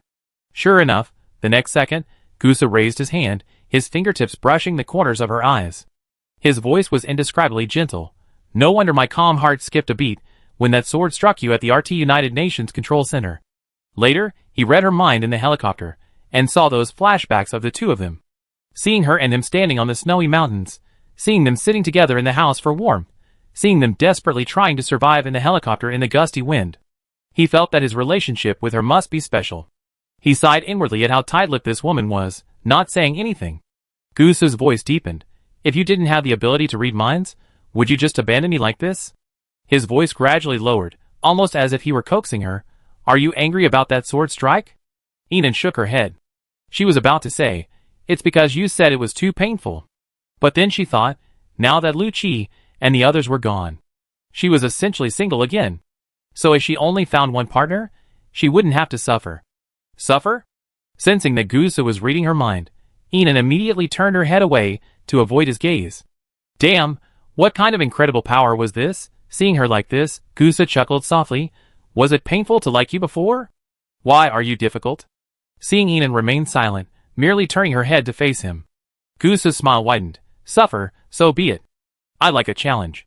Inan was deeply conflicted. Then, let's have a proper talk with Gusu. Be a good person this time. Just find one partner, be honest and live peacefully. The system's voice suddenly rang out. Beep, restarting the relationship system. Host, please quickly activate the male protagonist's maximum favorability and increase the corresponding relationship points. The relationship point system will have massive rewards, so please do your best. Inan thought to herself, I'm you. The system is still the same system, the matchmaker system obsessed with finding her a handsome man. Host, I can hear you. Detecting Shinyi's favorability has reached the maximum level. Rewards are now being issued. Reward the host with +1 stamina, +1 speed, +1 toughness, +1 beauty, +1 strength, and +10 mental power. Reward the host with 20 million points. Reward the host with an expansion of 100,000 cubic meters of space. Inan stopped cursing. Not only did she not curse, she also wanted to say thank you, System Dad. I'm wrong to say you're suffering. I was forced to stab you because of the plan. So how can I calm you down so you don't get angry? Gusu's gentle voice echoed behind him. I cook you something delicious, okay? Inan was about to refuse when her stomach rumbled loudly. Looking down at her dangling stomach in shock, Inan heard a soft laugh from the person beside her. Okay, I make you something now. He walked quickly and hurriedly, as if Inan would starve to death if he was a second slower. Inan was no obedient. As soon as Gusu left, she slipped out. First, she slipped away to the base's medical building to find a healing psychic to strengthen her fragile body. Then, she stuffed 2 steamed buns into her mouth and sneaked off to the base's training grounds for training. She had to be so sneaky because she felt that if Gusu and Shinyi found out, they would definitely not let her train. But she knew her own physical condition best, and with the system's slight boost, she felt a bit more confident. At least, she wouldn't overtrain herself. Running drills and lifting weights. Inan was never idle. As he sweated profusely, Shin Xingzhou, who was boxing in the distance, approached Inan and asked, Base Commander? He seemed unsure if the person training like a madman in a remote corner of the training ground late at night could be their base commander, who had just woken up during the day. He asked unsurely. Inan jumped down from the horizontal bar and looked at Shin Xingzhou. Good evening. Hearing this crisp voice, Shin Xingzhou finally confirmed that it was really her. He couldn't help but laugh. It was a bright, confident smile, brimming with energy and vitality. I can't believe it. I just heard the deputy base commander was looking for you, and I thought I misheard. Turns out you're actually training here. Physical fitness +1, resilience +1. Under the system announcement, Inan continued training, then please keep it a secret for me. I don't want to be dragged back. Want to learn boxing? I teach you. But Shin Xingzhou still said the same thing. Inan looked at him in confusion. Have you regained your memory? No, it's just that my former subordinates told me I was a good boxer. Today, after a few tries on the sandbag, I got my feeling back. This must be what's called muscle memory. Chapter 428. Enid looked at him, dressed in professional, warm sportswear, and thought to herself, this guy doesn't mind the cold. You don't need boxing lessons, but you do need sparring. She really wanted to test her current overall skill level. Okay, then I take you to a small table tennis court. Not many people go there, especially not at this hour. Xinxingzhou nodded at Enid, his voice soft and pleasant. Stay away from me, and we take the side path. Seeing his willingness, Enid didn't refuse, crouching to his left. The two of them, like thieves, walked through the side path to the small door behind the sports building, and then crouched all the way to the table tennis court. As expected, it was deserted. You've only been at the main base for a few days, and you know it like home? Enid couldn't help but tease. She hadn't even realized the main base's table tennis court was usually deserted. You like sports? I've already explored all the sports fields here, he said with a bright smile. Come on, base commander, I train with you to your heart's content today. Okay.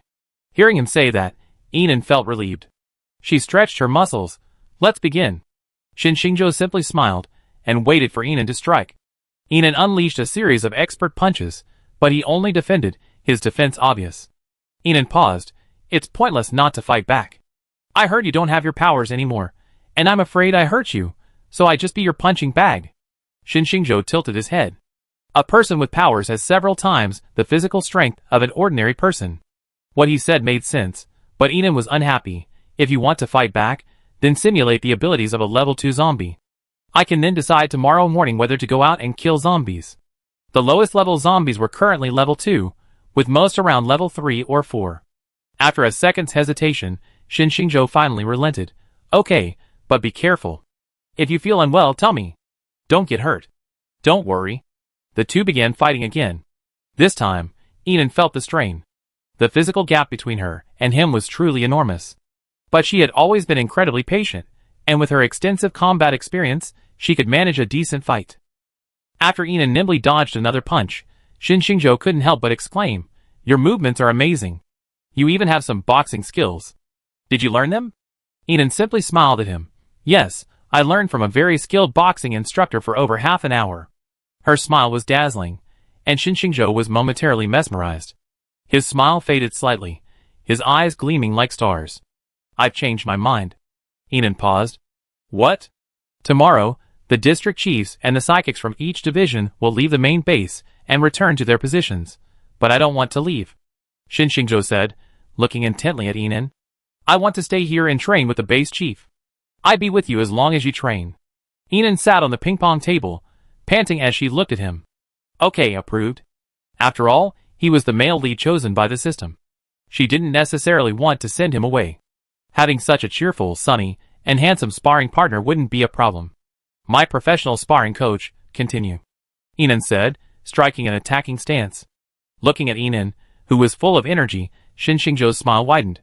Come on! The two continued to fight.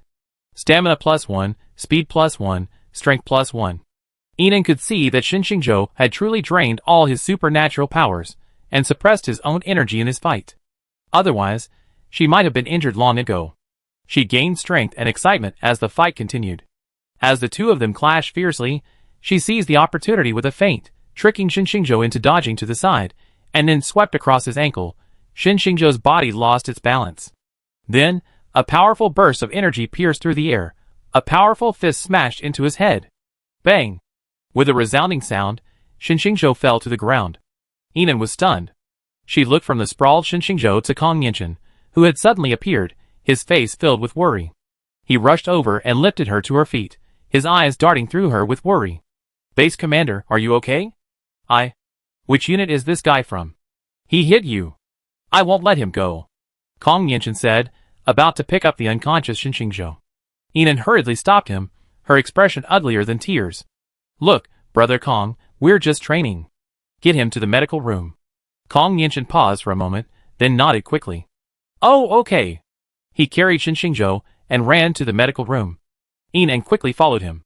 Excuse me, what's your special ability? Base Commander, Strength and Physique. Enid, The two of them rushed all the way to the medical department.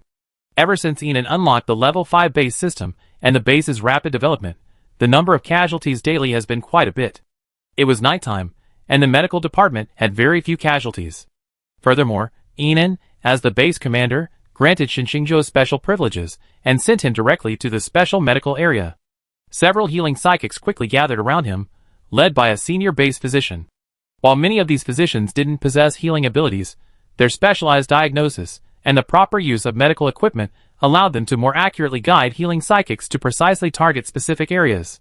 Furthermore, after the apocalypse, physicians' training expanded to include crystal therapy, energy stabilization, psychic meridians, virus suppression, virus removal, and other medical fields closely related to psychics. Excellent physicians are extremely important to the base. Watching Xinxingzhou being wheeled into the medical room, Inan breathed a sigh of relief. Kong Yinshan also breathed a sigh of relief. He looked at Inan, bowed his head, and apologized. "I'm sorry, base commander. I didn't know you were training. I panicked when I saw you getting beaten." Inan could tell that the young man before him was a bit stubborn. His face was now filled with apology, as he frantically explained himself, his face flushing crimson. Inan was just about to offer some words of comfort when a cold voice rang out from behind him. "This patient isn't resting late at night, running around everywhere. Is he trying to increase the workload for the medical department?" Chapter 429. Inan turned and saw the newcomer, dressed in a white doctor's uniform. He was tall and thin, his features defined yet not harsh beneath his fine, wispy hair. His perfectly curvy figure was cold and unapproachable. His glazed eyes, hidden beneath his long, feathery lashes, were clearly displeased. It was Duan Qingyu. Inan saw the faint dark circles under his eyes, and guessed that Lei Haod had definitely appointed Duan Qingyu as her attending physician. He spoke with a guilty tone, "Dr. Duan." Duan Qingyu glanced at the examination room behind him, then looked at Inan and said simply, "Examination." With that, he walked towards the examination room. Kong Yinshan looked at Duan Qingyu with disapproval. "As the base's chief physician, you're so rude to the base commander?" Duan Qingyu continued walking. "He's the base commander, and also my most disobedient patient." Feeling guilty and in awe, Inan quickly followed Duan Qingyu's steps and turned to Kong Yinshan. "Go back and rest." Seeing Inan had no objection, Kong Yinshan gave up.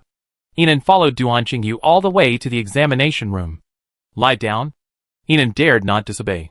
She walked towards the scanner, her eyes scanning the pile of documents on the table. Every single one of them was about her. She must have stayed up a lot of late these past few days while she was unconscious. She obediently laid down on the table. Duan Qingyu stared at the scan display on the screen, the dark clouds in his eyes dissipating considerably.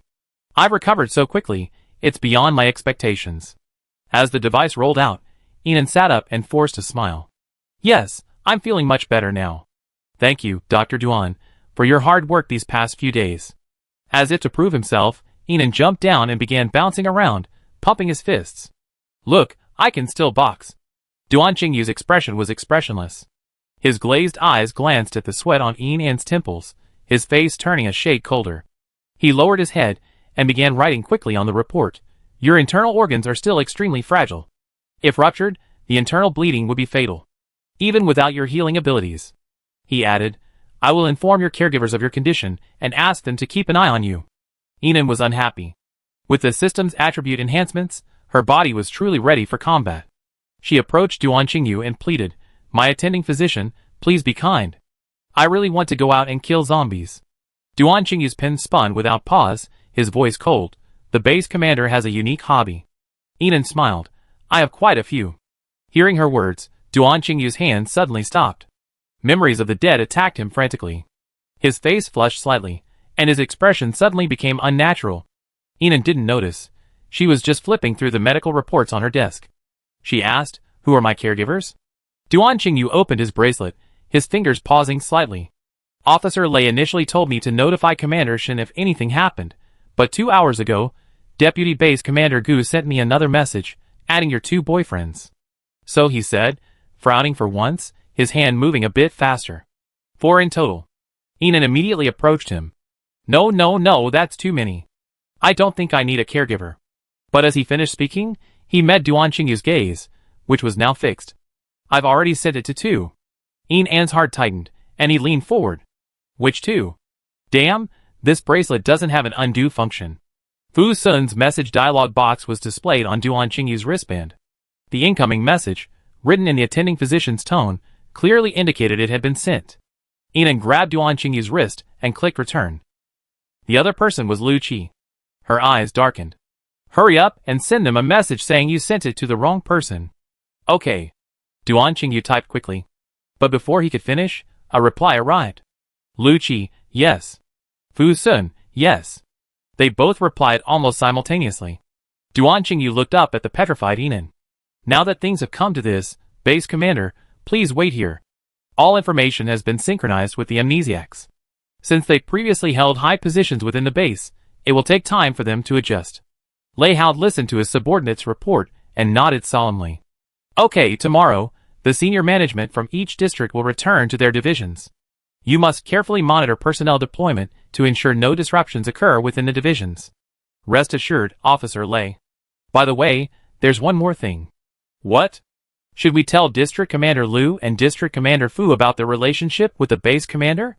Hearing his subordinate's question, Lei Hao's expression became conflicted. We should, I think. As he spoke, he began to harbor deep doubts about the exact number of Yinan's boyfriends. That's for the base commander to handle. It's a matter of their relationship, and we can't interfere. We just need to synchronize the base information. Yes. Chapter 430. Fu Sun arrived quickly. Yinan spotted him as she walked down from the special medical area building. He wore a knee-length woolen coat and a dark gray scarf, half his chin hidden behind it. His leather boots were clean, and his steps were steady and handsome. When he met Yinan's gaze, his black eyes were cold and expressionless. This expression was exactly the same as when Yinan first met him. Suddenly, her joy at seeing him faded. A slight bitterness welled up in her heart, and she forced the curve of her lips down. District Chief Fu hasn't slept yet. I can't sleep. Why? District 002's construction rate is too low. I want to leave tonight. Yinan blinked. District 002's construction rate is still low? Of all the districts, 002's construction rate is the fastest. Its current area and population are at least in the top 5 of the entire base. Fu Sun held an umbrella beside Yinan, shielding her from the occasional falling snowflakes. Let's not talk about this for now. Base commander, go back and rest. Yinan nodded and followed his lead. The two of them walked out. After a brief silence, Fu Sun spoke. It's too low. I heard from the science worker that Zone 002 was an expansion of Fu's real estate. From what I understand, Fu's real estate owns 2/3 of M-City and has interests in other cities as well. Such advantageous natural conditions don't justify the current pace of development. Fu Sun's gaze, fixed straight ahead, grew colder. I didn't know what I was doing before, and the progress was so slow. Yinan looked up at him, seeing only ambition and a fierce sense of purpose. There was no trace of the love-struck man he once was. She felt a pang of anger. Has District Chief Fu ever considered finding a partner first? Fu Sun refused without hesitation. I'm not interested in women. Yinan took a deep breath and paused. She stared at his cold and arrogant back, unable to resist asking, no interest in any woman? Feeling her inexplicable dissatisfaction, and the pause in her steps, Fu Sun turned to look at her. He was now aloof and resolute, his dark eyes seemingly ignoring everything. Yes, even a woman like the base commander, a 1 in a million, wouldn't tempt me at all. Yinan smiled. For a moment, she couldn't tell herself whether this smile was mocking herself or fate. But she couldn't find any reason to blame Fu Sun. She didn't want to force him to tell her they were once a couple. She knew too well that men like Fu Sun and Lu Qi couldn't be forced. Even if she told him about their past relationship now, without any feelings, it would only add to the awkwardness. Her smile faded. You're allowed to return to the sub-district tonight. Thank you, base commander. Fu Sun tilted his umbrella a little further toward her. But this gesture was simply out of gentlemanly courtesy and respect for his superior. Today, the deputy base commander has issued a base-wide counterattack plan against the zombies. Rest assured, in less than 6 months, Sub-District 002 will become the largest sub-district besides the Special Operations Zone. The cold ambition in his eyes stung Yinan, and he looked away. He saw Lu Qi approaching from a distance. Fu Sun had obviously noticed him, too. He turned and looked at him. The two nodded in greeting. They were both experimental subjects. Both had fought their way out of the RT United Nations Control Center. Although they were not particularly familiar with each other, they had a certain tacit understanding. Since District Commander Liu is here, I'd be leaving now. Fu Sun said goodbye to the two and strode away. Without a single thought of lingering, he quickly vanished from Yinan's sight. Sensing Yinan's loss of mood, Lu Qi glanced in the direction Fu Sun had left, a thoughtful look in his deep eyes. But he didn't ask anything, simply looking at Inan. "Sorry, I'm a little late. I just met a tall, dark-skinned psychic on the road and asked for directions. It took me a while to find out we were going the wrong way." As he spoke, a thick vine appeared in Lucci's palm. It spread and grew, quickly forming a small vine web. Furthermore, tiny green leaves sprouted from the vine, like a small umbrella, shielding the two from the snow. I had a grudge against him before? Inan knew who Lucci was talking about. Kong Nianchen. That guy hadn't been a test subject, and he considered Lucci his competition. But she wasn't in the mood for small talk at the moment. She just said softly, "Let's go back." Chapter 431. Along the way, Lucci chatted with Inan intermittently. Although each conversation was limited to a few words, they were all about base construction. Each of them was more ambitious than the other. Inan glanced at his profile. His familiar features now held a hint of distance and politeness. She couldn't help but ask him, "District Chief Liu, aren't you curious why Dr. Duan asked you to come pick me up?" Hearing this, Lucci returned his gaze to Inan's beautiful, foxy eyes. "No, I've already guessed it." Instantly Inan's heartbeat quickened. She stopped and stared at him. But his next words left her deeply disappointed. "I had a lot of guesses even. But today, I learned about the relationship between the deputy commander and the commander, and I'm convinced we can't be a couple." "I think we were very close friends before," Lucci said, looking at Inan with admiration. "You're truly outstanding. I think I like to be good friends with the commander in the future." Inan touched his nose. She liked to do little things when she was lying or feeling sad. With a heartless grin on her face, she continued walking forward, her words tinged with laughter and casualness. As if jokingly, "Has it ever occurred to you that I have a lot of boyfriends, and you just happen to be one of them?" Unexpectedly, Lucci's tone was incredibly serious. "No, I'm very traditional. That wouldn't happen to me." Inan suddenly remembered how Lucci had been so domineering, not allowing other men to get close. He thought of his pain and his ultimate compromise. Yes, he was a very traditional man.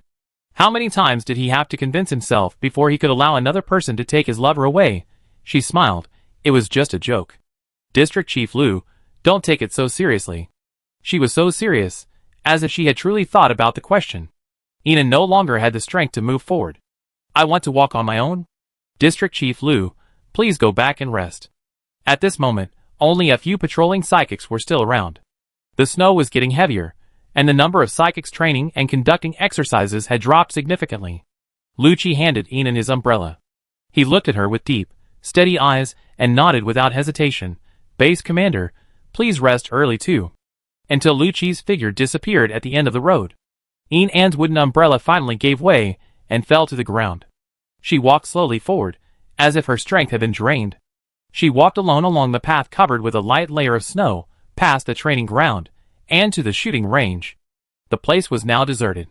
But the past scenes were vivid in her mind.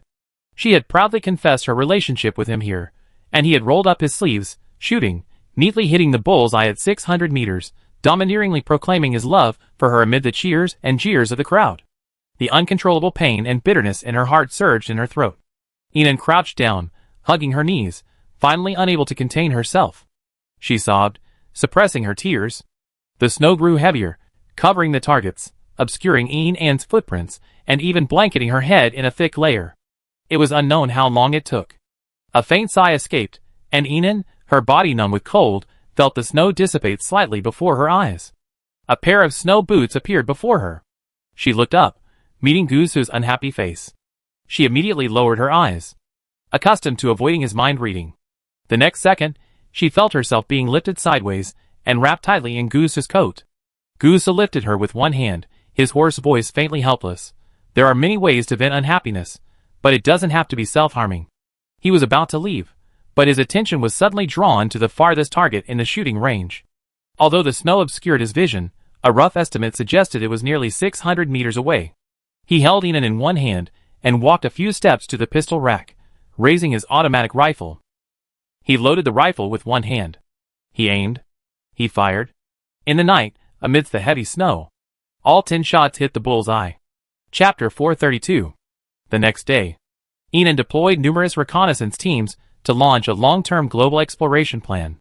A global, uninterrupted search for human survivors was underway. Furthermore, she also developed a counter-zombie operation. Each division chief returned to his post, launching a counterattack against the zombies from all directions. The main base was tasked with the crucial task of capturing City C1 via Beijing-Niwa Bridge. Due to the United Nations' previous attempts to launch zombie kings and conduct experiments, a significant number of zombie kings still remained outside the base. Not to mention those abroad. As the United Nations' most important goo breeding nation, the East Kingdom was fortunate to be temporarily spared from their invasion. Most of the other non-participating nations were completely zombified long ago. It could be said that most of the land outside the East Kingdom had already become zombie territory, making the possibility of human presence extremely low. An's ultimate goal was to completely eliminate all zombies, completely eradicating them and the zombie virus from this land. She had no idea how long it would take to achieve this goal. It was very likely to be 100 years, 200 years, or even longer. But she believed that as long as they persisted, humanity would one day reclaim its own kingdom. In the main base square, rows of psychics formed neat lines. Everyone of Team 2 follow me. Returning to their positions, He still possessed a commanding presence. He had once led Team 2, and all the psychics in Team 2 trusted and respected him. Although he had lost his memory, he quickly integrated into the group amidst everyone's enthusiasm. Team 4, assemble. Zhang Meng, too, was imposing. Teams of psychics, led by their captains, marched out one after another. Each team was divided into 10 groups, each containing 10 members. They were all powerful psychics, proficient in various firearms and combat techniques, the sharpest blades trained by the Galaxy base. All the psychics gathered behind the main base gate. A vast crowd, over 10,000 strong. The deputy base commander has arrived. Salute. Everyone stood, looking at Gu Su, who strode from the side. Gu Su's gaze swept over the energetic team. The gate will open in 3 minutes. We must clear Niwa Bridge today. Yes. Behind the large group of psychic teams stood another large group of psychics. They were led by Chu Qin, the former elite of the Southern Alliance. Enan had decided to let Shen Yi continue to manage the Southern Alliance territory, and all his former subordinates were assigned to him. Firstly, Shen Yi was more familiar with the Southern Alliance. Secondly, the Southern Alliance's people truly respected Shen Yi, and his leadership was more efficient, saving the time needed for adjustment. As Enan slowly emerged on the Bufu, he immediately attracted a lot of attention. The base commander is here. It's the base commander. Look, she's riding the Bufu. Bufus aren't usually ridden by anyone except the base commander. Of course not. The base commander tamed it. You wouldn't be able to withstand a single blow from it if it were given to you. What the hell are you talking about? You act like you can handle it. Enan glanced at the bracelet showing Shen Yi's 100% loyalty rating and simply waved at the other psychics. Go about your business. No need to greet each one of you. However, the psychics at the base remained undimmed in their enthusiasm. Base commander, you must be careful. They all knew she had lost her powers. Seeing her follow, they all grew worried. It's okay, we're protecting the base commander. That's right, with so many of us, are you still worried about the base commander getting hurt? Base commander, you used to rush to the front to protect us, now we protect you. The men's voices were louder and louder. Their shouts warmed An's heart. Base commander, we're following you. Several healing psychics ran over. Enan turned to look at them. Not really. She might not have her powers now, but she wasn't made of glass. But when she met Goose's dark eyes across the crowd, she knew it was his plan. It's okay, everyone go back. I can protect her. Shen Yi approached slowly. Seeing it was the mastermind of the rewind ability, the healing psychics obediently left. Behind the distant gate, Gusu, who had been in a good mood, saw this scene with a hint of dissatisfaction in his eyes. Open the gate. The base's steel gate swung wide. Ah! The barbed wire in the buffer zone outside made a terrifying clatter. Chung Hai's zombies pounded frantically at the wire. All the psychics rushed out in an orderly and planned manner. Earth and wood elements, those who could build a defensive wall against zombies, bore the brunt of the attack. Strength and strength psychics served as the charge. Ice, fire, water, and thunder elemental powers provided long-range attacks. Speed psychics carried the harvest. Various special psychics provided support, either in the front or in the back. In addition, they had all been injected with the intermediate zombie virus defense agent that Enan had previously purchased and stored in large quantities at the base. The combat power of the Galaxy base was astonishingly strong. Instantly, a large number of superpowers emerged from the zombie pile, sending zombie limbs flying through the air. The zombie king was the most difficult to kill, so each team focused on a single zombie king, while the ordinary zombies were dealt with as they passed. Any casualties were immediately escorted to the rear for treatment. Enan dismounted, letting Bufu charge in to kill the zombies, while he sat in the armored vehicle and played the idler. Just like the mission he and Lucci had carried out at the national base. A leisurely pace. He only picked off a few mutilated zombies, some with half their heads missing or parts of their bodies scrambling onto the roofs of the armored vehicles. Watching the fierce energy of these superpowers, Enan suddenly began to hesitate. Should he open a base to store the superpower balls, or should he wait for their natural awakening? As she pondered, a zombie arm flew towards her, trailing a trail of blood. A grayish-white hand clutched Enan's arm tightly. Enan cut it off with a deft movement. The next second, she heard exclamations from the crowd. Deputy Base Commander Gu is so formidable. He single-handedly charged into the zombie pile and killed over a dozen zombie kings. She looked up and saw Gu Su, leading the charge, to her left. Amidst the tumbling corpses, her figure could vaguely be seen, his swift and decisive presence. Even amidst the bloody and terrifying zombie swarm, his every move was indescribably beautiful. Enan immediately cupped her hands to her mouth and said, Deputy Base Commander Gu is truly formidable. Everyone, is he the pillar of Galaxy Base? Yes. The roar of agreement was deafening. It almost drowned out the roar of the zombie tide. Then everyone burst into laughter, their enthusiasm for killing zombies even higher. Gu's grip on the knife faltered slightly, and the corners of his mouth couldn't help but curl up. He even slashed through two zombie kings with a single blow. Then, a second later, Shen Yi's team, to the right and ahead, seemed to have received a boost. In a short time, they surpassed Gu's team. Wow, District Chief Shen is really impressive. As expected of the former leader of the Southern Alliance. Enan pulled a handful of sunflower seeds from her trouser pocket and began to crack them. She looked up at Shen Yi. His fighting prowess was now no less than Gu's. Watching, Enan began to question her life. Does this base really still need her? There are just too many powerful ones. Chapter 433. The Young Master is back. District Chief, the Young Master is back. Sitting in his chair, Ji Kang's face lit up with excitement. But for a moment, he controlled himself perfectly, saying, as calmly as possible, bring him here. Yes. A few minutes later, Xing Yi, his fleece coat wide open, walked in. What's wrong? Unbuttoned in this cold weather? Ji Kang's brows arched, still unable to control his emotions. He stood up, looked at the still conceited brat, and said coldly, You're going to RT the UN without a word, talking about sacrificing yourself? You think you're the savior, aren't you? Xing Yi tilted his head to pick at his ear, his beautiful almond-shaped eyes narrowing slightly, as he looked at the old man with observation and respect. Ji Kang took 2 deep breaths, picked up his teacup, and took a sip before continuing, I'm glad you're back safely. Losing your memory isn't necessarily a bad thing for you. As he spoke, his arrogance faded, as if a thought occurred to him. Please sit down. Hearing this, Xing Yifeng's eyes narrowed into crescents. You are my uncle, right? Hello, uncle. He bowed respectfully, his every move remaining incredibly graceful. His aristocratic upbringing and etiquette lessons had been ingrained in him. After saying this, he sat down in the seat closest to Ji Kang. As soon as he sat down, he expertly lifted his right leg and folded it over his left knee. Even the act of crossing his legs was incredibly graceful. It was exactly like his usual habit. For some reason, Ji Kang felt a pang of displeasure. He looked away, his voice as commanding as ever. When you're back, practice your skills well and cooperate with the orders from the main base to rapidly expand. Don't be so absent every day like before. Just when he thought his nephew was about to get impatient and disobedient again, Xing Yi nodded obediently. A carefree smile played on his lips, free of the shadows of his childhood, his smile untainted. I do as you say, uncle. Ji Kang suddenly lost his reason to get angry at him, and his voice softened. Remember to use that esoteric orb. Okay. The room fell silent. Ji Kang was silent for a moment, then couldn't help but look at Xing Yi. Did the base commander say anything else? Xing Yi raised an eyebrow slightly. Base commander? His mind flashed back to that unbelievably pretty woman, always surrounded by people, and he shook his head slightly. No. Ji Kang stood up again. You're back just like that?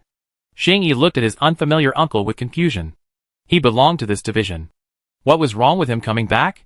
Ji Kang took a deep breath, turned, and paced toward the window. He was deeply conflicted. His nephew was clearly incredibly talented and ambitious, but ever since that woman appeared, his mind had been filled with romantic fantasies. The key point was that she was indeed a truly outstanding person, and he had no objection to a serious relationship between two people. But being someone's mistress. What a shame! It was truly embarrassing for both the Xing and Ji families. He, an old man, was furious, and he lectured her countless times. Every call ended on a sour note. Now his nephew had forgotten everything, his unfortunate childhood memories, and that woman. He had become cheerful and pure. He looked just like a carefree young master from a wealthy family. He should be happy. But he couldn't. Ji Kang looked back at Xing Yi with a complicated expression. Meeting his searching gaze, he sighed softly, "I'm glad you're back. Let's get familiar with the base." Xing Yi stood up and said goodbye, "Then I be leaving, uncle." He walked out the door and headed towards the corridor. Jiang Heng, who was waiting at the door, followed him. Xing Yi's pace slowed down. He glanced sideways at Jiang Heng. "My uncle is a bit dazed, always staring at me in a daze. How did he become the district chief?" Jiang Heng looked innocent. "Young master, you ask me? I've lost my memory too." Xing Yi was speechless, and could only continue walking. "Young master, the district chief wants you back." A man in a black coat trotted over from behind. He was Ji Kang's trusted confidant. Xing Yi turned and walked back. As he opened the door, he was met with Ji Kang's scowl. "Are you sure you don't want to go back to the main base to find the base commander?" That was the first thing he asked. Xing Yi was stunned. "Never mind, leave now." Confused, Xing Yi left again. As he left, Ji Kang summoned a subordinate. "Huang Qi, didn't your ancestors know some unorthodox methods? See if the young master can restore his memory." The man named Huang Qi looked puzzled. "Master, why do you want the young master to restore his memory? Isn't it your greatest wish that he—" Ji Kang simply interrupted. "I can't stand his worthless appearance, but I'm also afraid he regret it later. Master, I see that the young master is much gentler now, but he's lost a bit of his spirit." Huang Qi expressed what Ji Kang was thinking. He sighed softly. Yes, back when he had a crush, he was full of energy, his brows and eyes beaming with smiles, like a completely different person. If he regains his memory, we take him down quickly while the base commander is still single, Ji Kang said, rolling the beads in his palm. If he can't regain his memory, have him visit the main base less often and have less contact with the base commander. Yes, sir. I do it now.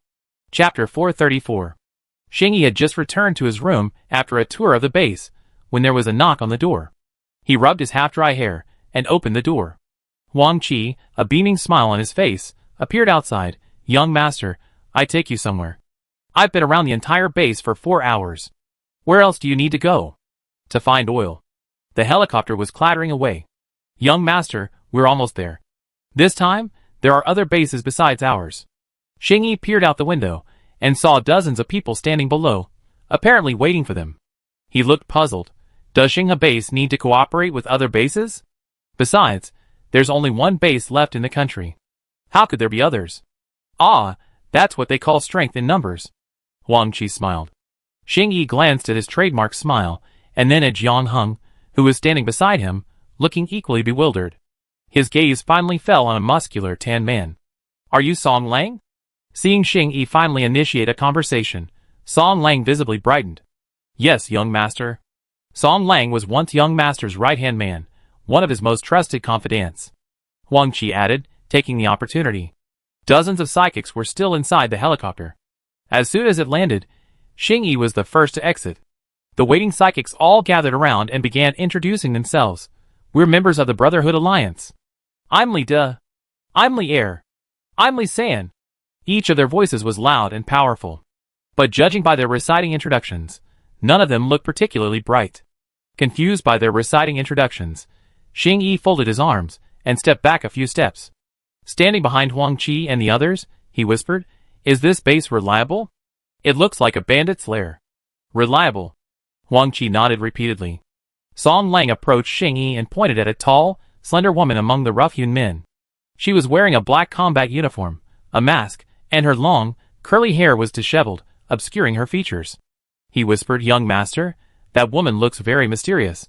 Xing Yi looked where Song Lang was pointing. The woman stepped forward delicately, her timid movements evoking a special pity. I'm Li Jiao. For a moment, Huang Qi, Song Lang, and the others all looked at Xing Yi expectantly. Xing Yi frowned. Why are you looking at me? Everyone averted their gaze. Yawning, he walked forward. Aren't we looking for oil? Where's our destination? We need to hurry. Young master, the destination is here. Huang Qi followed and handed over a map. Xing Yi only needed a glance to recognize this as the Xinghe base territory he had learned about over the past few days. He looked at Huang Qi with a scrutinizing gaze. Isn't this the territory of the galaxy base? We could just go get the oil. Why make such a fuss? Huang Qi said with a mournful expression. We took it down before, but then there were too many zombies, and we were surrounded again. His distressed expression didn't seem fake. Xing Yi didn't ask any more questions, and got into an armored vehicle. Young master, don't you need Miss Li Jiao to massage your legs? Xing Yi held up his forehead, and looked at Huang Qi as if he were a fool. Why would you need a massage? Huang Qi retreated in frustration. 7 or 8 armored vehicles drove steadily forward, and gradually, the zombies began to multiply. Zombies appeared from nowhere, and rushed frantically towards the armored vehicles. Young master. The driver hurriedly stopped the vehicle. Too many zombies. Our view is blocked. Xing Yi immediately opened the car door, and rushed out to kill the zombies. However, he soon noticed. The woman named Li Jiao in the crowd was frantically fleeing, crying for help. The long sword she swung always struck the zombies with perfect precision, leaving her unscathed. Even more outrageously, she even shattered the armored vehicle's windows twice. The zombies were quickly cleared out. Returning to the armored vehicle, Xing Yi gazed thoughtfully at the woman. In another armored vehicle, Huang Qi, sweating profusely, observed Xing Yi's thoughtful expression and felt a surge of joy. He hugged Song Lang and whispered a congratulatory congratulations, great. The reenactment method is working. Young master is starting to change. Song Lang looked at Xing Yi, but he couldn't feel happy. Why did he feel like they'd been exposed? Soon, the convoy arrived at the X-21 crude oil base. The psychics disembarked and began to kill the zombies. Xing Yi, on the other hand, walked inside, observing the surroundings. He walked with a relaxed demeanor, seemingly completely unprepared, until he reached a platform. The white-painted iron gate on the platform was unlocked. He pushed it open and looked down. The pitch-black environment made it difficult to see clearly, but the stench of decay and blood was overwhelming, confirming the presence of zombies below. Huang Qi and Song Lang, who had been ambushed, rushed out simultaneously. One pushed, the other kicked. Their target was Xing Yi. They moved with incredible speed, and with Song Lang's speed-based abilities, they should have been able to take Xing Yi down with a 100% success rate. But he seemed prepared, transforming into a phantom without even turning his head. With a few moves, he pinned both men to the ground. Xing Yi looked at the two screaming men, and the group of psychics rushing out from below. His eyes grew colder. Are you putting on a show in front of me just to get me down? Chapter 435. When Xing Yi got angry, his expression was icy, and the air pressure around him dropped several degrees. The psychics were so frightened that they remained silent. Huang Qi, clutching his sore buttocks, looked at Xing Yi. Young master, we're helping you regain your memory. Don't be angry, don't be angry. Xing Yi crossed his arms, as he watched the two men scramble up from the ground, their teeth bared. His almond-shaped eyes darted sharply at Li Jiao below. Who are you? The Li Jiao named. Startled with fear, and took a few steps forward. Young master, I'm impersonating the young lady Li Jiao who saved you. His voice was now much deeper than before. His long, curly hair trembled wildly from the intense tension. After a few seconds, it fell to the ground, revealing a crew cut. He looked unmistakably male. Now Huang Qi and the others were even more distraught. They all closed their eyes, their expressions as if they were waiting for death. Li Er. They all stopped pretending and took off their hoods. Each one was clearly one of them. Xing Yi's gaze swept over them. Although his expression was displeased, he said nothing more, and turned to descend the stairs. However, the stairs, which were always covered in ice, were extremely slippery. He slipped and fell straight into the refinery. Bang! After a loud bang, everyone was stunned. 2 seconds later. Young master, are you okay? Young master. Hearing the words young master, everyone crowded outside the white-painted iron gate and looked down. The space-based psychic took out a flashlight and shone it downwards. All they saw were zombies running towards Xing Yi. Thankfully, these zombies had been prepared by Huang Qi. They were all ordinary zombies, missing limbs, and posed no threat to Xing Yi's life. He didn't bother checking his wounds, as he climbed up and began to kill the zombies. However, the overwhelming stench of decaying zombies made him unwilling to stay even a second longer. Looking up at the group of underlings, who were only screaming and not trying to save him, Xing Yi was furious. What are you yelling for? Pull me up. Okay, quick, rope, quick. This time, they had prepared a long enough rope and tied it securely to the railing. Jiang Hung took the brunt of the effort. I do it. Huang Qi stopped him.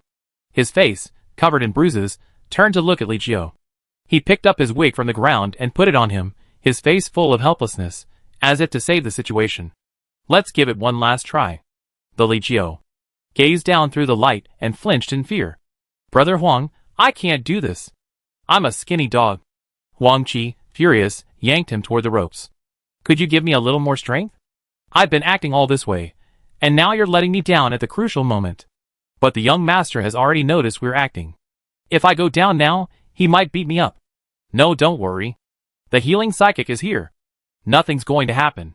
After Huang Qi's coaxing, the man playing Li Jiao tied the ropes and climbed down. Xingyi looked up. It was afternoon, and bright light streamed in from the entrance, illuminating the blurry figure. For a moment, it seemed as if a woman had actually come down. Backlit by the light, Xingyi was momentarily dazed. The wound on his head gave him a splitting headache. His brows furrowed tighter and tighter, and he felt dizzy and drowsy, unable to muster any strength. The armless zombie behind him took the opportunity to bite Xingyi's arm. The intense pain sobered him up a bit. He sent a shadowy shadow to kill the zombie, then quickly drew out a clean dagger to sever the wound. Although he had been injected with a mid-level zombie virus inhibitor, the act of cutting flesh to survive had become muscle memory. He tore off a strip of clothing and clamped it tightly around the wound. Li Jiao above him said in panic and anxiety, "Young master, you're hurt." Instantly, the crowd above grew worried.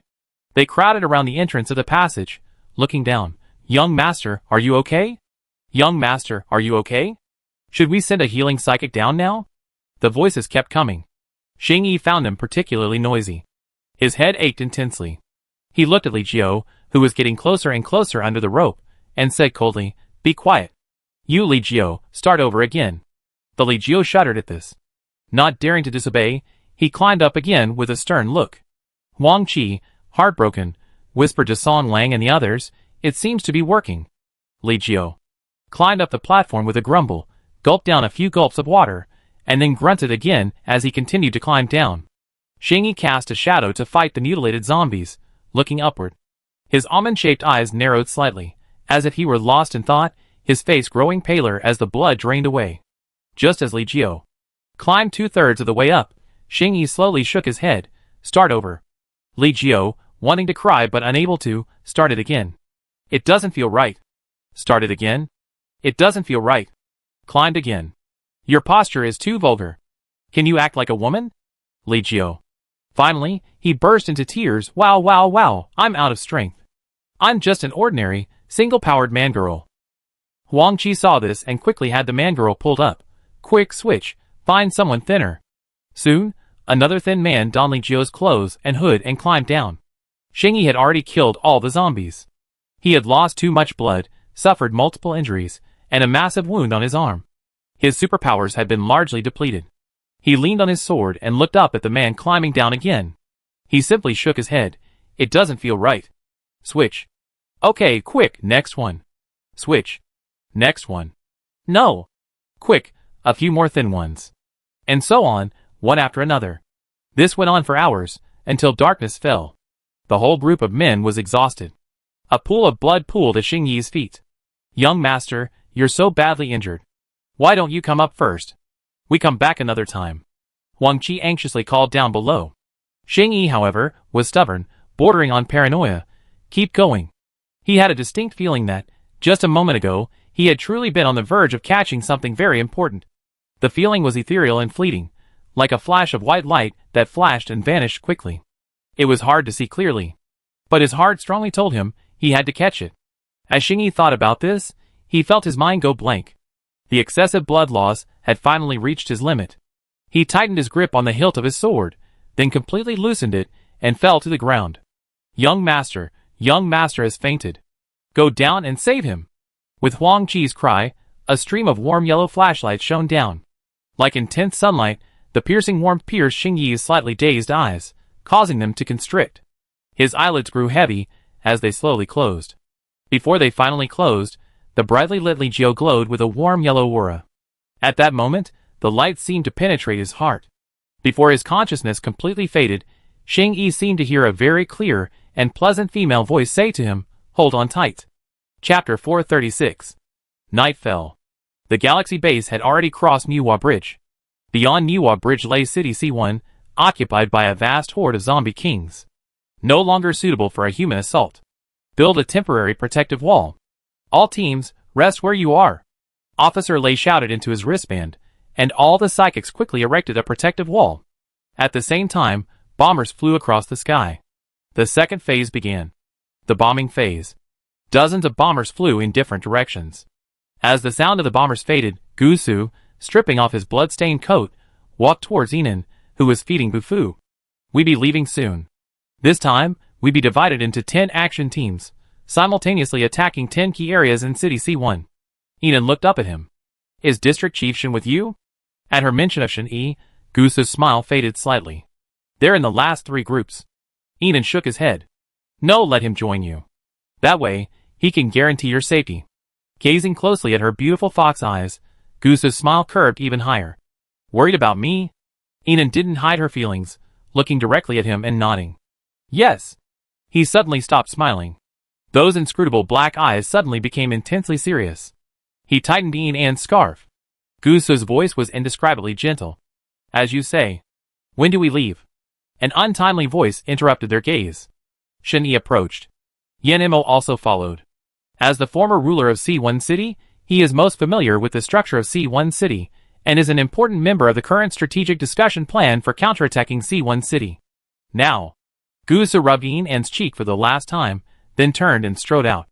"District Chief Shen, follow me. Everyone else, keep your formation." "Base Commander." Yan-Mo nodded and greeted Enan, then quickly left. Shen Yi watched Gusu's retreating figure, his eyes dark and unclear. As the former leader of the Southern Alliance, he ruled over 20 bases. His status was considerably higher than Gusu's. Now that he had joined the Galaxy base, he was being outshined by him. Even though he had regained his emotional awareness, and was no longer as cold and ambitious as before, he still felt a deep sense of resignation. He looked at Enan and whispered softly, "I'm leaving." This was a compromise he made for her. But it was simply a compromise to avoid making things difficult for her. Emotionally, he was unwilling to compromise even a little. "Okay, stay safe." Enan rolled over and mounted Bufu's tiger, smiling at him. "I be waiting for your good news right here." Shen Yi, however, didn't leave. He took a few steps closer to Enan, standing beside the tiger and looking up at her. "I'm so sorry that our confession was interrupted that day. But there's still a long way to go. I prepared some small gifts for you, and have already sent them off. I hope you like them." His eyes burned fiercely, and in the night, he looked up at her with a devout and resolute gaze. "If you're willing, I stay by your side forever." As if afraid that if he was a step too late, someone else would snatch her away, he fought and fought for her. Enan thought of Shen Yi's previous disdain and disgust for her husband. She couldn't help but touch her nose. "You haven't lost your memory, have you? Don't you know what I was like before?" Shen Yi's eyes flickered slightly, and he moved his lips, but no words came out. Enan saw his visibly lost expression and his downcast eyes. She thought he was giving up. Shen Yi chuckled softly. He looked at Enan, his voice a little hoarse. "The past is the past. With me by your side this time, none of them stand a chance." He spoke with dominance. Looking at his expressionless face, Enan suddenly saw the man he once was, completely devoid of emotion. Seeing Enan remain silent, Shen Yi didn't rush. He gave her a final deep look. "If you haven't made up your mind, take your time. I can wait any longer." He strode off. Enan fell silent as she watched him leave. But she quickly regained her composure and began training. She didn't have any special abilities yet, so she couldn't charge into the zombie apocalypse. The training mode was limited to clearing out a few scattered zombies that had been missed or damaged. Kill, kill, kill. Most of the special abilities had set up tents to rest. Enan joined the guards in killing zombies. Strength +1, toughness +1. Physique +1, speed +1. After 3 hours of continuous combat, Enan's body had become stronger. "Base Commander, be careful!" A distant psychic shouted. Enan swiftly turned and swung her sword, only to see a running zombie with a missing arm lunge at her. She quickly dodged a barrage of darts and, with a grappling hook, leaped onto the earthen wall. She was incredibly agile. "Ah!" The zombie chased Enan. He was a zombie king with 3 abilities, speed, wood, and fire. Although he had a missing arm, he ran at an incredible speed. Enon had nowhere to retreat, so she could only hold her sword high and bear it down. As the blade collided with the zombie's maw, Enon felt a jolt of pain all over her body. Her face paled instantly, and the next moment, a surge of overwhelming energy surged into her body. The blade was coated in a layer of blue-purple lightning, electrifying the zombie king's mouth until it burned black and stank. The lightning power had returned, and was overjoyed, feeling a sudden sense of lightness, and her zombie-killing speed increased considerably. With the lightning power, coupled with her relentless determination and immense combat experience, she quickly dispatched the zombie king. Base Commander, you have a power. It's the same lightning power you had before. Incredible. You've got another power so soon. The surrounding guards were overjoyed. Enon smiled warmly. Bai Jinghe and the others, who had rushed over after hearing the noise, breathed a sigh of relief when they saw Enon was safe. Where's the power concentrate? I need to upgrade. Base Commander, follow me. Bai Jinghe led Enon to the storage tent where the space-based psychics were located. Inside were concentrated zombie cores from levels 1 to 5. She quickly upgraded her lightning ability to level 6. Looking at the thick lightning bolt in her palm, Enon smiled with satisfaction. This was her lightning. The lightning that had accompanied her in slaying countless zombies. Such a powerful lightning ability. Zhang Meng rushed into the tent. The moment he saw Enon, his eyes filled with admiration. You're worthy of being our boss. You're so powerful. Enon, stop the flattery. I'm going to continue training. You guys should get some rest. With that, she walked out. Now, only Bai Jinghe and Zhang Meng were left in the tent. Bai Jinghe looked at Zhang Meng, who was filthy, disheveled, and even exuded a faint stench. He suppressed his disgust and cleaned him up. Sulu walked in. His zombie-like appearance startled Bai Jinghe and Zhang Meng, who almost instinctively drew their swords and attacked. Only after realizing it was a zombie from their base did they regain their composure. Why aren't you with that zombie king, Shiyin? Bai Jinghe couldn't help but ask. The two of them had always been inseparable, one the zombie king, the other a regular level 5 zombie. But Sulu just stared at them blankly with his grayish-white zombie eyes. Bai Jinghe then remembered that this guy couldn't speak much. After the two zombies had recovered from Enon's injections, Shiyin, the zombie king, retained some speech, while Sulu, a regular zombie, could only utter a few words. No more than a 2-year-old. Puff! A loud fart suddenly erupted in the tent. Bai Jinghe's face immediately turned green. He covered his nose and immediately looked at Zhang Meng. You farted again. Zhang Meng looked embarrassed. It wasn't me. It really was him. But he didn't want to admit it. And why again? He looked at Sulu and said aggrievedly, There's someone else here. Why must it be me? Bai Jinghe's brows furrowed. He didn't know why he immediately assumed it was Zhang Meng. He even said the word again. But he didn't have time to dwell on it. He covered his nose and ran out. Is this zombie's fart so smelly? Zhang Meng also pretended to cover his nose and ran out. Sulu, left behind and slandered, ? Bullying him because he can't speak, huh? Chapter 437. Inside the helicopter. Gusu and Shani sat at each end. Compared to the bustle of the other helicopters, theirs was eerily quiet. Reporting to the Deputy Base Commander, all members of Group 1 have successfully landed. Roger that. 10 groups approached from far to near. The last group, Gusu and Shenyi's, were the farthest away, their destination being the northernmost part of City C1. This was also the area with the most zombies, and the highest difficulty. The helicopter flight alone took nearly an hour and a half. The lengthy duration made the quietness of the helicopter seem unnatural. Finally, after all members of Group 5 had successfully landed, Gusu spoke first. District Chief Shen, stay away from other people's girlfriends in the future. He simply stared out the window, his voice indescribably cold. I don't need to teach you this most basic of moral principles. For a moment, the temperature inside the helicopter dropped a few degrees. The pilot in the cockpit broke out in a cold sweat. Despite the tense atmosphere, Shen-Yi remained calm. He looked at Gusu as if he were a smug clown. How could a man without memory continue to be her boyfriend? Gusu glanced at Shen-Yi, their gazes cold and sharp. A moment of sniping, a simmering resentment. Even with my memory lost, I'm still her boyfriend. You, an outsider, have nothing to do with me. Without waiting for Gusu to say anything, Shen-Yi spoke directly. You were never her only one, so there's no need to declare your sovereignty here.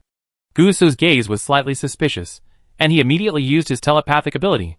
Shen-Yi didn't flinch, staring back at him, his mind racing with images of En's past boyfriends. His tone was steady, yet resolute. You've never had any sovereignty. Reading through his memories one by one, Gusu was utterly shocked. The overwhelming amount of information was overwhelming.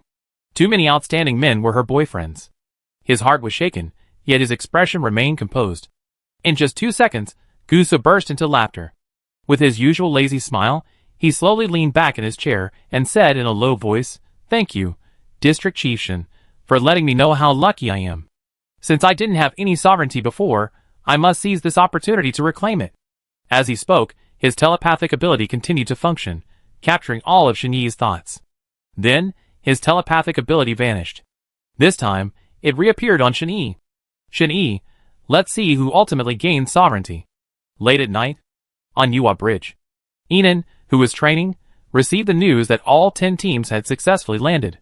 She wiped her sweat with a towel and prepared to take a break when she suddenly received an urgent call for help from Team 2. "Base Commander, our underground parking garage has collapsed. All exits are blocked. There are many zombies up there, and a second collapse is very likely." Enan's heart tightened. "How many of you are trapped?" "Base Commander, we have 180 psychics trapped." As he finished speaking, his bracelet seemed to be snatched away, and another man's voice rang out, "Base Commander, I used to be the president of the Earthquake Rescue Association. My name is Ding Xiaoshu. I'm an expert in this area, and I can tell you responsibly. Rescue is impossible in our current collapsed state, not to mention the hordes of zombies up there." As he spoke, the discussion behind him gradually faded. The air was unusually quiet. A few seconds later, only faint conversation could be heard from the deliberately distant wristband. "Do you all agree?" "Yes.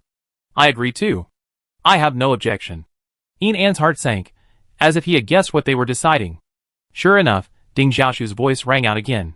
This time, he was incredibly firm. "Base Commander, our 180 Espers unanimously recommend that the main base abandon the rescue and reassign the Esper team to clean up Area 02. There are too many underground buildings here, the ground is extremely uneven, and there have been numerous collapses and cracks. It's easy to fall into the underground zombie pool. So, Base Commander, you can bombard the entire area, but don't add to the unnecessary sacrifices." Enan's brows furrowed slightly, and she said firmly, "What do you mean by unnecessary sacrifice?" "It's," she interrupted coldly, "not rescuing now would be a meaningless sacrifice. Synchronized positioning. Everyone, prepare for rescue." "Yes." Instantly, all the resting and training psychics rushed out. Enan walked towards the helicopter while checking the supplies in the space. Since the system was reduced in size, she had restocked some supplies that might be needed in battle. Thankfully, most of the previous supplies had been moved out, so the reduction in space didn't result in significant losses.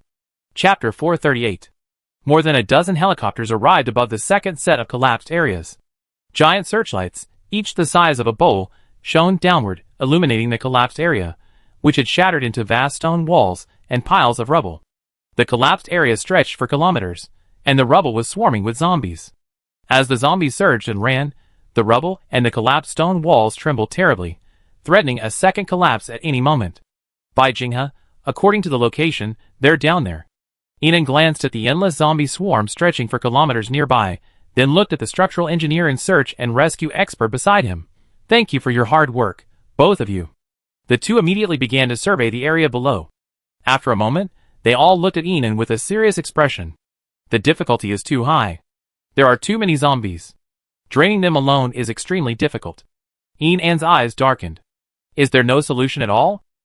"It's not that there aren't solutions, but the success rate is extremely low. Tell me.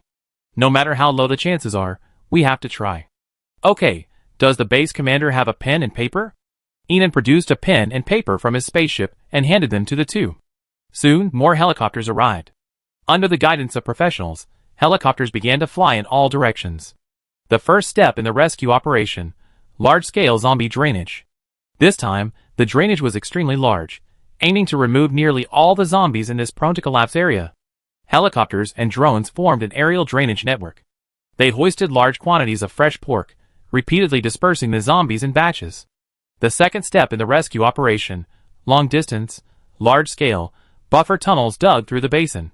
Reconstruct the lowest point of the collapsed area, allowing the surrounding rubble and soil to tilt towards the basin, gathering the surrounding zombies, and reducing the pressure on the trapped area. Digging a large basin in the collapsed area was a difficult task, and the slightest mistake could easily hasten the onset of a secondary collapse. But Enon took a gamble. A large number of psychics hung from the helicopter, hacking away at zombies, to avoid the violent jolt of impact upon landing. At the same time, civil engineering psychics worked together to build a temporary defensive wall. Another group of psychics quickly landed and dug up rocks. After half a day, the area above the trapped people was finally surrounded, and all the zombies were lured away and killed. All psychics launched into the third step of the rescue operation, excavation. They gathered around the rubble above the trapped people, rapidly moving rocks. Many hands bled from the grind. But no one dared to stop for a moment. To rescue their companions, each of them gave their all. But as the sky gradually grew light, only a third of the pile of rocks had been moved. Enon, sore from exhaustion, glanced at his exhausted companions, and was about to say, "Hold on a little longer." The ground shook violently. The frantic roars of zombies echoed from the depths. Everyone was shocked. There was actually a massive zombie horde beneath this collapsed ground? Enon immediately opened his bracelet. "Ding Xiaoshu, there's a zombie horde down there. What's your situation?" From within the bracelet, Ding Xiaoshu's voice was urgent and hoarse. "They're right next to us, Base Commander. It seems this underground space is vaster than we imagined, and the zombie horde is surging. They're trying to break through the rubble and attack us." Simultaneously, above ground, hordes of zombies began pouring in from all directions. Enon pulled out his binoculars, and saw that each horde of zombies was followed by a zombie king. With the zombie king leading the charge, they were difficult to divert with human intervention. The zombie king's appeal was supreme. Enan's eyes grew colder. "Summon Shi Yin and Bufu. Teams 1, 2, and 3 will hold off the zombie tide. The rest of you continue digging." "Yes, Base Commander." Everyone quickened their pace. At the same moment, Ding Xiaoshu's urgent voice rang through his wristband. "Base Commander, the zombie tide has broken through the rock pile. We are desperately trying to hold it back." "How many are there?" "Base Commander, there's no end in sight." The ground shook violently. Then, a second collapse occurred. Everyone quickly ran out. A small number of those who couldn't escape were trapped by the rocks. They were pulled away by the others, barely making it out, covered in wounds. "There's a deep underground structure down here, perhaps hundreds of meters deep." With the rescue expert's words, Enan's heart sank. But she quickly made a judgment, first contacting Yen Mo to inquire about the topography of C1 City. After confirming that this vast, untold underground structure wasn't the work of the Midnight Base, Enon could only think of one possibility. This was the secret underground zombie pool once constructed by the RT United Nations to maintain zombies. "Base Commander, they're coming." Enon looked up as a helicopter slowly descended. Shi Yin Bufu. Also descending was Qi. Surprised that Qi, who had been heading to the sub-district, had suddenly appeared here, Enon didn't have time to ask further questions. She looked at Bai Jinghe. "Notify everyone to disperse and search for the exit of the underground structure." "Base Commander, are you saying this is an underground structure?" The Base Commander is right. There's a very real possibility of a massive underground structure here. Bai Jinghe understood. "I lead a group to find it." He quickly summoned his psychics to disperse in all directions to search for an exit. At this moment, the vast zombie horde had calmed down considerably under Shi Yin's control, but one zombie king couldn't hold its own against so many. It could only provide a temporary relief. "I can lead one person into the crevice and dig in." Qi Ye's voice suddenly came from behind him. Enon turned and met his dark eyes. "But the distance is limited. We need to find the correct location." A rescue expert approached immediately. "I know a vulnerable spot. Although there's a large stone wall blocking the outside, there must be space underneath, enough for 2 people. Take us there." "Okay." The group quickly headed towards a ruined area. "That's it."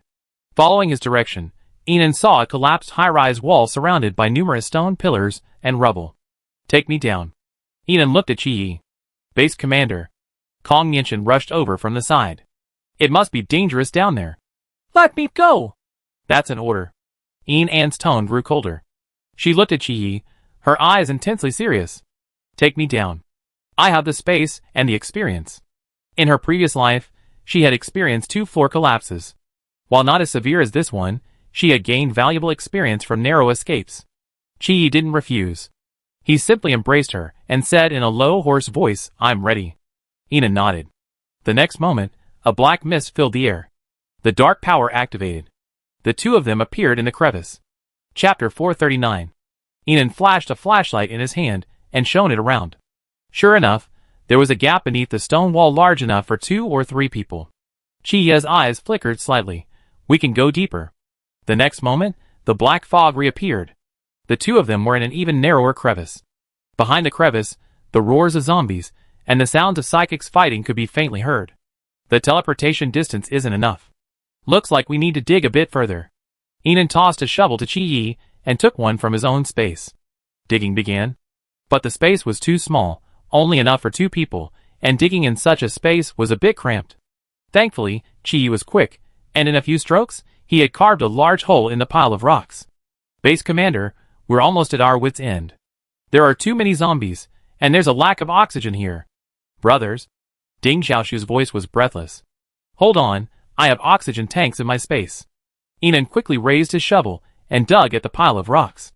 Blow after blow, giving it their all. Finally, after destroying 5 shovels, the two reached the dark range target. A black fog filled the air, and Inan appeared among the psychics. She immediately rushed to help them fend off the zombies, while Inan distributed oxygen canisters. 1 can per person, refill quickly. Everyone desperately breathed into the oxygen ports. Inan took a quick glance, and saw that more than a dozen psychics had fallen. She quickly refilled the oxygen canisters on the fallen psychics, and then rushed into the battle.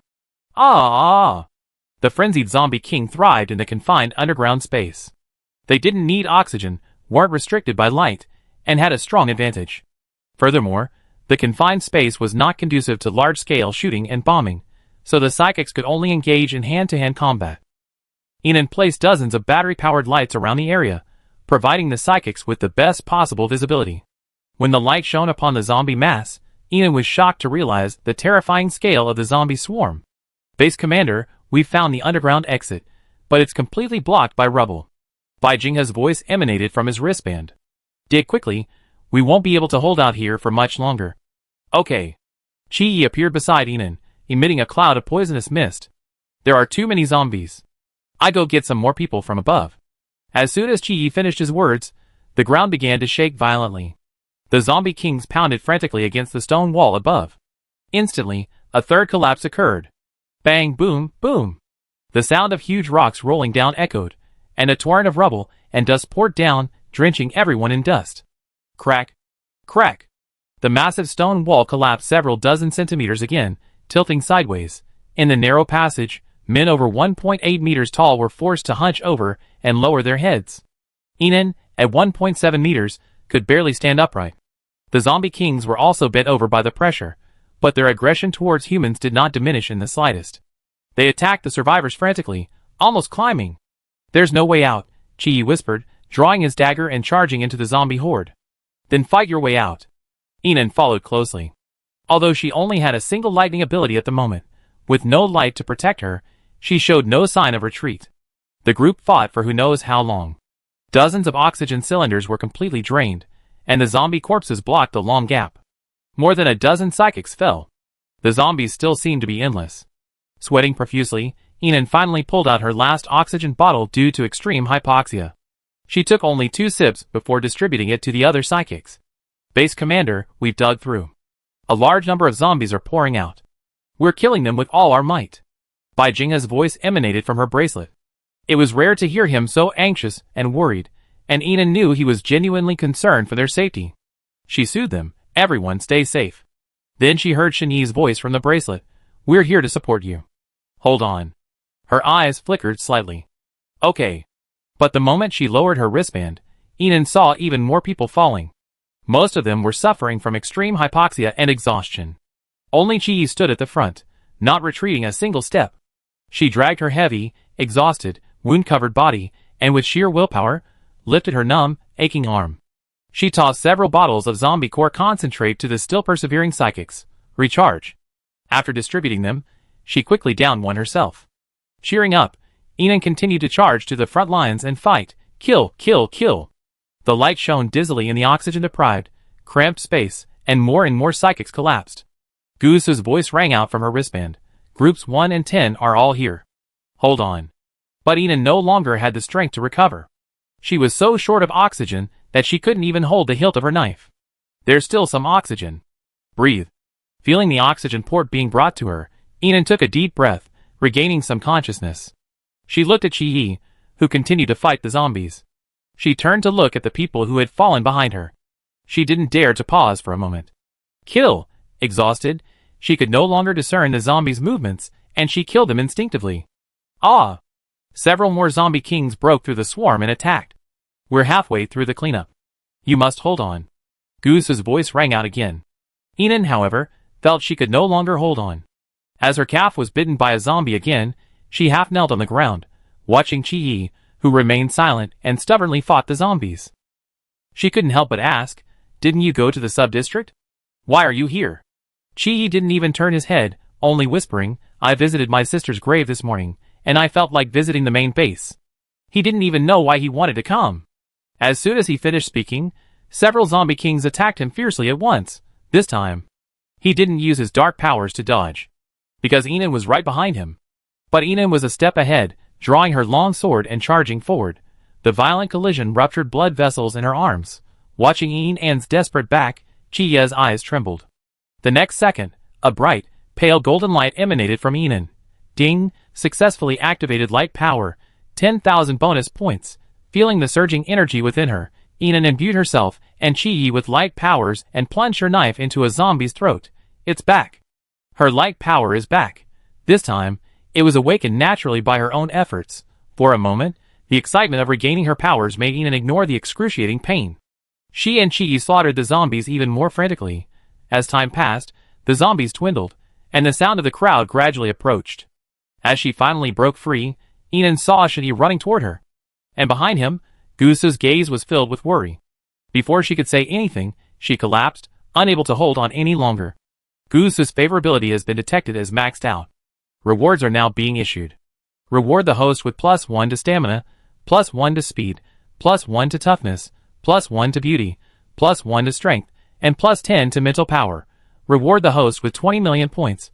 Reward the host with a 100,000 cubic meter expansion of space. We rescued 136 psychics this time. Some who were severely injured or suffering from severe hypoxia could not be saved.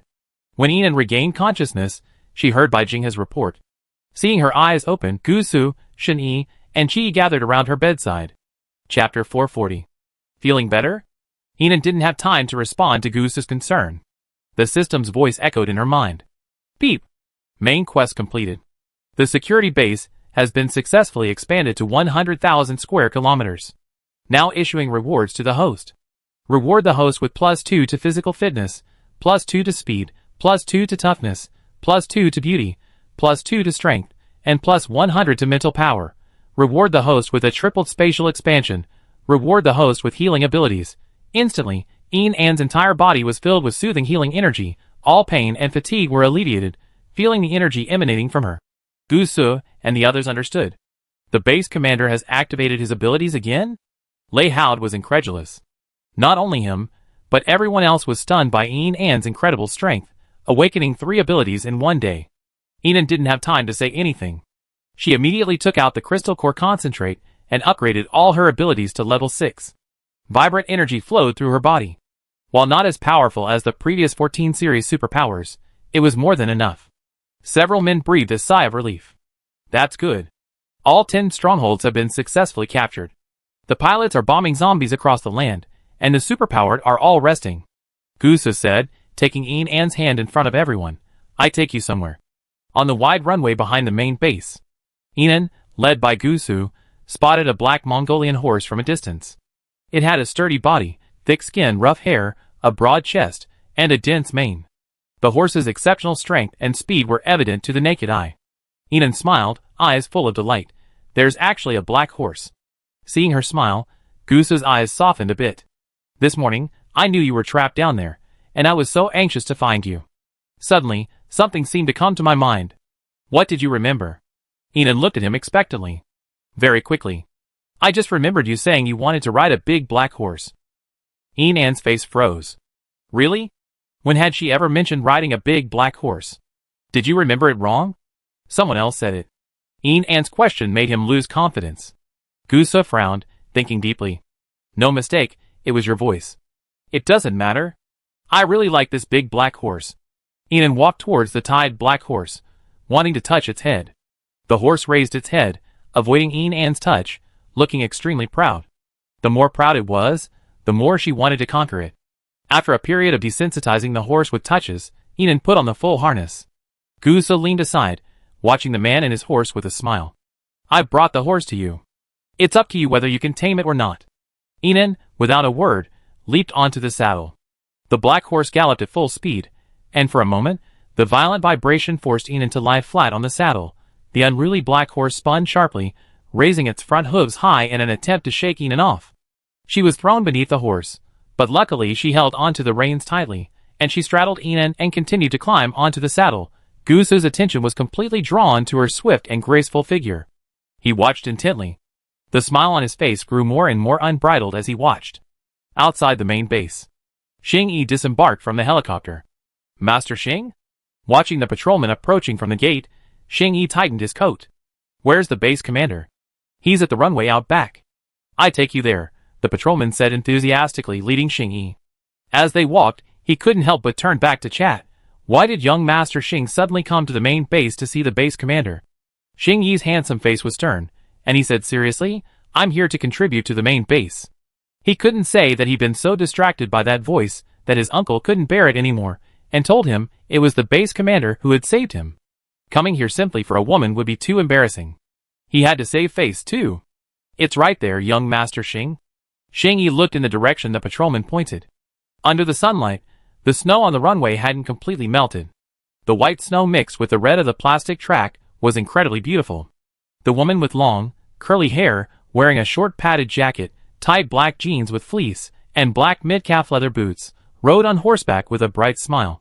Her eyes sparkled with twinkling stars, a single glance brighter than the sun in the sky. Her unyielding demeanor imbued this beauty with a vibrant, vivid color. Xing-Yi momentarily lost track of the background noise. He simply felt the scene was too beautiful. Unconsciously, his almond-shaped eyes lit up. After a long time of taming, the black horse finally became somewhat obedient. Ian, breathlessly riding it, began to gallop around the track. Amid the clattering of hooves, the surrounding scene seemed to blur. Amidst the rapidity, Ian suddenly spotted a strange object on the ground ahead. She hurriedly tightened the reins. Whoa! The horse's hoof rose high, then it landed gently. Ian leaned over to look. A few centimeters from the horse's hoof, lying down was a handsome man wearing a long coat, open to reveal a turtleneck sweater underneath, and a delicate silver-black necklace. Who else could it be but Xing-Yi? Ian was about to ask him why he was lying there in the middle of the day. Xing-Yi's tightly closed eyes suddenly opened. He looked at Ian and said, "Your horse trampled me. Pay me." Ian laughed angrily. "Scam, huh?" Chapter 441. It hurts. He closed his eyes again, his brow furrowed even further, looking quite real. Ian suddenly felt uncertain. "Where does it hurt?" "Here, here, here." Xing-Yi pointed at several spots on his body. He was wearing a dark sweater, and Ian wasn't sure if he actually been stepped on. She held out her hand to him, "Then get on top." Xing-Yi opened his eyes, and looked at the hand Ian offered. She was now facing the sun, a warm glow emanating from her body, indescribably beautiful and warm. He took her hand, and heard her whisper, "Hold on tight." The words overlapped with memories. In an instant, it was as if a barrier had been broken, a tightly closed valve had been opened. Memories poured out like water. Xing-Yi felt his heart begin to beat violently. Ian pulled him onto the horse with force. He sat behind her, his arms around her waist, his nose filled with her fragrance. Ian tilted her head. "I heal you." As she spoke, a rich healing energy emanated from her. Noticing the man behind her remained silent, she turned to look at him. She was met with a pair of moist, almond-shaped eyes. At this moment, they were slightly red, and as he gazed deeply at her, he looked like a long-lost puppy who had found a home again. Xing-Yi's furry head lowered into Ian's shoulder. She heard him whisper, "Anan." With just those words, she was certain he had remembered something. A sudden pang of pain crept in her heart. "Just because you've lost your memory, are you going to abandon me?" She heard him ask muffledly. Just as she was about to say something, she saw Gusu approaching with a sullen expression. "Hugging on horseback?" His voice was cold as a piercing gaze fixed on Xing-Yi. "Go down." Xing-Yi held Ian's hand tightly, not loosening it at all. He turned to look at Gusu, speechless for a moment. "Why are you everywhere?" "You're taking my third-in-command position," the Women's Federation leader. Gusu frowned, repeating coldly, "Go down." Though his expression remained silent, He was secretly unhappy that he had only been third in command. Base Commander, the Gift District Chief Shin sent for you has arrived. At the distant psychic's call, Enon looked forward. He saw several psychics, each leading a distinguished horse, approaching him. There were the renowned quarter horses, the Ely horses, the reddish-brown thoroughbreds, and the strikingly handsome Kipsy Vonner horses. And the Arabian horse Shin rode, its coat glossy and shiny, gleaming like metal in the sun. 5 horses in total, and all rare and distinguished. They directly outshone Goose's Mongolian horse. Enon, dazzled by the sight of the horses, dismounted and approached. These horses are so beautiful. From now on, they're all yours. Shin rode up to Enon and extended his hand. Come. At the edge of the track, Goose, Xing, and Qi, the 3 men, all looked at Enon, who was happily riding her horse, and Shin, who was showing his affection. Their expressions were grim. Having a horse is a big deal. Xing fumed, turning to look at Goose with a questioning look. Don't you have telepathy? You even announced early on that you were an ant's partner, and you couldn't even defend Shin at the main base? Goose was baffled by his questioning. He was already annoyed, and he didn't want to bother with this talkative and sharp-tongued young master. Your IQ is wasted. Goose glared at Xing coldly. I'm third, what's yours? Xing was about to say I was 6th. Then he realized that Goose hadn't even known he was third. He changed the subject. I'm the boss. Qi looked at the two of them. Xing wasn't so disgusted by the taciturn man, but his presence still made him feel a sense of danger. He glanced back at Qi with an elegant smile. Handsome man, you have nothing to do here. Chapter 442. Goose trotted toward a horse. He climbed onto the maroon thoroughbred and, tightening his grip, sent the horse into a furious gallop. He bent down to firmly control the reins. The thoroughbred, receiving Goose's command, accelerated furiously. Instantly, it was nearly overtaking Shin Fergana horse. Qi, without a word, also mounted a horse and gave chase. Naturally, Xing wasn't far behind. Instantly, all 4 horses were galloping. It looked like a racecourse. The nearby psychics, who were training with special abilities, gathered to watch with great interest. Equestrian enthusiasts even took to the remaining 2 horses. The 6 horses were in a frenzy of competition. Circles and circles around the wide track. In just 3 or 4 minutes, Goose had successfully overtaken Shin horse. He looked at Enon, who sat in Shin arms, and extended his hand. Come on. Shin eyes darkened slightly, and he spurred on his horse to accelerate. After a sharp turn, he left Goose behind. Unexpectedly, Xing hadn't played by the rules. He took a shortcut, his horse neighing as it blocked Shin path. Shin yanked the reins, turning the horse around. Go! Go! 10 laps to decide the winner. Go Deputy Base Commander. Come on, buy stocks, buy stocks. Soon, more and more psychics gathered outside the track. They cheered excitedly. After the apocalypse, this was a rare and exciting horse race they hadn't seen before. I'm betting on the Deputy Base Commander for first place. 300 level 4 crystal cores. Okay, bet on the stage over here. Hechi acted as host. Lei Howd and his officers and other high-ranking officials ran over to compete, grinning. Chu Tan and the others also rushed over after hearing the news, all of them with smiles on their faces. What a lively place. I'm betting on District Chief Shin, 100 level 5 crystal cores. District Chief Shin is a master horseman. Everyone in our former Southern Alliance knows that. Then I stick with my young master. Jiang Hung said this, but he only bet 10 level 4 crystal cores. Clearly, he wasn't entirely sure. You have no idea how powerful Shadow Boss is. Shadow's veteran subordinate sneered, piling Chi's crystal cores into a mountain. A few minutes later, the 4 piles of crystal cores on the long table shone with a dazzling luster. Goose, Shin and Qi all had large piles. There was no clear winner. Xing Yi's was relatively small. Shin Xingzhou, who had just been discharged from the hospital, was drawn to the lively cheers and headed towards the track. Hey brother, don't join in the fun just after you've been discharged. Go back and get some rest. Healy pulled Shin Xingzhou, his face filled with helplessness. How could he have known that his elder brother, even with amnesia, could fall in love with the base commander again? It was truly bizarre. Shin Xingzhou, however, was like an unstoppable ox. Already extremely tall, he stood out from the crowd, forcing his way through the crowd to see the 6 racers and Enon, the Fergana horse at the front, held tightly in Shin Yi's arms. He glanced at the mountain of crystal cores piled high on a long table to one side, where people were constantly placing bets. Shin Xingzhou gestured to Li, who had followed him. and was about to continue his persuasion. He whispered, "I want to compete." He Li's speechless expression was almost tangible. He glared, about to criticize his brother. Shin Xingzhou continued in a low voice, "I have a power-enhancing ability. My horse will definitely be the fastest." After hearing this, He Li's eyes lit up. He looked at the mountain of crystal cores, and suddenly felt an opportunity to make a fortune beckoning. Not only did he stop trying to persuade them, he also started looking for a horse for Shin Xingzhou. "So you don't have a horse, brother? I have a plan," Shin Xingzhou said, sprinting towards the track. He shouted to the last place stranger, "Hey, get off and let me ride. I give you 100 level 5 crystal cores." The man immediately dismounted. Being last in the race was embarrassing enough, and he'd been wanting to run away for a while. Now that he had the crystal cores, he had to make a killing. Shin Xingzhou jumped on the horse. He squeezed the horse's belly and tightened the reins. Instantly, the horse, which had been last in the race, seemed to have wings. Its speed nearly doubled. Although it was more than 2 laps behind Shin Yi and the others, it was catching up at a breakneck pace. Wow! He Li's eyes lit up at the sight, and he immediately ran back to get the crystal cores. Look at that last quarter horse. It's running so fast. It's accelerating. It's so fast that only a shadow remains. A dark horse has appeared in the race. I'm betting on Shin Xingzhou. The crowd was also astonished by Shin Xingzhou's speed. Many people began betting on Shin Xingzhou. Not only that, He Li even called a large group of people to join him.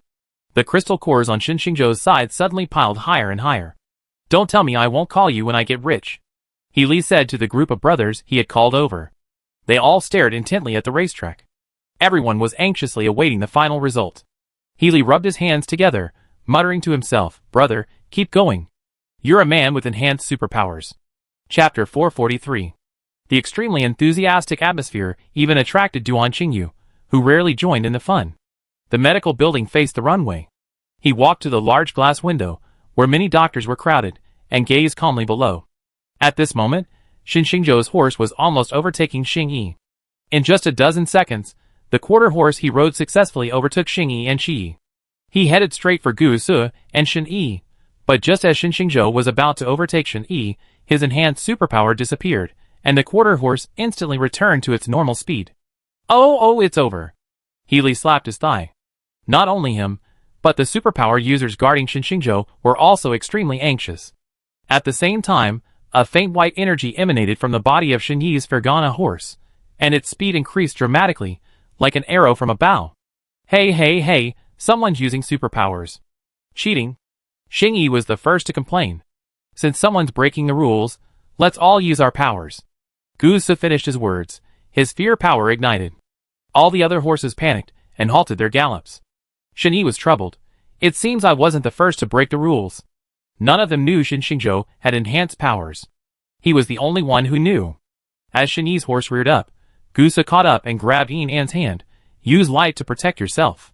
Yin obediently activated her light power. The next second, Gu Su's powerful force pulled her up, landing her in front of him. Gee!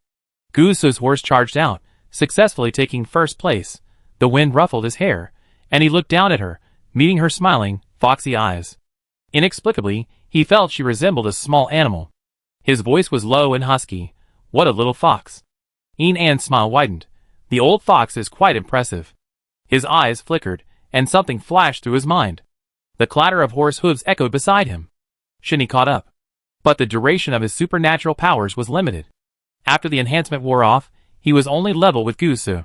He held the reins tightly, his amber eyes gazing deeply at Yin standing in front of Gu Su. Hold on to me for a moment. Yin didn't understand the meaning of his words. But she and Gu Su both sensed danger. Sure enough, the next second, Gu Su's Mongolian horse was struck by Shin Yi's Fergana horse, and it tumbled to the ground with a flurry of hooves. Gu Su reacted quickly, and threw himself off the reins. Shin Yi's long arms wrapped around Yin and brought her back to his side, simultaneously reviewing the physical conditions of both Gu Su and the Mongolian horse. Although he used dangerous collisions to defeat a powerful opponent, he clearly didn't want any injuries to occur. Gu Su was out. Lei Haod and the other soldiers who supported Gu Su were inconsolable. Wow, that's impressive.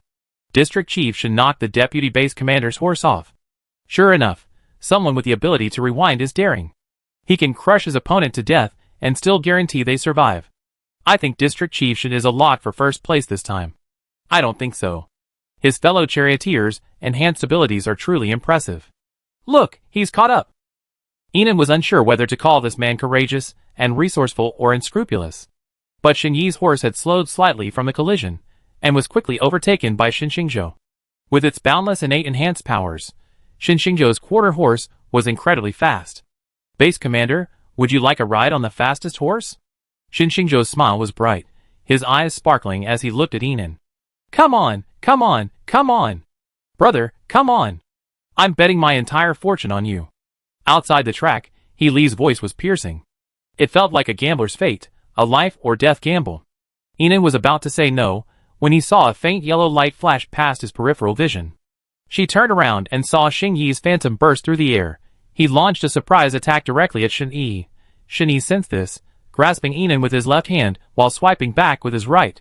Xing Yi's phantom's combat power rivaled that of the original, quickly disrupting Shin Yi's speed. Then, a lone horse sprinted towards them. It passed Shin Xingzhou, and Xing Yi and Shin Yi's horse rushed directly to the front. Without the pressure of a human, the horse galloped at full speed. Oh my god, what's this trick? It's the Dark Element, Shadow Boss's Dark Element ability. I think I understand. Qi Yi is letting the horse run first, and then using the Dark Element ability to catch up. Amazing. How did you come up with that? As if one phantom wasn't enough to deal with Shin Yi, Xing Yi took the fight himself. Besieged by the two Xing Yis, Shin Yi, whose power was still on cooldown, lost his balance and fell off his horse. Only Enan's Fergana horse remained. A black mist emerged. Qi Yi appeared behind her. Then Enan heard a familiar voice. Hold on tight. She felt the hand around her waist tighten. A black mist spread. The next second, the two of them appeared on the galloping lone horse, Shin Yi out. Xing Yi out. The Southern Alliance sighed in regret. Jiang Hung looked at the few crystal cores left by his young master, shook his head, and sighed bitterly. Young master, they all don't think highly of you. And yet, you just don't live up to your expectations. The only ones left were Qi Yi, the incredibly fast Shin Xingzhou, and the unknown older brother, who had been left several laps behind. With Shin Xingzhou's enhanced abilities, his horse could easily overtake Qi Yi's horse carrying two people. But he didn't speed up, simply maintaining his pace with Qi Yi. He looked at Enan. Base Commander, come to me. The young man's sunny and warm invitation was impossible to refuse. But unfortunately, he faced the equally impeccable Qi Yi. Amazing, amazing. Oh no, it's over, Brother Shin. Are you going to fall in love? Brothers, you've staked so many cores. He Li's face flushed with anxiety. Not only him, but everyone watching was thrilled. The shadow members tried their best to appear indifferent, but each one secretly clenched their fists. Hee, everyone, restrain yourself. Don't yell or scream when the boss takes first place. Maintain our shadow's mysterious and aloof persona. The shadow men forced a stern face and nodded. Okay. No problem. Got it, over. Chapter 444. Come on, buy it and leave. 002 base. A group of psychics gathered around a long table piled high with crystal cores. They all lowered their heads, staring at the live broadcast of the Marseille on their wristbands. They were boisterous with excitement. Wang Kai, who had also lost his memory, saw Fu Sun passing by in the distance and immediately waved frantically at him. Brother Fu, come watch the Marseille. It's super exciting. With this shout, more psychics noticed Fu Sun. District Chief, come and watch the Marseille. The participants are all at the level of base chiefs, and the base chief is among them. Yeah, it's amazing. I've never seen so many supernatural beings fighting. They shouted enthusiastically. Fu Sun, however, didn't even glance at him. What Marseille? Is it important to have him develop a base? He walked quickly toward the helicopter, notify the psychic who knew about it to follow. Yes, Brother Fu. The hatch closed, and Fu Sun, inside the helicopter, lowered his eyes to look at the map of M City in his hand. The University Entertainment City, marked with a red circle, covers a considerable area. He tapped his fingers intermittently on the armrest, puzzled. Such a large piece of land, what good could it be doing? Why is it vacant? The helicopter quickly reached the top of the University Entertainment City. It was now heavily guarded. The vast entertainment city and underground shopping mall had been thoroughly cleared. Not a single zombie. Fu Sun disembarked, and several psychics emerged from the helicopter following behind him. Leading the group was Su Ying. Why is this place vacant? Fu Sun's tone was indifferent, his dark eyes scanning every corner of the entertainment city, already calculating how to maximize the use of this land. Brother Fu, you said before that you wanted to preserve the good memories, so you wouldn't let us touch this land. Su Ying, a highly capable worker, spoke clearly. Fu Sun turned to look at her. Good memories? Tell me more. Su Ying's expression froze slightly. She chose to tell the truth. You were severely beaten by the base commander here. When we went down to the 3rd underground level, she saw you with your hands held and her knee pressed against your head. Blood was all over the corner of your mouth. Honestly, Brother Fu, that was the first time we saw you so miserable. Fu Sun's face darkened slightly. Su Ying continued to recall. Oh, she even called you an idiot. Fu Sun, eh? Then she threw us all down into that cellar. You were about to say something, but she kicked you down and landed on your butt. Fu Sun was about to say, enough. Su Ying, however, was extremely professional and didn't stop until she had finished describing the details. She stole all the supplies back there, and you were even taken hostage. Second Brother Fu drove after her, and she kicked you hard again. Fu Sun's voice was slightly cold. Are these fond memories? If it weren't for the serious expression on the woman's face, and the fact that her ability as a key member of the division had earned his approval over the past few days, he would have seriously suspected she was playing a trick on him. Su Ying's face was slightly embarrassed. Yes, you said before, these are fond memories. A psychic behind her added, you also preserved the old site of Lungting Base. District Chief, you also said you wanted to preserve the memories. Although Fu Sun already had a bad feeling, he still wanted to know what had happened at Lungting Base. He looked at Su Ying. Su Ying, receiving his silent question, continued to speak truthfully. Oh, Lungting Base. It's just that the base commander used you to wipe them out and steal all our supplies and weapons. That's all. She spoke more and more quietly, not daring to look up at Fu Sun. When she looked up again half a minute later, she saw Fu Sun had gone to the corner to smoke. He chain-smoked one cigarette after another. After stubbing out the fourth, his handsome, cold, expressionless face tilted slightly, transformed these 2 vacant areas into living and planting areas. Chapter 445. This time, Su Ying didn't respond immediately. She looked at Fu Sun with an awkward expression. Brother Fu, are you sure? Another psychic followed behind her. District Chief, you used to cherish this land. An older man from the north couldn't stand it any longer. He rasped. District Chief, you used to be the base commander's mistress, you loved her to death. This sentence made Fu Sun cough several times. How can you talk like that? Shut up. Su Ying glared at her ignorant subordinate coldly, then walked over to Fu Sun and whispered. The truth is, Brother Fu, you and the base commander were a couple before, and she liked you very much, and you liked her too. She said it politely. Fu Sun's expression shifted several times upon hearing this. He glanced at the dozen or so Esperants waiting in the distance, his sullen face gleaming green. What do you mean by little lover? Su Ying blushed slightly, embarrassed again. You're the little one, and there's a big one above you. Her voice was as soft as a mosquito's. But Fu Sun still heard it clearly. For a moment, his face turned dark and green, then flushed with shame and anger. Ridiculous. Special Operations Zone. Unlike the other branch bases, the Special Operations Zone had so many gamblers that the crystal cores were piled on the ground. A large group of Esperants formed a sea of people, each one lowering their heads to watch the live horse racing broadcast on their wristbands. Come on, come on. I'm rooting for the one who's speeding. I think District Chief Chi might have the upper hand. Who cares? I've got 2 bets on him. Whoever wins, I win, haha. The heated discussion attracted more and more people. The last half lap, time to sprint. Someone in the crowd shouted excitedly. For a moment, everyone was intently focused on the small screen on their wrists, afraid to miss a single exciting moment. On the wristbands of each psychic they saw. Xin Xingzhou's horse was speeding faster and faster, soon leaving Qi Yi behind. All the psychics who had bet on Xin Xingzhou to win screamed and cheered him on. The last 200 meters, Xin Xingzhou was in the lead. Then, almost in an instant, Qi Yi disappeared into the black mist, and Enan took the reins and continued to gallop. He's gone! Look, he's on Xin Xingzhou's horse. Qi Yi activated his dark power, appearing behind Xin Xingzhou and throwing him off his horse. Enan had obviously received his message and had already covered Xin Xingzhou with a light shield. He was unharmed from being thrown from his horse, but he was extremely upset. Watching Qi Yi gallop away on his accelerator, Xin Xingzhou threw off his wristband. What kind of incredible superpower is this?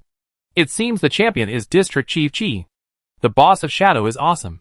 If you ask me, it seems the most amazing thing isn't District Chief Qi, but the dark superpower. Whoever possesses the dark superpower will rule the world. Fuck, I want this awesome superpower too. Everyone was buzzing with discussion. Those betting on Chi-Yi were overjoyed. Those betting on others were all gloomy. Then on screen, Chi-Yi hurriedly reined in his horse before crossing the line, and behind him, Enan successfully sprinted across the line. The crowd betting on Chi-Yi was also losing their composure. What the hell? The first place goes to the base chief. Oh my god, then neither of us can win or lose? All the crystal cores were returned the same way they came. Everyone's gambling was in vain. That's good. I was about to lose badly. This is good, this is good. For a moment, many people were happy again. Li, in particular, was experiencing a fluctuating mood. Thankfully, the crystal cores were saved. The shadows exchanged glances, surprised by the outcome. The leader, Tan Fang, coughed softly. Boss, this is called gentlemanly conduct. Let's all learn from it. The men nodded in agreement. I've learned. The Special Operations District began returning the bets to the gamblers. Someone spotted Lu Qi, who had just disembarked from a helicopter, and approached the crowd, and immediately urged him, Hurry, District Chief Lu is here. Everyone, hurry up. Since Gusu was not returning from the main base, Lu Qi was temporarily in charge of the Special Operations District. He had just finished his work at Division 009, and had just found time to come to the Special Operations District.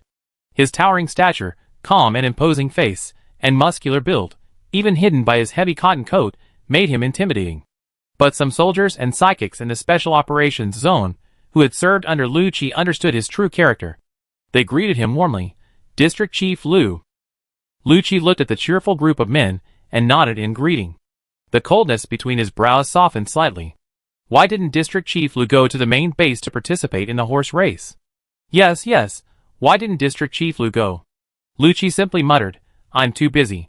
And what about the horse race? He hadn't even received any notice. Why didn't District Chief Lu go to see the base commander? Amid the clamor, this question slowed Lu Qi's pace. How many times had this happened? In the 009 division, which he oversaw, someone would always ask him, why didn't he go to see the base commander? Some asked cryptically, others bluntly. Ultimately, it all comes down to that woman. Even now, even in the Special Operations Zone, someone asked him the same question. If they were just friends, would this really happen? After a brief hesitation, Lu Qi continued walking forward. A reckless figure, clutching a pile of crystal cores, ran happily. I didn't lose, that's great, haha. He ran incredibly fast, like a hare darting through the throng, and with a sharp turn, he bumped into Lu Qi. Lu Qi was fine, but he landed on his butt with a yelp. He hurriedly lowered his head to pick up the crystal cores, then looked up, and saw Lu Qi's handsome face. He screamed in shock, Army officer? Why are you still here? Someone's about to steal your wife. Chapter 446. My wife. Lu Qi's voice dropped a few notches, his deep eyes piercing Zhang Dazue. He carefully discerned whether he was lying. Yes. Zhang Dazue clutched the crystal core tightly in his arms, approached Lu Qi, and lowered his voice. Army officer, don't you know that the Deputy Base Commander, District Commander Fu, and several other high-ranking officials all like the base commander and are vying for him, but who can compete with a peerless army officer? They're all behind you. You're the first wife, the most prestigious first wife. Zhang Dazue spoke with a cadence. Though his words were clearly praise, Lu Qi's expression turned grim. Him, the first wife? Gusu and the others are still trying to compete with him for her. It was a simple statement, yet it sounded so shocking. His tightly pursed lips moved slightly. In the end, he couldn't utter a single word. Lu Qi continued walking forward with a sullen face. Goodbye, District Chief Lu. Zhang Dazue watched Lu Qi's receding figure, silently looking up at the sky. Ah, who made me hold a grudge? Deputy Base Chief, I've been a stumbling block in your quest for your wife. With that, he happily left, clutching the crystal core. Lu Qi walked toward the conference hall, where an officer approached from afar. District Chief Lu, you're here. Everything in the Special Operations Zone has been operating normally lately. Oh, just yesterday, we discovered several more powerful zombies. According to our preliminary estimates, they're most likely evolved level 6 zombies. All zombie samples have been sent to the Research Institute. Several of the newly recruited psychics in the psychic selection process got into a fight. Fighting on base grounds violates base rules, and they're now in solitary confinement. The officer spoke, oblivious to Lu Qi's distraction. District Chief Liu, all the current information is in Deputy Base Commander Gu's former office. I take you there. The door to the conference building opened. The two entered. At the elevator entrance, Lu Qi abruptly asked, what was the relationship between the base commander and me? The officer clearly hadn't expected Lu Qi to ask this. His face flushed, and he scratched his head. District Chief Liu, don't you know that you and the base commander were in that kind of relationship? Lu Qi's brow furrowed slightly. What kind? It was just a boyfriend-girlfriend relationship. Ding! The elevator door opened. The two entered. The officer pressed the 10th floor button and stood aside, looking up at the sky. Both girlfriend relationship? Why do you look so unnatural? Ah, did I? The officer panicked, then steeled his resolve and quickly blurted out his true feelings. Because you were the first wife. The base commander had many husbands. This was no secret among the higher-ups. After all, those bigwigs looked at the base commander with such glare that they were practically spitting tears. None of those with some position were fools. For a moment, in the small elevator, the two men had complicated expressions. This is it. Director Liu, you're busy. If you need anything, use your wristband to contact me. The officer said this and vanished in a flash. Lu Qi looked toward the office ahead. Gu Su's office was enormous, furnished with a long conference table, a giant planetarium, a floor-to-ceiling screen, and neatly arranged leather sofas. At the back, there was a large duplex desk. This must be where Gu Su worked. It was filled with documents. Lu Qi walked in and sat directly on the desk, a white manual in the middle. Confidential documents. He flipped open the cover, and found a photo of a woman tucked into the front page. In the picture, a woman dressed in black combat fatigues held a meter-long broadsword, blood-drenched. Behind her lay a mountain of zombie corpses. She strode forward, a blazing rose amidst the blood, her fair, delicate face brimming with a determined smile. Delicate beauty and courage coexisted in one person. A stark contrast, yet incredibly captivating. One glance, and it was unforgettable. Who else but Base Commander Enan? And the photo was clearly a candid snap. The subject was clearly unaware they were being photographed, making it all the more vivid. As he watched, Lu Qi's fingertips unconsciously caressed the woman's face. Was this outstanding woman his girlfriend before? For some reason, Lu Qi didn't feel the slightest bit of disgust. His heart even beat slightly faster. His eyes swept across the woman's eyebrows and eyes in the photo, then across her nose and lips, then across her flowing hair. Lu Qi felt a strange sense of peace in his heart. Since returning from the RT United Nations Control Center, although his physical features had been restored and his health had improved, after a busy transition and information exchange, he immediately took over the vast 009 division. Everything was so busy and fulfilling. But deep down, he felt a constant sense of emptiness. A feeling he couldn't quite put his finger on, took root and sprouted in his heart during every break from his busy schedule. He never delved into the source of this loss. He simply felt that in these turbulent times, with all his loved ones gone, it was normal to feel a little lonely. But now, seeing the base commander's photo, he suddenly felt a surge of nostalgia. That lightly snowing night, he'd gone to pick her up outside the medical wing. Under the light, her eyes sparkled like stars. Those stars now resurfaced in his mind, illuminating a corner. But then, thinking of the photo appearing here, Zhang Dazui's words echoed in his ears again. His eyes darkened. So, was it because of her that Gu Su hadn't returned to the Special Operations Zone? He flipped through the confidential files. Thankfully, he didn't see her photo again. He moved the files aside, and his attention was drawn to one marked contract. He opened the contract. It was the contract document for Gu Su's former Dawn base to join the Galaxy base. Lu Qi glanced briefly at it, but his eyes grew darker. These rules and regulations clearly declared his ambition to seize sovereignty. No wonder Division 009 isn't any smaller than a branch, yet it's just a division. Lu Qi's voice deepened, a hint of displeasure evident. Isn't he the big wife they were talking about? Why wasn't he the deputy base commander? How was this Gu Su more capable than him? For some reason, he felt a surge of anxiety. Lu Qi stood up, opened his wristband, and tried to do something, but he had no idea where to start. How could he contact her? A few days ago, he'd sworn that he was traditional. But it was true. He was traditional, and his woman was beyond the reach of anyone. Lu Qi lowered his wristband and returned to his seat. He forced himself to focus on his work. But he couldn't suppress his anxiety. Taking 2 deep breaths, Lu Qi opened his wristband again. For some unknown reason, he turned on the live stream. The horse racing broadcast was drawing to a close. The psychic broadcasting the live stream also began its random broadcast. Sometimes he was telling his good friend to sing. Sometimes he was targeting Lei Haud, live streaming an arm wrestling match between Lei Haud and another officer. In the background, Enan, passing by, stood out. Lu Qi's gaze narrowed slightly, fixed on the smiling woman passing behind him. She was leading a horse and, after a few steps, climbed onto its steed. Because the screen was too small, Lu Qi moved closer. Closer still. His eyes were practically glued to the tiny screen of the bracelet. The next second, a tall man leaped onto her horse's back, tightly hugging her. The horse began to accelerate, quickly disappearing from the frame. Lu Qi's heart sank, a bitter feeling welling up. Unable to sit still any longer, he sprang to his feet. Chapter 447. Special Zone. Xing Yi's favorability has been detected to be at the maximum level. Rewards will now be issued. Reward the host with +1 stamina, +1 speed, +1 toughness, +1 beauty, +1 strength, and +500 mental power. Reward the host with 20 million points. Reward the host with a 10-fold increase in space. Xin Xingzhou's favorability has been detected to be at the maximum level. Rewards will now be issued. Reward the host with +1 stamina, +1 speed, +1 toughness, +1 beauty, +1 strength, and +1,000 mental power. Reward the host with 20 million points. Reward the host with infinite space. Xing Yi watched helplessly as Qi Yi and Enan rode past the crowd and disappeared. Though angry, there was nothing he could do. What the hell? Have they all regained their memories? They're making such a big deal about snatching people away.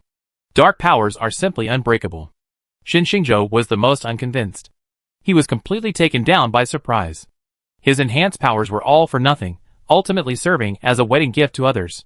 Several men left the scene one after another. But they all wished they could stay 800 meters away from each other. No one could stand by each other. Xing Yi emerged from the bustling crowd, his face darkening even further when he saw the person approaching. Qi Xian walked towards them in the sunshine, wearing a turtleneck sweater with an off-white lining and a long, light gray fleece coat that made him look slender and gentle. He had an elegant demeanor, radiant skin, and a complexion as white as jade. His flaxen hair was scattered casually, moving in the wind. The slight curve of his lips made him look like he had stepped out of a comic book. He was so handsome that he seemed unreal. He felt his status as the most handsome man was threatened. The corners of Xing Yi's mouth drooped. Xing Yi, huh? Excuse me, do you know where the base commander is? As soon as he came up, he asked An's whereabouts. Xing Yi said angrily, I don't know. He walked quickly forward. After a few steps, he turned back and looked at him. What do you want to see the base commander for? It would be a shame not to ask. Qi Xian's beautiful light gray eyes met the light and looked at Xing Yi. After a slight pause, he said tactfully, of course, it's something serious. He couldn't say that he had a crush on the base commander at first sight, but after returning to the dormitory building, he found an empty bracelet box in his drawer and only found out after asking him that they had been in a relationship for a long time. He was never good at expressing his affection. Xing Yi obviously didn't believe it. The horse ran all the way to the open space occupied outside the base.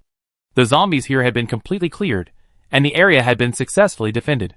All that was left was for the construction team to repair the roads and build the buildings.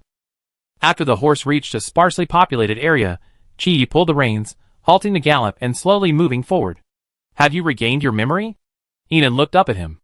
At this critical angle, Qi Yi's features seemed even more striking, less fierce and more gentle. He shook his head slightly, lowering his gaze to meet hers. But I've guessed something. Through bits of information from former Shadow members, and the diary left by her sister. Enan smiled. She leaned into his arms, bouncing back and forth on the horse's back. District Chief Qi is quite clever. But external information is secondary. His voice was exceptionally pleasant. Enan couldn't help but sigh that it would be better if this guy were more talkative. Such a pleasant voice was wasted. She asked lazily, what's the main thing? The main thing is that when I see the base commander, I really feel different from everyone else. It was rare to hear sweet words from Qi Yi. Enan couldn't help but tease, you're different now. My instinct tells me to fight for it. His slightly hoarse voice, like a gentle breeze, caressed Enan's ear. If you don't fight for it, you lose it. He didn't want to lose again. Qi Yi's favorability has been detected to be at the maximum level. Rewards are now being issued. Reward the host with +1 stamina, +1 speed, +1 toughness, +1 beauty, +1 strength, and +1,500 mental power. Reward the host with 20 million points. reward the host's points panel, which is currently at level 1. Please work hard to level up. Inan said nothing, simply leaning quietly in his arms, listening to his strong heartbeat. Amnesia has affected their personalities to varying degrees. While their underlying qualities haven't changed, their experiences can truly transform many things. Inan, he suddenly said. A few supernatural birds flew across the sky, chirping beautifully. She replied softly. I don't know where I ranked before, but now that I'm starting over, I want to give it a try. An's heart tightened slightly. The problem he least wanted to face had finally arrived. Sure enough, Chi followed up, I want to be your number 1. Inan was just about to find an excuse to get away with it, when he turned his face away. His warm lips gently kissed hers, pausing for a moment, as if testing her reaction. Seeing she wasn't offended, he slowly deepened his penetration. Chi's kiss was a stark contrast to his usual aloofness and coldness. It was like a long, gentle rain, gently penetrating. An's nose was filled with the scent of his cold lemon, with a comforting aftertaste of snowy wood. It was almost dusk when the two returned to the base. Lei Howd, who was training soldiers in the field, was the first to approach. Base Commander, we've discovered level 6 mutant zombies. Some of these level 6 zombies have awakened new, eerie superpowers that can cause hallucinations. Inan, tomorrow I lead the demonstration of new superpower combat techniques. You should all retire early today. Okay, Base Commander. Lei Howd was about to leave when an officer ran over with a large group of superpowered dogs. Base Commander, today's new discovery. 6 superpowered dogs. Inan dismounted immediately. She looked at the 6 dogs, some black, some brown, and some spotted. Their sizes were similar, and they looked like they were born from the same litter. She was impressed. So many dogs with superpowers? The genes were incredible. Yes, the eldest, a fire type. The second, a speed type. The third, also a speed type. The officer introduced each one to Inan. Inan patted their heads one by one. Once they're trained, they work at the base. Of course, I make sure they're well behaved. The officer happily led the 6 dogs away, looking like a dog lover. Chi led the horse over. You go eat first. I take the horse to the stable. Inan nodded obediently, and headed for her usual dining spot. She secretly used her healing ability to heal her slightly swollen lips, breathing a sigh of relief. Finally, she gotten away with it. Just now, outside, he asked her this question many times. Each time, she either ignored him or tried to evade him. He would kiss her just once. He kissed her until her legs went weak and her lips swollen. Inan muttered to herself, oblivious to the whispers of the psychics along the way. When she reached the cafeteria entrance, she finally noticed something was amiss. This was the cafeteria for the senior management, where she often ate. Some of the higher-ups ate here. But it was lunchtime, and there were few people here. She pushed open the translucent glass door, and saw a handful of people sitting in 4 corners of the once spacious cafeteria. Gu So, Shen Yi Xing Yi Shen Xingzhou. Even Qi Xian had arrived. There was also a trio of He Qi, Zhang Meng, and Bai Jing. Unlike the first 5, these 3 were clearly there for the meal, working diligently. Inan swallowed hard and walked towards the table. 5 people immediately moved towards it from all corners. It looked like they were all waiting for her. What are you eating? I order. Shen Yi spoke first. Ignoring the glares hurled his way, he simply looked at Inan tenderly. A bowl of pumpkin porridge, 2 steamed buns. Okay. Shen Yi turned and headed for the ordering counter. Xing Yi suddenly said, Waiter Shen, I like omelette rice with a glass of lemonade. He sat down happily next to Inan. Gu So had already taken his seat on An's other side. Qi Xian sat across from Inan, looking at Shen Yi's back gently. Braised pork, thank you. Shen Xingzhou rested his chin on his hands. Fish-flavored shredded pork rice, please add spicy sauce. Gu So took one last look at Shen Yi, whose back was filled with silence. I share the base commander's portion. Shen Yi continued walking, his tone cold. Everyone go order yourselves. I only take care of the base commander's portion. Inan glanced at the people huddled at the table with him and forced a smile. Are you going to interrogate me? None of the 4 men spoke for a moment. They all exchanged glances, and finally Qi Xian spoke first. The base commander wasn't here, so we had a discussion. Gu So abruptly replied, discuss? We were just about to get into a fight. Qi Xian continued nonchalantly, we've all agreed to wait for you to come and ask for your status. As he spoke, his eyes once again flickered to the bracelet on An's wrist, a surge of satisfaction filling his heart. Ask for your status? Xing Yi leaned back in his seat and nodded, literally. Yinan stared at Xing Yi in disbelief, then at Qi Xian, whose eyes flickered, then at Shen Xingzhou's handsome face. Finally, his gaze fell on Gu Su, who, though somewhat displeased and radiating a hint of coldness, stared intently at him, showing no sign of leaving. He tilted his head slightly. That expression was like asking, "Why are you here?" This was absolutely ridiculous. Gu Su leaned back in his chair. Everyone has lost their memory. It's time to make a new choice. He couldn't accept the third brother's position so far back. He added, "It's best to just choose one." He had a hint of meaning. "Yes, follow your heart, Yinan."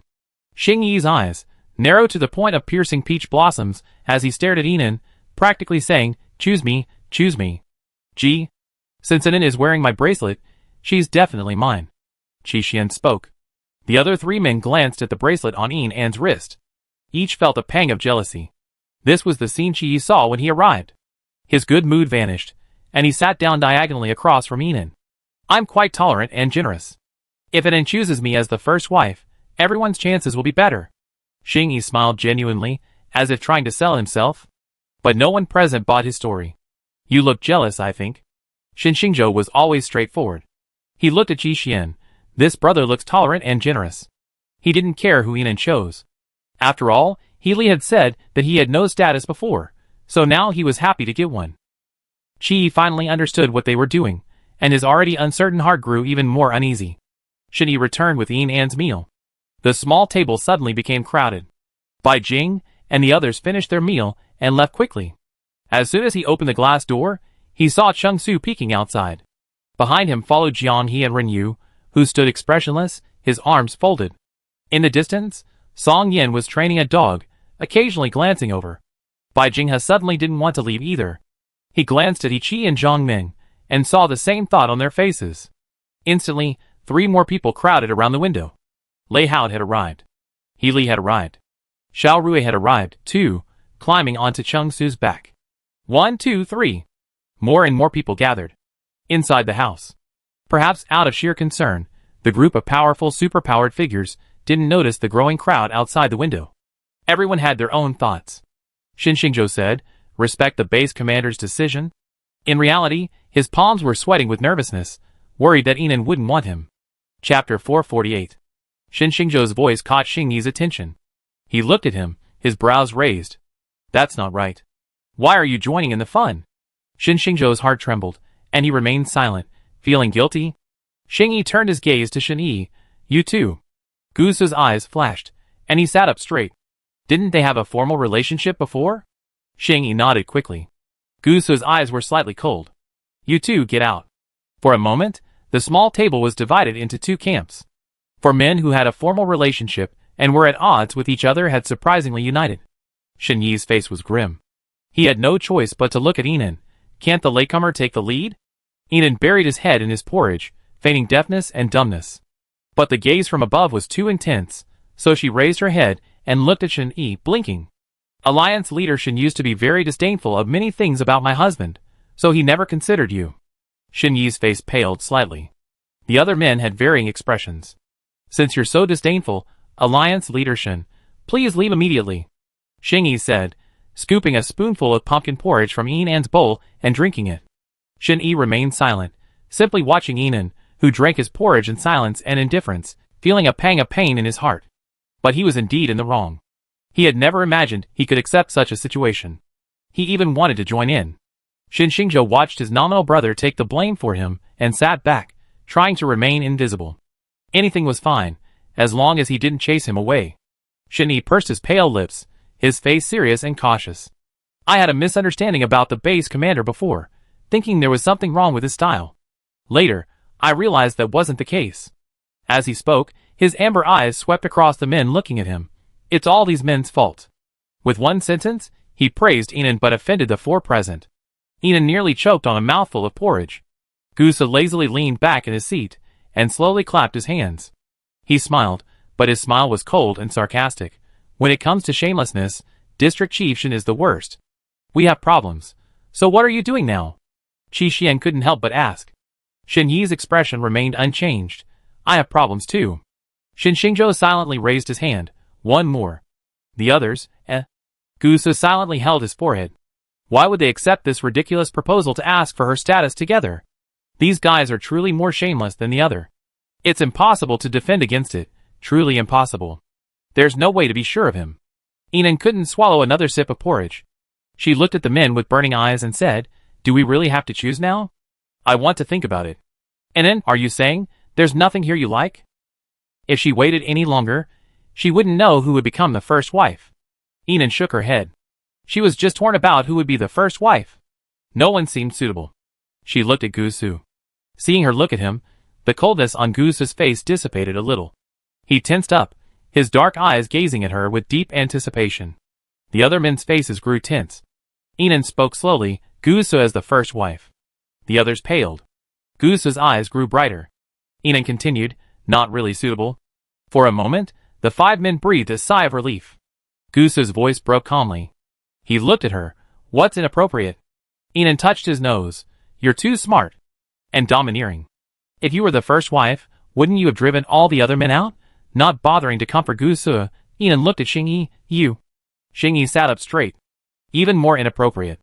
"Xingyi, why?" Enan forced composure. "No reason, it's obvious." She glanced at the others. Enan could no longer speak. She stood up. "Here, roll the dice. There are exactly 6 of us. Starting with Gusu, roll 1 through 6. Whoever rolls the number gets to win." Although Enan's words were extremely perfunctory, none of the men objected. She quickly bought a dice from the points panel. Enan held it in her palm. "Let's begin." Then she clasped her hands together and shook them, and the dice landed on the table with a crack. It spun gurglingly. The speed slowed, and the dice was about to stop, seemingly on the verge of stopping at 6. Shen-Yi, representing 6, curled his lips slightly. The next second, a puff of black mist drifted by, and the dice continued to spin. The curve in Shen-Yi's mouth vanished. "Good job." Xingyi patted Chiye's shoulder, his happiness visibly growing. The dice continued to spin, slowly coming to a stop again. This time, it was on 3. Xingyi was on 3. But before the black mist could interfere further, the dice was enveloped in white energy, spinning even faster. It was about to stop again. It was being interfered with again. Finally, the tiny dice, unable to withstand the sheer amount of energy, shattered into pieces. Enan couldn't bear it any longer. He slammed the table and stood up, his face forced into a stern expression. Her voice grew colder. "Give me a day to think it over. Don't rush me. Dismiss." With that, she strode out, ignoring the pitiful looks from the men. She was faster than she could run for her life. Clearly unprepared for Enan's swiftness, the onlookers outside, eager to leave, tripped over a number of people in the chaos. "Oh my God! Who stepped on me? You're stepping on me. Get up." The crowd collapsed. Seeing Enan walk out, they forced a smile, but waved awkwardly at her. "Base Commander, what a coincidence, hee." "Good evening, Base Commander. I'm really just passing by." "Hello, Base Commander." "Boss, Chung Su tricked me into coming here." "Nonsense." Chapter 449. Enan couldn't bear to watch. He walked quickly forward. An orange ball was thrown towards him, and the superpowered dog chased it, legs and tongue wagging. Enan caught the ball, looked at Song Yin in the distance, and threw it towards her again. The dogs that had just rushed over turned and continued running towards Song Yin. "Training dogs?" Song Yin nodded. "Yes, I like them. I borrowed them from the trainer. It's cold. I asked Aunt Wang in the cutting room to get them some dog gear." Unexpectedly, Enan could think of such a detailed approach. Song Yin looked at her with a smile. "Okay." Seeing Song Yin like this, Enan felt happy. She was much more cheerful than before. After saying goodbye to Song Yin, Enan headed towards the base's clothing building. The base was home to many former fashion designers, tailors, and other professionals. Although their abilities weren't quite suited to the apocalypse, Enan still assigned them positions and buildings. After all, during the apocalypse, frequent zombie slaughter meant clothing would be easily damaged. Proper reuse was essential to maximize resource utilization. She went directly to the cutting floor and bought several dog suits from the points panel. She handed them to Aunt Wang, the cutting supervisor, and said, "Excuse me, here are photos of 6 dogs." Aunt Wang took the photos and suits and smiled affably. "Don't worry, Base Commander.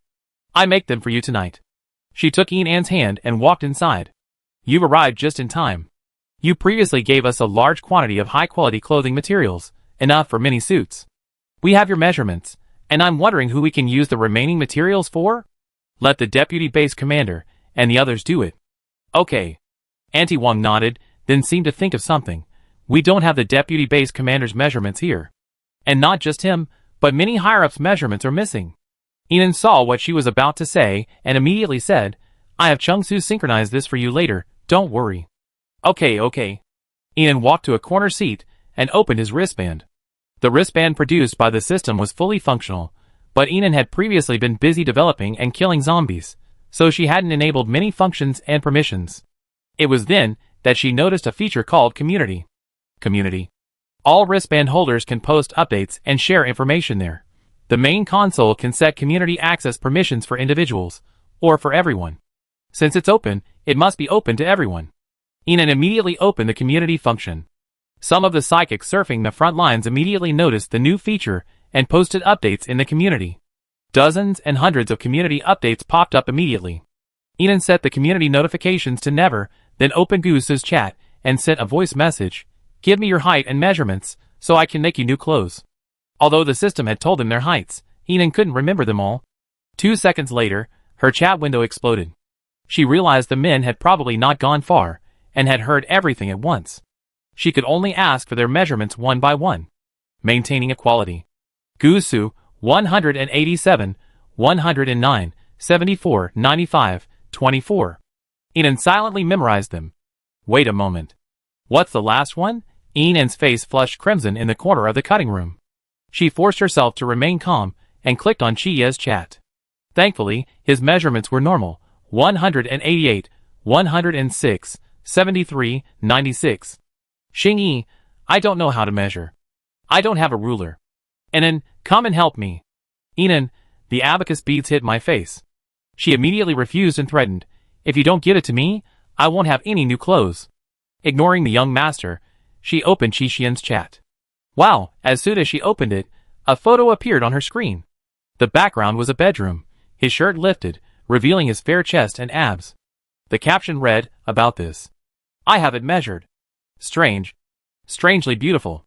Enan swallowed silently and, with a gentlemanly air, clicked on Shin Xingzhou's chat.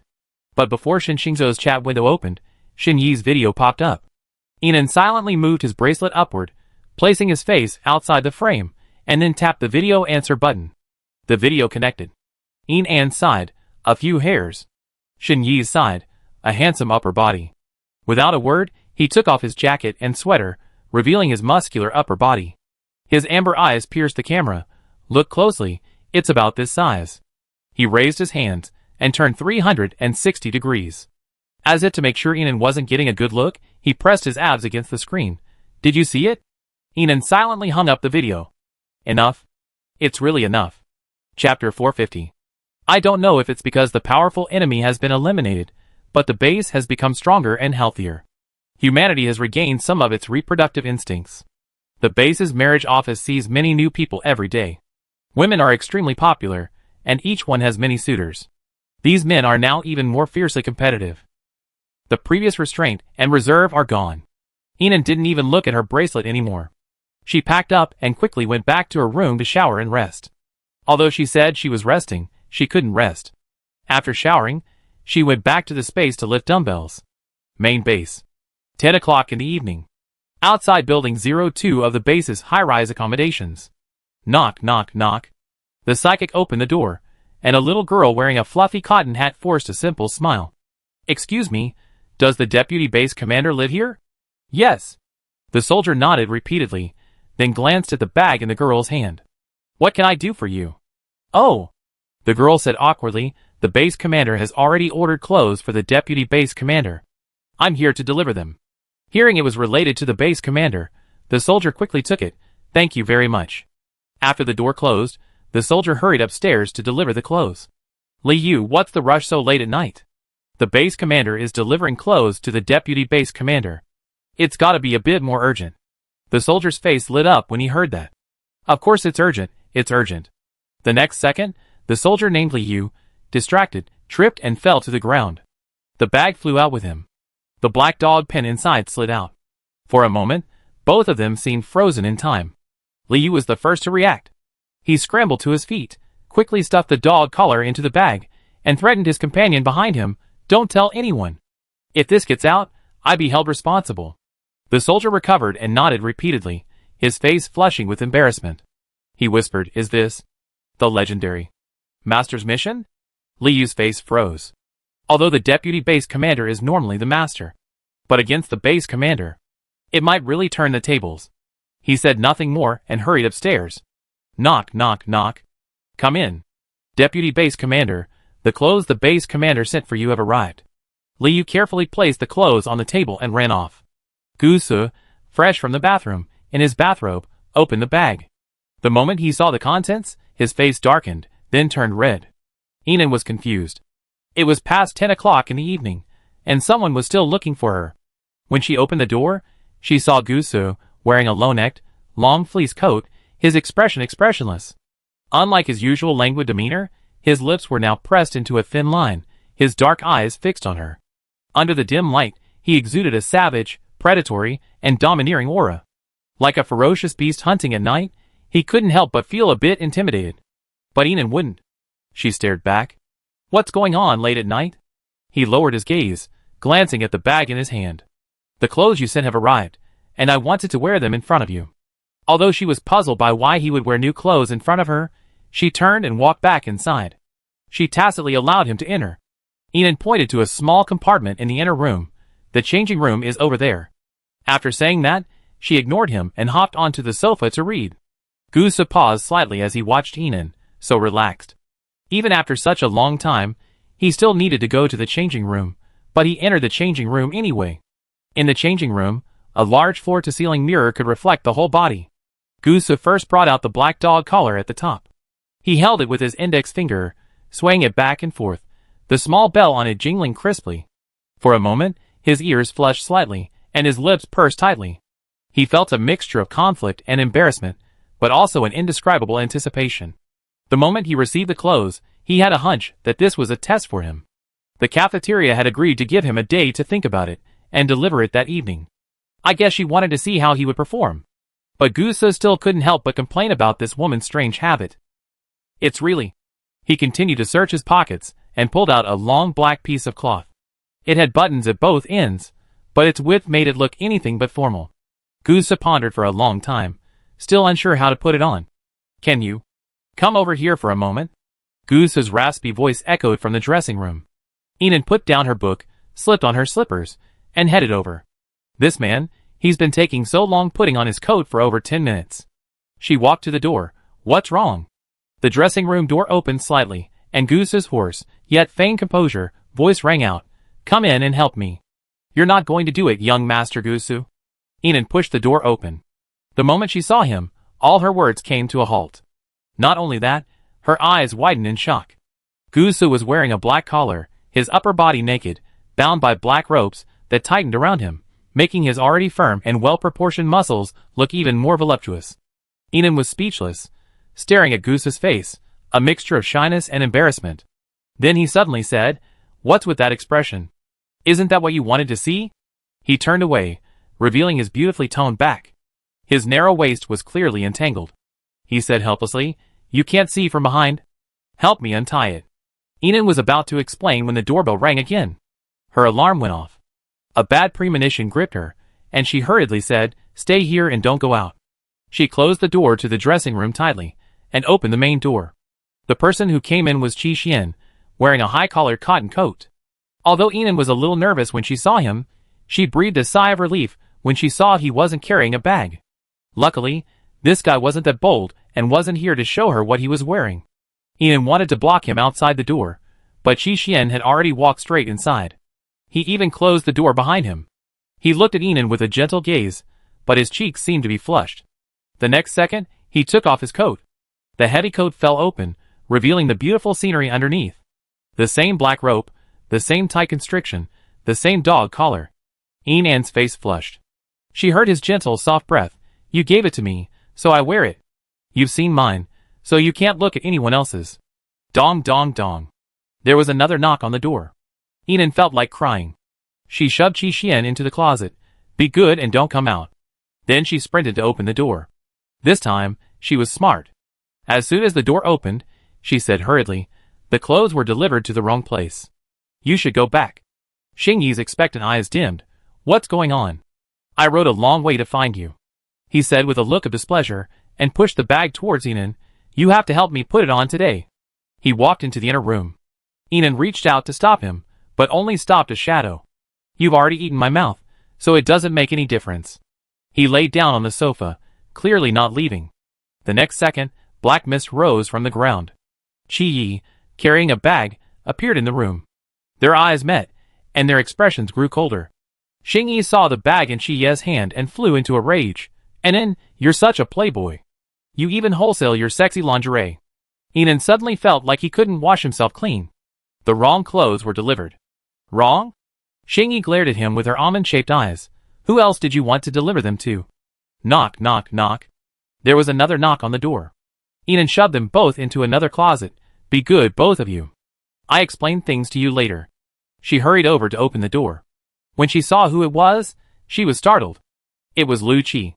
His jade-like face was weathered, evidently from the long journey. His lips parted as he breathed heavily. The moment he saw Inan, his deep eyes hardened for a moment, but he immediately worried that he was being a little rude. He said apologetically, It's rude to bother the base commander so late at night, but I have something on my mind that's weighing heavily on my mind. I need to talk to you. Inan's face was filled with hesitation. Why at this moment? There were so many things hidden in the room that were not meant to be seen in public. Seeing her reluctance, he lowered his eyes slightly, a hint of disappointment evident in his eyes. Since the base commander is not available, I wait until you're free. Unable to bear his pain, she inexplicably agreed. It's not inconvenient. Please come in, District Commander Lu. After agreeing, she regretted it. But Lu Qi had already entered the room, and sat on the sofa. His attention was drawn to the two identical bags, but he didn't take it too seriously. His deep eyes fixed on Inan. He noticed the slight discomfort in her expression, as if the two of them were completely estranged. He was silent for 2 seconds, then finally spoke. Base Commander, I heard we were once in a relationship. I wanted to confirm whether this is true. Inan wanted to say yes. But then, he remembered what Lu Qi had said about his traditional thinking. Rather than letting him suffer through this pain, it would be better to let him live a happier life. Though she felt unhappy, she forced herself to be relaxed. The past is over. District Chief Lu has lost his memory. It's time for a new life. Her words were calm, but she could only maintain them without looking at him. They had once been lovers, so it wasn't easy for her to let go of him. Seeing her so calm, it was clear she had let it go. Lu Qi felt a pang of pain, and his tone deepened. I've forgotten, but I can't deny the past. I want to know if we once... He was halfway through his sentence. Bang! A crashing sound came from the inner room, interrupting their conversation. Inan was panicking. She stood up. District Chief Lu, it's getting late. You should go back and rest. Lu Qi's perception was exceptionally sharp. He was absolutely certain that someone was in the inner room. His eyes grew colder, their gaze fixed intently on the inner room. Then, Xing Yi's voice rang out from the inner room. There's a rat. Inan, there's a rat in your closet, and it's a superpowered rat. That kid Qi Yi used his superpowers to get out, and that rat got on me, and it smelled terrible. He said, and scurried out. It wasn't just him. Qi Xian, Qi Yi, and Gusa were also drawn out by the commotion. A faint dog collar could be seen behind Gusa's coat collar. Looking at this group of men being kept in a golden house, Lu Qi's face darkened. He clenched his fists, his expression icy. He gave Inan a final, deep look, his eyes filled with disappointment and self-mockery. I'm sorry for disturbing the base commander. Goodbye. With that, he strode away. Chapter 451. Xing Yi watched Lu Qi's retreating figure, and secretly breathed a sigh of relief. The perceptive Gusa immediately noticed his relief. He glanced at Lu Qi's back, his dark eyes flickering as he instantly understood something. Unexpectedly, Lu Qi paused at the door. He turned to look at Inan and the 4 men, some sitting and some standing, going and returning. Facing 5 pairs of gazes, Lu Qi walked up to Inan. He fixed his gaze on her with his calm, deep eyes. He scrutinized her reassuring, charming face, then glanced at the 4 men. He now exuded a full, indescribable aura of intimidation and oppression. All of you get out. Xing Yi's brows furrowed, his tone as cold as ice. Mr. Lu, this is the base commander's residence. Mind your words and actions. Qi Yi looked at Lu Qi coldly, and simply sat down in the seat next to Inan. He showed no sign of leaving. Qi Xian remained silent. Gu Su, still lazily leaning against the wall, gazed at Lu Qi with a look of deep thought. Lu Qi, still possessing a domineering air, lowered his gaze to Yinan. I'm the first wife. I have the right. With these words, the expressions of the three men, except Xing Yi, changed. They all looked at Yinan, waiting for a clear answer. Gu Su saw that Xing Yi, who usually had the most opinions, was now incredibly quiet, and guessed that the person before him was indeed the first wife. Captain, is what I said true? Hearing Lu Qi's question, Yinan looked at him. His eyes were deep, his lips were tightly pursed, and his facial lines were tense. He was domineering and strong, but lacked the affection he once possessed. At that moment, she felt deeply that his actions were simply driven by possessiveness, knowing that he was her first wife. But Yinan had always bowed only to love and friendship. To her, such loveless tyranny was a naked challenge to power. She was deeply disappointed, and her tone was cold and unsympathetic. District Chief Lu, the past cannot be revisited. It doesn't matter whether you were once or not. Because now, I won't consider you. She said it ruthlessly. She smiled brightly, as if she didn't care about him at all. She didn't even look at him again, turning and walking towards the sofa.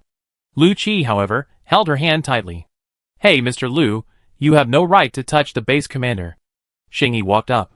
Yinan had already shaken off Lu Qi's hand. She coldly said to him, Get out. The dignity of the base commander was fully displayed at this moment. Looking at Yinan like this, Lu Qi felt a deep pain in his heart. He didn't know why. Even though he'd lost his memory, even though he couldn't remember the past, he rushed to see her in such a hurry. Seeing her with so many men made him feel uncomfortable, so much so that he overstepped his bounds in his impatience. He stared closely at the cold Yinan. She no longer had the gentle warmth and calmness she had that night at the hospital entrance. She treated him now like an ordinary psychic from the base who made a mistake. The unfamiliarity made his heart ache. But why did he feel this pain? Base commander, base commander. There was a knock on the open door. Yinan recognized Aunt Wang's voice and immediately craned his neck. Come in. Aunt Wang trotted in, carrying 4 large bags. Seeing Gu Su and the others, she breathed a sigh of relief and said hastily, I'm so sorry, everyone. My new girl got confused and sent the wrong coat. These are your coats. As she spoke, she took out the beautiful coats one by one. I couldn't find you guys for ages, so I posted a message on the community forum. So many helpful base members replied, saying you were here. She smiled brightly, then glanced at Gu Su and the others, who hadn't moved. Where are the dog suits? As she spoke, she hadn't noticed the strange expressions on Gu Su and Qi Xian's faces. She had already spotted 2 packages on the ground. She quickly picked them up. 2 more? Gu Su went to the dressing room with a stern face. Qi Xian turned and went to the small room behind him. Only her earlobe was faintly red. Gu Su hadn't taken a few steps when he turned back to look at Yinan. He raised his brows and blinked. Yinan immediately remembered that the rope behind him was tied in a knot. He followed with a sullen look. Xing Yi was anxious. Why do you need an aunt's help changing clothes? He jumped up and looked at the calm Qi Yi. 4th brother, are you so calm? Qi Yi finally showed some expression. I'm only the 4th brother. As soon as he entered the changing room, Gu Su expertly undressed. Look at the way you're undressing. It doesn't look like you're tied up in knots. Yinan couldn't help but grumble, but when she saw his skin, reddened by the tight ropes, she shut up. She obediently undid the knot for him. But before she could figure out how to do it, the changing room door swiftly opened and closed, stirring up a gust of wind. I do it, I do it. Auntie Wang was incredibly enthusiastic. Her eyes, still showing some signs of age, sparkled, and the moment she took in Gu Su's upper body, they lit up even more. Deputy Base Commander, you have a really nice figure. She smiled at Yinan and said, no wonder the base commander likes it. Yinan, Auntie Wang was incredibly skilled, untangling the massive knot in just a few moves. Thank you, Auntie Wang, Gu Su said politely. He turned around with a flourish, revealing the view ahead. This made Auntie Wang's nasolabial folds etch with laughter. As she laughed, she became surprised. No, it's a dog leash.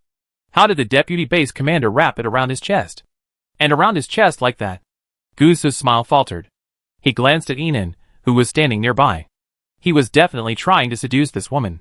Seeing Gu Su remain silent, only looking at Yinan, Auntie Wang immediately understood. She smiled and didn't ask any more questions. After taking the full set of dog suits, Auntie Wang quickly left the changing room. As Gu Su put on his sweater, he teased Yinan, The base commander was watching me very intently. Inan, not intimidated, folded her arms and looked at him. My figure is average. I need some training. Gusa didn't argue back, but simply smiled, as you wish. This smile was doting, like teasing a kitten. Inan couldn't help but want to redeem herself. She demanded, can you tell me what the last 24 in your measurements mean, Deputy Base Commander? His face was righteous, like a young police officer. Gusa glanced at her calmly. The base commander doesn't know? I should know. The side hip circumference. Inan was speechless. I'm a little bit unconvinced. Gusa said, as he put on his coat. His posture was extremely graceful, his bony hands buttoning up the buttons one by one. When he reached the second to last button, Gusa seemed to have a sudden realization. He leaned closer to Inan. A pair of eyes, piercing the heart, fixed their gaze on her. Inan closed her eyes to avoid the power. Gusa's low chuckle echoed in Inan's ears. His voice, low and raspy, now carried a hint of lazy, unruly air, pleasant and alluring. So the base commander understood this? How surprising. Since the base commander likes this, I've made note of it, and will practice it diligently. Chapter 452.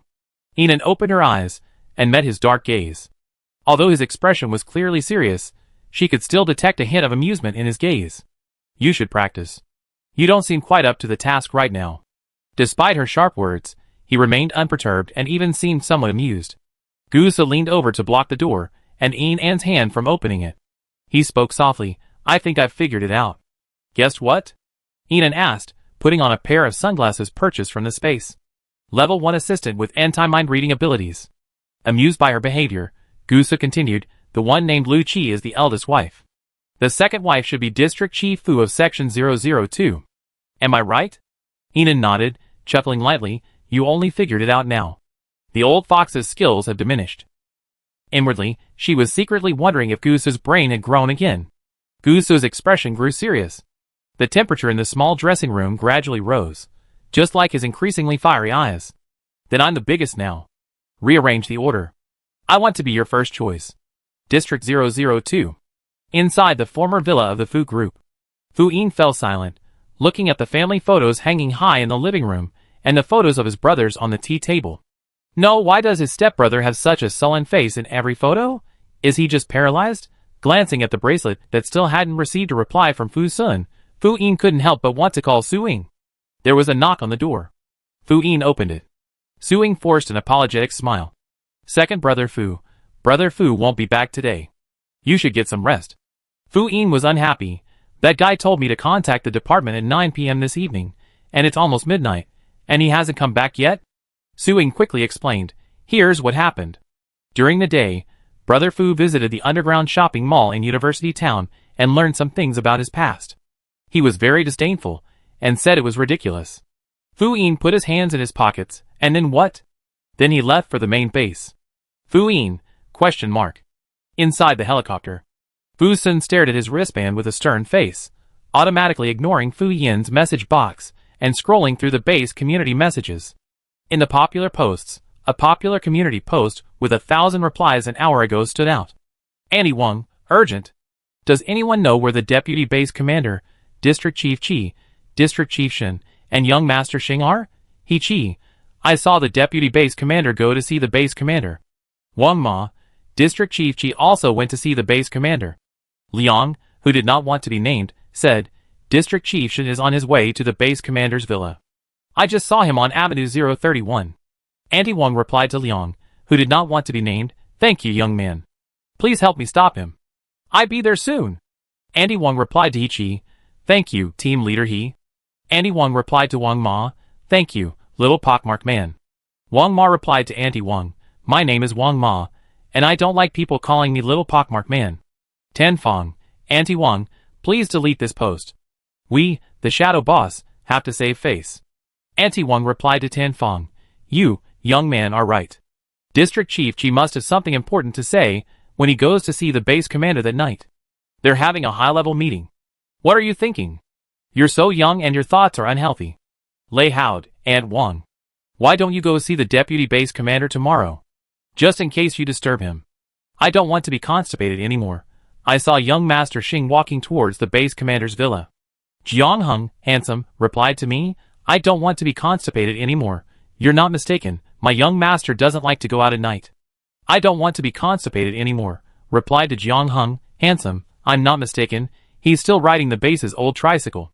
Jiang Hung, handsome, replied to me, I don't want to be constipated anymore. You can withdraw, brother, our young master needs to save face. I don't want to be constipated anymore, replied to Jiang Hung, handsome, there's no withdraw function. I'm constipated again. I love killing zombies so much. What's going on? It must be a high-level meeting. My name is not Zhang San. Watching. I won't change my name until I gain 10 pounds. These bosses just like to hold meetings at night, right? They're so hardworking. The base's prosperity is inseparable from their hard work and dedication. I admire them. Chung Su, there are so many people, Zhang Ming, watching. Su Zhe, take advantage of this crowd to confess. Song Yin, I love you. Wang Zheng replied to Su Zhe. A man of character confesses his feelings in person. Confessing here, bro, makes you look down on me. There were nearly 1,000 comments below. All sorts of brilliant replies.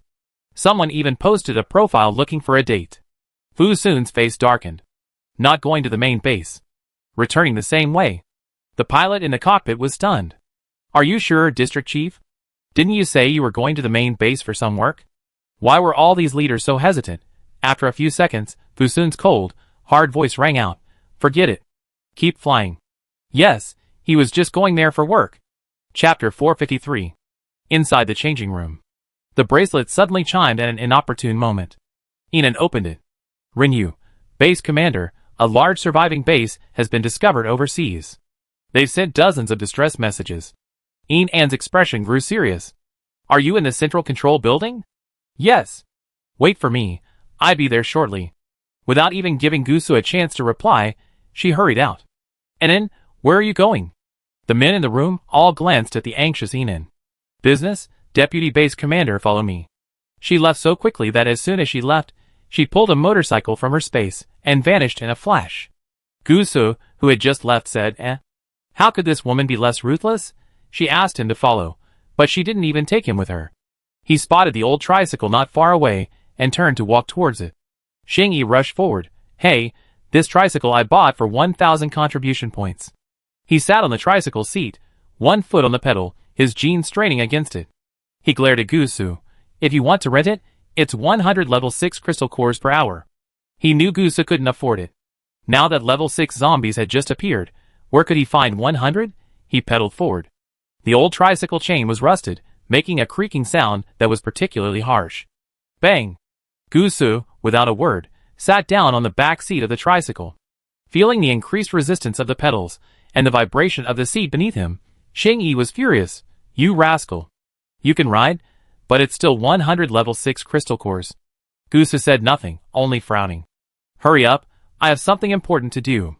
The next second, black mist emerged, and Chi sat down across from Gusu. He met Gusu's gaze and nodded politely. Ride together. Xingyi turned to look at the two of them. Question mark. Qi Xian, gentle and lively, also got in. The wheels of the old tricycle were slightly deformed from being crushed. Xingyi stepped down. The pedals didn't budge. In the central control building, Enan looked at the screen near the radio receiver. In half a day, dozens of distress messages had been sent, most of them from a single base. Greetings from Galaxy Base, I'm Kent, the base commander of KH Base. My son and a large number of base members are trapped in an underground safe haven. It's been overrun by a horde of zombie kings. We're out of fuel, unable to use helicopters for rescue, and even more short on munitions. But I'm willing to exchange 10,000 level 5 crystal cores and 5,000 elemental crystal cores excavated from the skulls of zombie kings for your help. If you receive our message, please reply. Thank you very much. Enan crossed her arms deep in thought. She looked at Rinyu. Have you investigated the situation? Rinyu's face was serious. There happened to be a small group not far away. We flew over to investigate based on the location, and our preliminary assessment is that the situation is true. He handed Enan a stack of information. These are the photos they sent back. Enan flipped through the printed images one by one. Among the zombie kings of Shanghai, there is indeed a massive survivor base, unlike the modern and technological Galaxy Base. This large base has a wasteland-like appearance, but its area is still noticeably large. Surprisingly, there are such large survivor bases. Yes, according to the investigation team's report, there are still many survivor bases around the world. However, regardless of size, the conditions in these bases are extremely poor. Enan nodded. It seems they're the group abandoned by the RT United Nations. A system voice suddenly rang out. Beep, activate the Lord system. Host, please spread the influence of the Galaxy base globally, and recruit more survivor bases from other countries as satellite bases. This will upgrade the Lord system and unlock even more powerful rewards. Enan lowered his eyes. It seems he has to go on this rescue mission. Get ready. Bring 1,000 elite psychics and the most advanced weapons. Leave tomorrow morning after the level 6 zombie drill. Yes, base commander. As Enan walked out of the building, she ran into Gusu, who had just gotten out of an armored vehicle. She was about to ask him what took him so long when she remembered he had no means of transportation. She rubbed her nose in embarrassment. Sorry, I forgot about you. The base commander is so ruthless when he's busy. Gusu took a deep breath and raised his brows to look at the building behind Enan. What happened? We need to go on a rescue mission tomorrow. Will you come with me? Hearing her offer, his brows softened. Okay. The two of them turned and walked back to the accommodation area. Under the moonlight, they looked as harmonious as an old married couple. The deputy base commander was lucky enough to have hitchhiked onto an armored vehicle. Gusu thought of the battered tricycle that had just broken apart after just 2 pedal strokes, throwing all 4 of them off. His butt still ached. He put his fist to his lips. I ran a kilometer before I met the execution team, so I took a ride. Enan, now that the main base has more than doubled in size, it's time to set up transportation throughout the base. Otherwise, just getting from point A to point B would take half a day, which is really inconvenient. She smiled, but her smile faded slightly when she saw the figure approaching. On the avenue, the tall and unruly man was none other than Fu Sun. Chapter 454. Seeing her, he nodded politely, Base Commander. Then he glanced at Gusu, who stood beside her like a flower protector, and simply nodded. A little politeness, but not much. Gusu wasn't offended by his coldness. He simply moved a little closer to Enan, the two of them practically touching. What is District Commander Fu doing at the main base so late? Office work, of course. Fu Sun replied quickly. Enan was disappointed with his answer. She walked forward, sidestepping past him. It's too late, and I'm sleepy too. If you need anything, just meet with the Deputy Base Commander tomorrow. Gusu followed closely. He stood to Enan's left, and as he passed in front of Fu Sun, his eyes met his. That glance, however, evoked a sharp pang of heartache. It was as if some forgotten memory had surfaced. I shouldn't have disturbed you, should I? A mournful murmur from a fleeting memory seemed to echo in his ears, and even his heart was gripped by a sharp, dull ache. It was as if he were experiencing the long wait and suffering firsthand, the maddening jealousy cutting through his flesh like a blunt knife. Gusu's steps faltered slightly. He didn't show it, but he gripped Enan's hand tightly, as if afraid of losing her. Enan was stunned by Gusu's sudden action, but she let him hold it. She had long harbored feelings for him, and she was delighted by this handshake. Fu Sun stared at their clasped hands, thinking of Su Ying's words. His jaw tightened as he followed. There's something urgent going on in Section 002 that I need to discuss with the base commander. He didn't give her a chance to object. The base commander is also returning to the accommodations. We have nothing else to do on the way, so why not chat? Go ahead. Hearing Enan's affirmative words, Fu Xuanjun began discussing some of the pressing construction issues currently underway in District 002. Most of these were problems for which solutions had already been found. They simply needed Enan's approval. After walking a short distance, Enan couldn't help but ask, is that all? It wasn't impossible to communicate via these bracelets. Fu Sun whispered, there's another, more important matter. What does the base commander want to do with the university town area? At his question, Enan paused. She looked at him, meeting his gaze. Though no emotion was visible, a hint of tentativeness and contemplation was evident. She immediately confirmed that he had overheard what someone else had said. What does District Commander Fu want to do? She threw the question back at him. Looking at the truly unbelievably beautiful woman before him, Fu Sun continued to push the issue. Of course, I'm at a loss, so I came to ask the base commander. It's so cold tonight, and I can't button my collar properly. Gusu's gentle voice interrupted their conversation. In front of Fu Sun, he gently straightened her body and buttoned the top 2 buttons for her. After buttoning them carefully, he put his arm around Enan's waist and looked at Fu Sun with a cold and authoritative gaze. I discussed this with the base commander. It's getting late. District Commander Fu, please go to bed. The intention was clearly to get rid of him. Fu Sun was already unhappy at being interrupted. Furthermore, the man before him was clearly asserting his authority. And yet, he was the deputy base commander, one level above him. Fu Sun's breathing was heavy, and his gaze as he looked at Gu Su was icy. I want to speak to the base commander alone. The deputy base commander is so anxious. Is he afraid I kidnapped someone? Su Ying's words echoed in his ears. You're the younger one, and there's a bigger one above you.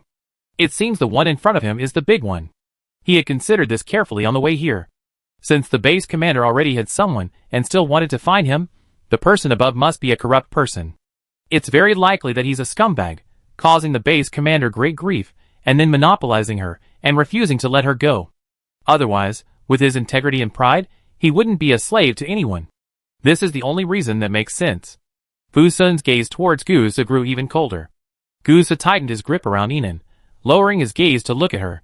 His voice was gentle, as if coaxing. It's too late. Let's go back, okay?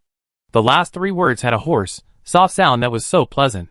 The memory that just flashed through his mind made his possessiveness surge wildly.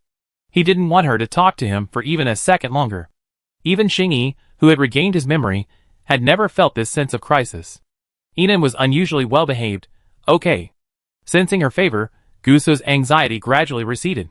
He gripped her hand tightly, their fingers intertwined. This time, Fu Sun didn't follow. Under the moonlight, he watched the two departing figures and pulled out a photo from his pocket, which he had seen in his own apartment in Area 002. The smiling figure in the photo was Inan, though it was stained with blood, and the fine lines and wrinkles beneath it all suggested a once-tight grip. The photo didn't look printed, but rather like his shape-shifting ability. He might have once truly loved her. Fu Sun looked up at the two departing figures, feeling a pang of discomfort. For some unknown reason, he continued speaking. This time, as if determined, his voice rose slightly, his tone firm and overbearing. As if determined to get the answer, he asked, Base Commander, what was our relationship like before? Seeing Inan pause, Fu Sun strode towards her. He stood straight across from her, his gaze intense, with a hint of aggression. Did I really like you before? Though his tone was overbearing and demanding, he also suppressed the coldness. Gu Su saw the confusion at the corners of Inan's brows. It was clear that he hadn't completely let go of his feelings for the second wife, and his heart tightened slightly.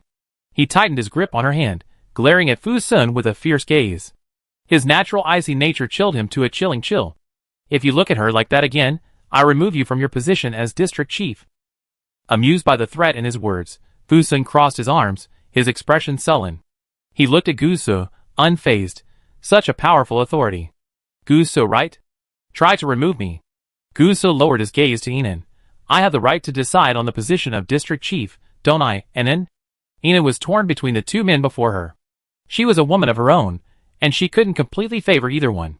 She nodded rationally, sticking to the facts. In theory, your position as deputy base chief does entitle you to supervise all the district chiefs in the base. Fu Sun frowned at this. Gu Su, however, had a clear idea. He looked at Fu Sun and said, well, pack up and step down tomorrow. You don't understand how to handle this position of district chief, so I give it to your younger brother. Fu Sun's face darkened completely. He looked at Inan and said, even if you want to dethrone me today, I get a clear understanding. He couldn't be stubborn anymore. This time, he came here specifically to retrieve his lost memories. No matter how disdainful he had acted in front of his subordinates during the day, deep down he cared. He cared enough to demand a definitive answer. If we were lovers, I want to restore our relationship. His eyes were firm and domineering. Inan couldn't help but ask, why? Before Fu Sun could say anything, Gu Su scooped Inan up. He didn't even glance at her, only to say coldly, you don't deserve to be near her again. That day, you and Lu went to pick her up at the medical ward entrance, leaving her crouching and crying in the snow. You're destined to never get close to her again. With a cold voice, he strode off. The fear power erupted, its energy surges terrifyingly strong. Inan barely managed to withstand the pressure by applying her light power. She looked over Gu Su's shoulder at Fu Sun, pinned to the spot by the fear power.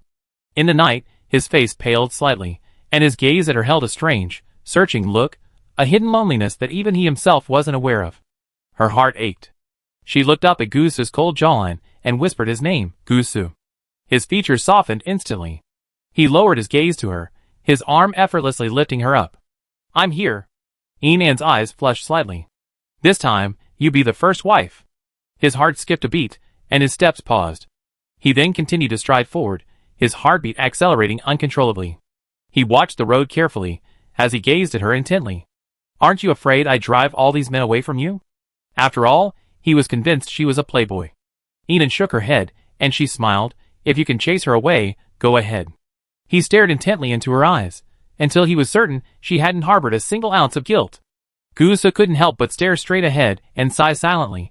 What a heartless, philandering womanizer. When he saw the tall figure quietly waiting outside Enid's villa, Gusa's expression darkened again. The joy he had just felt at being named the first wife vanished. Lucci looked at Enid, held in Gusa's arms, his lips tightly pursed. He had stubbornly waited for her. Even he himself didn't know the reason for his stubbornness. But the moment he saw her, he seemed to lose the ability to speak. Especially since she was being held by another man, the irritation within him loomed even deeper. Gusa didn't even give Lucci a chance to speak. After entering, he put Enid down and closed the door. He finally understood why he had been only the third wife. The eldest and second brother were both too assertive and insistent. If he hadn't had the ability to read minds, it's doubtful he could have defeated them. Chapter 455. I'm not leaving. Watching Enid's back as she walked into the inner room, Gusa added, "I sleep on the sofa." He was worried. Enid turned to look at him. "By the way, there's a probation period for the main room." Hearing her sudden increase, he perked up a bit. Slowly walking towards her, his voice tinged with a lazy smile. "How long is the trial period?" Enid couldn't give a specific time, simply saying, "It depends." She tried to go upstairs when Gusa grabbed her hand. Then he held her in his arms, and kissed her lips, silently prying her lips apart with his teeth, his tongue thrusting deeply with the force of a storm. Enid's hand on his chest felt his increasingly strong heartbeat and body temperature. Gusa's kiss was like him, cold as pine wood. Even when passionate and deep, there was a natural chill in his bones. This domineering kiss lasted for a long time. It lasted so long that Enid's lips were numb, and he barely managed to pull away. He breathed deeply, his chin resting on her slightly damp forehead, bending down to look at her.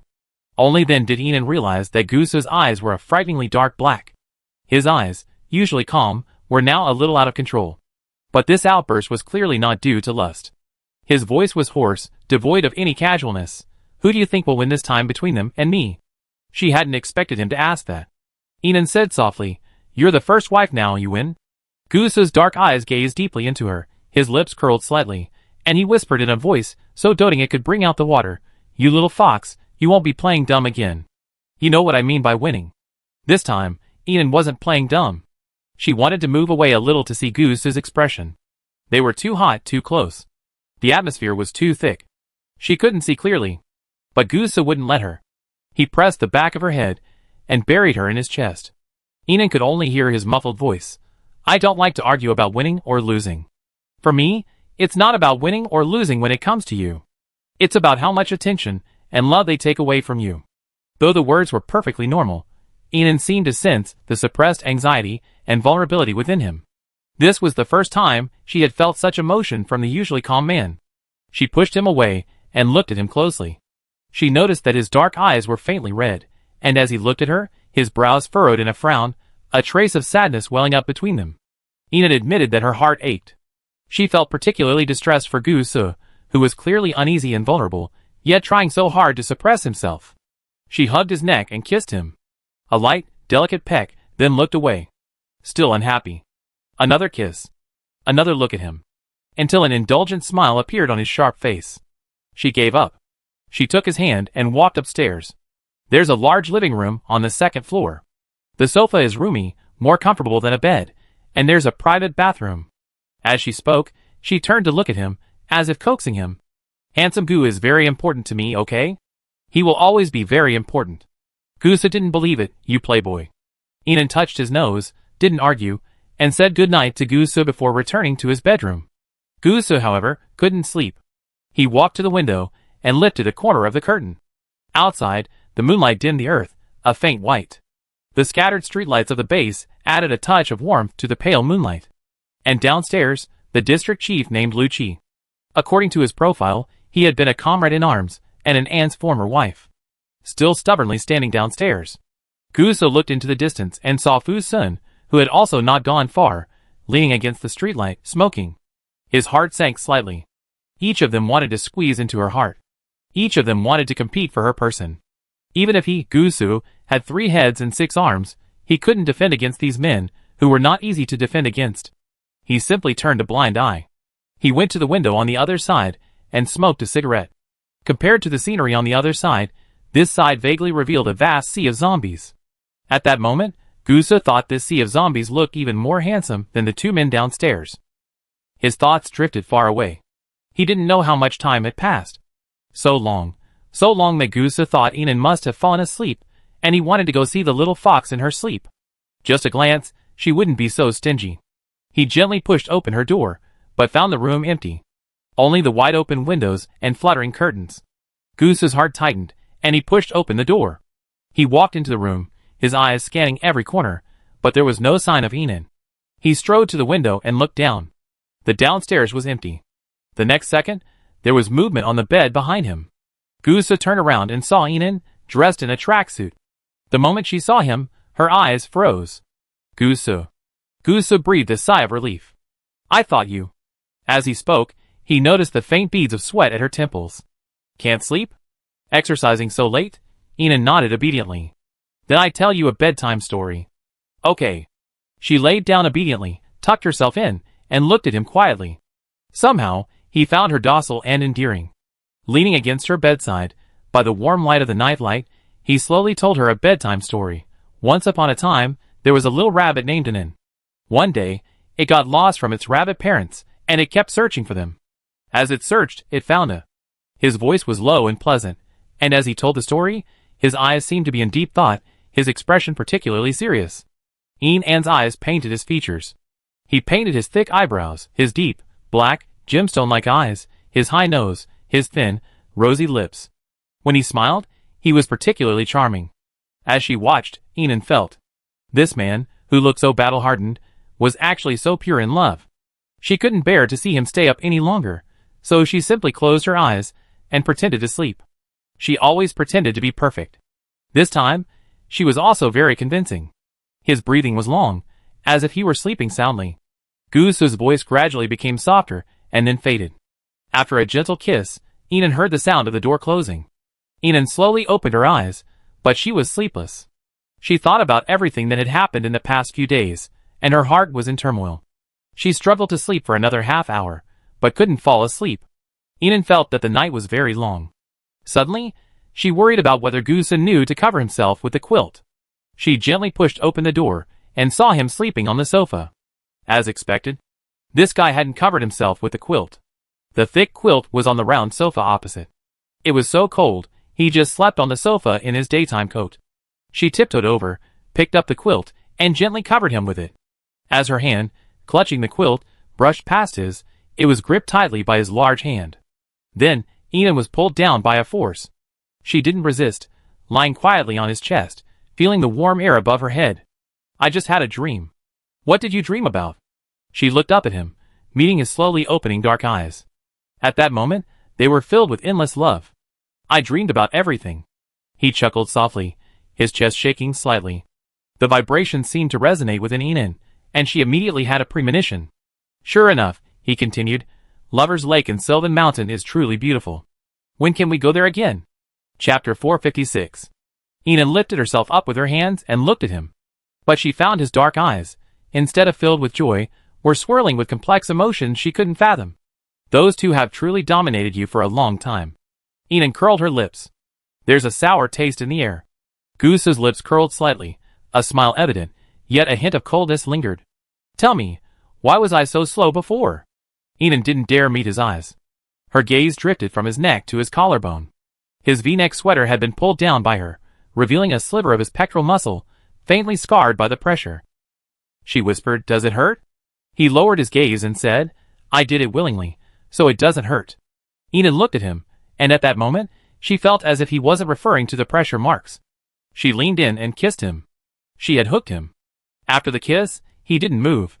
Looking into her perplexed, foxy eyes, he suppressed a smile. It's time for bed, my base commander. Inan muttered, I can't sleep. She was tempted by him. Even if you can't, you have to sleep. He gently grasped her wrist and pressed the indentation between the palmar creases. Pressing here will help you sleep. Just lie here and sleep. I get you a blanket. He was about to get up when Inan pushed him down hard. She looked at him angrily. Guso, are you incapable of this? Guso chuckled softly. He placed one hand behind his head, his eyes filled with a smile as he looked at her. Provocation won't work on me. You really should get some sleep. Inan tried to get up, but he held her back. Where are you going? Go to sleep.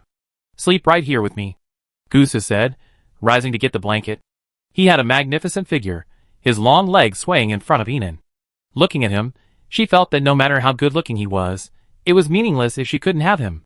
She simply turned her back, closed her eyes, and began to truly try to fall asleep. But as she tried, she felt a wave of reluctance. Is this new mistress asexual? The blanket was gently draped over her. Inan turned to look at Guso, who was taking off his coat with her on his back. He seemed to sense her gaze and said calmly, I sleep with you tonight, little fox, be good.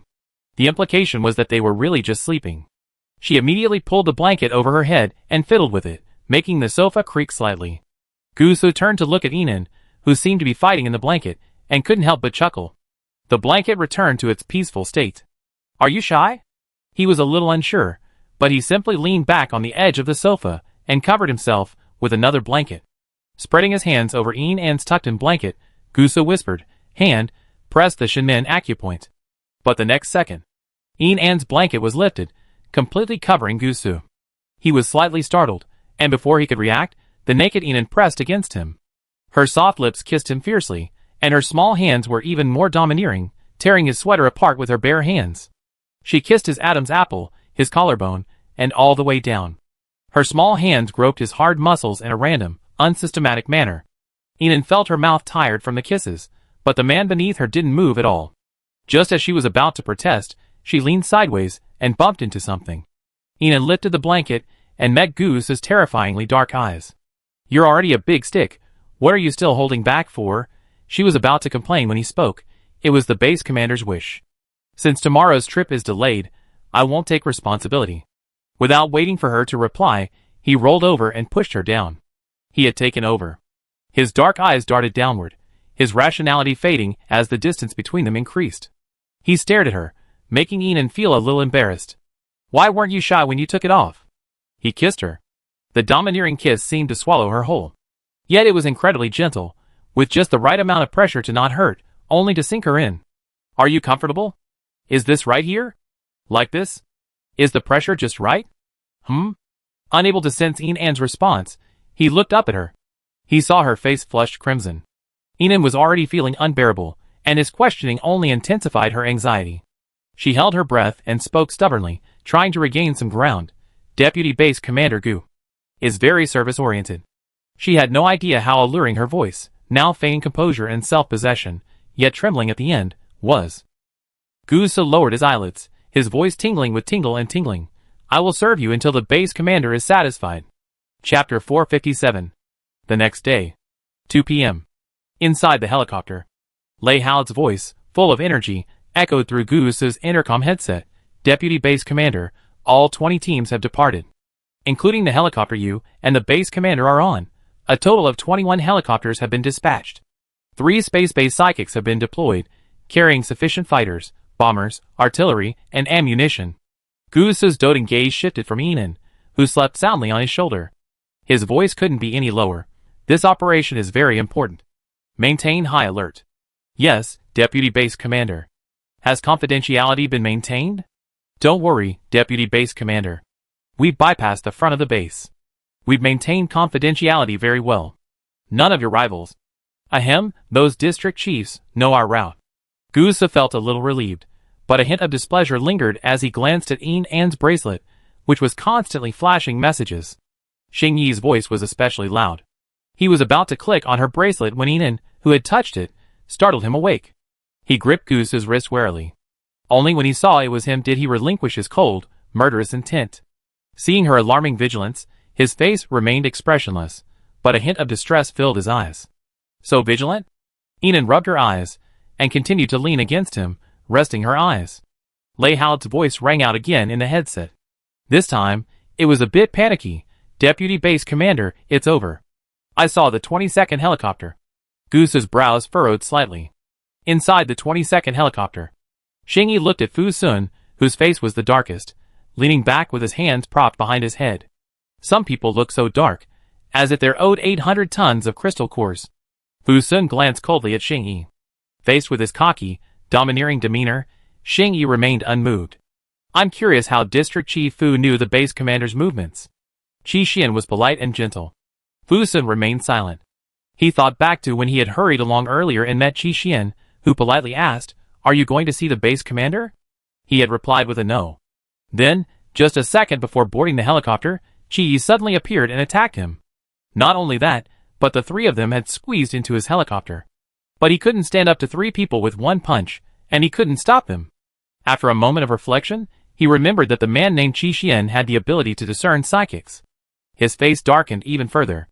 The small helicopter seemed to be shrouded in a dark cloud. Xing Yi looked at Lu Qi, who sat quietly in the corner, wishing he could be 800 meters away from them, and raised an eyebrow. "Hey, why did my ex-husband follow us?" he asked knowingly. With Lu Qi's domain and devouring abilities, none of them could stop him. He was as domineering as a lion king entering untamed territory, having forcibly secured a seat on the helicopter through sheer force. Lu Qi was deeply repulsed by Xing Yi's reference to his ex-husband. Additionally, having waited all night downstairs for Yinan, his mood was already extremely sour. His deep, cold gaze swept over Xing Yi, creating a powerful sense of oppression. "Don't look at me like that. You should thank me for stopping the Shin brothers." In between Xing Yi's chatter, he continued to video call Yinan through his bracelet. The disappointment in his eyes was unmistakable. This heartless woman, she wouldn't reply to his messages or answer his calls. Yinan finally caught up on some sleep after a short nap. "Did you get enough sleep?" "Yeah," she replied, and the next moment, he hooked her chin and kissed her. In a corner, out of Yinan's sight, Gusu accidentally touched the answer button on Yinan's wristband. Inside the 22nd helicopter, Xing Yi's eyes lit up, his handsome face brightening, and then finally answered my video call. For a moment, Qi glanced at his wristband screen. Qi Xian stood up from his seat and leaned over to look. In the corner, Lu Qi's heart tightened, leaning back in his seat, his dark eyes darting over. Fu Sun acted unconcerned, raising his wristband to activate the camera function and adjusting his distance to secretly peek. And so, from different corners, 5 men witnessed the stunning scene of Yinan and Gusu kissing passionately. For a moment, the entire helicopter fell into a deep silence. Chapter 458. After half a day, the Galaxy Base helicopter finally arrived over HK Base. A huge crowd gathered in the central square of HK Base. Everyone looked up at the helicopters flying overhead. "Look, they're coming." So many helicopters, models I've never seen before. Their helicopters are so huge. How come they still have so much fuel after so long since the apocalypse? Is this the strength of a massive base? HK Base Commander Kent's face was also filled with excitement and anticipation. Behind him stood 3 middle-aged men. Unlike Kent's excitement, their faces were filled with suspicion and inquiry. "Kent, I advise you not to be too happy too soon. More helicopters and better weapons won't be enough to eliminate so many zombies, not to mention they're an outside force. Yes, outside forces can never be fully trusted. Beware of their ulterior motives." Kent remained unmoved by the men's advice. Because at this moment, he had no other choice. He looked at the Galaxy Base helicopters landing steadily, his voice low and firm. "Stop talking. I have no other options but to place my hopes on this distant, mysterious, large base." As he spoke, he saw Yinan, who had come down first, and went to meet him. "Yinan, Galaxy Base Commander, Yinan. I'm HK Base Commander Kent." A warm welcome. Kent's face was filled with excitement, as he waved to his subordinates behind him. Several psychics were carrying boxes filled with crystal cores. "Please accept these. These are the crystal cores I promised you." Yinan felt Kent's sincerity, as he presented all the promised cores, before even taking action. She put away the crystal core. Behind her, Gusu and the others came one after another. All of them were dressed in thick, warm cotton coats, carrying brand new military weapons, their faces clean and their spirits high. They formed a stark contrast to the dusty, tattered appearance of the HK base. Looking at the Galaxy Base like this, Kent was filled with anticipation. He looked at Yinan with a more respectful gaze. "Captain Yinan, when can we set off?" "Now." "That's great," Kent said, pointing to the 3 middle-aged men behind him and introducing them to Yinan. "These 3 are the commanders of the 3 bases. They are allies of our HK base, and they are here to help when HK base is in trouble." Ian looked at the three men and immediately noticed the hostility in the eyes of the two men on the right.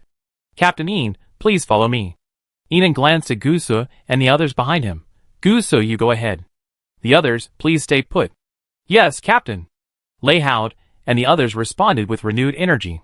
Unhappy, the five-man crew of Helicopter 22 seemed out of place. Gusu, a smile on his face, lazily followed Ian An's steps. Xing Yi folded his arms, watching the backs of Ian and Gusu. Gusu, he only takes Gusu with him everywhere. He really got what he wanted. Kit led Ian and the others to the high defensive wall. The HK base's defensive wall was constructed entirely of stone bricks. Its vast expanse housed not only numerous psychics, but also commanded a commanding view of the surrounding land for several kilometers. Outside the wall, a sea of zombies roared wildly. A single glance revealed that most of them were zombie kings. These zombie kings are remnants of the RT United Nations. They're now spread across every inch of the planet, and clustered in clusters wherever there are survivors. This area ahead was also HK-based territory a dozen days ago, but a section of the defensive wall collapsed, and the entire area was overrun by the zombie horde.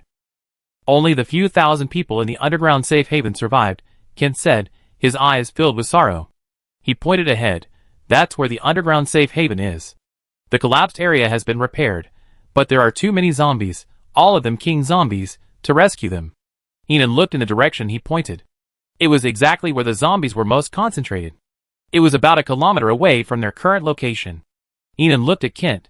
How many underground floors are there? 7, and they're all trapped on the 5th. So, the 4 underground floors are swarming with zombies? Hearing Ian An's question, Kent's face paled even further. He spoke with difficulty. I know the rescue will be extremely difficult. If you can help me save those over 3,000 base members, I give Commander Ian twice as many crystal cores and a mine. We at HK Base lack everything except crystal cores and mines. The reward was generous, and the situation wasn't as serious as imagined. Galaxy Base had faced similar rescue efforts before. But Ian didn't like to exaggerate. She always did what she said. So she simply said, we can only do our best. Humph. A cold snort came from behind him. Ian looked at the source of the voice. The man had brown hair, a thick beard, and an arrogant look. Since we're receiving reinforcements from a large base, we completely withdraw from T1 base. The man beside him also looked at Kent and said, we're evacuating base A3 as well. The last base commander looked hesitant. He looked at the two men who were about to withdraw, then at Kent, hesitantly saying, we won't withdraw base 311 yet, but we prioritize the new base. We've been fighting for so long and suffered many casualties, and everyone needs to rest. Kent's face was filled with disappointment and anger. He looked at the two men who were about to withdraw and said, Cooper, Jean, if you want to withdraw, then withdraw. I'm just looking for external help, and you're so rude to me. Even if we're allies, I don't want to have to deal with your face again. If the entire alliance hadn't been unable to rescue them for a week, and my trap base members and my son wouldn't have survived for more than a few days, would I have spent so much on supplies to get help? He roared with anger and exhaustion, as if venting days of worry and panic. The man named Cooper simply looked at Kent coldly. But look at the foreign aid you've summoned. Only 1,000 have arrived, and the base commander is a frail little girl, too skinny to even speak with any confidence. Ian couldn't help but laugh. She watched as the men before her paled in fear under Goose's fear power. Especially Cooper, who had just looked the most disdainful. She walked over to Cooper, grabbed him by the collar, and headed for the stairwell behind the defensive wall. Cooper, over 1.8 meters tall, and as strong as a bear, was carried by Ian all the way to the stairwell. Let me go! Below the defensive wall, a huge crowd gathered, drawn by Cooper's angry voice. There were over 1,000 psychics from the Galaxy base, tens of thousands from the HK base, and several thousand from the other 3 bases. There were so many people that it seemed impossible to tell the end. They fell silent as Ian and Cooper suddenly appeared. Ian An's voice was clear, his supernatural energy surging. Tell everyone, in front of everyone, what will you do if Galaxy Base clears all the zombies in the area ahead and successfully rescues them within a day? Cooper broke free from Ian An's hand and took 2 steps back. His face flushed crimson, and he glared at Ian with fury. You can't do it. The 4 bases had worked day and night for a week, yet they hadn't cleared even 1/10 of the zombies, and countless supernaturalists had been killed or injured. To think they could eliminate 3 square kilometers of zombies in a single day was simply wishful thinking. If you can do it, I'd be your dog. Okay. Enon smiled. She looked down at the team at Galaxy Base, who were also beaming with joy. A rescue mission. Not only did they get plenty of supplies, but they also picked up a talking dog. Well deserved. Xing Yi's lips curled up at the sight of Enon. His Enon was truly adorable. Lu Qi's deep eyes sparkled with stars. Among the crowd, Bu Sun's expression was the most complex. This woman. Was she so happy playing tricks on her enemies? She even called you an idiot. Thinking that he'd probably been played the same way by this woman before, Bu Sun's expression darkened even further. He was embarrassed by the laughter of Enon and the others at Galaxy Base. Cooper was about to say something when Enon spun around and bumped into him with his arm, knocking him back. Bang! A loud bang followed. Base Commander. The entire T1 base swarmed over Cooper, who had fallen from the 5-meter-high defensive wall. Everyone at Galaxy Base, move out. Yes! Instantly, the cheerful Galaxy Base members' expressions turned serious. Bombers appeared one after another. The people at the 4 surrounding bases stared in amazement. They quickly retreated to make room for Galaxy Base. The bombers quickly took off, followed by the helicopters. They quickly took off. 20 bombers and 20 helicopters were dispatched in 8 directions. Shocked by the scene before him, Kent was stunned. They didn't even discuss a battle plan, and just started fighting. Jean, who had originally been pessimistic about Enon, was speechless. Under the Galaxy Base helicopters, psychics dangled from safety cables, firing their guns at the zombie horde below. The combined bombardment of artillery shells and individual missiles filled the zombie swarm with a thick, bloody mist. Boom, boom, boom! The deafening roar of the bombardment was like a massive zombie bombing range. The people from the 4 bases were stunned. They had lived through the apocalypse for almost 3 years, and they had never known zombies could be killed this way. They relied entirely on military resources to aggressively consume the zombies. This wasn't zombies killing people, it was people killing zombies. The members of T1 base, who had been gathered around Cooper, were drawn by the clamor of exclamations from the defensive wall and crowded forward to admire the luxurious array of weapons on display at the top-tier base. Many of these weapons were new to them. Are we really on the same planet as them? I doubt we're even from the same world. Too powerful, truly too powerful. I really want to join them. Keep your voice down. The base commander is still over there. Don't you see that the base commander's eyes are looking like he wants to join them too? Chapter 459. In just 2 hours, 3 square kilometers of zombies were blasted to pieces. All teams, prepare to land. With Enan's command, helicopters quickly landed. She stepped out first, carrying a long sword, its blade gleaming with lightning. Gu Su, lead 2 teams, the first batch. Qi Yi, lead 2 teams, the second batch. Lei Haud, lead 2 teams, the third batch. Lu Qi, lead 2 teams, the fourth batch. After Enon finished speaking, his voice was cold. Quickly, take your positions. Everyone in the first batch, follow me. Yes. Over 200 psychics, led by Gu Su, quickly followed Enan's lead. Their target. The underground safe fortress. Ah! The zombies in the underground safe fortress, smelling fresh human flesh, swarmed out in a frenzy. They stepped over the pile of zombie corpses and pounced on Enon and the others. The zombies attacked frantically, and the psychics at the Galaxy Base were even more frantic. They had all been pre-injected with zombie virus inhibitors, and with Enan's light shield protecting them, this already sharp-edged team was even more fearless. Gu Su led the charge, while Enon, preserving his psychic energy to protect the team, remained at the front and half-paced. The team quickly advanced into the underground safe haven's first floor. Dense swarms of zombies surged out. The first floor was the most challenging to kill. The zombies throughout the 4 underground floors would surge upwards frantically at the mere sight of any movement. But every member was incredibly dedicated. Under Gu Su's leadership, the team's progress was remarkably rapid. In just over 40 minutes, the first floor was largely cleared. Enon turned on his headset. The first batch of brothers were incredibly strong, quickly clearing out most of the zombies. Now it's time for the second batch to enter. Hearing the base commander's praise, the first group was filled with joy, and they quickly retreated. The second group quickly followed. The second group, led by Qi Yi, displayed astonishing combat effectiveness. As if intent on outperforming the first group, every psychic exerted their full strength. Kill, kill, kill! The zombies couldn't even get close to the human body before being torn apart by dense volleys of long swords and bullets. The second level was quickly cleared. By now, nearly 80% of the zombies on the entire 4th underground floor were dead. Enon, as usual, praised the second group. The third group took over. Base Commander. Leyhound greeted Enon with a smile, his competitive eyes gleaming frighteningly bright the moment he caught sight of the zombies. Without a word, he raised his two swords and attacked. Behind him, Xingyi withdrew his gaze from Enon and joined the battle. Fu Sun, with a sullen face, was also a strong first-level fighter. Unlike the first two groups, who were focused on killing zombies, this group had a chatterbox. Enon, was my pose just now impressive? Enon looked at Xingyi, who, with a shadowy figure, was leading the team, single-handedly outplaying a whole group. To be honest, awesome. That single word was like a shot of strength, and Xingyi's fighting power skyrocketed. He even surpassed the battle-hardened Leyhound. Leyhound stared at the frenzied Xingyi with wide eyes, silently moving away from him to avoid accidental injury. He killed with increasing ferocity, charging directly into the zombie swarm. Enon was about to say, "Take it easy," when two four-limbed mutant zombies scurried towards her from above. She drew her sword, ready to engage. A shadowy figure, shimmering with a faint golden glow, sprinted towards her, blocking her path just before the zombies pounced. The two zombies were killed by the phantom, which then dissipated.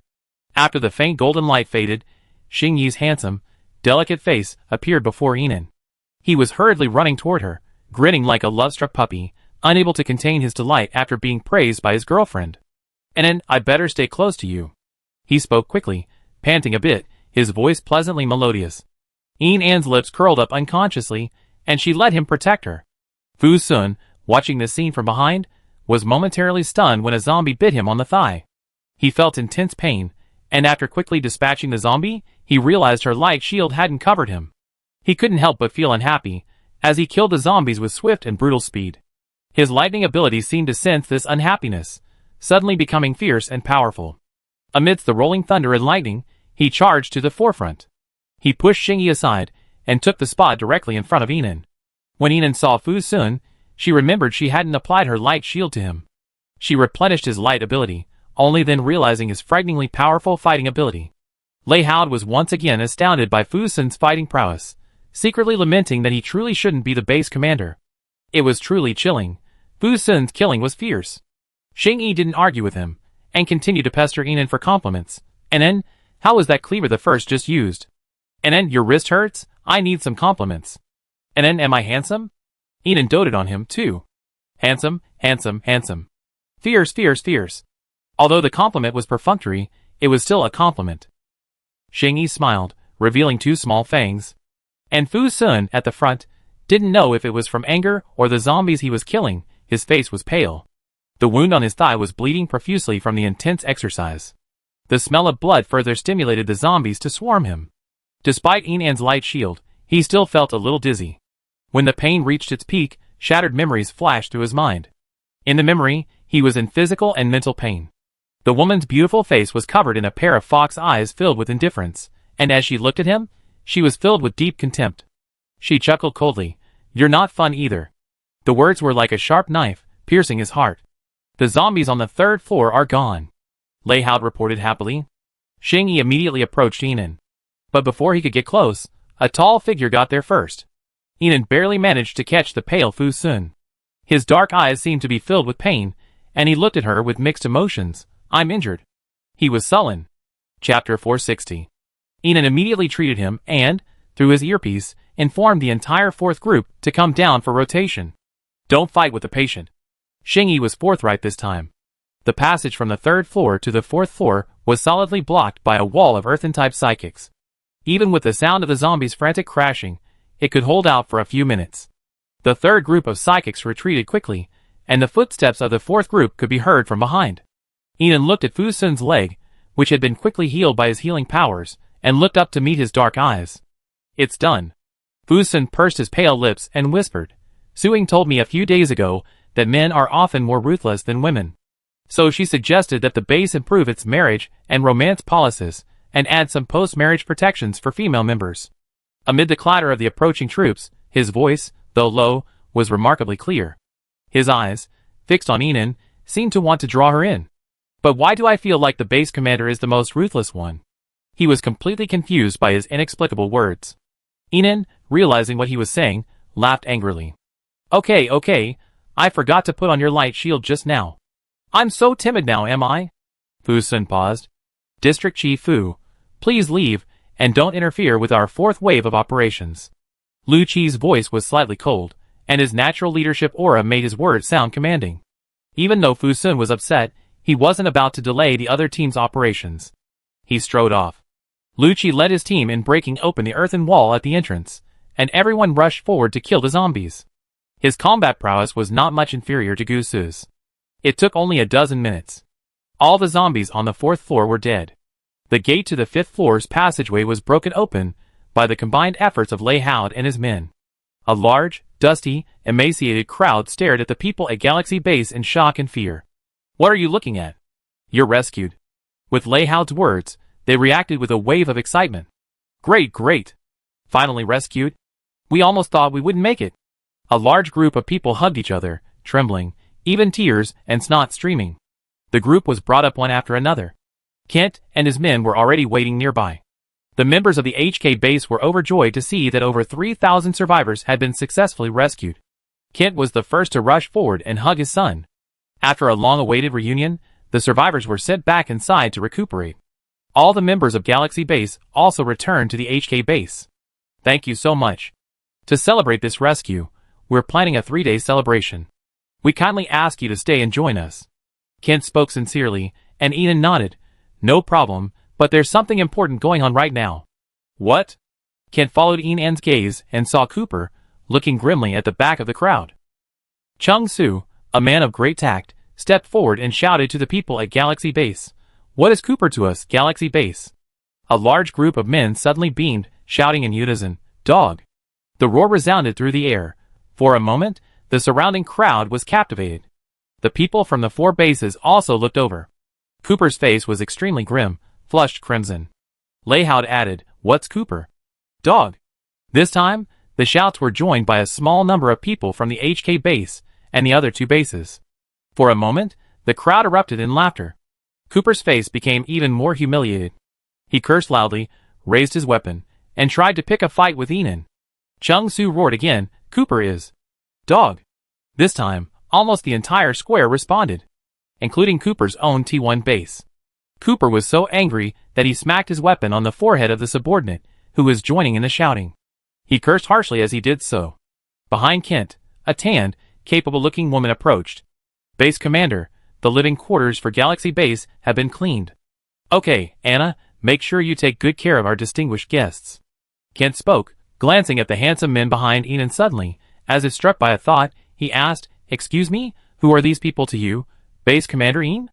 Enon looked at Gu Su. This is my man. Kent nodded, as if to say, as expected. Enon glanced at Lu Qi. He was also looking at her, his deep eyes gleaming with anticipation. Ex-boyfriend. Lu Qi's face darkened. Enon looked at Fu Sun. He frowned slightly. If you haven't made up your mind, don't mention me. Her instincts told her she wouldn't say anything nice. Enon refused to listen. Not familiar with him. Fu Sun's nostrils flared with anger. According to Suing, they clashed several times, and he even been her mistress, and all he got in return was a distress? What then was all his previous efforts worth? Fu Sun looked at Enon as if he were a heartless man. Let's go back and rest, Gu Su interrupted. The other men's gazes were too intense, and he was truly afraid that if it continued, he'd have a few more brothers. Chapter 461. Everyone, please go and rest. Can Captain Enon stay a while?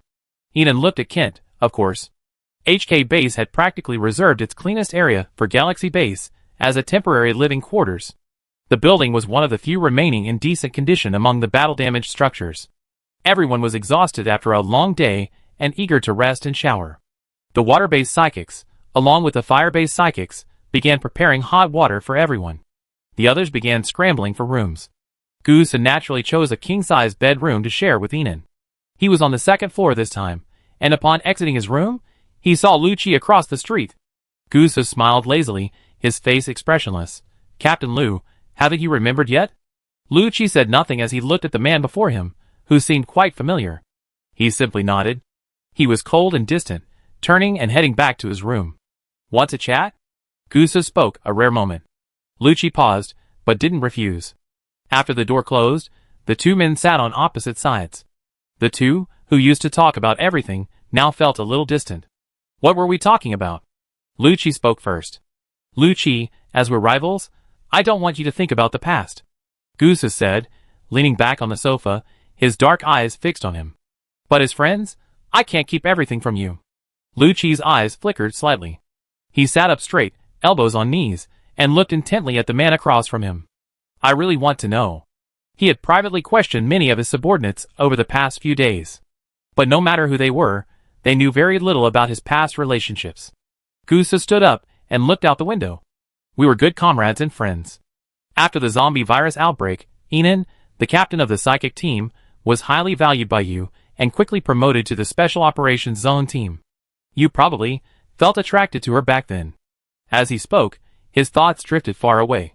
Lucci lowered his eyes, as if trying to recall what happened next.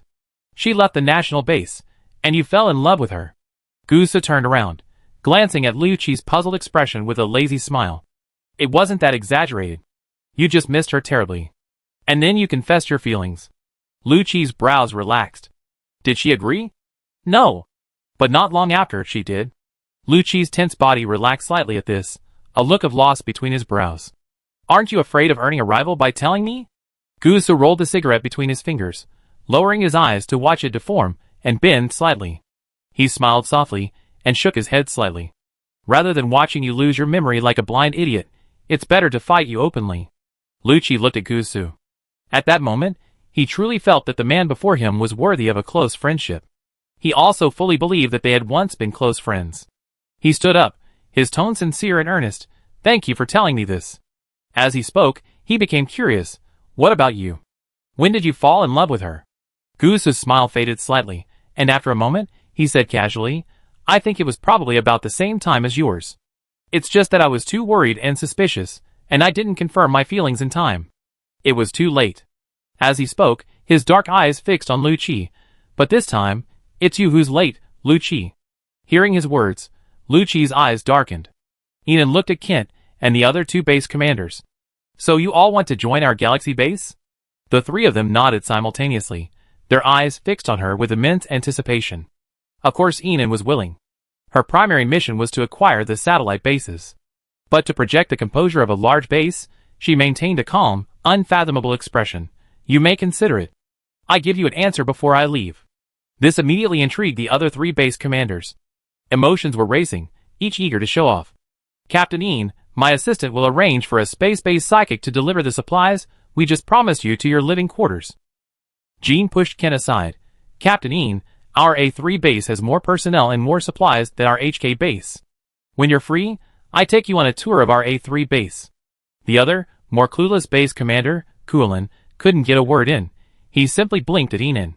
Captain Ean, would you like to visit our HK base? Enan had been thinking about this, so she accepted Kent's invitation. The two of them walked all the way to the base.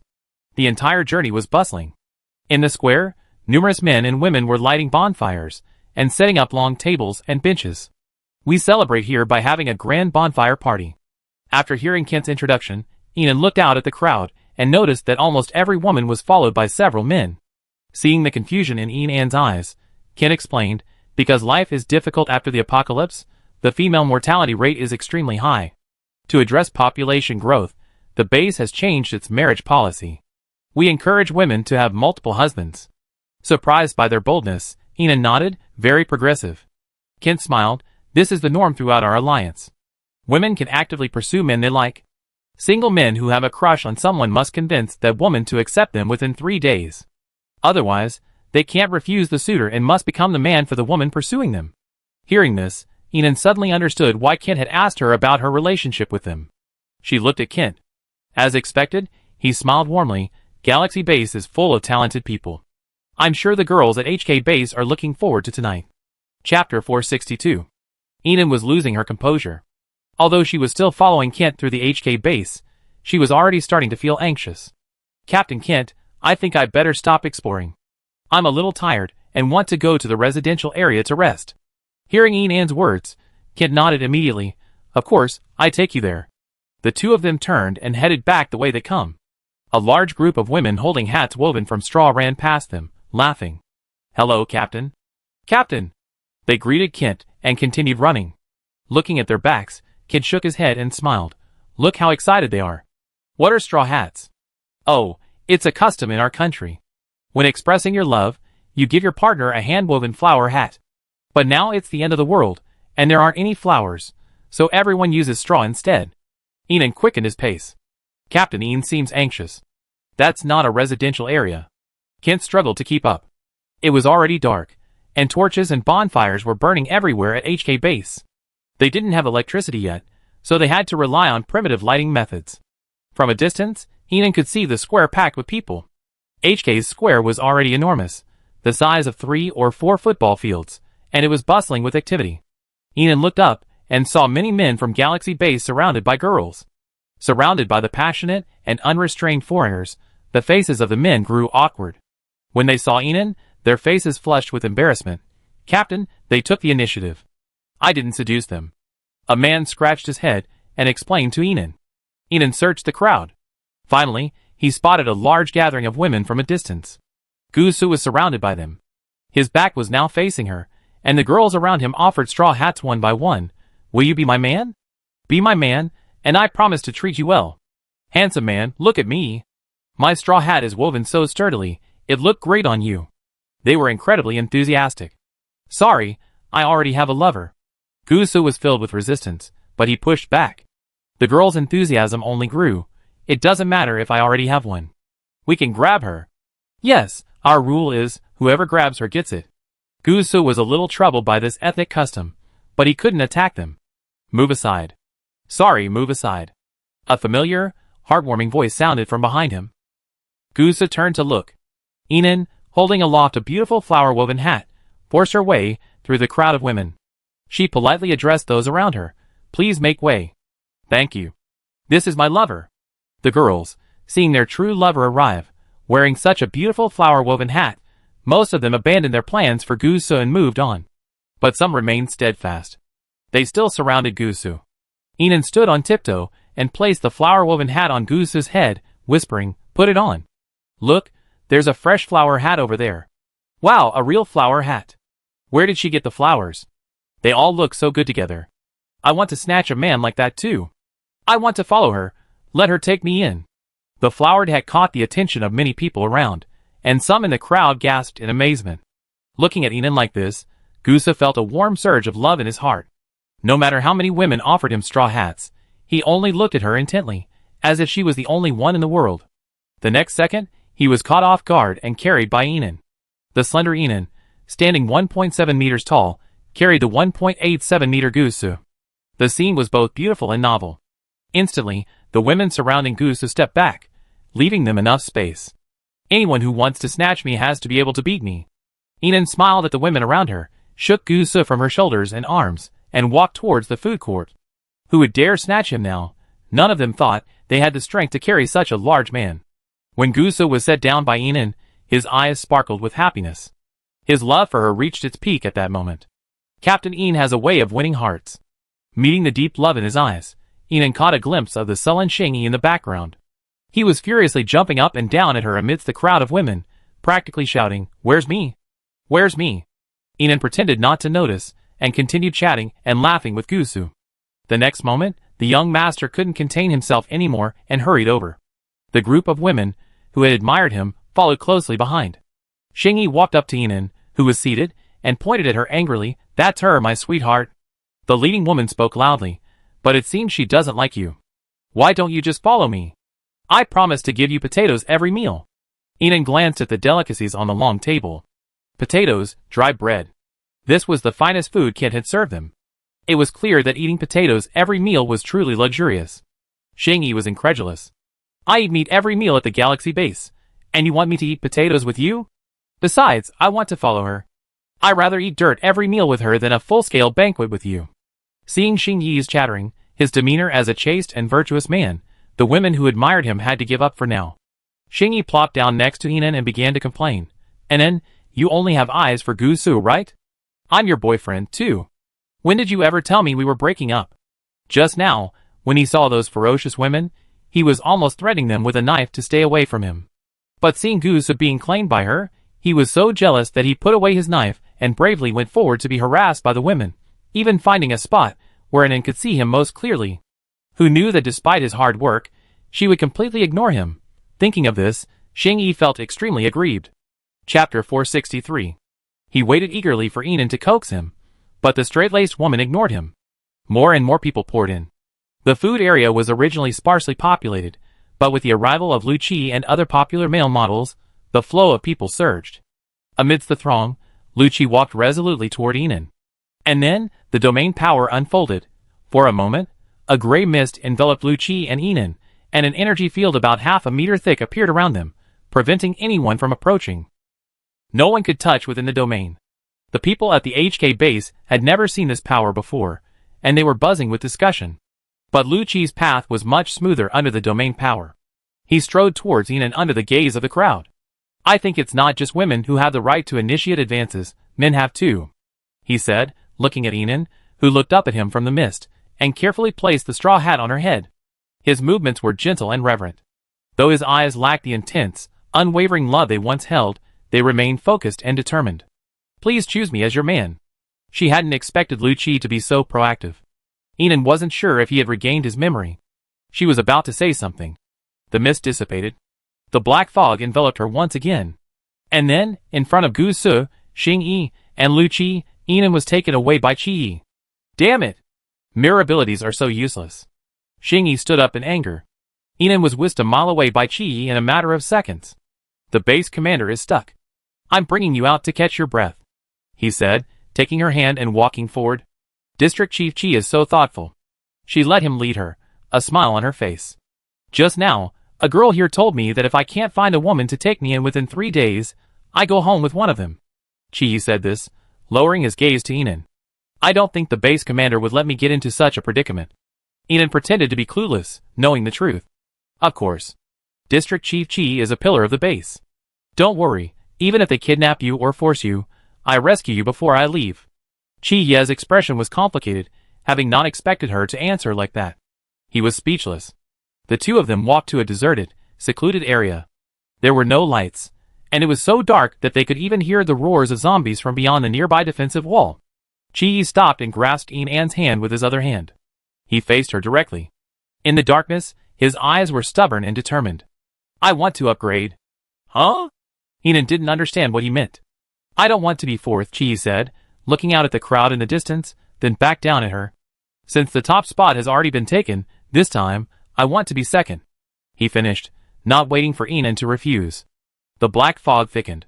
Enon felt the fog around her waist pushing her forward. She stumbled and fell into his arms. Qi placed a hand on Enan's waist, his usually cold voice softening slightly. I've recently developed a new use for the dark element. I think it's most suitable for the base commander who's a complete waste. Enon looked up at him, her face filled with disbelief. Can you translate to me what discard after eating means? Qi-Ye's voice was hoarse, and despite the fact that he was talking about something over the top, his face was full of righteousness. It means to have sex with someone and then abandon them. Enon was speechless. She had finally figured it out. This stubborn idiot in front of her thought they had sex before. How could she tell him that their relationship was just a kiss? Chapter 464. I want him. A woman's willful, aggrieved voice rang out from behind the wall. Why are you so stubborn? There are so many other men, yet you're fixated on him. If you like him so much, then find a way to win him over. What kind of woman are you to complain here? The middle-aged woman's voice scolded. The sound of footsteps approached. Enon and Qi-Yi fell into a tacit silence. The voice from the other side of the wall grew clearer. But mother, he's like a piece of wood. No matter how I express my affection, he remains indifferent. You can't let me take the initiative all the time. Are you stupid? Don't you know how to seduce me? Only a fool would keep chasing after me. The footsteps faded again. The blunt exchange made Qi-Ye's ears redden slightly in the darkness. His deep, dark eyes gazed at Enon, who was as calm as a seasoned driver. He embraced her. The black mist dissipated, and the two of them reappeared in the residential area. He led her towards the building. Where are you going? Qi-Yi said nothing, simply leading Enon forward. A dark mist, formed from his dark energy, bound their wrists tightly like handcuffs. Once they were inside, the mist dissipated, and Qi-Yi laid down on the bed, his dark eyes fixed on Enon. Enon tilted his head in confusion. Is this Suzai? Qi-Yi said seriously. Seduction? Enon almost choked on his own saliva. This tightly clad. Seduction? Gazing at her gaze, Chi realized what was happening and stood up, beginning to strip. Inan hurriedly stopped him. She scratched her head, frantically trying to form her words.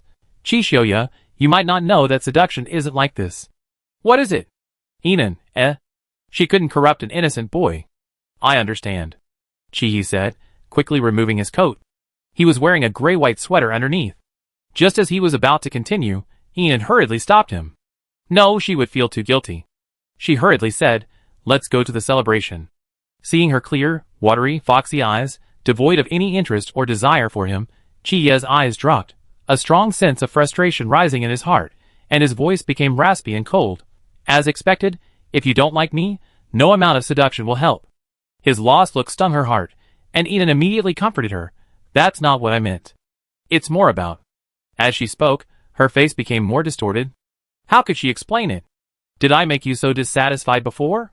Looking at his heavy black eyes and the gradually furrowed brows, Inan immediately waved her hand. No, we haven't. She immediately understood. But instead of feeling comforted, his eyes dimmed even further.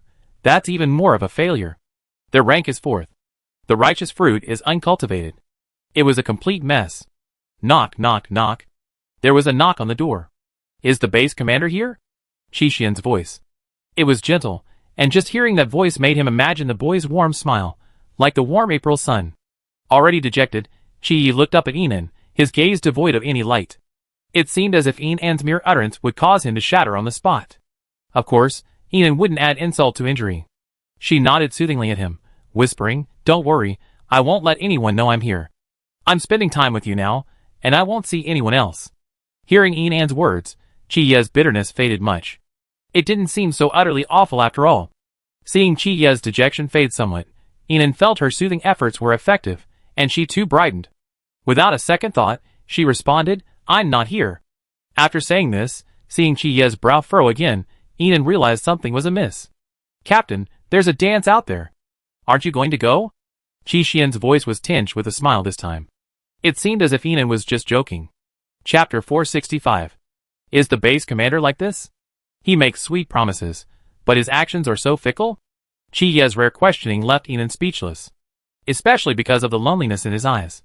The dim moonlight shone on his face, and under the shadow of his fine hair, his dark eyes, as black as swirling vortices, seemed particularly broken by the trembling of his eyelashes.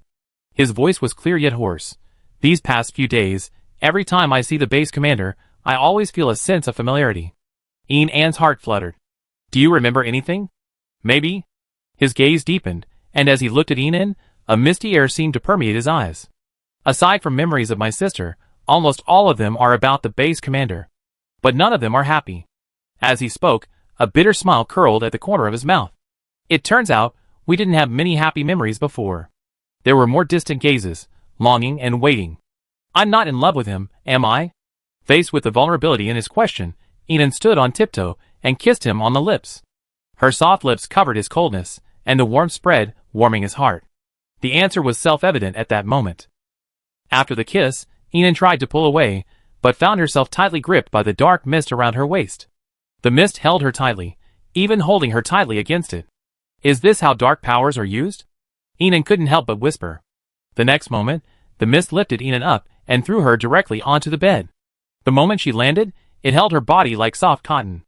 The footsteps outside the door gradually faded. Inan didn't have time to worry about Qi-xian leaving. She looked up at her hands, bound to the bed by the mist, and then at Qi-yi, who was striding towards her, taking off his sweater. He revealed his toned upper body, his sculpted flesh exuding an alluring, hormone-filled air. The boy's sharp features were dazzling and captivating, the deep affection and dominance in his gaze reaching their peak at that moment. This was the first time Inan had seen Qi-yi in such a domineering manner. It was a dominance even more reckless than Lu Qi and Fu Sun's. Thinking of that kiss on horseback, she realized that he had already revealed some of that at that moment. Qi placed his hands on either side of Inan, looking down at her deeply. If the base commander is angry, you can punish me later. He lowered his head and kissed her. His kiss was awkward yet overwhelming. Unskilled in kissing, he simply sucked and bit repeatedly. Like him, he was mostly taciturn and silent, but when he wanted something, he was stubborn, almost paranoid. As they kissed, he pinched her chin, forcing her to open her mouth and allow him to invade. The lingering sound of kisses and lips mingling filled the quiet room, A deeply ambiguous atmosphere. As they drifted into a trance, Inan heard Chiya's voice, muffled to the extreme. Does this count as seduction? He spoke, controlling the black mist to place one of Inan's hands on his chest. His body temperature was high, and his heartbeat was faster than usual. The black mist pressed Inan's hand firmly against his skin. It then moved down along his chest, tracing across his defined abdominal muscles, and finally to the V-shaped line. Inan took in the beauty beneath his hand. It was exquisite. Her fingertips trembled slightly, her heart palpitating and aroused. He thought she was resisting. The black mist dissipated. He looked at her with a gaze of intense love. I won't force you, but there will be many more such attempts at seduction before the base commander renews my status. He spoke seriously, and Inan had no doubt about his words' truth. The bracelet's voice signal suddenly began to ring urgently. Seeing the name Gusu, Inan tapped the answer button. Inan, corpses have been discovered in the square. Most have been apprehended. However, there's one with a strange and unusual ability that's extremely difficult to capture. Chiya's dark abilities are needed for assistance. Where is he? Inan looked at Chiyi. Chiya's dark eyes flickered slightly, and he glanced at the bracelet. They're fighting for second place. Gusu? ? Without further delay, Chiyi dressed and brought Inan to the square in a matter of moments. At this point, all the HK-based personnel in the square had retreated beyond the safety line, nervously observing the chaotic scene. Among the crowd of Galaxy-based psychics, a dozen tightly bound corpses lay or knelt. Base commander. Seeing Inan and Lei Haud rush over first, he pointed to the left. Deputy base commander and the others are over there. Chiyi followed Inan's direction and, in a few moments, led him through the crowd and soon spotted Gusu and the others chasing the special entity.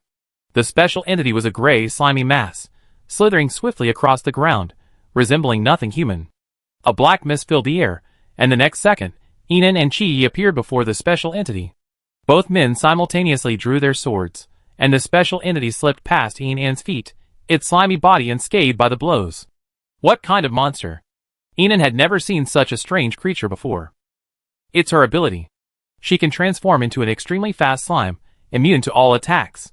Gusu spoke, his fear power ignited. The slime's crawling slowed slightly, and Chiyi caught up in an instant, the black mist engulfing the frantically fleeing creature. Take it. Fusun threw out a bundle of wire mesh. Chiyi took it, but the next second, the gray goo in the black fog transformed into the image of a dark-skinned woman. She moved nimbly, knife in hand, and attacked Chiyi. Chiyi drew his dagger to block it, but the powerful blow sent the woman reeling backward. Gusu's ice blade struck. At the critical moment, she transformed into gray goo again. Even the combined attack of the ice blade and dagger proved ineffective, clinging to the wall and vanishing in a flash. Inan had discovered that this special form wasn't particularly aggressive, but its escape abilities were exceptional. 11 o'clock. With these words from Gusu, Chiyi vanished from the spot. The helicopter was in hot pursuit, its hatch opening wide. Lucci jumped down on a safety rope. Below him, the gray goo moved rapidly, drawing ever closer to the defensive wall. If she escaped, it would only make her even harder to catch. A blanket of vines, like a dragnet, blocked all paths for the slime, but it climbed directly onto them, penetrating every pore, its speed even faster than the vine's growth. It was about to break through the vines. Lucci cut his safety rope and jumped down. Chiyi chased after him and tossed him a silk net. Taking the net, Lucci, using the strength of the vines, clung to them and used his domain power on the slime. Seeing she was pinned down by the domain and had nowhere to escape, the woman revealed her true form and engaged Lucci. But within the domain, she was no match for Lucci, and as they grappled, she fell through the vines, landing heavily on the ground. When Inan and the others arrived, they saw the dark-skinned woman bound by Lucci and Chiyi. Her face was filled with resentment and panic, and she glared at the others with her bright, dark eyes, reddening. Don't kill my companions. We were forced into this. Cooper said if we helped him, he'd find a way to help us. Zombies need regular injections of zombie potions to maintain their physical characteristics, and Cooper doesn't have such a potion. Gusu spoke first, his gaze piercing. They had experience as experimental subjects, and knew more about the inside scoop on the RT United Nations. The woman looked at Gusu with despair, but we had no choice. Shingi approached the woman and asked, "Your abilities are very strong. Are you an EV type?" Hearing this, the woman looked shocked. "How do you know about EV types?" Shingi didn't answer, but looked at Inan. "They're EV types, just like the Gaishin E, who was injected with the EV potion. The EV potion can awaken powerful superpowers. Those with favorable physical conditions can even awaken immortality. This EV type clearly has immortality. I hadn't expected them to know so much about the RT United Nations, and even to know someone like her who was an EV type. The woman's eyes were filled with shock and confusion. Who are you? Xingyi placed his hands behind his head and looked at Enan proudly, a grin on his lips. You know the RT United Nations was bombed, right? The woman nodded. She did it. Hearing Xingyi's words, the woman looked at Enan in disbelief. Just when they all thought she was about to angrily accuse her, she seemed to kowtow. But she was tied up tightly, and she simply fell. The woman's eyes were red, and in them was a look of joy, as if she had avenged a great vengeance. Tears welled up in her eyes. Thank you for doing what I wanted to do, but couldn't. Chapter 466. It turns out this woman's name is Rachel. Her family was once infiltrated by the RT United Nations, and all members became zombies. She was the only one in her family to have been injected with the EV agent. As an EV, she held a considerable position within the RT United Nations, and the RT United Nations meticulously constructed a perfect blueprint for her future, a plan for the complete transformation of humanity. She devoted all her energy to the RT United Nations. Never could she imagine that, gradually, her entire country would be reduced to zombies and experimental subjects for the RT United Nations. Her entire family was also slaughtered, becoming food for the high-level zombie kings. High-level zombie kings feed on zombies, and those nameless zombies are nothing more than ants, ready to be eaten at any moment. She felt deeply deceived and exploited by the RT United Nations. After rising to a high position, she fled with her country's zombies at a huge cost. She had planned that escape for over a year, and in the end, out of 70,000 zombies, only a little over 200 escaped alive.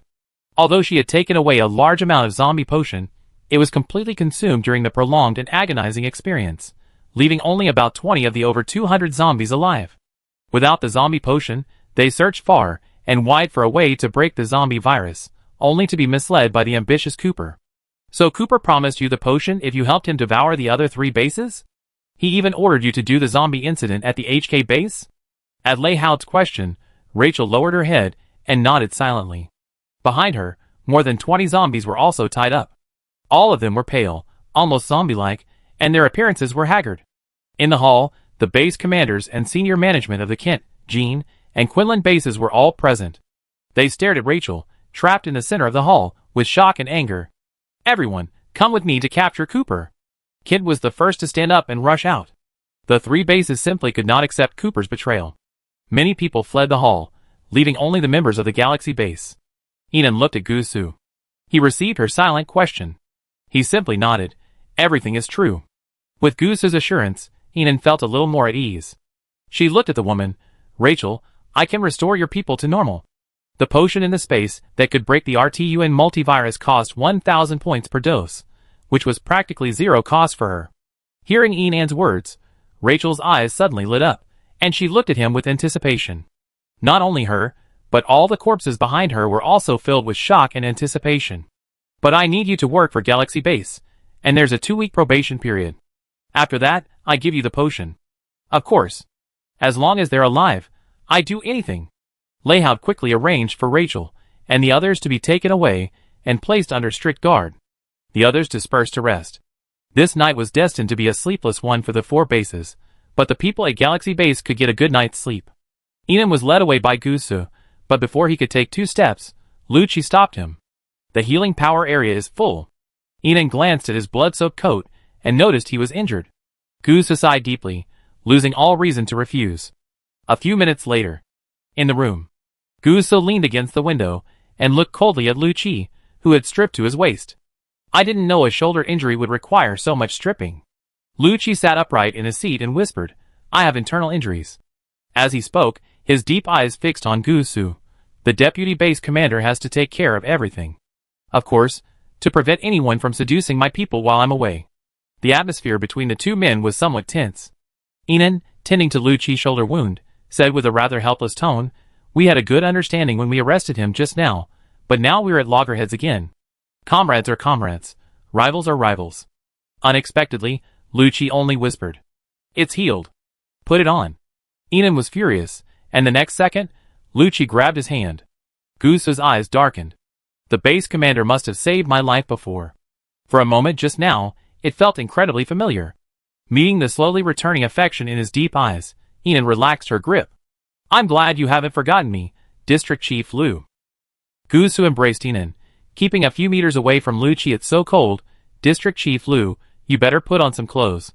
The base won't cover your medical expenses for frostbite. Lu Qi stood up and dressed swiftly. But his eyes were fixed on Inan, who was dominated by Gusu. Since you saved my life, I must repay you with all I have. He spoke, stepping towards Inan, completely ignoring Gusu's increasingly cold aura. He locked his gaze with her, his eyes growing darker and darker. Whether the base commander calls me his ex or doesn't want me anymore, I, Lu Qi, unilaterally declare that I will always be yours. Gusu took a deep breath, his voice already cold. This direct provocation showed she completely disregarded his legitimate boyfriend. Lu Qi, your tactics are truly lowbrow. Lu Qi finally looked at Gusu, deputy base commander who took advantage of my amnesia to ascend to power. How highbrow are these tactics? Lu Qi spoke, his deep, imposing face imbued with a commanding presence beneath the gloom. Wow, it's quite lively. The door flung open. Xingyi walked in with a smile. Although his chuckle was filled with a scoundrel's smile, it also eased the tense atmosphere in the room. He immediately understood what was unfolding. Xingyi gracefully approached Inan. Everyone, you don't know my Inan very well. She's like that. Once you get her, she wears off the novelty, so... He glanced at Lu Qi and Gusu, who were looking at him coldly. You two old friends, please step aside. I'm the new favorite now. Chapter 467. Why is District Chief Fu still outside? Chung Su's loud voice caused Fu Sun, who was about to go find Inan, to frown slightly. He looked at Chung Su, signaling him to keep his voice down. Chung Su understood, and lowered his voice several notches. District Chief Fu's beef jerky is delicious. Thank you, thank you. Fu Sun said calmly. It's just an exchange. No need to thank me. Thank you, thank you. District Chief Fu is so generous. If you have similar needs in the future, come to me, old Chung. He spoke happily, but he didn't notice Fu Sun's gaze passing through him, looking behind him. The next second. Chung Su, so you are the one who revealed the base commander's whereabouts. You're practically betraying the organization for the beef jerky. Lei Hao's voice was filled with shock and anger. Rinyu followed behind, trying hard to suppress a smile. He carried a large suitcase of beef jerky. Officer Lei, this is the beef jerky Chung Su bribed you with. There are still a few hundred bags left. I'm going to report this to the base commander and let him make the decision. Lei Hao began banging on Inan's door. Chung Su felt like crying, but he couldn't. He felt as if he experienced this kind of misfortune before. Inan opened the door, and behind it stood or sat three handsome men, all around 5 feet tall. Lei Hao, I'm not disturbing you, am I, base commander? No.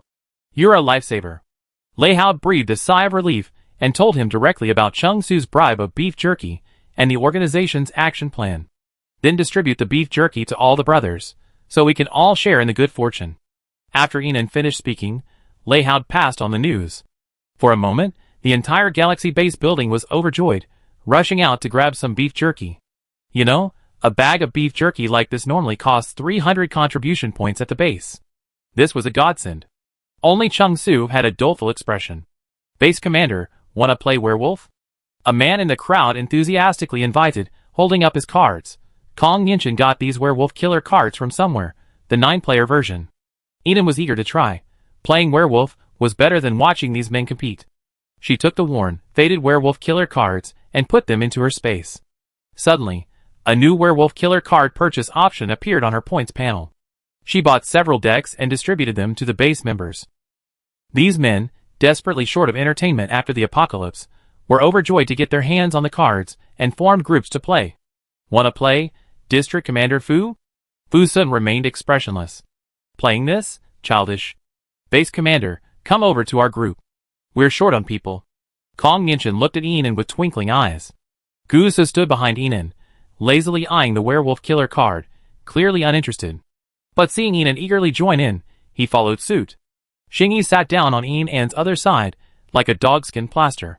Lei Hao also enjoyed playing, munching on beef jerky, as he joined Inan's group. Fu Sun joined with a sullen expression, pushing out a psychic. A black mist filled the air, and Qi Yi took his seat. Qi Xian also squeezed in, looking ethereal. Lei Hao glanced around. 10 people now. That's over. For a moment, everyone looked at Gusu, the telepathic psychic. Gusu was eliminated by a unanimous vote. Okay, I be the host. Rinyu, standing outside the long table where 9 people were sitting, raised his voice slightly. This round of werewolf will involve 3 wolves, 3 gods, prophet, witch, hunter, and 3 ordinary villagers.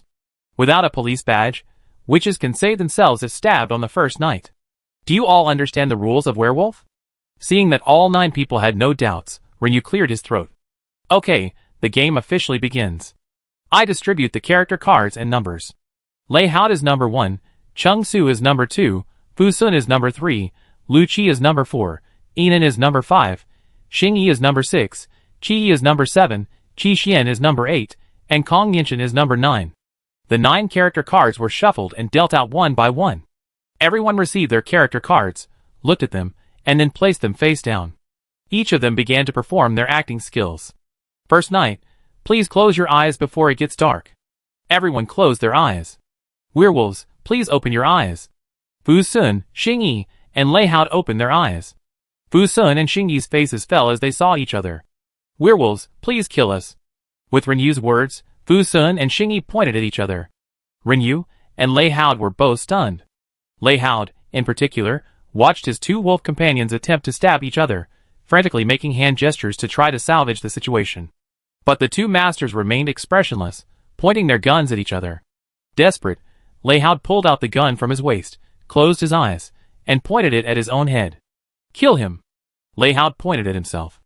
Looking at the horrific sight of the werewolves, Rinyu said calmly, Werewolves, please close your eyes. Prophet, please open your eyes. Kong Yinshan opened his eyes.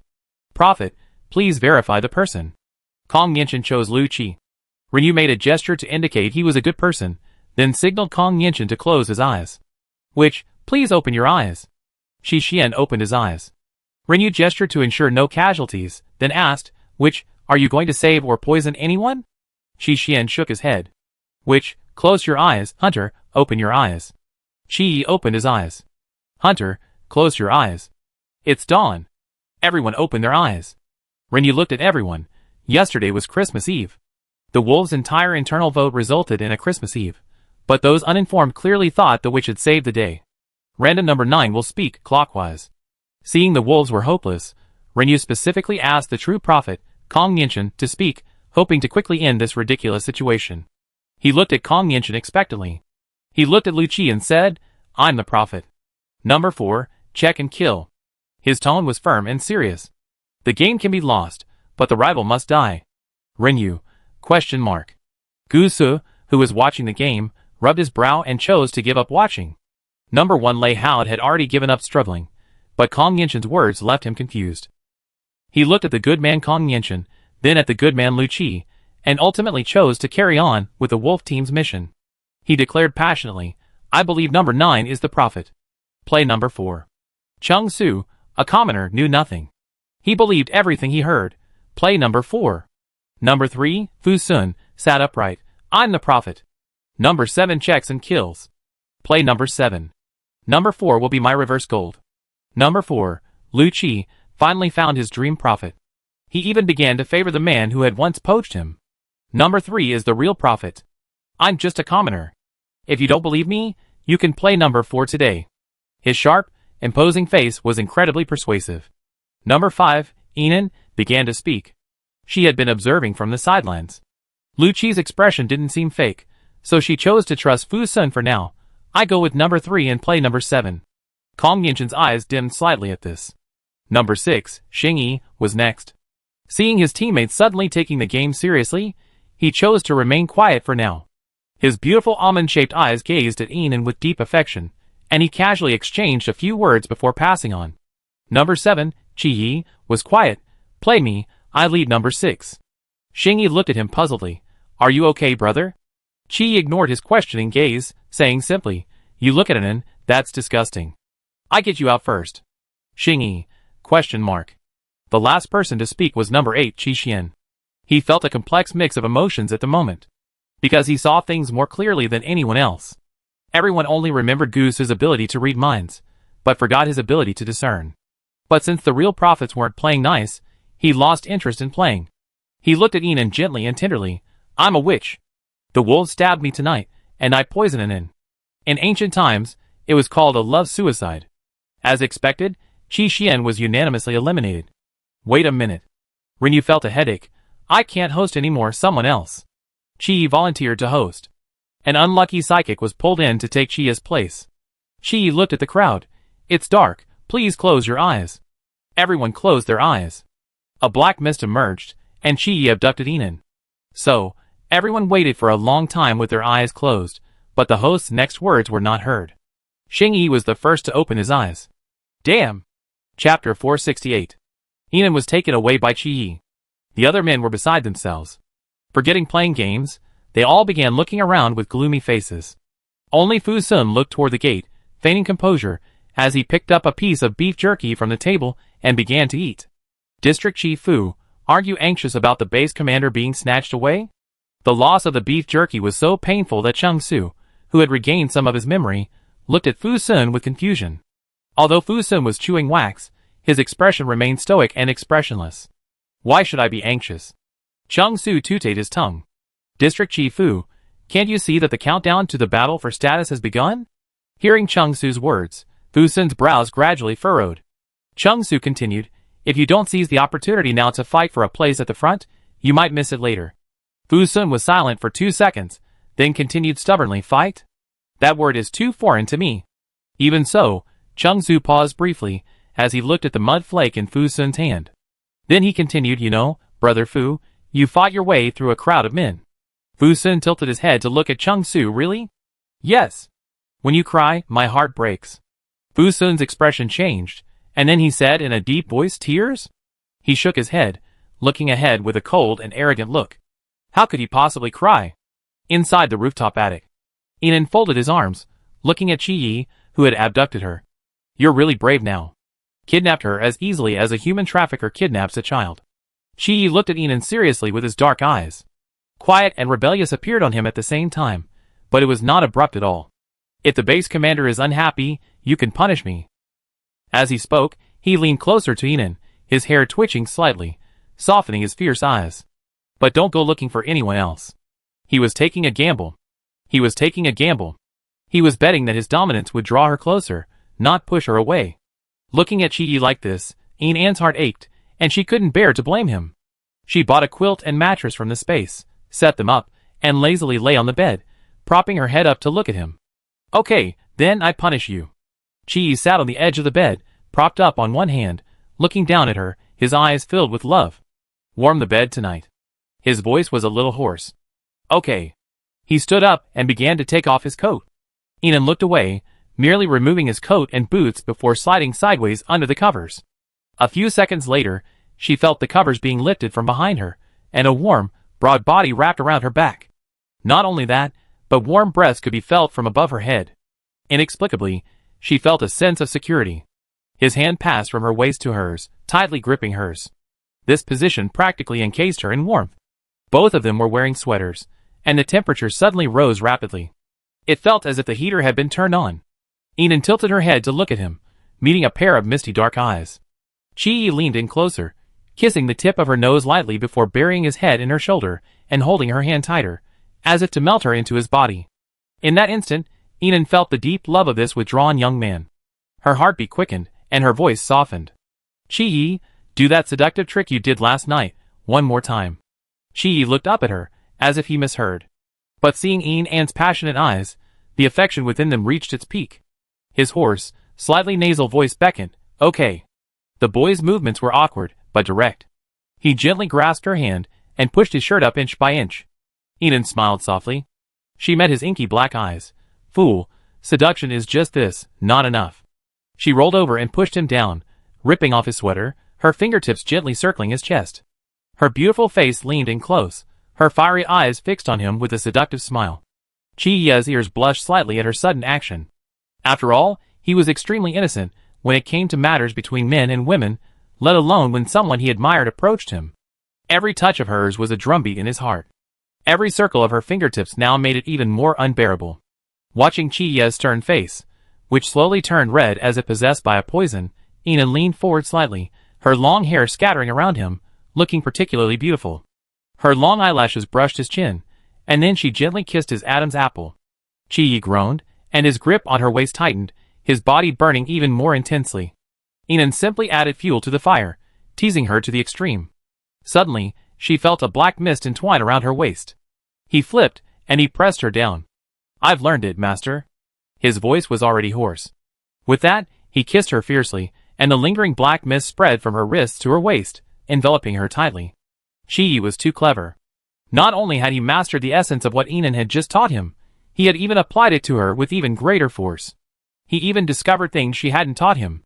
For a moment, the small room was filled with the sound of panting. Chapter 469. The next day. The consequence of Chi's rise to power was the jealousy and cold stares of the other men. Gusu, with dark circles under his eyes, looked at Inan with a hint of displeasure and questioning, "What's the difference between being the first wife and a mere formality? She slept with other men, so she did." She was given the title of second wife without a second thought, and he knew nothing about it. Inan looked up, down, then at the crowd at the HK base, who had been fighting all night and were now engaged in heated discussions. He remained silent. With a silent sigh, Gusu gently buttoned the first button of Inan's jacket and said in a low voice, "Tonight is mine." She finally responded and nodded at him, "Okay." Feeling Chi's coldness, Gusu said in a low voice, "What? Do you have any objections?" Chi's gaze remained fixed, and he said hoarsely, "It doesn't matter." "Good to know." Gusu walked over to Inan without even glancing at Chi. "I just robbed them." "Gusu? ? Captain Ian, give us some advice." Kent's voice was resounding. Inan made his way through the crowd, moving behind Kent in the center. In front of him stood Cooper, bound and tied up. Cooper was covered in wounds, even half his face burnt. A single, resentful look shone as he waited for Kent and Inan. "Our three bases spent an entire night controlling their entire T1 base. Most of the members were willing to join us, and the rest were captured," Kent said, looking down at Cooper with a hostile gaze. "Thousands of my HK base's psychics have perished because of him. I won't let him off easily. Captain Ian, tell me, should we kill him with blades, steam him, or chop him off and let him die?" Kent's methods were all brutal. Inan frowned slightly. "You guys, handle your own affairs." She wasn't him. She hadn't lost thousands of members. She couldn't empathize with his hatred for Cooper, and naturally didn't want to get involved. "Okay, Captain Ian, if you don't care, we handle it ourselves. Take him away first." Cooper was escorted away, and most of the people at the HK base dispersed. Kent looked at Inan, his tone lowered, losing none of the fierceness he had just had. "Captain Ian, I want to ask, what are your thoughts?" As soon as he said this, Jean and Kuolin, who were not far away, also came over. They looked at Inan with anticipation and admiration. Nearly 3 years after the apocalypse, they've been starving of food and supplies, with members dying of malnutrition every month. Although they've implemented a distorted reproductive system to increase their population, assigning multiple men to each woman, the cost of childbirth is inherently high, and raising newborns requires significant manpower and resources. The base's population is shrinking only slightly each month. Inan's expression was stern. "It's not impossible to take you in, and I can provide supplies, but I'm not a bodhisattva. I seek equal benefits." The three base commanders exchanged glances, understanding Inan's meaning. Kent spoke first. "So what benefits do you need from us, Base Commander Ian?" Inan walked toward a building, followed by the others.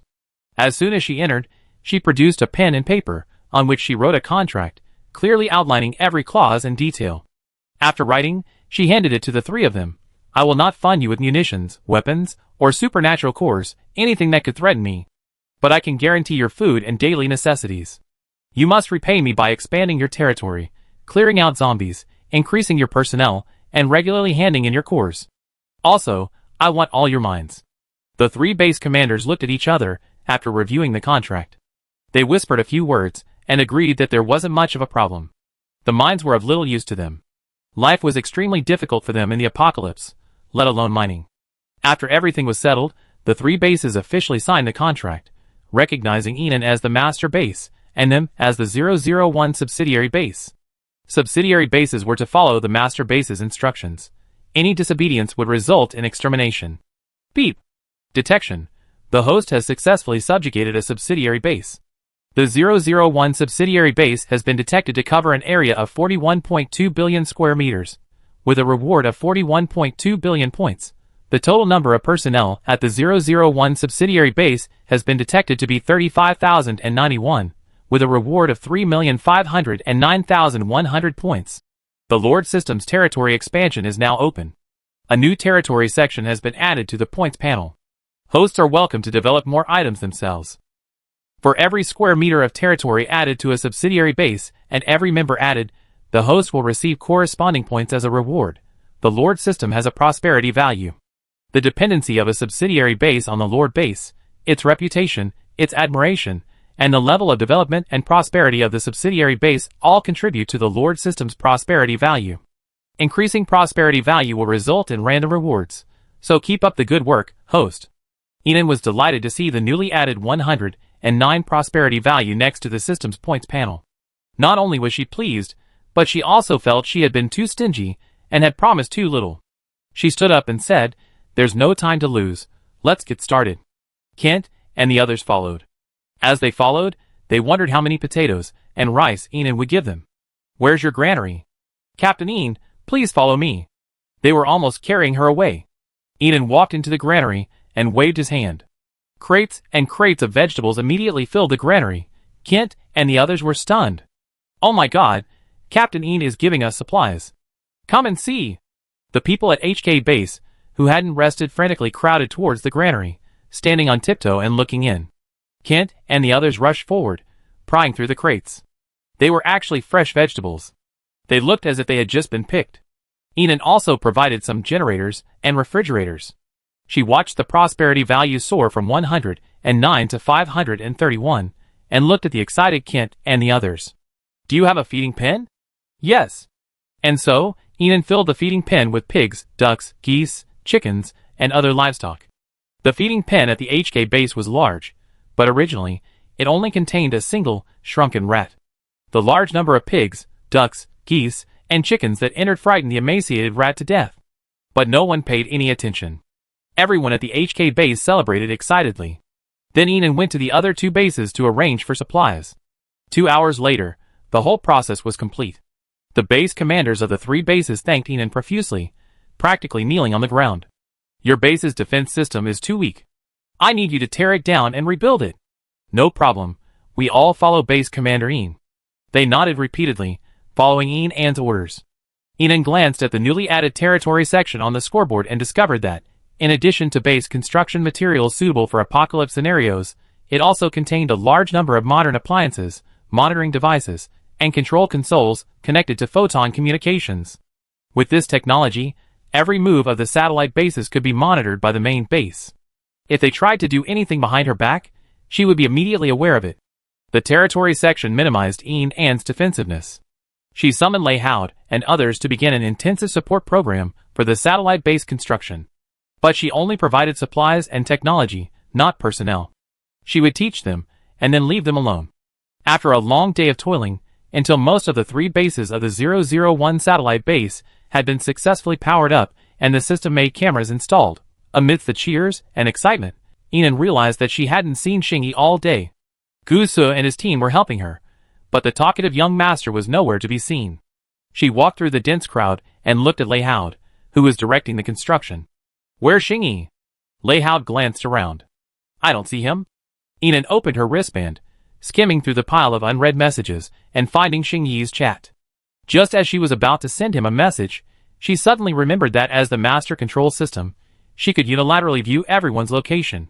Selecting Xingyi's wristband location, she saw a small red dot moving around the edge of the HK base. Taking advantage of the men's busy schedule, Enon broke away and headed towards that area. As she walked, she arrived at the HK base's defense zone. In the distance, a dozen or so psychics from the HK base gathered there, gazing outward and whispering. Enon glanced at the red dot on her bracelet. Xingyi was just ahead. She walked up the platform, as light as a cat, slowly skirting the crowd. Once she reached the platform, she could see Xingyi inside the defense zone, slaying zombies. The HK base's defenses were weak, consisting of only rudimentary brick walls and barbed wire. Therefore, the defense zone was extremely vast. Layer upon layer. It was nearly 100 meters wide. With this layer-by-layer screening, even if there were many zombies with four-limb mutations, very few would crawl into the base. The downside, however, was that psychics needed to kill the zombies in the defense zone promptly. Otherwise, if they accumulated too much, the defense system would be completely paralyzed. This guy is truly fierce. He's been killing zombies since before daybreak, and he's been doing it right now, without stopping for a moment. This is the first time I've seen someone so fond of killing zombies. It saves us a lot of work. Today's mission is successfully completed. Are the people at Galaxy Base so formidable? I really admire their fighting prowess. Overhearing the conversation of dozens of psychics nearby, Inan realized that Xingyi had been killing all day. This was truly unusual for the usually vain and clingy young master. But Inan suddenly felt that perhaps this was also him. She just didn't know it. After a busy day, she simply stayed put, sitting cross-legged on the defensive wall, chewing on an apple she had taken from her space. After finishing her apple, it was gradually getting dark, and visibility was poor. The figure among the zombie corpses swung his knife and walked back. He was clearly exhausted, and his foot dug into the zombie's brain, seeming to stumble a little. That pampered vampire white face, completely exposed through the layers of barbed wire, was utterly cold. Thank you for your hard work. Thank you so much. Want some potatoes? We have some. Several psychics rushed forward to thank him. No, thank you. His face was stern, and his voice was unlike anything Inan had ever heard. There was a hint of aloofness in his indifference. After saying this, he seemed to sense someone's gaze, and looked up at Inan. When he saw Inan, sitting on the defensive wall, his hands hanging down, smiling broadly, his eyes flickered slightly, and then the coldness receded like ice and snow, and his voice softened a little. Inan? Inan jumped down the defensive wall and walked into the base. Is killing zombies fun? Xingyi lowered his eyes and followed. It's fun. Though his earlier coldness had faded, an unconcealable melancholy clung to his brow. Even lowering her eyes couldn't hide it. Inan saw it all, and she paused, turning to look at him. She met his handsome, slightly haggard face, and raised her hand to smooth his messy, wet hair. The dimness in his eyes gradually faded under her gentle touch. Xingyi grasped Inan's hand. Are you here to see me? Inan smiled and nodded. For a moment, Xingyi's heart ached, and his eyes tingled slightly with a welling of grievance. His expression didn't change much, except for a muffled, will you remember me too, you stinky Inan? Seeing him like this, Inan knew he was truly heartbroken. She took his hand and gently shook it. Why wouldn't I remember you? With every shake, the smile in his eyes grew a little brighter. He soon returned to his worthless self. Effortlessly coaxed. Some people's hearts are made of durian, every tip occupied. Xingyi said, looking up at the sky with a tearful expression, and I'm not even at the tip. Then where are you? Xingyi pointed to the ground with his other hand. I'm underground. His words amused Inan, realizing his hands were icy, and couldn't be warmed. She pulled his cotton jacket towards her. The damp, cold touch chilled her. She questioned him. Why don't you take care of yourself? Xingyi remained silent, merely staring at her sullenly. She simply couldn't bear to criticize him anymore, so she took his hand and led him back to the residential area. Go back and take a hot shower. Chapter 470. The residential area has a constant supply of hot water. However, due to an inadequate drainage system, only tub baths are available. It was just after dusk, and everyone was enjoying dinner, so the bathroom was relatively empty. Inan pulled Xingyi outside the bathroom door and gestured for him to enter. Stay with me. He grabbed her hand. In the dim room, the steam from the hot water blurred their vision. The temperature suddenly rose under the steam. Master Xing, you need someone to bathe with you? Inan teased, but seeing his haggard face, clearly having not slept, she didn't refuse. She sat on a bench behind the bathroom door, folding her arms and looking at him. I'm staying here. It's impossible for me to help you bathe. Seeing that Inan hadn't left, Xingyi's lips curled slightly. He was incredibly obedient. The voice was muffled, yet pleasant. The bench and the bathtub were separated by a wall, obscuring the view from inside. Inan lowered his head, replying to the flood of messages from the main base. Xingyi, on the other hand, took off his coat and walked inside. When he saw the bathtub, his eyes darkened. Why a bathtub? Opening the drain on one side, he began to take off his sweater. Inan, without looking up, said, a bathtub is good, isn't it? You can take a bath, and it's just so cold. I don't like bathtubs. Xingyi's voice was soft and low, as if it were just a normal conversation, but his eyes were a little hazy. The bathtub reminded him of bad memories and people. He didn't like it at all. And then, I'm tired, come help me. Hearing his lazy, soft voice, almost like a spoiled child, She felt he was being naughty again. No, there's no rule in the base commander's code for bathing subordinates. Am I just a subordinate? She didn't know if it was anger, but this voice was more energetic than the previous ones. Enon looked up at him. The young master, one hand on his waist, was looking at her with a huff, his cheeks flushed, perhaps from the steam or the heat. His upper body was naked. Though not as muscular as Gusa and the others, he still had some muscularity when undressed, and a sense of noble grace. Don't you like the third one? I saved the third one for you. For some reason, Enon said this. Unexpectedly, Xingyi wasn't happy.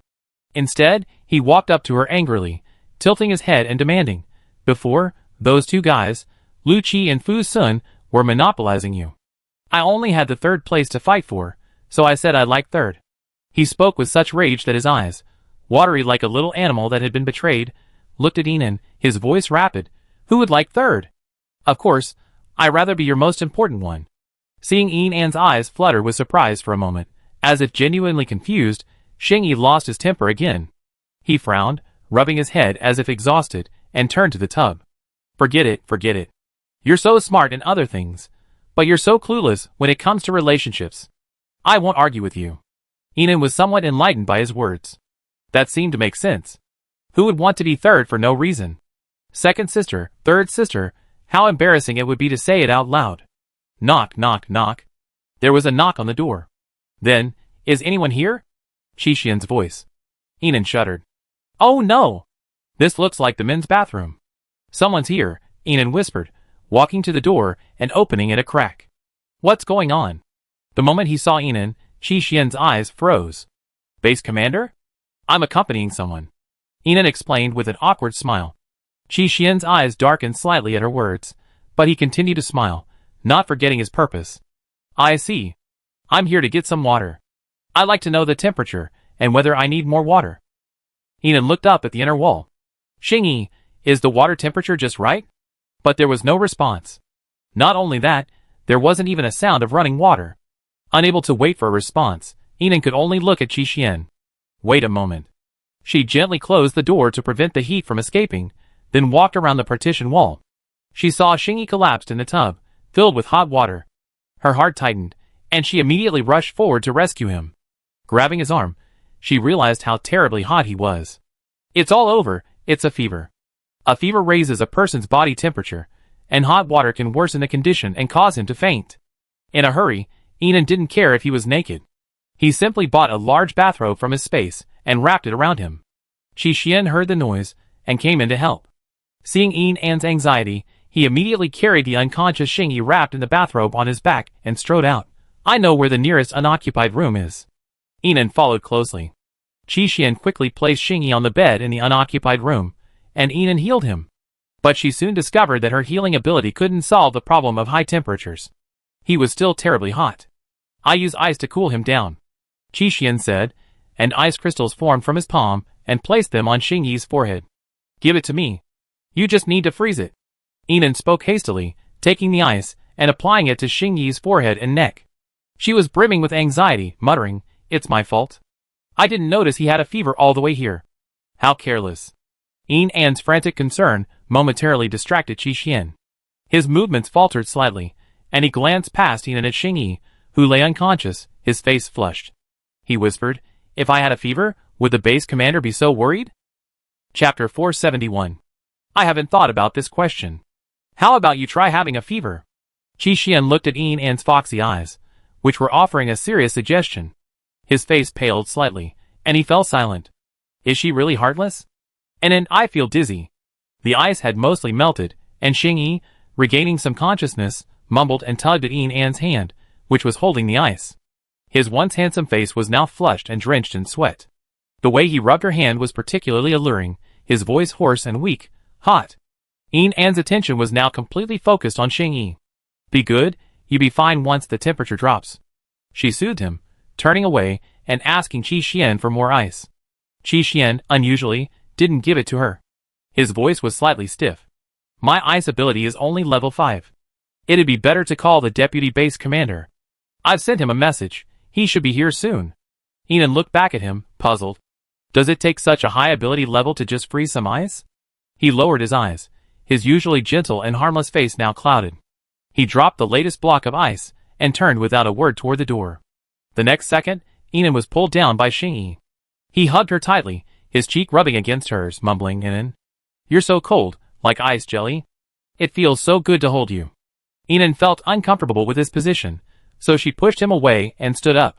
Meeting his handsome face, tilted upside down, his beautiful pale pink lips slightly parted, his closed eyes quivering with lashes, he looked incredibly beautiful and alluring.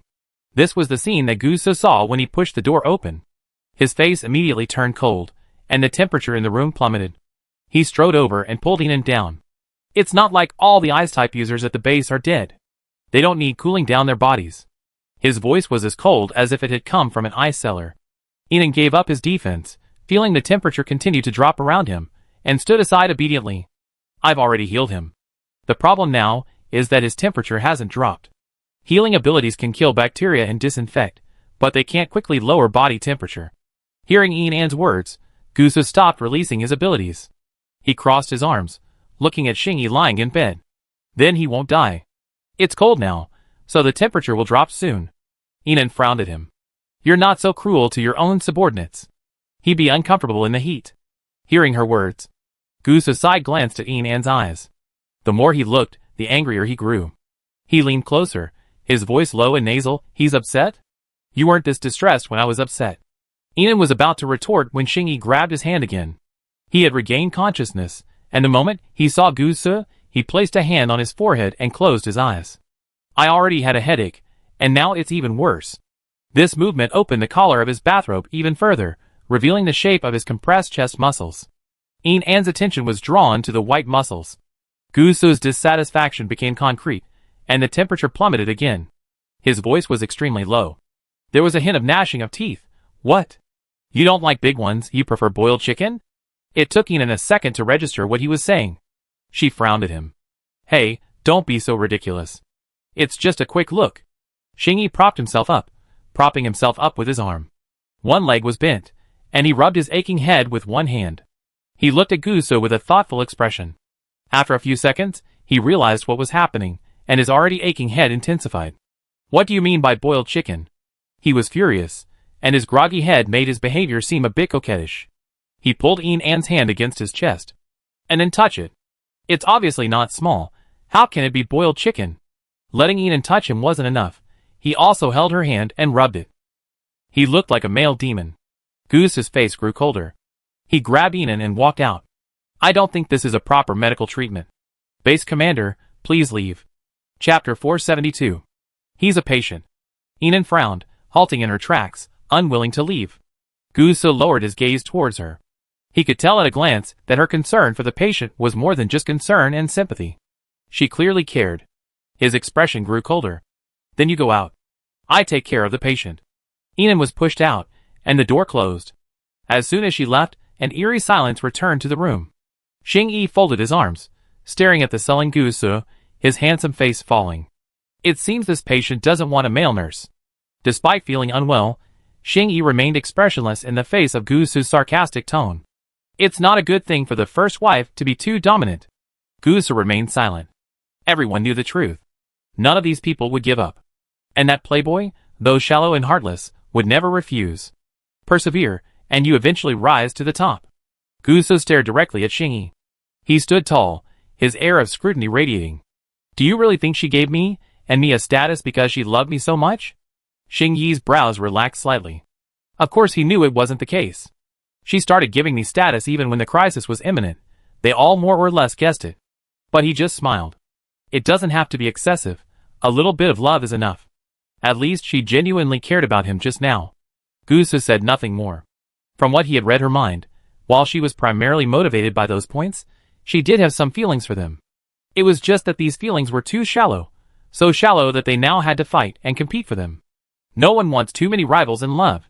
So why not work together and confront the outside world? Those two shins are the ones we should be wary of. Hearing Xingyi's reasonable words, Gusu finally relaxed. He walked toward the door. Just an hour. I've already booked tonight. After Inan was pushed out, he met Qi Xian, who was offering him warm water. This place is close to the water room, and the temperature is very high. Many base members sleep here at night. Hearing this, Inan walked toward the water room and saw several psychics chatting in the corridor surrounding it. They greeted Enan warmly. The ground was warm under the stoves. It was truly comfortable. Enan simply sat down with his water cup in hand. "I be leaving tomorrow. You guys stay here with the deputy base commander and support them for a few more days." "No problem, base commander. We take care of it." "Don't worry, base commander." The men agreed, but their faces were filled with shyness and awkwardness. Enan was undoubtedly a goddess in the hearts of many men in the base. They looked up to her every day. Such close proximity was rare, and everyone was nervous. Qi Xian sat between Enan and the others, keeping her at a safe distance. Seeing Qi Xian's behavior, a perceptive member of the crowd spoke up. "I was wondering, Xuanzi, when a woman at the HK base confessed her feelings to you, you kept saying you had someone you liked. Turns out it was the base commander. Look at what you're saying. Who doesn't like the base commander?" Another man beside him patted him on the back of the head. Another psychic, clearly knowing more, coughed and winked wildly at the two. Enan glanced sideways at them, noticing Qi Xian's intense gaze. His light gray eyes were incredibly beautiful and gentle, almost devoid of any aggression, pure and beautiful. This time, he looked at her intently, a hint of anticipation and melancholy lurking in them. This time, she didn't want to disappoint him. She smiled sweetly. "Qi Xian is mine. If any woman wants to take advantage of him in the future, just tell her to come to me." At that remark, all the men were stunned for a few seconds, then burst into passionate envy. Fuck, I want to be the base commander's man too." "Ah, Qi Xian, you're so lucky. Look at what you're saying. He looks just like you. Don't scare the base commander into fainting. Do you know how to speak? Don't you say that to hurt my pride?" Amid the clamor, only Qi Xian remained remarkably quiet. He looked at her quietly, then stood up and gently kissed her eyes. "That's dog food. Close your eyes." The crowd's booing hadn't died down yet. The door opened. When Gusu appeared in the hallway, everyone fell silent again, especially his icy face. It immediately sent all the psychics running away. Not only that, Xing-Yi was following him. "Just 1 hour. I pick you up in an hour." With that, Gusu left. Only after he disappeared into the corridor did Xing-Yi speak. Sure enough, no matter who becomes the first wife, they become hideous. Enan couldn't help but laugh at his words. Xing-Yi walked towards Enan. "Enan, let's elope and escape back to the main base together." Qi Xian stood up, his expression as if to say, "There are other people here. Thank you, Qi, for being the pilot." After hearing Xing-Yi's words, Qi Xian paused for a moment. "Not impossible. C1 City. Is District Chief Shin still awake?" Up in the dilapidated building, Shin-Yi looked at the psychic who passed by and greeted him downstairs, and simply nodded. "Not sleepy. Get some rest, District Chief Shin. I'm going to bed first." After bidding farewell to the psychic, Shin-Yi's gaze swept across the makeshift protective wall below and up to the moon in the sky. But after only a few glances, he lowered his eyes and sneered to himself. It had only been a few days. It had only been a few days since she left. He missed her so much. It seemed he had underestimated his feelings for her. Shin-Yi couldn't sleep, and a hint of anxiety lingered inside. Ever since he knew Xing-Yi and the others had gone with her, he felt even more insecure. By the time she returned, there would probably be no place for him around her. But he had no way of finding out their exact locations. They were all so tight-lipped. Da-da-da. The sound of a helicopter approached. Shin-Yi looked up and saw, faintly visible under the moonlight, a helicopter approaching. And its target was precisely their area. As it drew closer, Shin-Yi recognized it as Enan's uniquely modified helicopter. He quickly descended. The helicopter slowly descended. When the hatch opened, the person he had been thinking about descended into the moonlight. For a moment, it was as if the moonlight had shone into his heart. Shin-Yi's amber eyes stained with an unknown emotion, and his voice softened unconsciously. "You're back." Chapter 473. Enan was about to speak when a powerful force pulled him back from the waist. Bang! The hatch closed incredibly quickly, and the helicopter's rotors began to spin. The growing vortex pushed Shin-Yi back several steps. "Luckily I'm quick. This place is so big, and you chose to stop right where he was." Xing-Yi let out a long sigh, looking through the window at Shin-Yi, whose gaze had turned cold. She smiled faintly and waved goodbye. Qi Xian quickly maneuvered the helicopter for takeoff. It was too dark. I didn't see him. As the helicopter took off, Enan looked down through the window behind Xing-Yi. Shin-Yi had already turned and strode away. "Can't bear to leave?" Xing-Yi straightened Enan's face and looked at her angrily. Enan didn't say anything. because she saw Shen Yi board a helicopter. Following her gaze, Xing Yi saw Shen Yi's helicopter following closely behind. Fuck, Qi, speed up. Yeah. Qi voice was gentle, but his movements were unwavering. He accelerated furiously, the helicopter flying towards the other side of C1 City. The scene below, from its previous desolation, gradually became more lively. They entered the safe area of the C1 City Galaxy base. Under the bright lights, a large number of psychics on night duty were moving about below. Qi quickly controlled the helicopter to land. Nearby, a large number of psychics were conducting night training. Seeing Yinan exit the helicopter, they all stopped what they were doing and looked over. Song Yin, the leader, strode over. Boss! Hearing this familiar call, Yinan's heart moved slightly, and she looked at her. Meeting her warm eyes, she stepped forward. Has your memory recovered? Yes. Song Yin smiled, a rare smile, and hugged Yinan tightly. Base Commander. Surprised that Fu Yin was also here, Yinan looked at him. Why are you in City C1? Base Commander, the construction of Section 002 is going well, and I came here to help. Fu Yin scratched his head, then glanced at Song Yin, a bit awkward. Song Yin knew what Yinan wanted to ask, so she leaned in closer and spoke in a low voice. He hasn't recovered his memory yet. Yinan raised an eyebrow. His gaze flickered between their fingertips. She almost asked, So what are you doing? Song Yin, I told him to follow me. After saying that, she felt a little embarrassed by Yinan's teasing gaze. She pulled her forward and said, That's great, boss. Take a look at my newly developed combination moves, and see if there's anything that needs improvement. Xing Yi was anxious to see Yinan being detained. After all, the helicopter that had been following them all the way was about to land. But he had no choice but to follow along with Qi Xian. There were many zombies trapped in the training ground. At Song Yin's command, a psychic opened the bars, releasing a level 5 zombie. She winked at Fu Yin, who immediately understood and walked forward with a serious expression. The zombie, released from the cage, lunged ferociously at the two.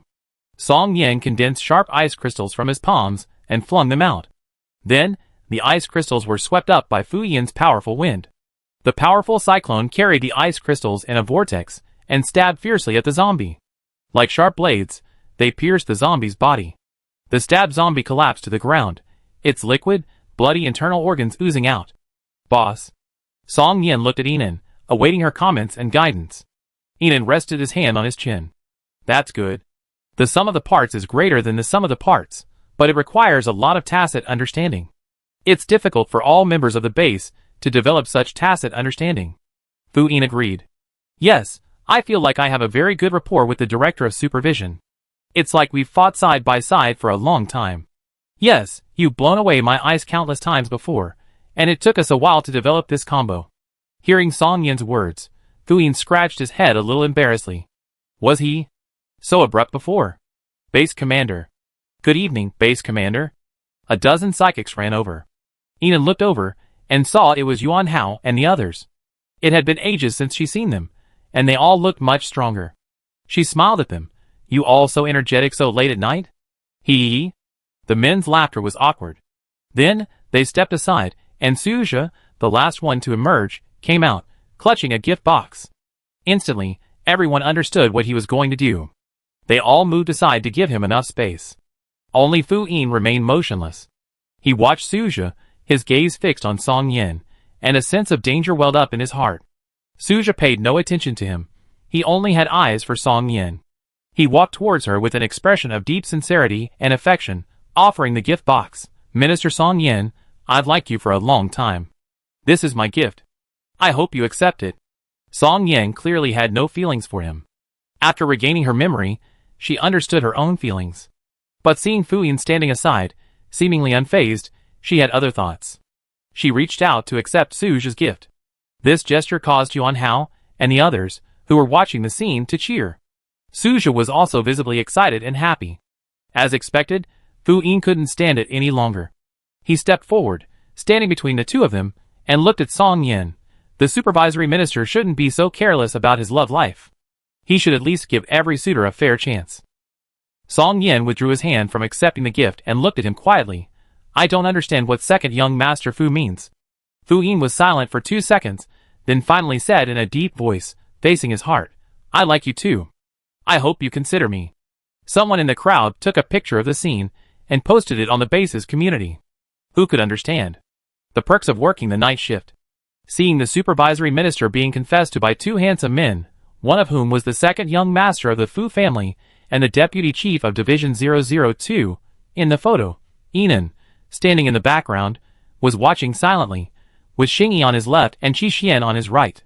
Behind them was Shen-Yi. Gu Su, far away at the HK base, saw the picture and was furious. Didn't we agree that tonight would be his? Chapter 474. Stopped chewing on the melon and headed to the dorm to rest. Just then, she saw Shen-Yi approaching. If the base commander has been kidnapped, I can help you out. He said something suggestive. Yinan glanced at the two people beside him. Of course not. Shen-Yi's amber eyes darkened at her partial gaze. It seemed that after missing these few days, he had fallen far behind. I'd like to report to the base commander alone about the situation in C1 City. He looked at her with undisguised eyes. Always a high-ranking official, his words now had a certain humiliation. Yinan didn't refuse. She walked forward. Go ahead. Qi Xian sensibly didn't follow. But Xingyi was different. He clung to Yinan like a dogskin plaster. He didn't even take the word alone mentioned by Shen-Yi seriously. Shen-Yi ignored him, diligently reporting to Yinan on his work. He looked at her intently and earnestly, meticulously reporting on his work. Yinan was undoubtedly extremely satisfied with Shen-Yi's workability. During her absence, Shen-Yi had been primarily responsible for the development and construction of City C1. He had undoubtedly arranged every aspect perfectly. He had even developed a comprehensive, long-term plan. This was the ability of a leader with extensive leadership experience. Her eyes sparkled with admiration for him. Shen-Yi was completely irresistible to her. He could no longer pretend nothing had happened and stay with her for a while longer under the guise of work. His gaze shone brightly in the moonlight, and his calm voice took on a slight wavering tone. But I've been feeling very uneasy these past few days. Thinking he was about to reveal some safety concerns about the base, Yinan perked up instantly, looking at him seriously. What's wrong? Tell me. Xingyi, however, immediately sensed something was amiss. He frowned at Shen-Yi's gaze, which seemed to draw Yinan in. His eyes gradually grew colder. Shen-Yi, not seeing the base commander makes me feel very uneasy. Xingyi immediately gave him a knowing expression. And then, I think I still have a slight fever. My head hurts. He took her hand and acted coquettishly. He was clearly a towering figure, about 5 feet 4 inches tall, about the same height as Shen-Yi and a head taller than Yinan, but he clung to her like a puppy, his phoenix eyes squeezed into puppy eyes. Shen-Yi, who had never seen such a scene before, fell into a brief silence. Yinan rubbed Xingyi's flirty head. Then you go to bed first. I wanted him to keep me company. Coming from him, such words were not only unconventional but also endearing. Shen-Yi, who had never acted like a spoiled child in his life, was once again amazed. For a moment, he lost all his strength and resources. He could handle a battle of wits with a shrew like Gu Su. He could handle a duel of strength with a man like Lu Qi.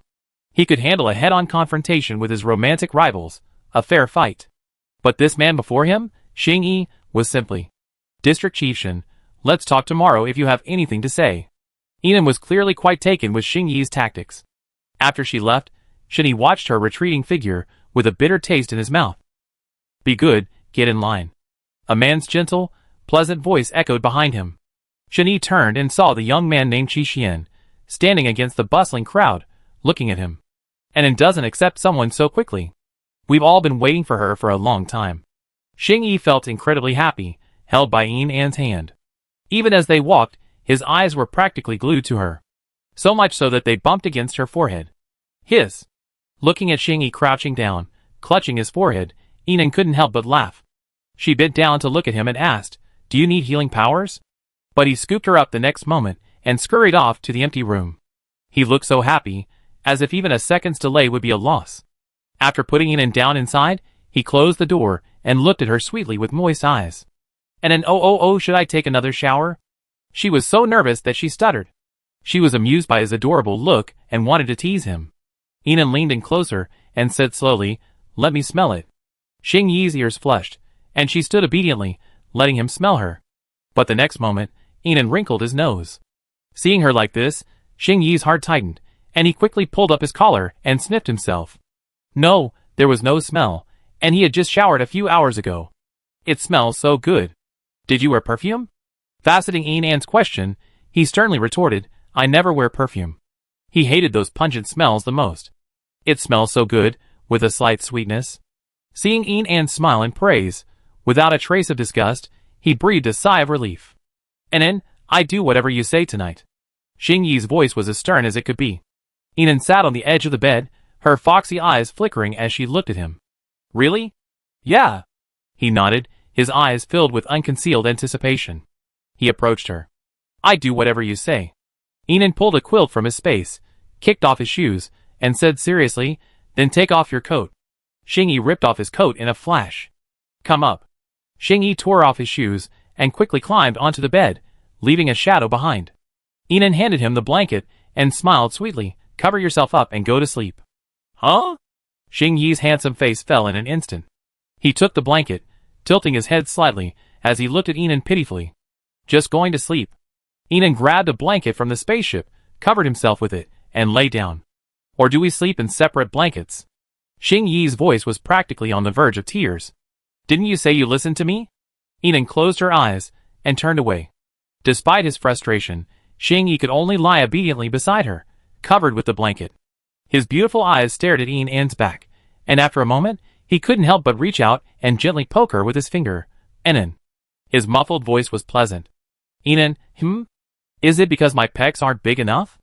I can work on them." He felt aggrieved. It was hard to refuse. Inan turned and looked at him. "No, I really like your figure. 2 big pecs aren't good. One hand can't hold them all." Xing Yi, whose lips curled up slightly with happiness at the first half of his sentence, fell again at the second half. He grumbled, "Whose pecs have you touched?" "You haven't touched mine, Inan." He lifted the blanket and began to take off his sweater. "No matter where you touch others, you have to touch me." "No, 100 times. Chapter 475. The next day, while Xing Yi was still catching up on some sleep, Inan quietly left. With her healing powers, her fatigue level was already lower than normal, not to mention her exceptionally strong stats. Leaving the accommodation area, she could see from afar a crowd of people queuing under a makeshift iron shed. At the head of the crowd, Bai Jinghe, dressed in a clean, light-colored long cotton coat, sat expressionlessly on a chair. A sign next to him read in large letters, "Cleans 10 level 5 crystal cores per session." Each filthy psychic approached him, paid for the cores after a cleaning session, and then happily thanked him and departed. Enter dirty. Leave clean. What a fantastic psychic. Good afternoon, Base Commander. Good afternoon, Base Commander. As the psychics in the crowd greeted him, Bai Jinghe also noticed Inan approaching. His previously work-dead face suddenly perked up. He stood up and looked at Inan. "Boss." Then he gave Inan a deluxe cleaning package. Inan patted him on the shoulder. "Well done. The most profitable ability. You be the future richest crystal core owner of the base in no time." Bai Jinghe felt a little embarrassed by Yin An's words, earning some extra cash. He noticed Yin An's wristband flashing furiously. "Boss, the deputy base commander is calling you." Inan walked away to answer Goose's call. Unexpectedly, he replied, "You're only answering now. Looks like the little fox is busy." There was something else going on. Checking on him. Inan understood the meaning behind his words and offered a token of comfort. "Finish up quickly over there and come back soon. I miss you." She readily offered sweet nothings. Goose lowered his eyes. He didn't believe it at all. Not to mention, he'd seen her hugging women last night. But her sweet nothings spoke louder than anything else. He whispered softly, "How did you sleep last night?" Inan raised an eyebrow. This was a subtle test. She replied confidently, "Not bad, with Xing Yi." His voice dropped suddenly. "Oh, did you do it?" "A little bit, about 40%. Goose, visibly jealous, hung up the phone. He'd be a fool to ask such a question again. Chun Chun was looking for trouble, not pain. But even after hanging up, he sent another message, "Wait for me, I'll be back soon." Inan smiled back and quickly scanned the messages as she walked, selecting a few responses she wanted to reply. Soon she reached the border area, where the psychics were densely populated. Here, numerous psychics were operating bombers and armored vehicles, systematically clearing out zombies. Base Commander. Seeing Inan, they immediately greeted him warmly. Inan smiled and replied, "Mind your business, no need to ask." She turned her gaze, and saw Xing Yi at the front of the crowd. He possessed exceptional combat skills, his movements swift and precise, his sword tip practically slicing shadows. He was clearly slaying a level 6 zombie, yet it seemed effortless, his every move a spectacle to behold. Enan was puzzled as to why Shen-Yi was personally engaged in the zombie extermination, a routine operation, but she didn't question him. She glanced back, only to bump into the psychic, who had first called out to her. He was now gazing at her with a goofy grin. Enan tilted her head slowly. "What's wrong, little brother?" It's okay, base commander." "Is District Commander Shen handsome?" At his question, Enan nodded. "Yes." "Isn't that indisputable?"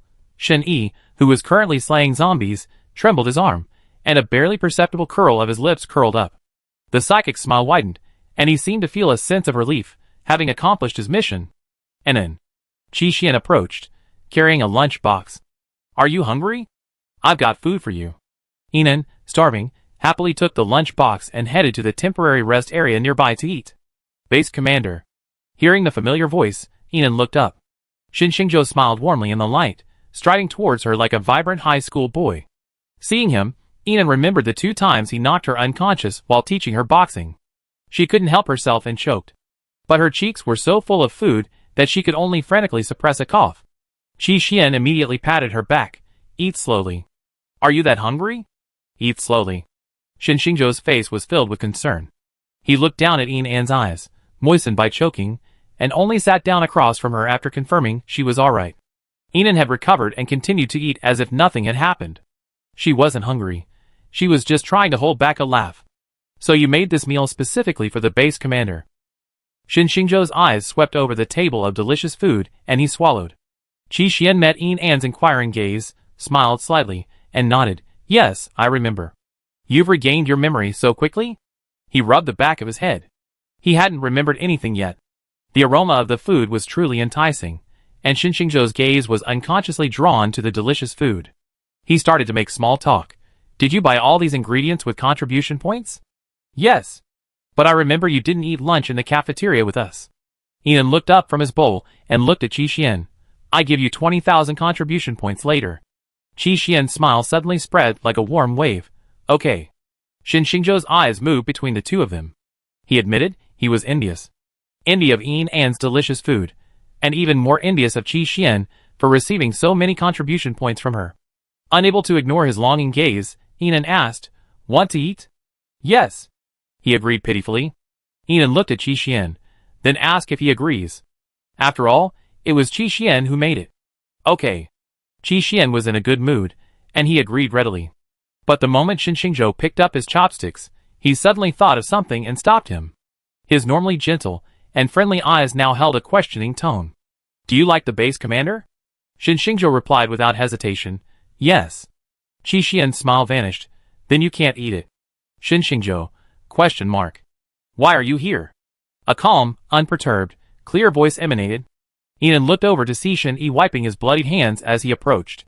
His words were clearly directed at Shin Xingzhou. Shin Xingzhou looked unconvinced. "Why am I here?" "I'm from the base. Isn't it normal to be here?" "Your division is no longer in charge?" Shin Xingzhou was incredibly frank. "The division is under control, and I want to stay with the base commander." Shen-Yi looked at his unrelated brother with a blank expression. "The base commander doesn't need you." He placed his gloves on the table and sat down to Enan's left. "I take over the duties of accompanying the base commander." This single sentence offended the other 2 men at the table. But Shen-Yi was clearly not afraid of offending anyone.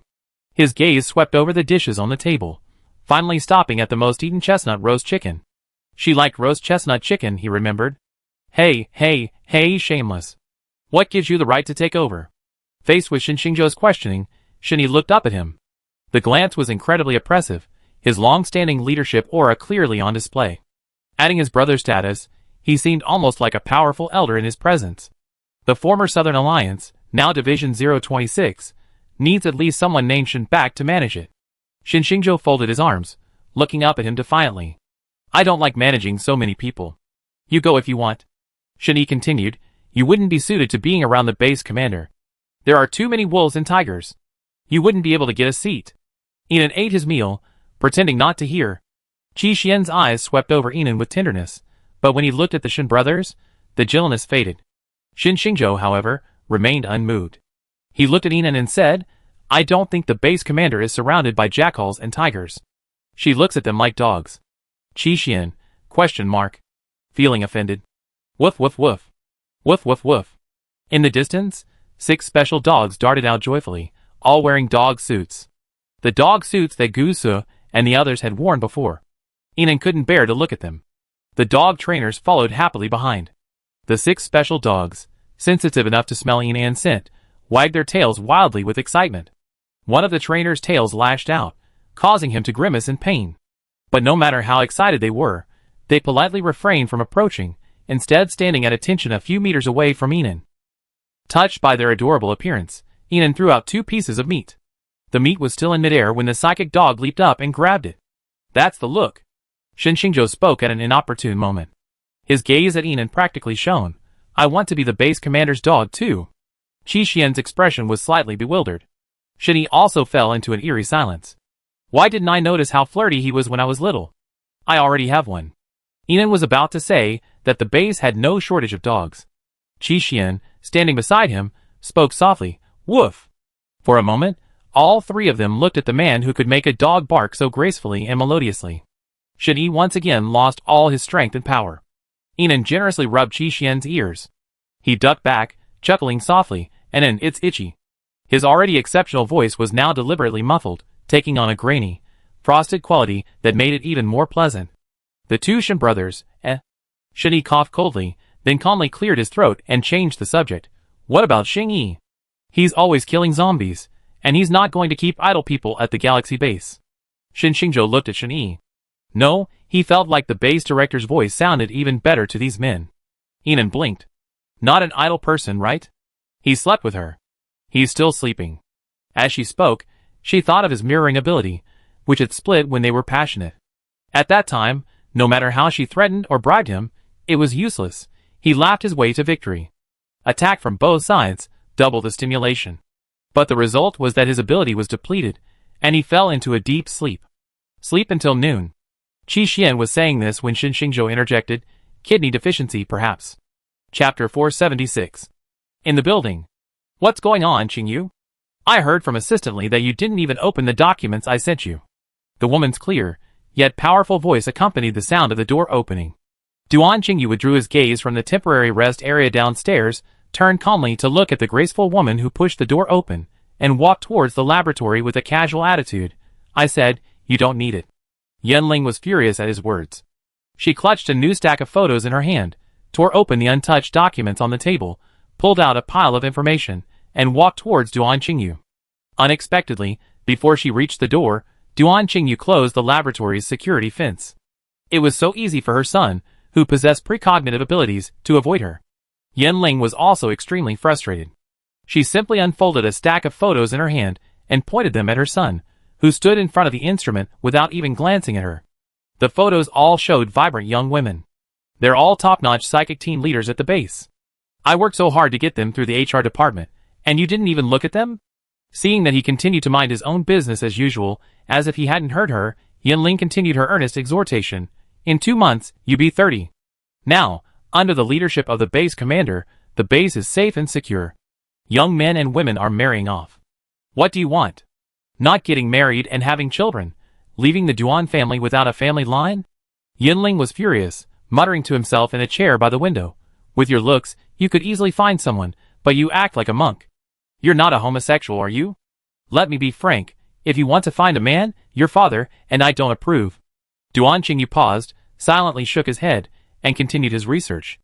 Yanling, too, admitted to being tired, and took a sip of the water on the table. She glanced out the window, where she could just see Inan and the others in the temporary rest area. They were chatting and laughing, several tall, handsome men standing with the captivating base commander. It was indescribably pleasing to the eye. Yanling couldn't help but admire Inan even more. She leaned against the window, her water cup in hand, watching Inan, her smile growing wider. She shook her head slightly and sighed. This base commander is truly a woman among women, a woman among women. He does things no woman in the world dares to do. If I were 20 years younger, I'd kick that bastard Duan Baijing out the door, and find some fresh-faced young men. Clang. Inside the laboratory, the sound of metal falling to the ground echoed. Yanling glanced at her son, who was bending over to pick something up, and rolled her eyes helplessly. "Don't complain to your dad. I'm too lazy to appease that stinky old man." As she spoke, as if reflecting on something, she paced around the room. Your dad hasn't been doing anything serious since joining the Galaxy base. He used to get up early and stay up late to kill zombies, but now he's in some breeding department, researching how to make chickens, pigs, and sheep have more offspring. He's always making a fuss, and even that's a lot of contribution. But you said our Duan family is a well-known and influential one. It would be embarrassing to tell anyone about it. Duan Qingyu's voice was as clear as ice and jade. He doesn't like being a CEO. He always wanted to herd sheep in the north before the apocalypse, and now he's fulfilling his passion. He finally raised his cold, glazed eyes to glance at Yanling. It's better to live for your passion than to live for your own. Yanling agreed with her son's point and nodded. But after all, being spoiled, she still had to save face. She sighed softly and leaned back in her chair, resigned to her fate. You're just giving me a hard time. You chose to stay in the main base and the special zone, but insisted on coming to this C1 city to help with development. It's still under development, and the conditions aren't as good as the main base in every way. Duan Qingyu simply said, it's dangerous here, and more psychics get injured. Knowing she couldn't persuade her son, Yinling gave up and stood up to leave. Still unconvinced, she decided to give it one last try. She walked over to Duan Qingyu and said, Qingyu, tell me honestly if there's something wrong with you. Don't worry, I won't discriminate against you. Duan Qingyu frowned slightly and looked at Yinling mom. His tone grew slightly colder, clearly showing some displeasure. He spoke rapidly, I don't want to. Why not? No one I like. Hasn't there been anyone I like in all these years? Faced with Yinling's question, Duan Qingyu turned her head away. No. But a mother knows a son best. Yinling saw through Duan Qingyu's evasiveness at a glance. She still knew her son somewhat. She pushed aside the guardrail and walked towards Duan Qingyu, her voice lowered a bit. If there's anything you can't tell me, just tell me. No matter how hard it is to get her, I help you. Duan Qingyu's mind flashed through a figure, and then he returned to his usual coldness. You won't agree. He added, as if to avoid something, it's not really love. I just think about her from time to time. Bang! The table was slammed loudly by Yinling's excitement. She reacted, calmed her inner joy, and tried to lower her voice. That's love, silly son. You're being ridiculous. Come on, tell me who it is. Enan was busy all afternoon, leading the team to kill zombies, and handling various matters at the base, both large and small. Although Shen-Yi was helping her share the workload, she continued to fight at a high intensity to quickly regain her fighting ability. Finally, Shen-Yi forcibly pulled her back from the front lines. It's time to eat. Looking at Enan, who was full of energy, Shen-Yi's eyes were filled with helpless fondness. The psychic team has been replaced 4 times, but you don't seem to feel tired at all. Enan was brimming with energy, and she was bright and energetic. The reward for training is that I've regained another psychic power. What psychic power? He didn't even notice that he was getting closer to her. Let me show you. Enan activated his charm power as he spoke. In the dusk, her eyes were bathed in a warm glow, and the light in them was even more beautiful and dreamy. She continued to use her charm power, but found that Shen-Yi's gaze on her remained unchanged, only a little deeper.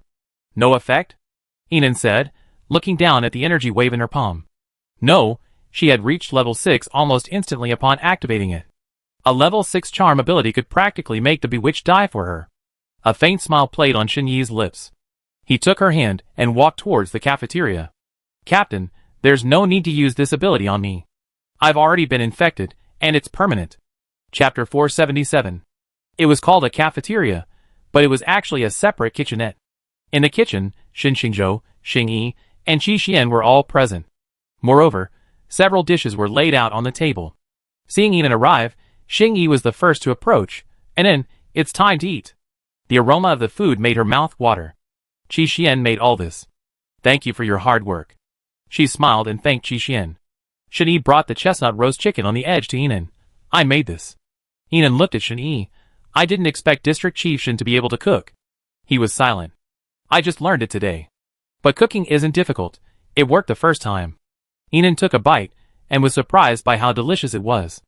Although it was still a little behind Qi Xian's, it was already above average. Seeing Enan's satisfaction, Shen-Yi felt relieved. It seemed that with continued practice, he could surpass Chef Qi in no time. Enan doesn't like this dish. Everyone eat more. Qi Xian pointed at the stir-fried beans and pork. Although several men were quite dissatisfied with his behavior of letting them eat more because Enan doesn't want to eat. They didn't say anything. They naturally ate less of what Enan liked, but they ate freely of what she didn't. It wasn't long before the whole plate of stir-fried beans and pork was empty. However, Inan, who was chatting and laughing with Xingyi, soon noticed that Shin Xingzhou looked off. The next moment, he clutched his stomach and ran to the bathroom. What's wrong with him? Diarrhea. Xingyi continued to eat without a care. But as soon as he reached for his chopsticks, his expression froze, and he walked out. Shinyi also fell for it. Watching the men run away one by one, two by three. Inan looked at Qi Xian, who appeared calm, and questioned, that dish you. Qi Xian was gentle, his eyes filled with innocent confusion. Perhaps it wasn't cooked properly, and they had diarrhea. He looked at Inan with his eyes so gentle they could drip tears. But it's just right. They're all dying. I keep you company tonight. Inan tilted his head. Question mark. What does it mean to be completely black? This is definitely a completely black. Duan Qingyu was called in by Inan on an emergency call. Thankfully, their condition wasn't serious. They recover easily with some medicine and some rest. After settling several people down, Inan thanked Duan Qingyu for being called in late at night to work overtime. He put away his medicine box and handed Inan a bottle of medicine with his thin, slender hand. Take it. Inan looked at the medicine he handed her, puzzled. I'm fine. It's just a preventative measure. Even though the base commander has healing powers, it's best to take it. Oh, okay.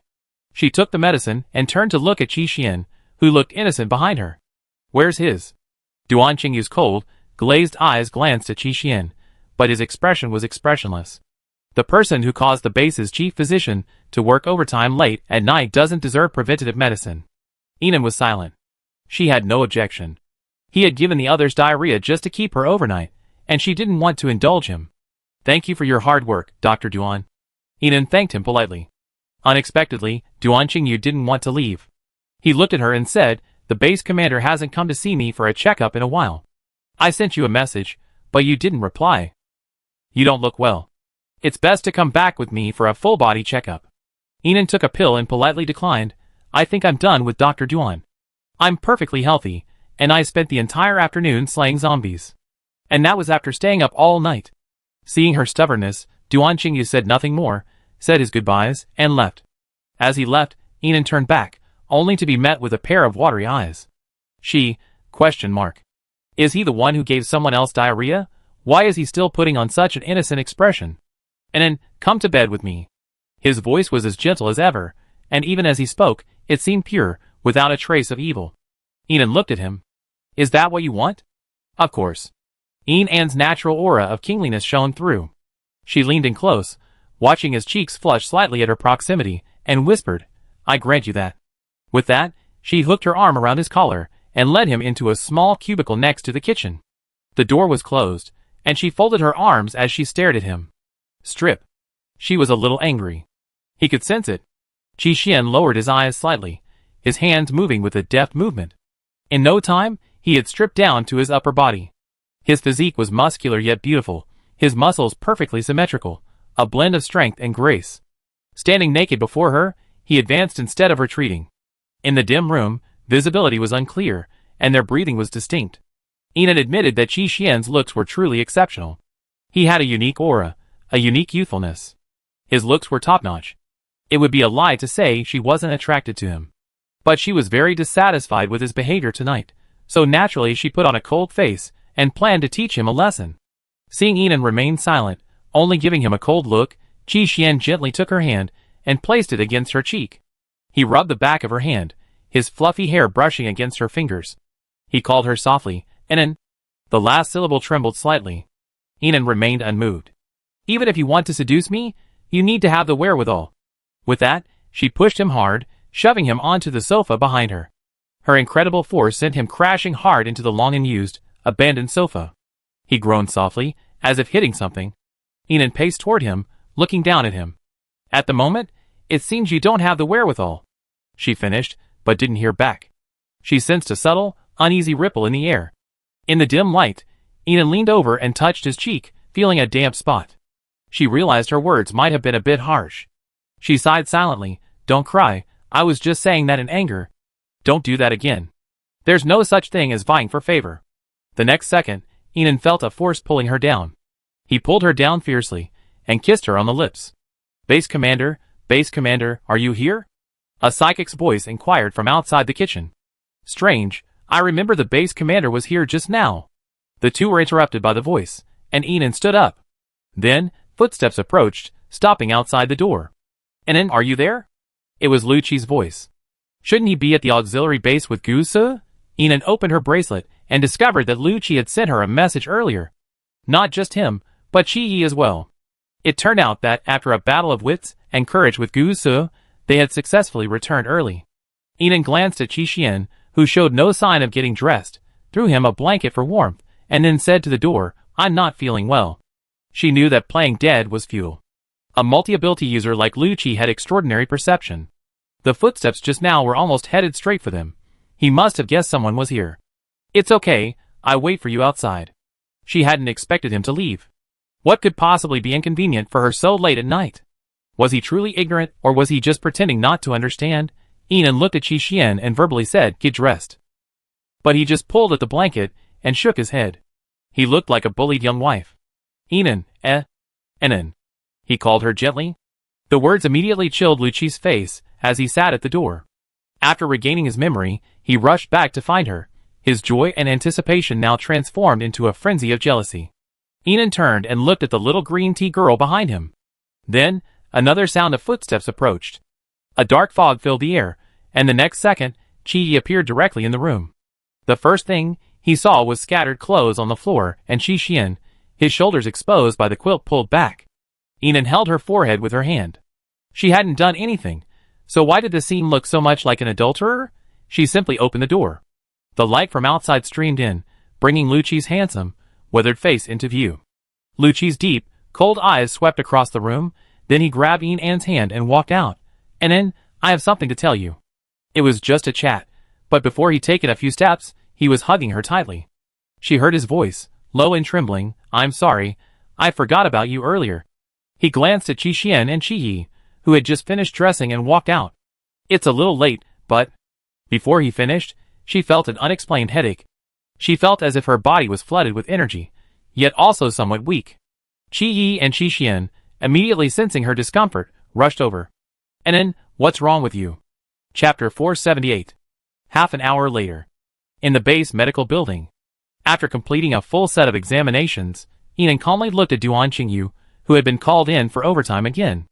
Lucci and the others followed her. Even though she was the one who had just felt dizzy, they were even more anxious than she was. So what's going on? Duan Qingyu put down the medical report and looked at the three tall, distinguished men behind Enon. Non-essential personnel, please leave. I'm her family member. Me too. Me too. Duan Qingyu was silent for 2 seconds, then looked at Enon. Seeing she had no objections, he looked at the report. Base Commander, have you activated 4 superpowers in the past month? Yes. Your body can't keep up with such powerful superpowers. It hasn't fully adapted, resulting in delayed reactions and rejection. Long-term recovery is needed. Hearing his words, the 3 men looked worried. Lucci asked first, how should we treat it? Duan Qingyu looked at Enon. First and foremost, abstinence. Enon's long-term abstinence was undoubtedly devastating news to the men. But although they were reluctant, they had no choice but to adhere to the doctor's advice. After all, Duan Qingyu was the base's chief physician, and his word carried immense credibility. Not only that, Enon was examined daily by Duan Qingyu. But perhaps it was her imagination, but she felt her body growing stronger. She slept and ate well, and even awakened another superpower, invisibility. On the 5th day of Enon's official abstinence, all the superpowered people in the affiliated base returned safely. As soon as Gusa returned, he grabbed Enon and kissed her passionately and tenderly.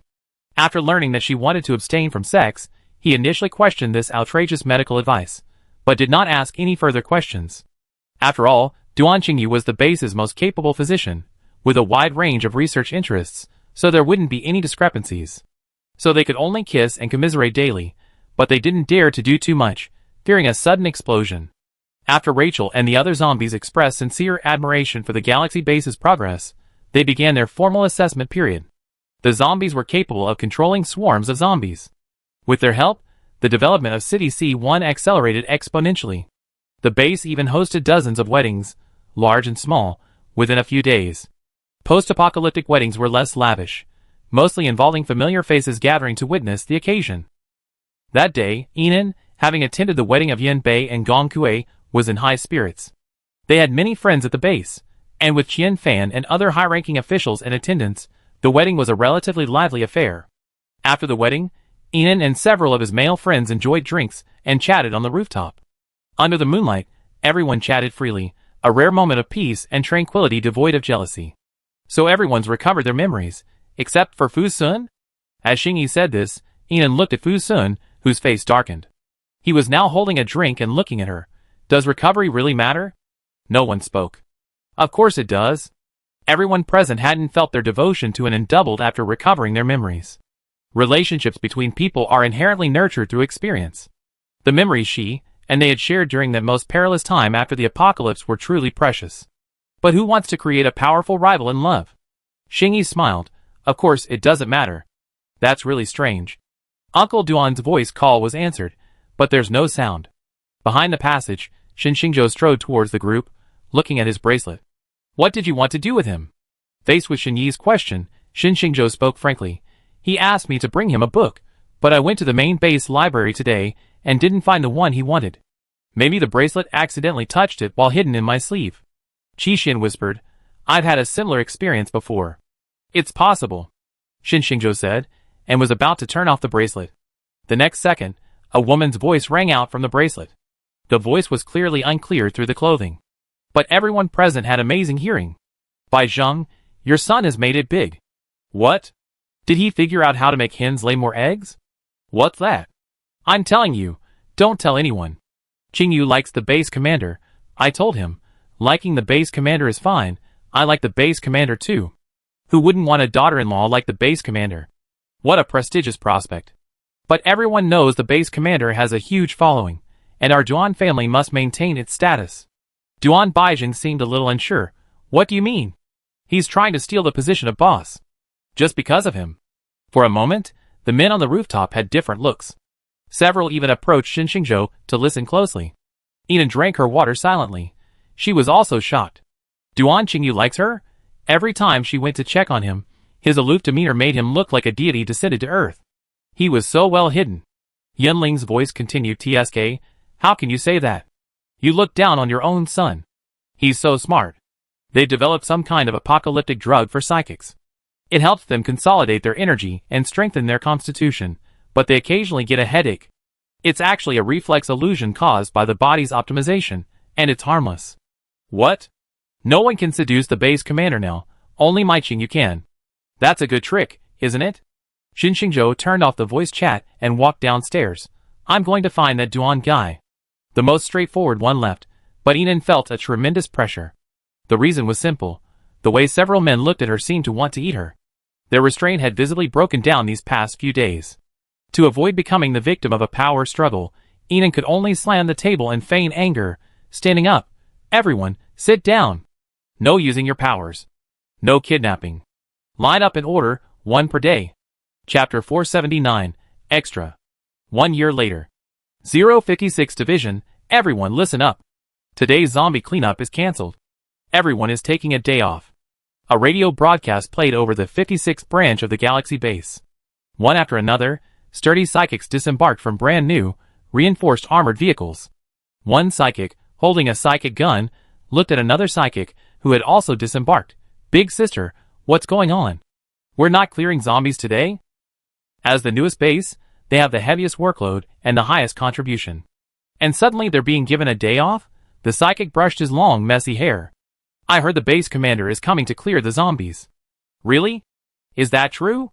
Look up, a helicopter. Someone in the crowd shouted, and everyone looked up to see a small, reinforced helicopter flying by. Is it really the base commander? The faces of each psychic were filled with anticipation. I heard the base commander now possesses 17 types of superpowers, even more impressive than before he went to the United Nations. I really want to see humanity's strongest form. Who doesn't? Let's go! Everyone was extremely curious about Ian Ant's combat prowess. All of a sudden, everyone piled back into the armored vehicles. The fleet of armored vehicles quickly chased in the direction of the helicopter. The extreme weather had already shifted from bitterly cold to arid and scorching heat. The fleet of vehicles kicked up a trail of dust on the yellow sand. Hey, District Chief Bai, good morning. Bai Jinghe heard the voice and looked at the speeding vehicles and the superpowered people inside, greeting him. He smiled and raised his hand. Are they all going to watch the base commander kill zombies? Luo Xiaomei said, tugging at Bai Jinghe's sleeve. Let's go too. Bai Jinghe tossed the gun he had just assembled onto the table. What's so good about watching the base commander kill zombies? If you get too close, you get sprayed all over. He met Luo Xiaomei's expectant eyes, cutting off the rest of his words. Let's go. The two of them boarded a passing armored vehicle. In the speeding vehicle, Luo Xiaomei was filled with excitement. It's been ages since I've seen Sister Nin. I miss her so much. The burly man in the passenger seat was using military binoculars to observe the slowly descending helicopter ahead. It looks like the deputy base commander is driving. Could the base commander really be in the back seat? You're being a bit dull, right? Who else but the base commander would have the deputy commander as the driver? Amidst the laughter and playful discussion, the armored vehicle was forced to stop. The reason was simple. The edge of the base was already filled with armored vehicles. Hundreds of psychics gathered at the front, engaged in a heated discussion. After exiting the vehicle, Bai Jinghe climbed onto the tallest armored vehicle. He leaned over and extended his hand to her. Come. The moment their hands clasped, Luo Xiaomei easily leaped onto the armored vehicle. With only her strength-based psychic ability, she squeezed Bai Jinghe's hand with a simple force, cracking his bones. Long accustomed to this, he calmly endured the pain and looked up at the helicopter in the sky. It's descending. It seems Sister Nin isn't planning to come to the base to rest, but is going straight into battle. That fits the boss's logic. The hatch is open. It's really the base commander. Everyone looked towards the helicopter. As the hatch opened, Inen, clad in a lightweight combat uniform, grabbed the rope with one hand and jumped down. The zombie horde below suddenly surged upwards like a boiling pot. However, instead of the coveted human flesh, they were met with a torrential energy bombardment. The fierce lightning, like a giant dragon, made the zombie horde scream and scream, a mixture of unknown black mist, light, and various elements. As the helicopter flew, Inen became a terrifying, invincible humanoid weapon. The supernatural power she unleashed was like an energy storm, destroying all high-level zombies, and the zombie kings among them. Every zombie was killed wherever she went. Too strong, absolutely astonishing. Is this the strongest human form? Oh my god, I never reached the base commander's strength in my lifetime. Many supernatural beings in the crowd finally witnessed the legendary, almost terrifying combat prowess of the base commander. Hanging from the helicopter with one hand, she killed as many zombies in a few minutes as hundreds of them would have killed in half a day. No wonder legends about her always spread whenever the base commander helped clear a sub-base of zombies. At first, they thought the overwhelming adjectives were a bit exaggerated. But after witnessing it with their own eyes today, they felt that words simply couldn't describe her strength. In the cockpit, Gusu steadily controlled the joystick, his eyes scanning the lower window, a slight smile on his lips. He steered steadily, the two of them working in perfect coordination. 052 Division. Fu Sun looked at the chat window with Inen on his wristband. In the chat window, it was all his news. 8:05, good morning. 10:30. The expansion of Subbase 052 is progressing well, and all technological construction has been completed. Not just today's messages. Yesterday's, even the day before yesterday's. She didn't reply. The air conditioner in the modern house was blasting full blast. But he was deeply irritated. Section 052 was supposed to be the new section she'd been particularly interested in. He specifically taken on the construction of Section 052, toiling away tirelessly. Yet, she hadn't replied in 3 days. Was she that busy? He couldn't help but click on Gusu's chat to ask where Inen was. Fu Sun looked at the chat history between him and Gusu. Fu Sun, where's Inen? Gusu, question mark. Fu Sun, question mark. You've been blocked. He just remembered that Gusu had blocked him months ago. Fu Sun's face darkened. He raised his wristband, took a picture of the lunch box on the table, and sent it to Inen. Then, after a pause, he said, "Get ready to eat." Outside, 2 psychics passed by. Zhang Peng is such a slut. I despise sluts the most. What's wrong with him? Li Linlin doesn't even reply to his messages, and he's constantly harassing her with his wristband. A morning routine every day without fail. Fu Sun looked at the morning messages he sent to Inen on his wristband, his face darkening. He reports every detail of his schedule. Fu Sun's lips pursed into a line as he looked at his meticulous reports to Inen. He even takes pictures of his meals. Fu Sun, The thing is, Li Linlin doesn't even pay any attention to him. That's too much of a slut. I despise sluts the most. Bang! The door swung open, startling the 2 psychics chatting outside. They all looked at the gloomy Fu Sun, their faces stammering nervously. Fu, District Chief Fu. Chapter 480 Extra. Is the job of an inspector very easy? Faced with District Chief Fu, who usually rarely looked sullen to his subordinates, but now visibly displeased, the two psychics were as obedient as they could be. No, we're very busy. We get to it right away, right away. The two of them walked briskly. Fu Sun withdrew his gaze. The scorching wind outside was causing a light sweat to drip down his temples. He lowered his eyes to watch Ian An's real-time location update on his wristband. District 056. This was a unique location synchronization privilege reserved for boyfriends like them. He walked briskly into his office, turned off the air conditioner, and tucked his gun onto his waist. He picked up his personal ammo dao and turned to walk out. But before he even stepped out of the room, his wristband beeped again. Xingyi invites you to join the group chat. Anti-Goose Alliance. You have joined the Anti-Goose Alliance. Shi Xian joins the group chat. Fu Sun, ? Xingyi, don't worry Xiaoba. Wait until everyone is here. The 8 characters on the screen are extremely glaring. Fu Sun's forehead veins bulged slightly, but for the sake of the group name, he resisted the urge to leave. Lu Qi joins the group chat. Shen Xingzhou joins the group chat. Qi Yi joins the group chat. Xingyi, we're almost here, everyone. It's time to unite. And then has that guy Gu Su with her? I haven't seen her in almost 2 months. Qi Xian agreed. Every time I look for an based on the real-time location updates, she's gone. Shen Xingzhou, damn it. I thought I was the only one like this. Fu Sun frowned and typed, what do you mean? 3 months ago, and announced the need for accelerated expansion. All of her boyfriends were assigned to the newest divisions to lead the charge. Only Gu Su remained by An's side, as deputy base commander in charge of all divisions. The others expressed strong dissatisfaction. And then, out of consideration for everyone, said she would synchronize her location. That way, anyone who wanted to find her could do so at any time.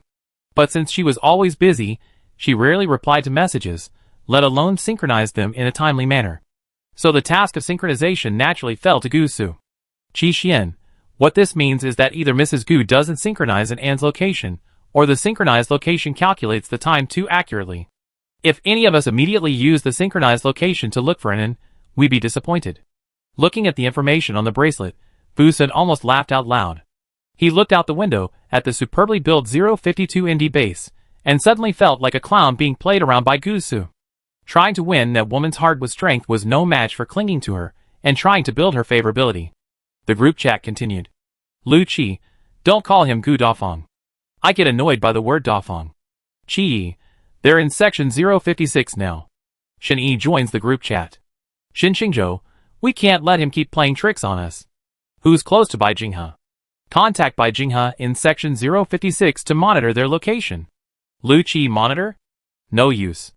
Xingyi, you can't monitor the helicopter's position to reveal anything unless you try to get him to tell you something. Fu Sun, get information from a telepath? The group chat fell silent. A few minutes later. Shen Yi, whatever it takes, let's get started. Half an hour later. Over section 056. The helicopter slowly descended. After greeting the enthusiastic psychics, Ian accepted the water offered by Gu Su.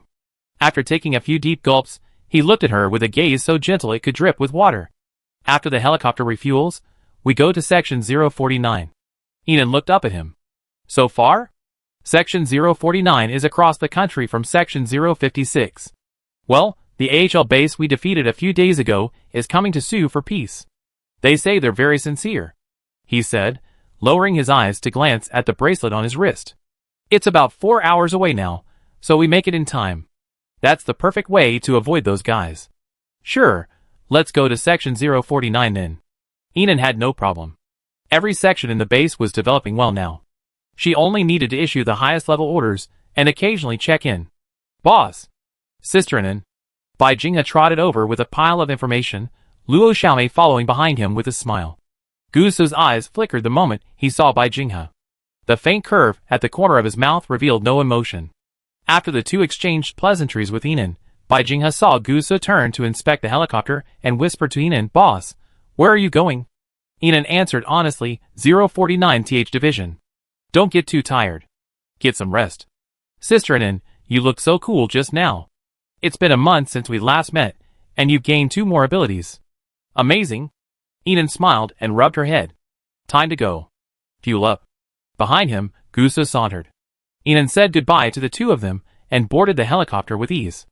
Just as Gusa was about to enter the cockpit, his wristband chimed. The three characters Layhoud stood out prominently. Deputy Base Commander, where are you? We're a bit short on water-based abilities at 053 RD Division.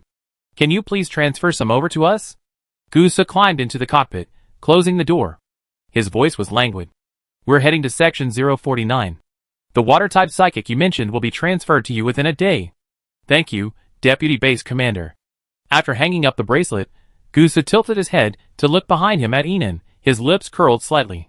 Honey, I suddenly remembered something more important. Let's not go to Section 049, okay? His soft, hoarse voice was almost coaxing her. 3 hours later. Section 049. Base Commander, how come their base's defense walls are so high? And they're all made of steel.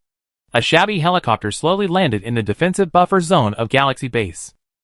Inside the helicopter, a white man, clearly dressed up but unable to hide the thinness and hair loss caused by long-term malnutrition, said in a low, accusing tone, how should I know? He had only had 2 encounters with Galaxy Base. The first time, they were spotted by a scout from the Galaxy Base.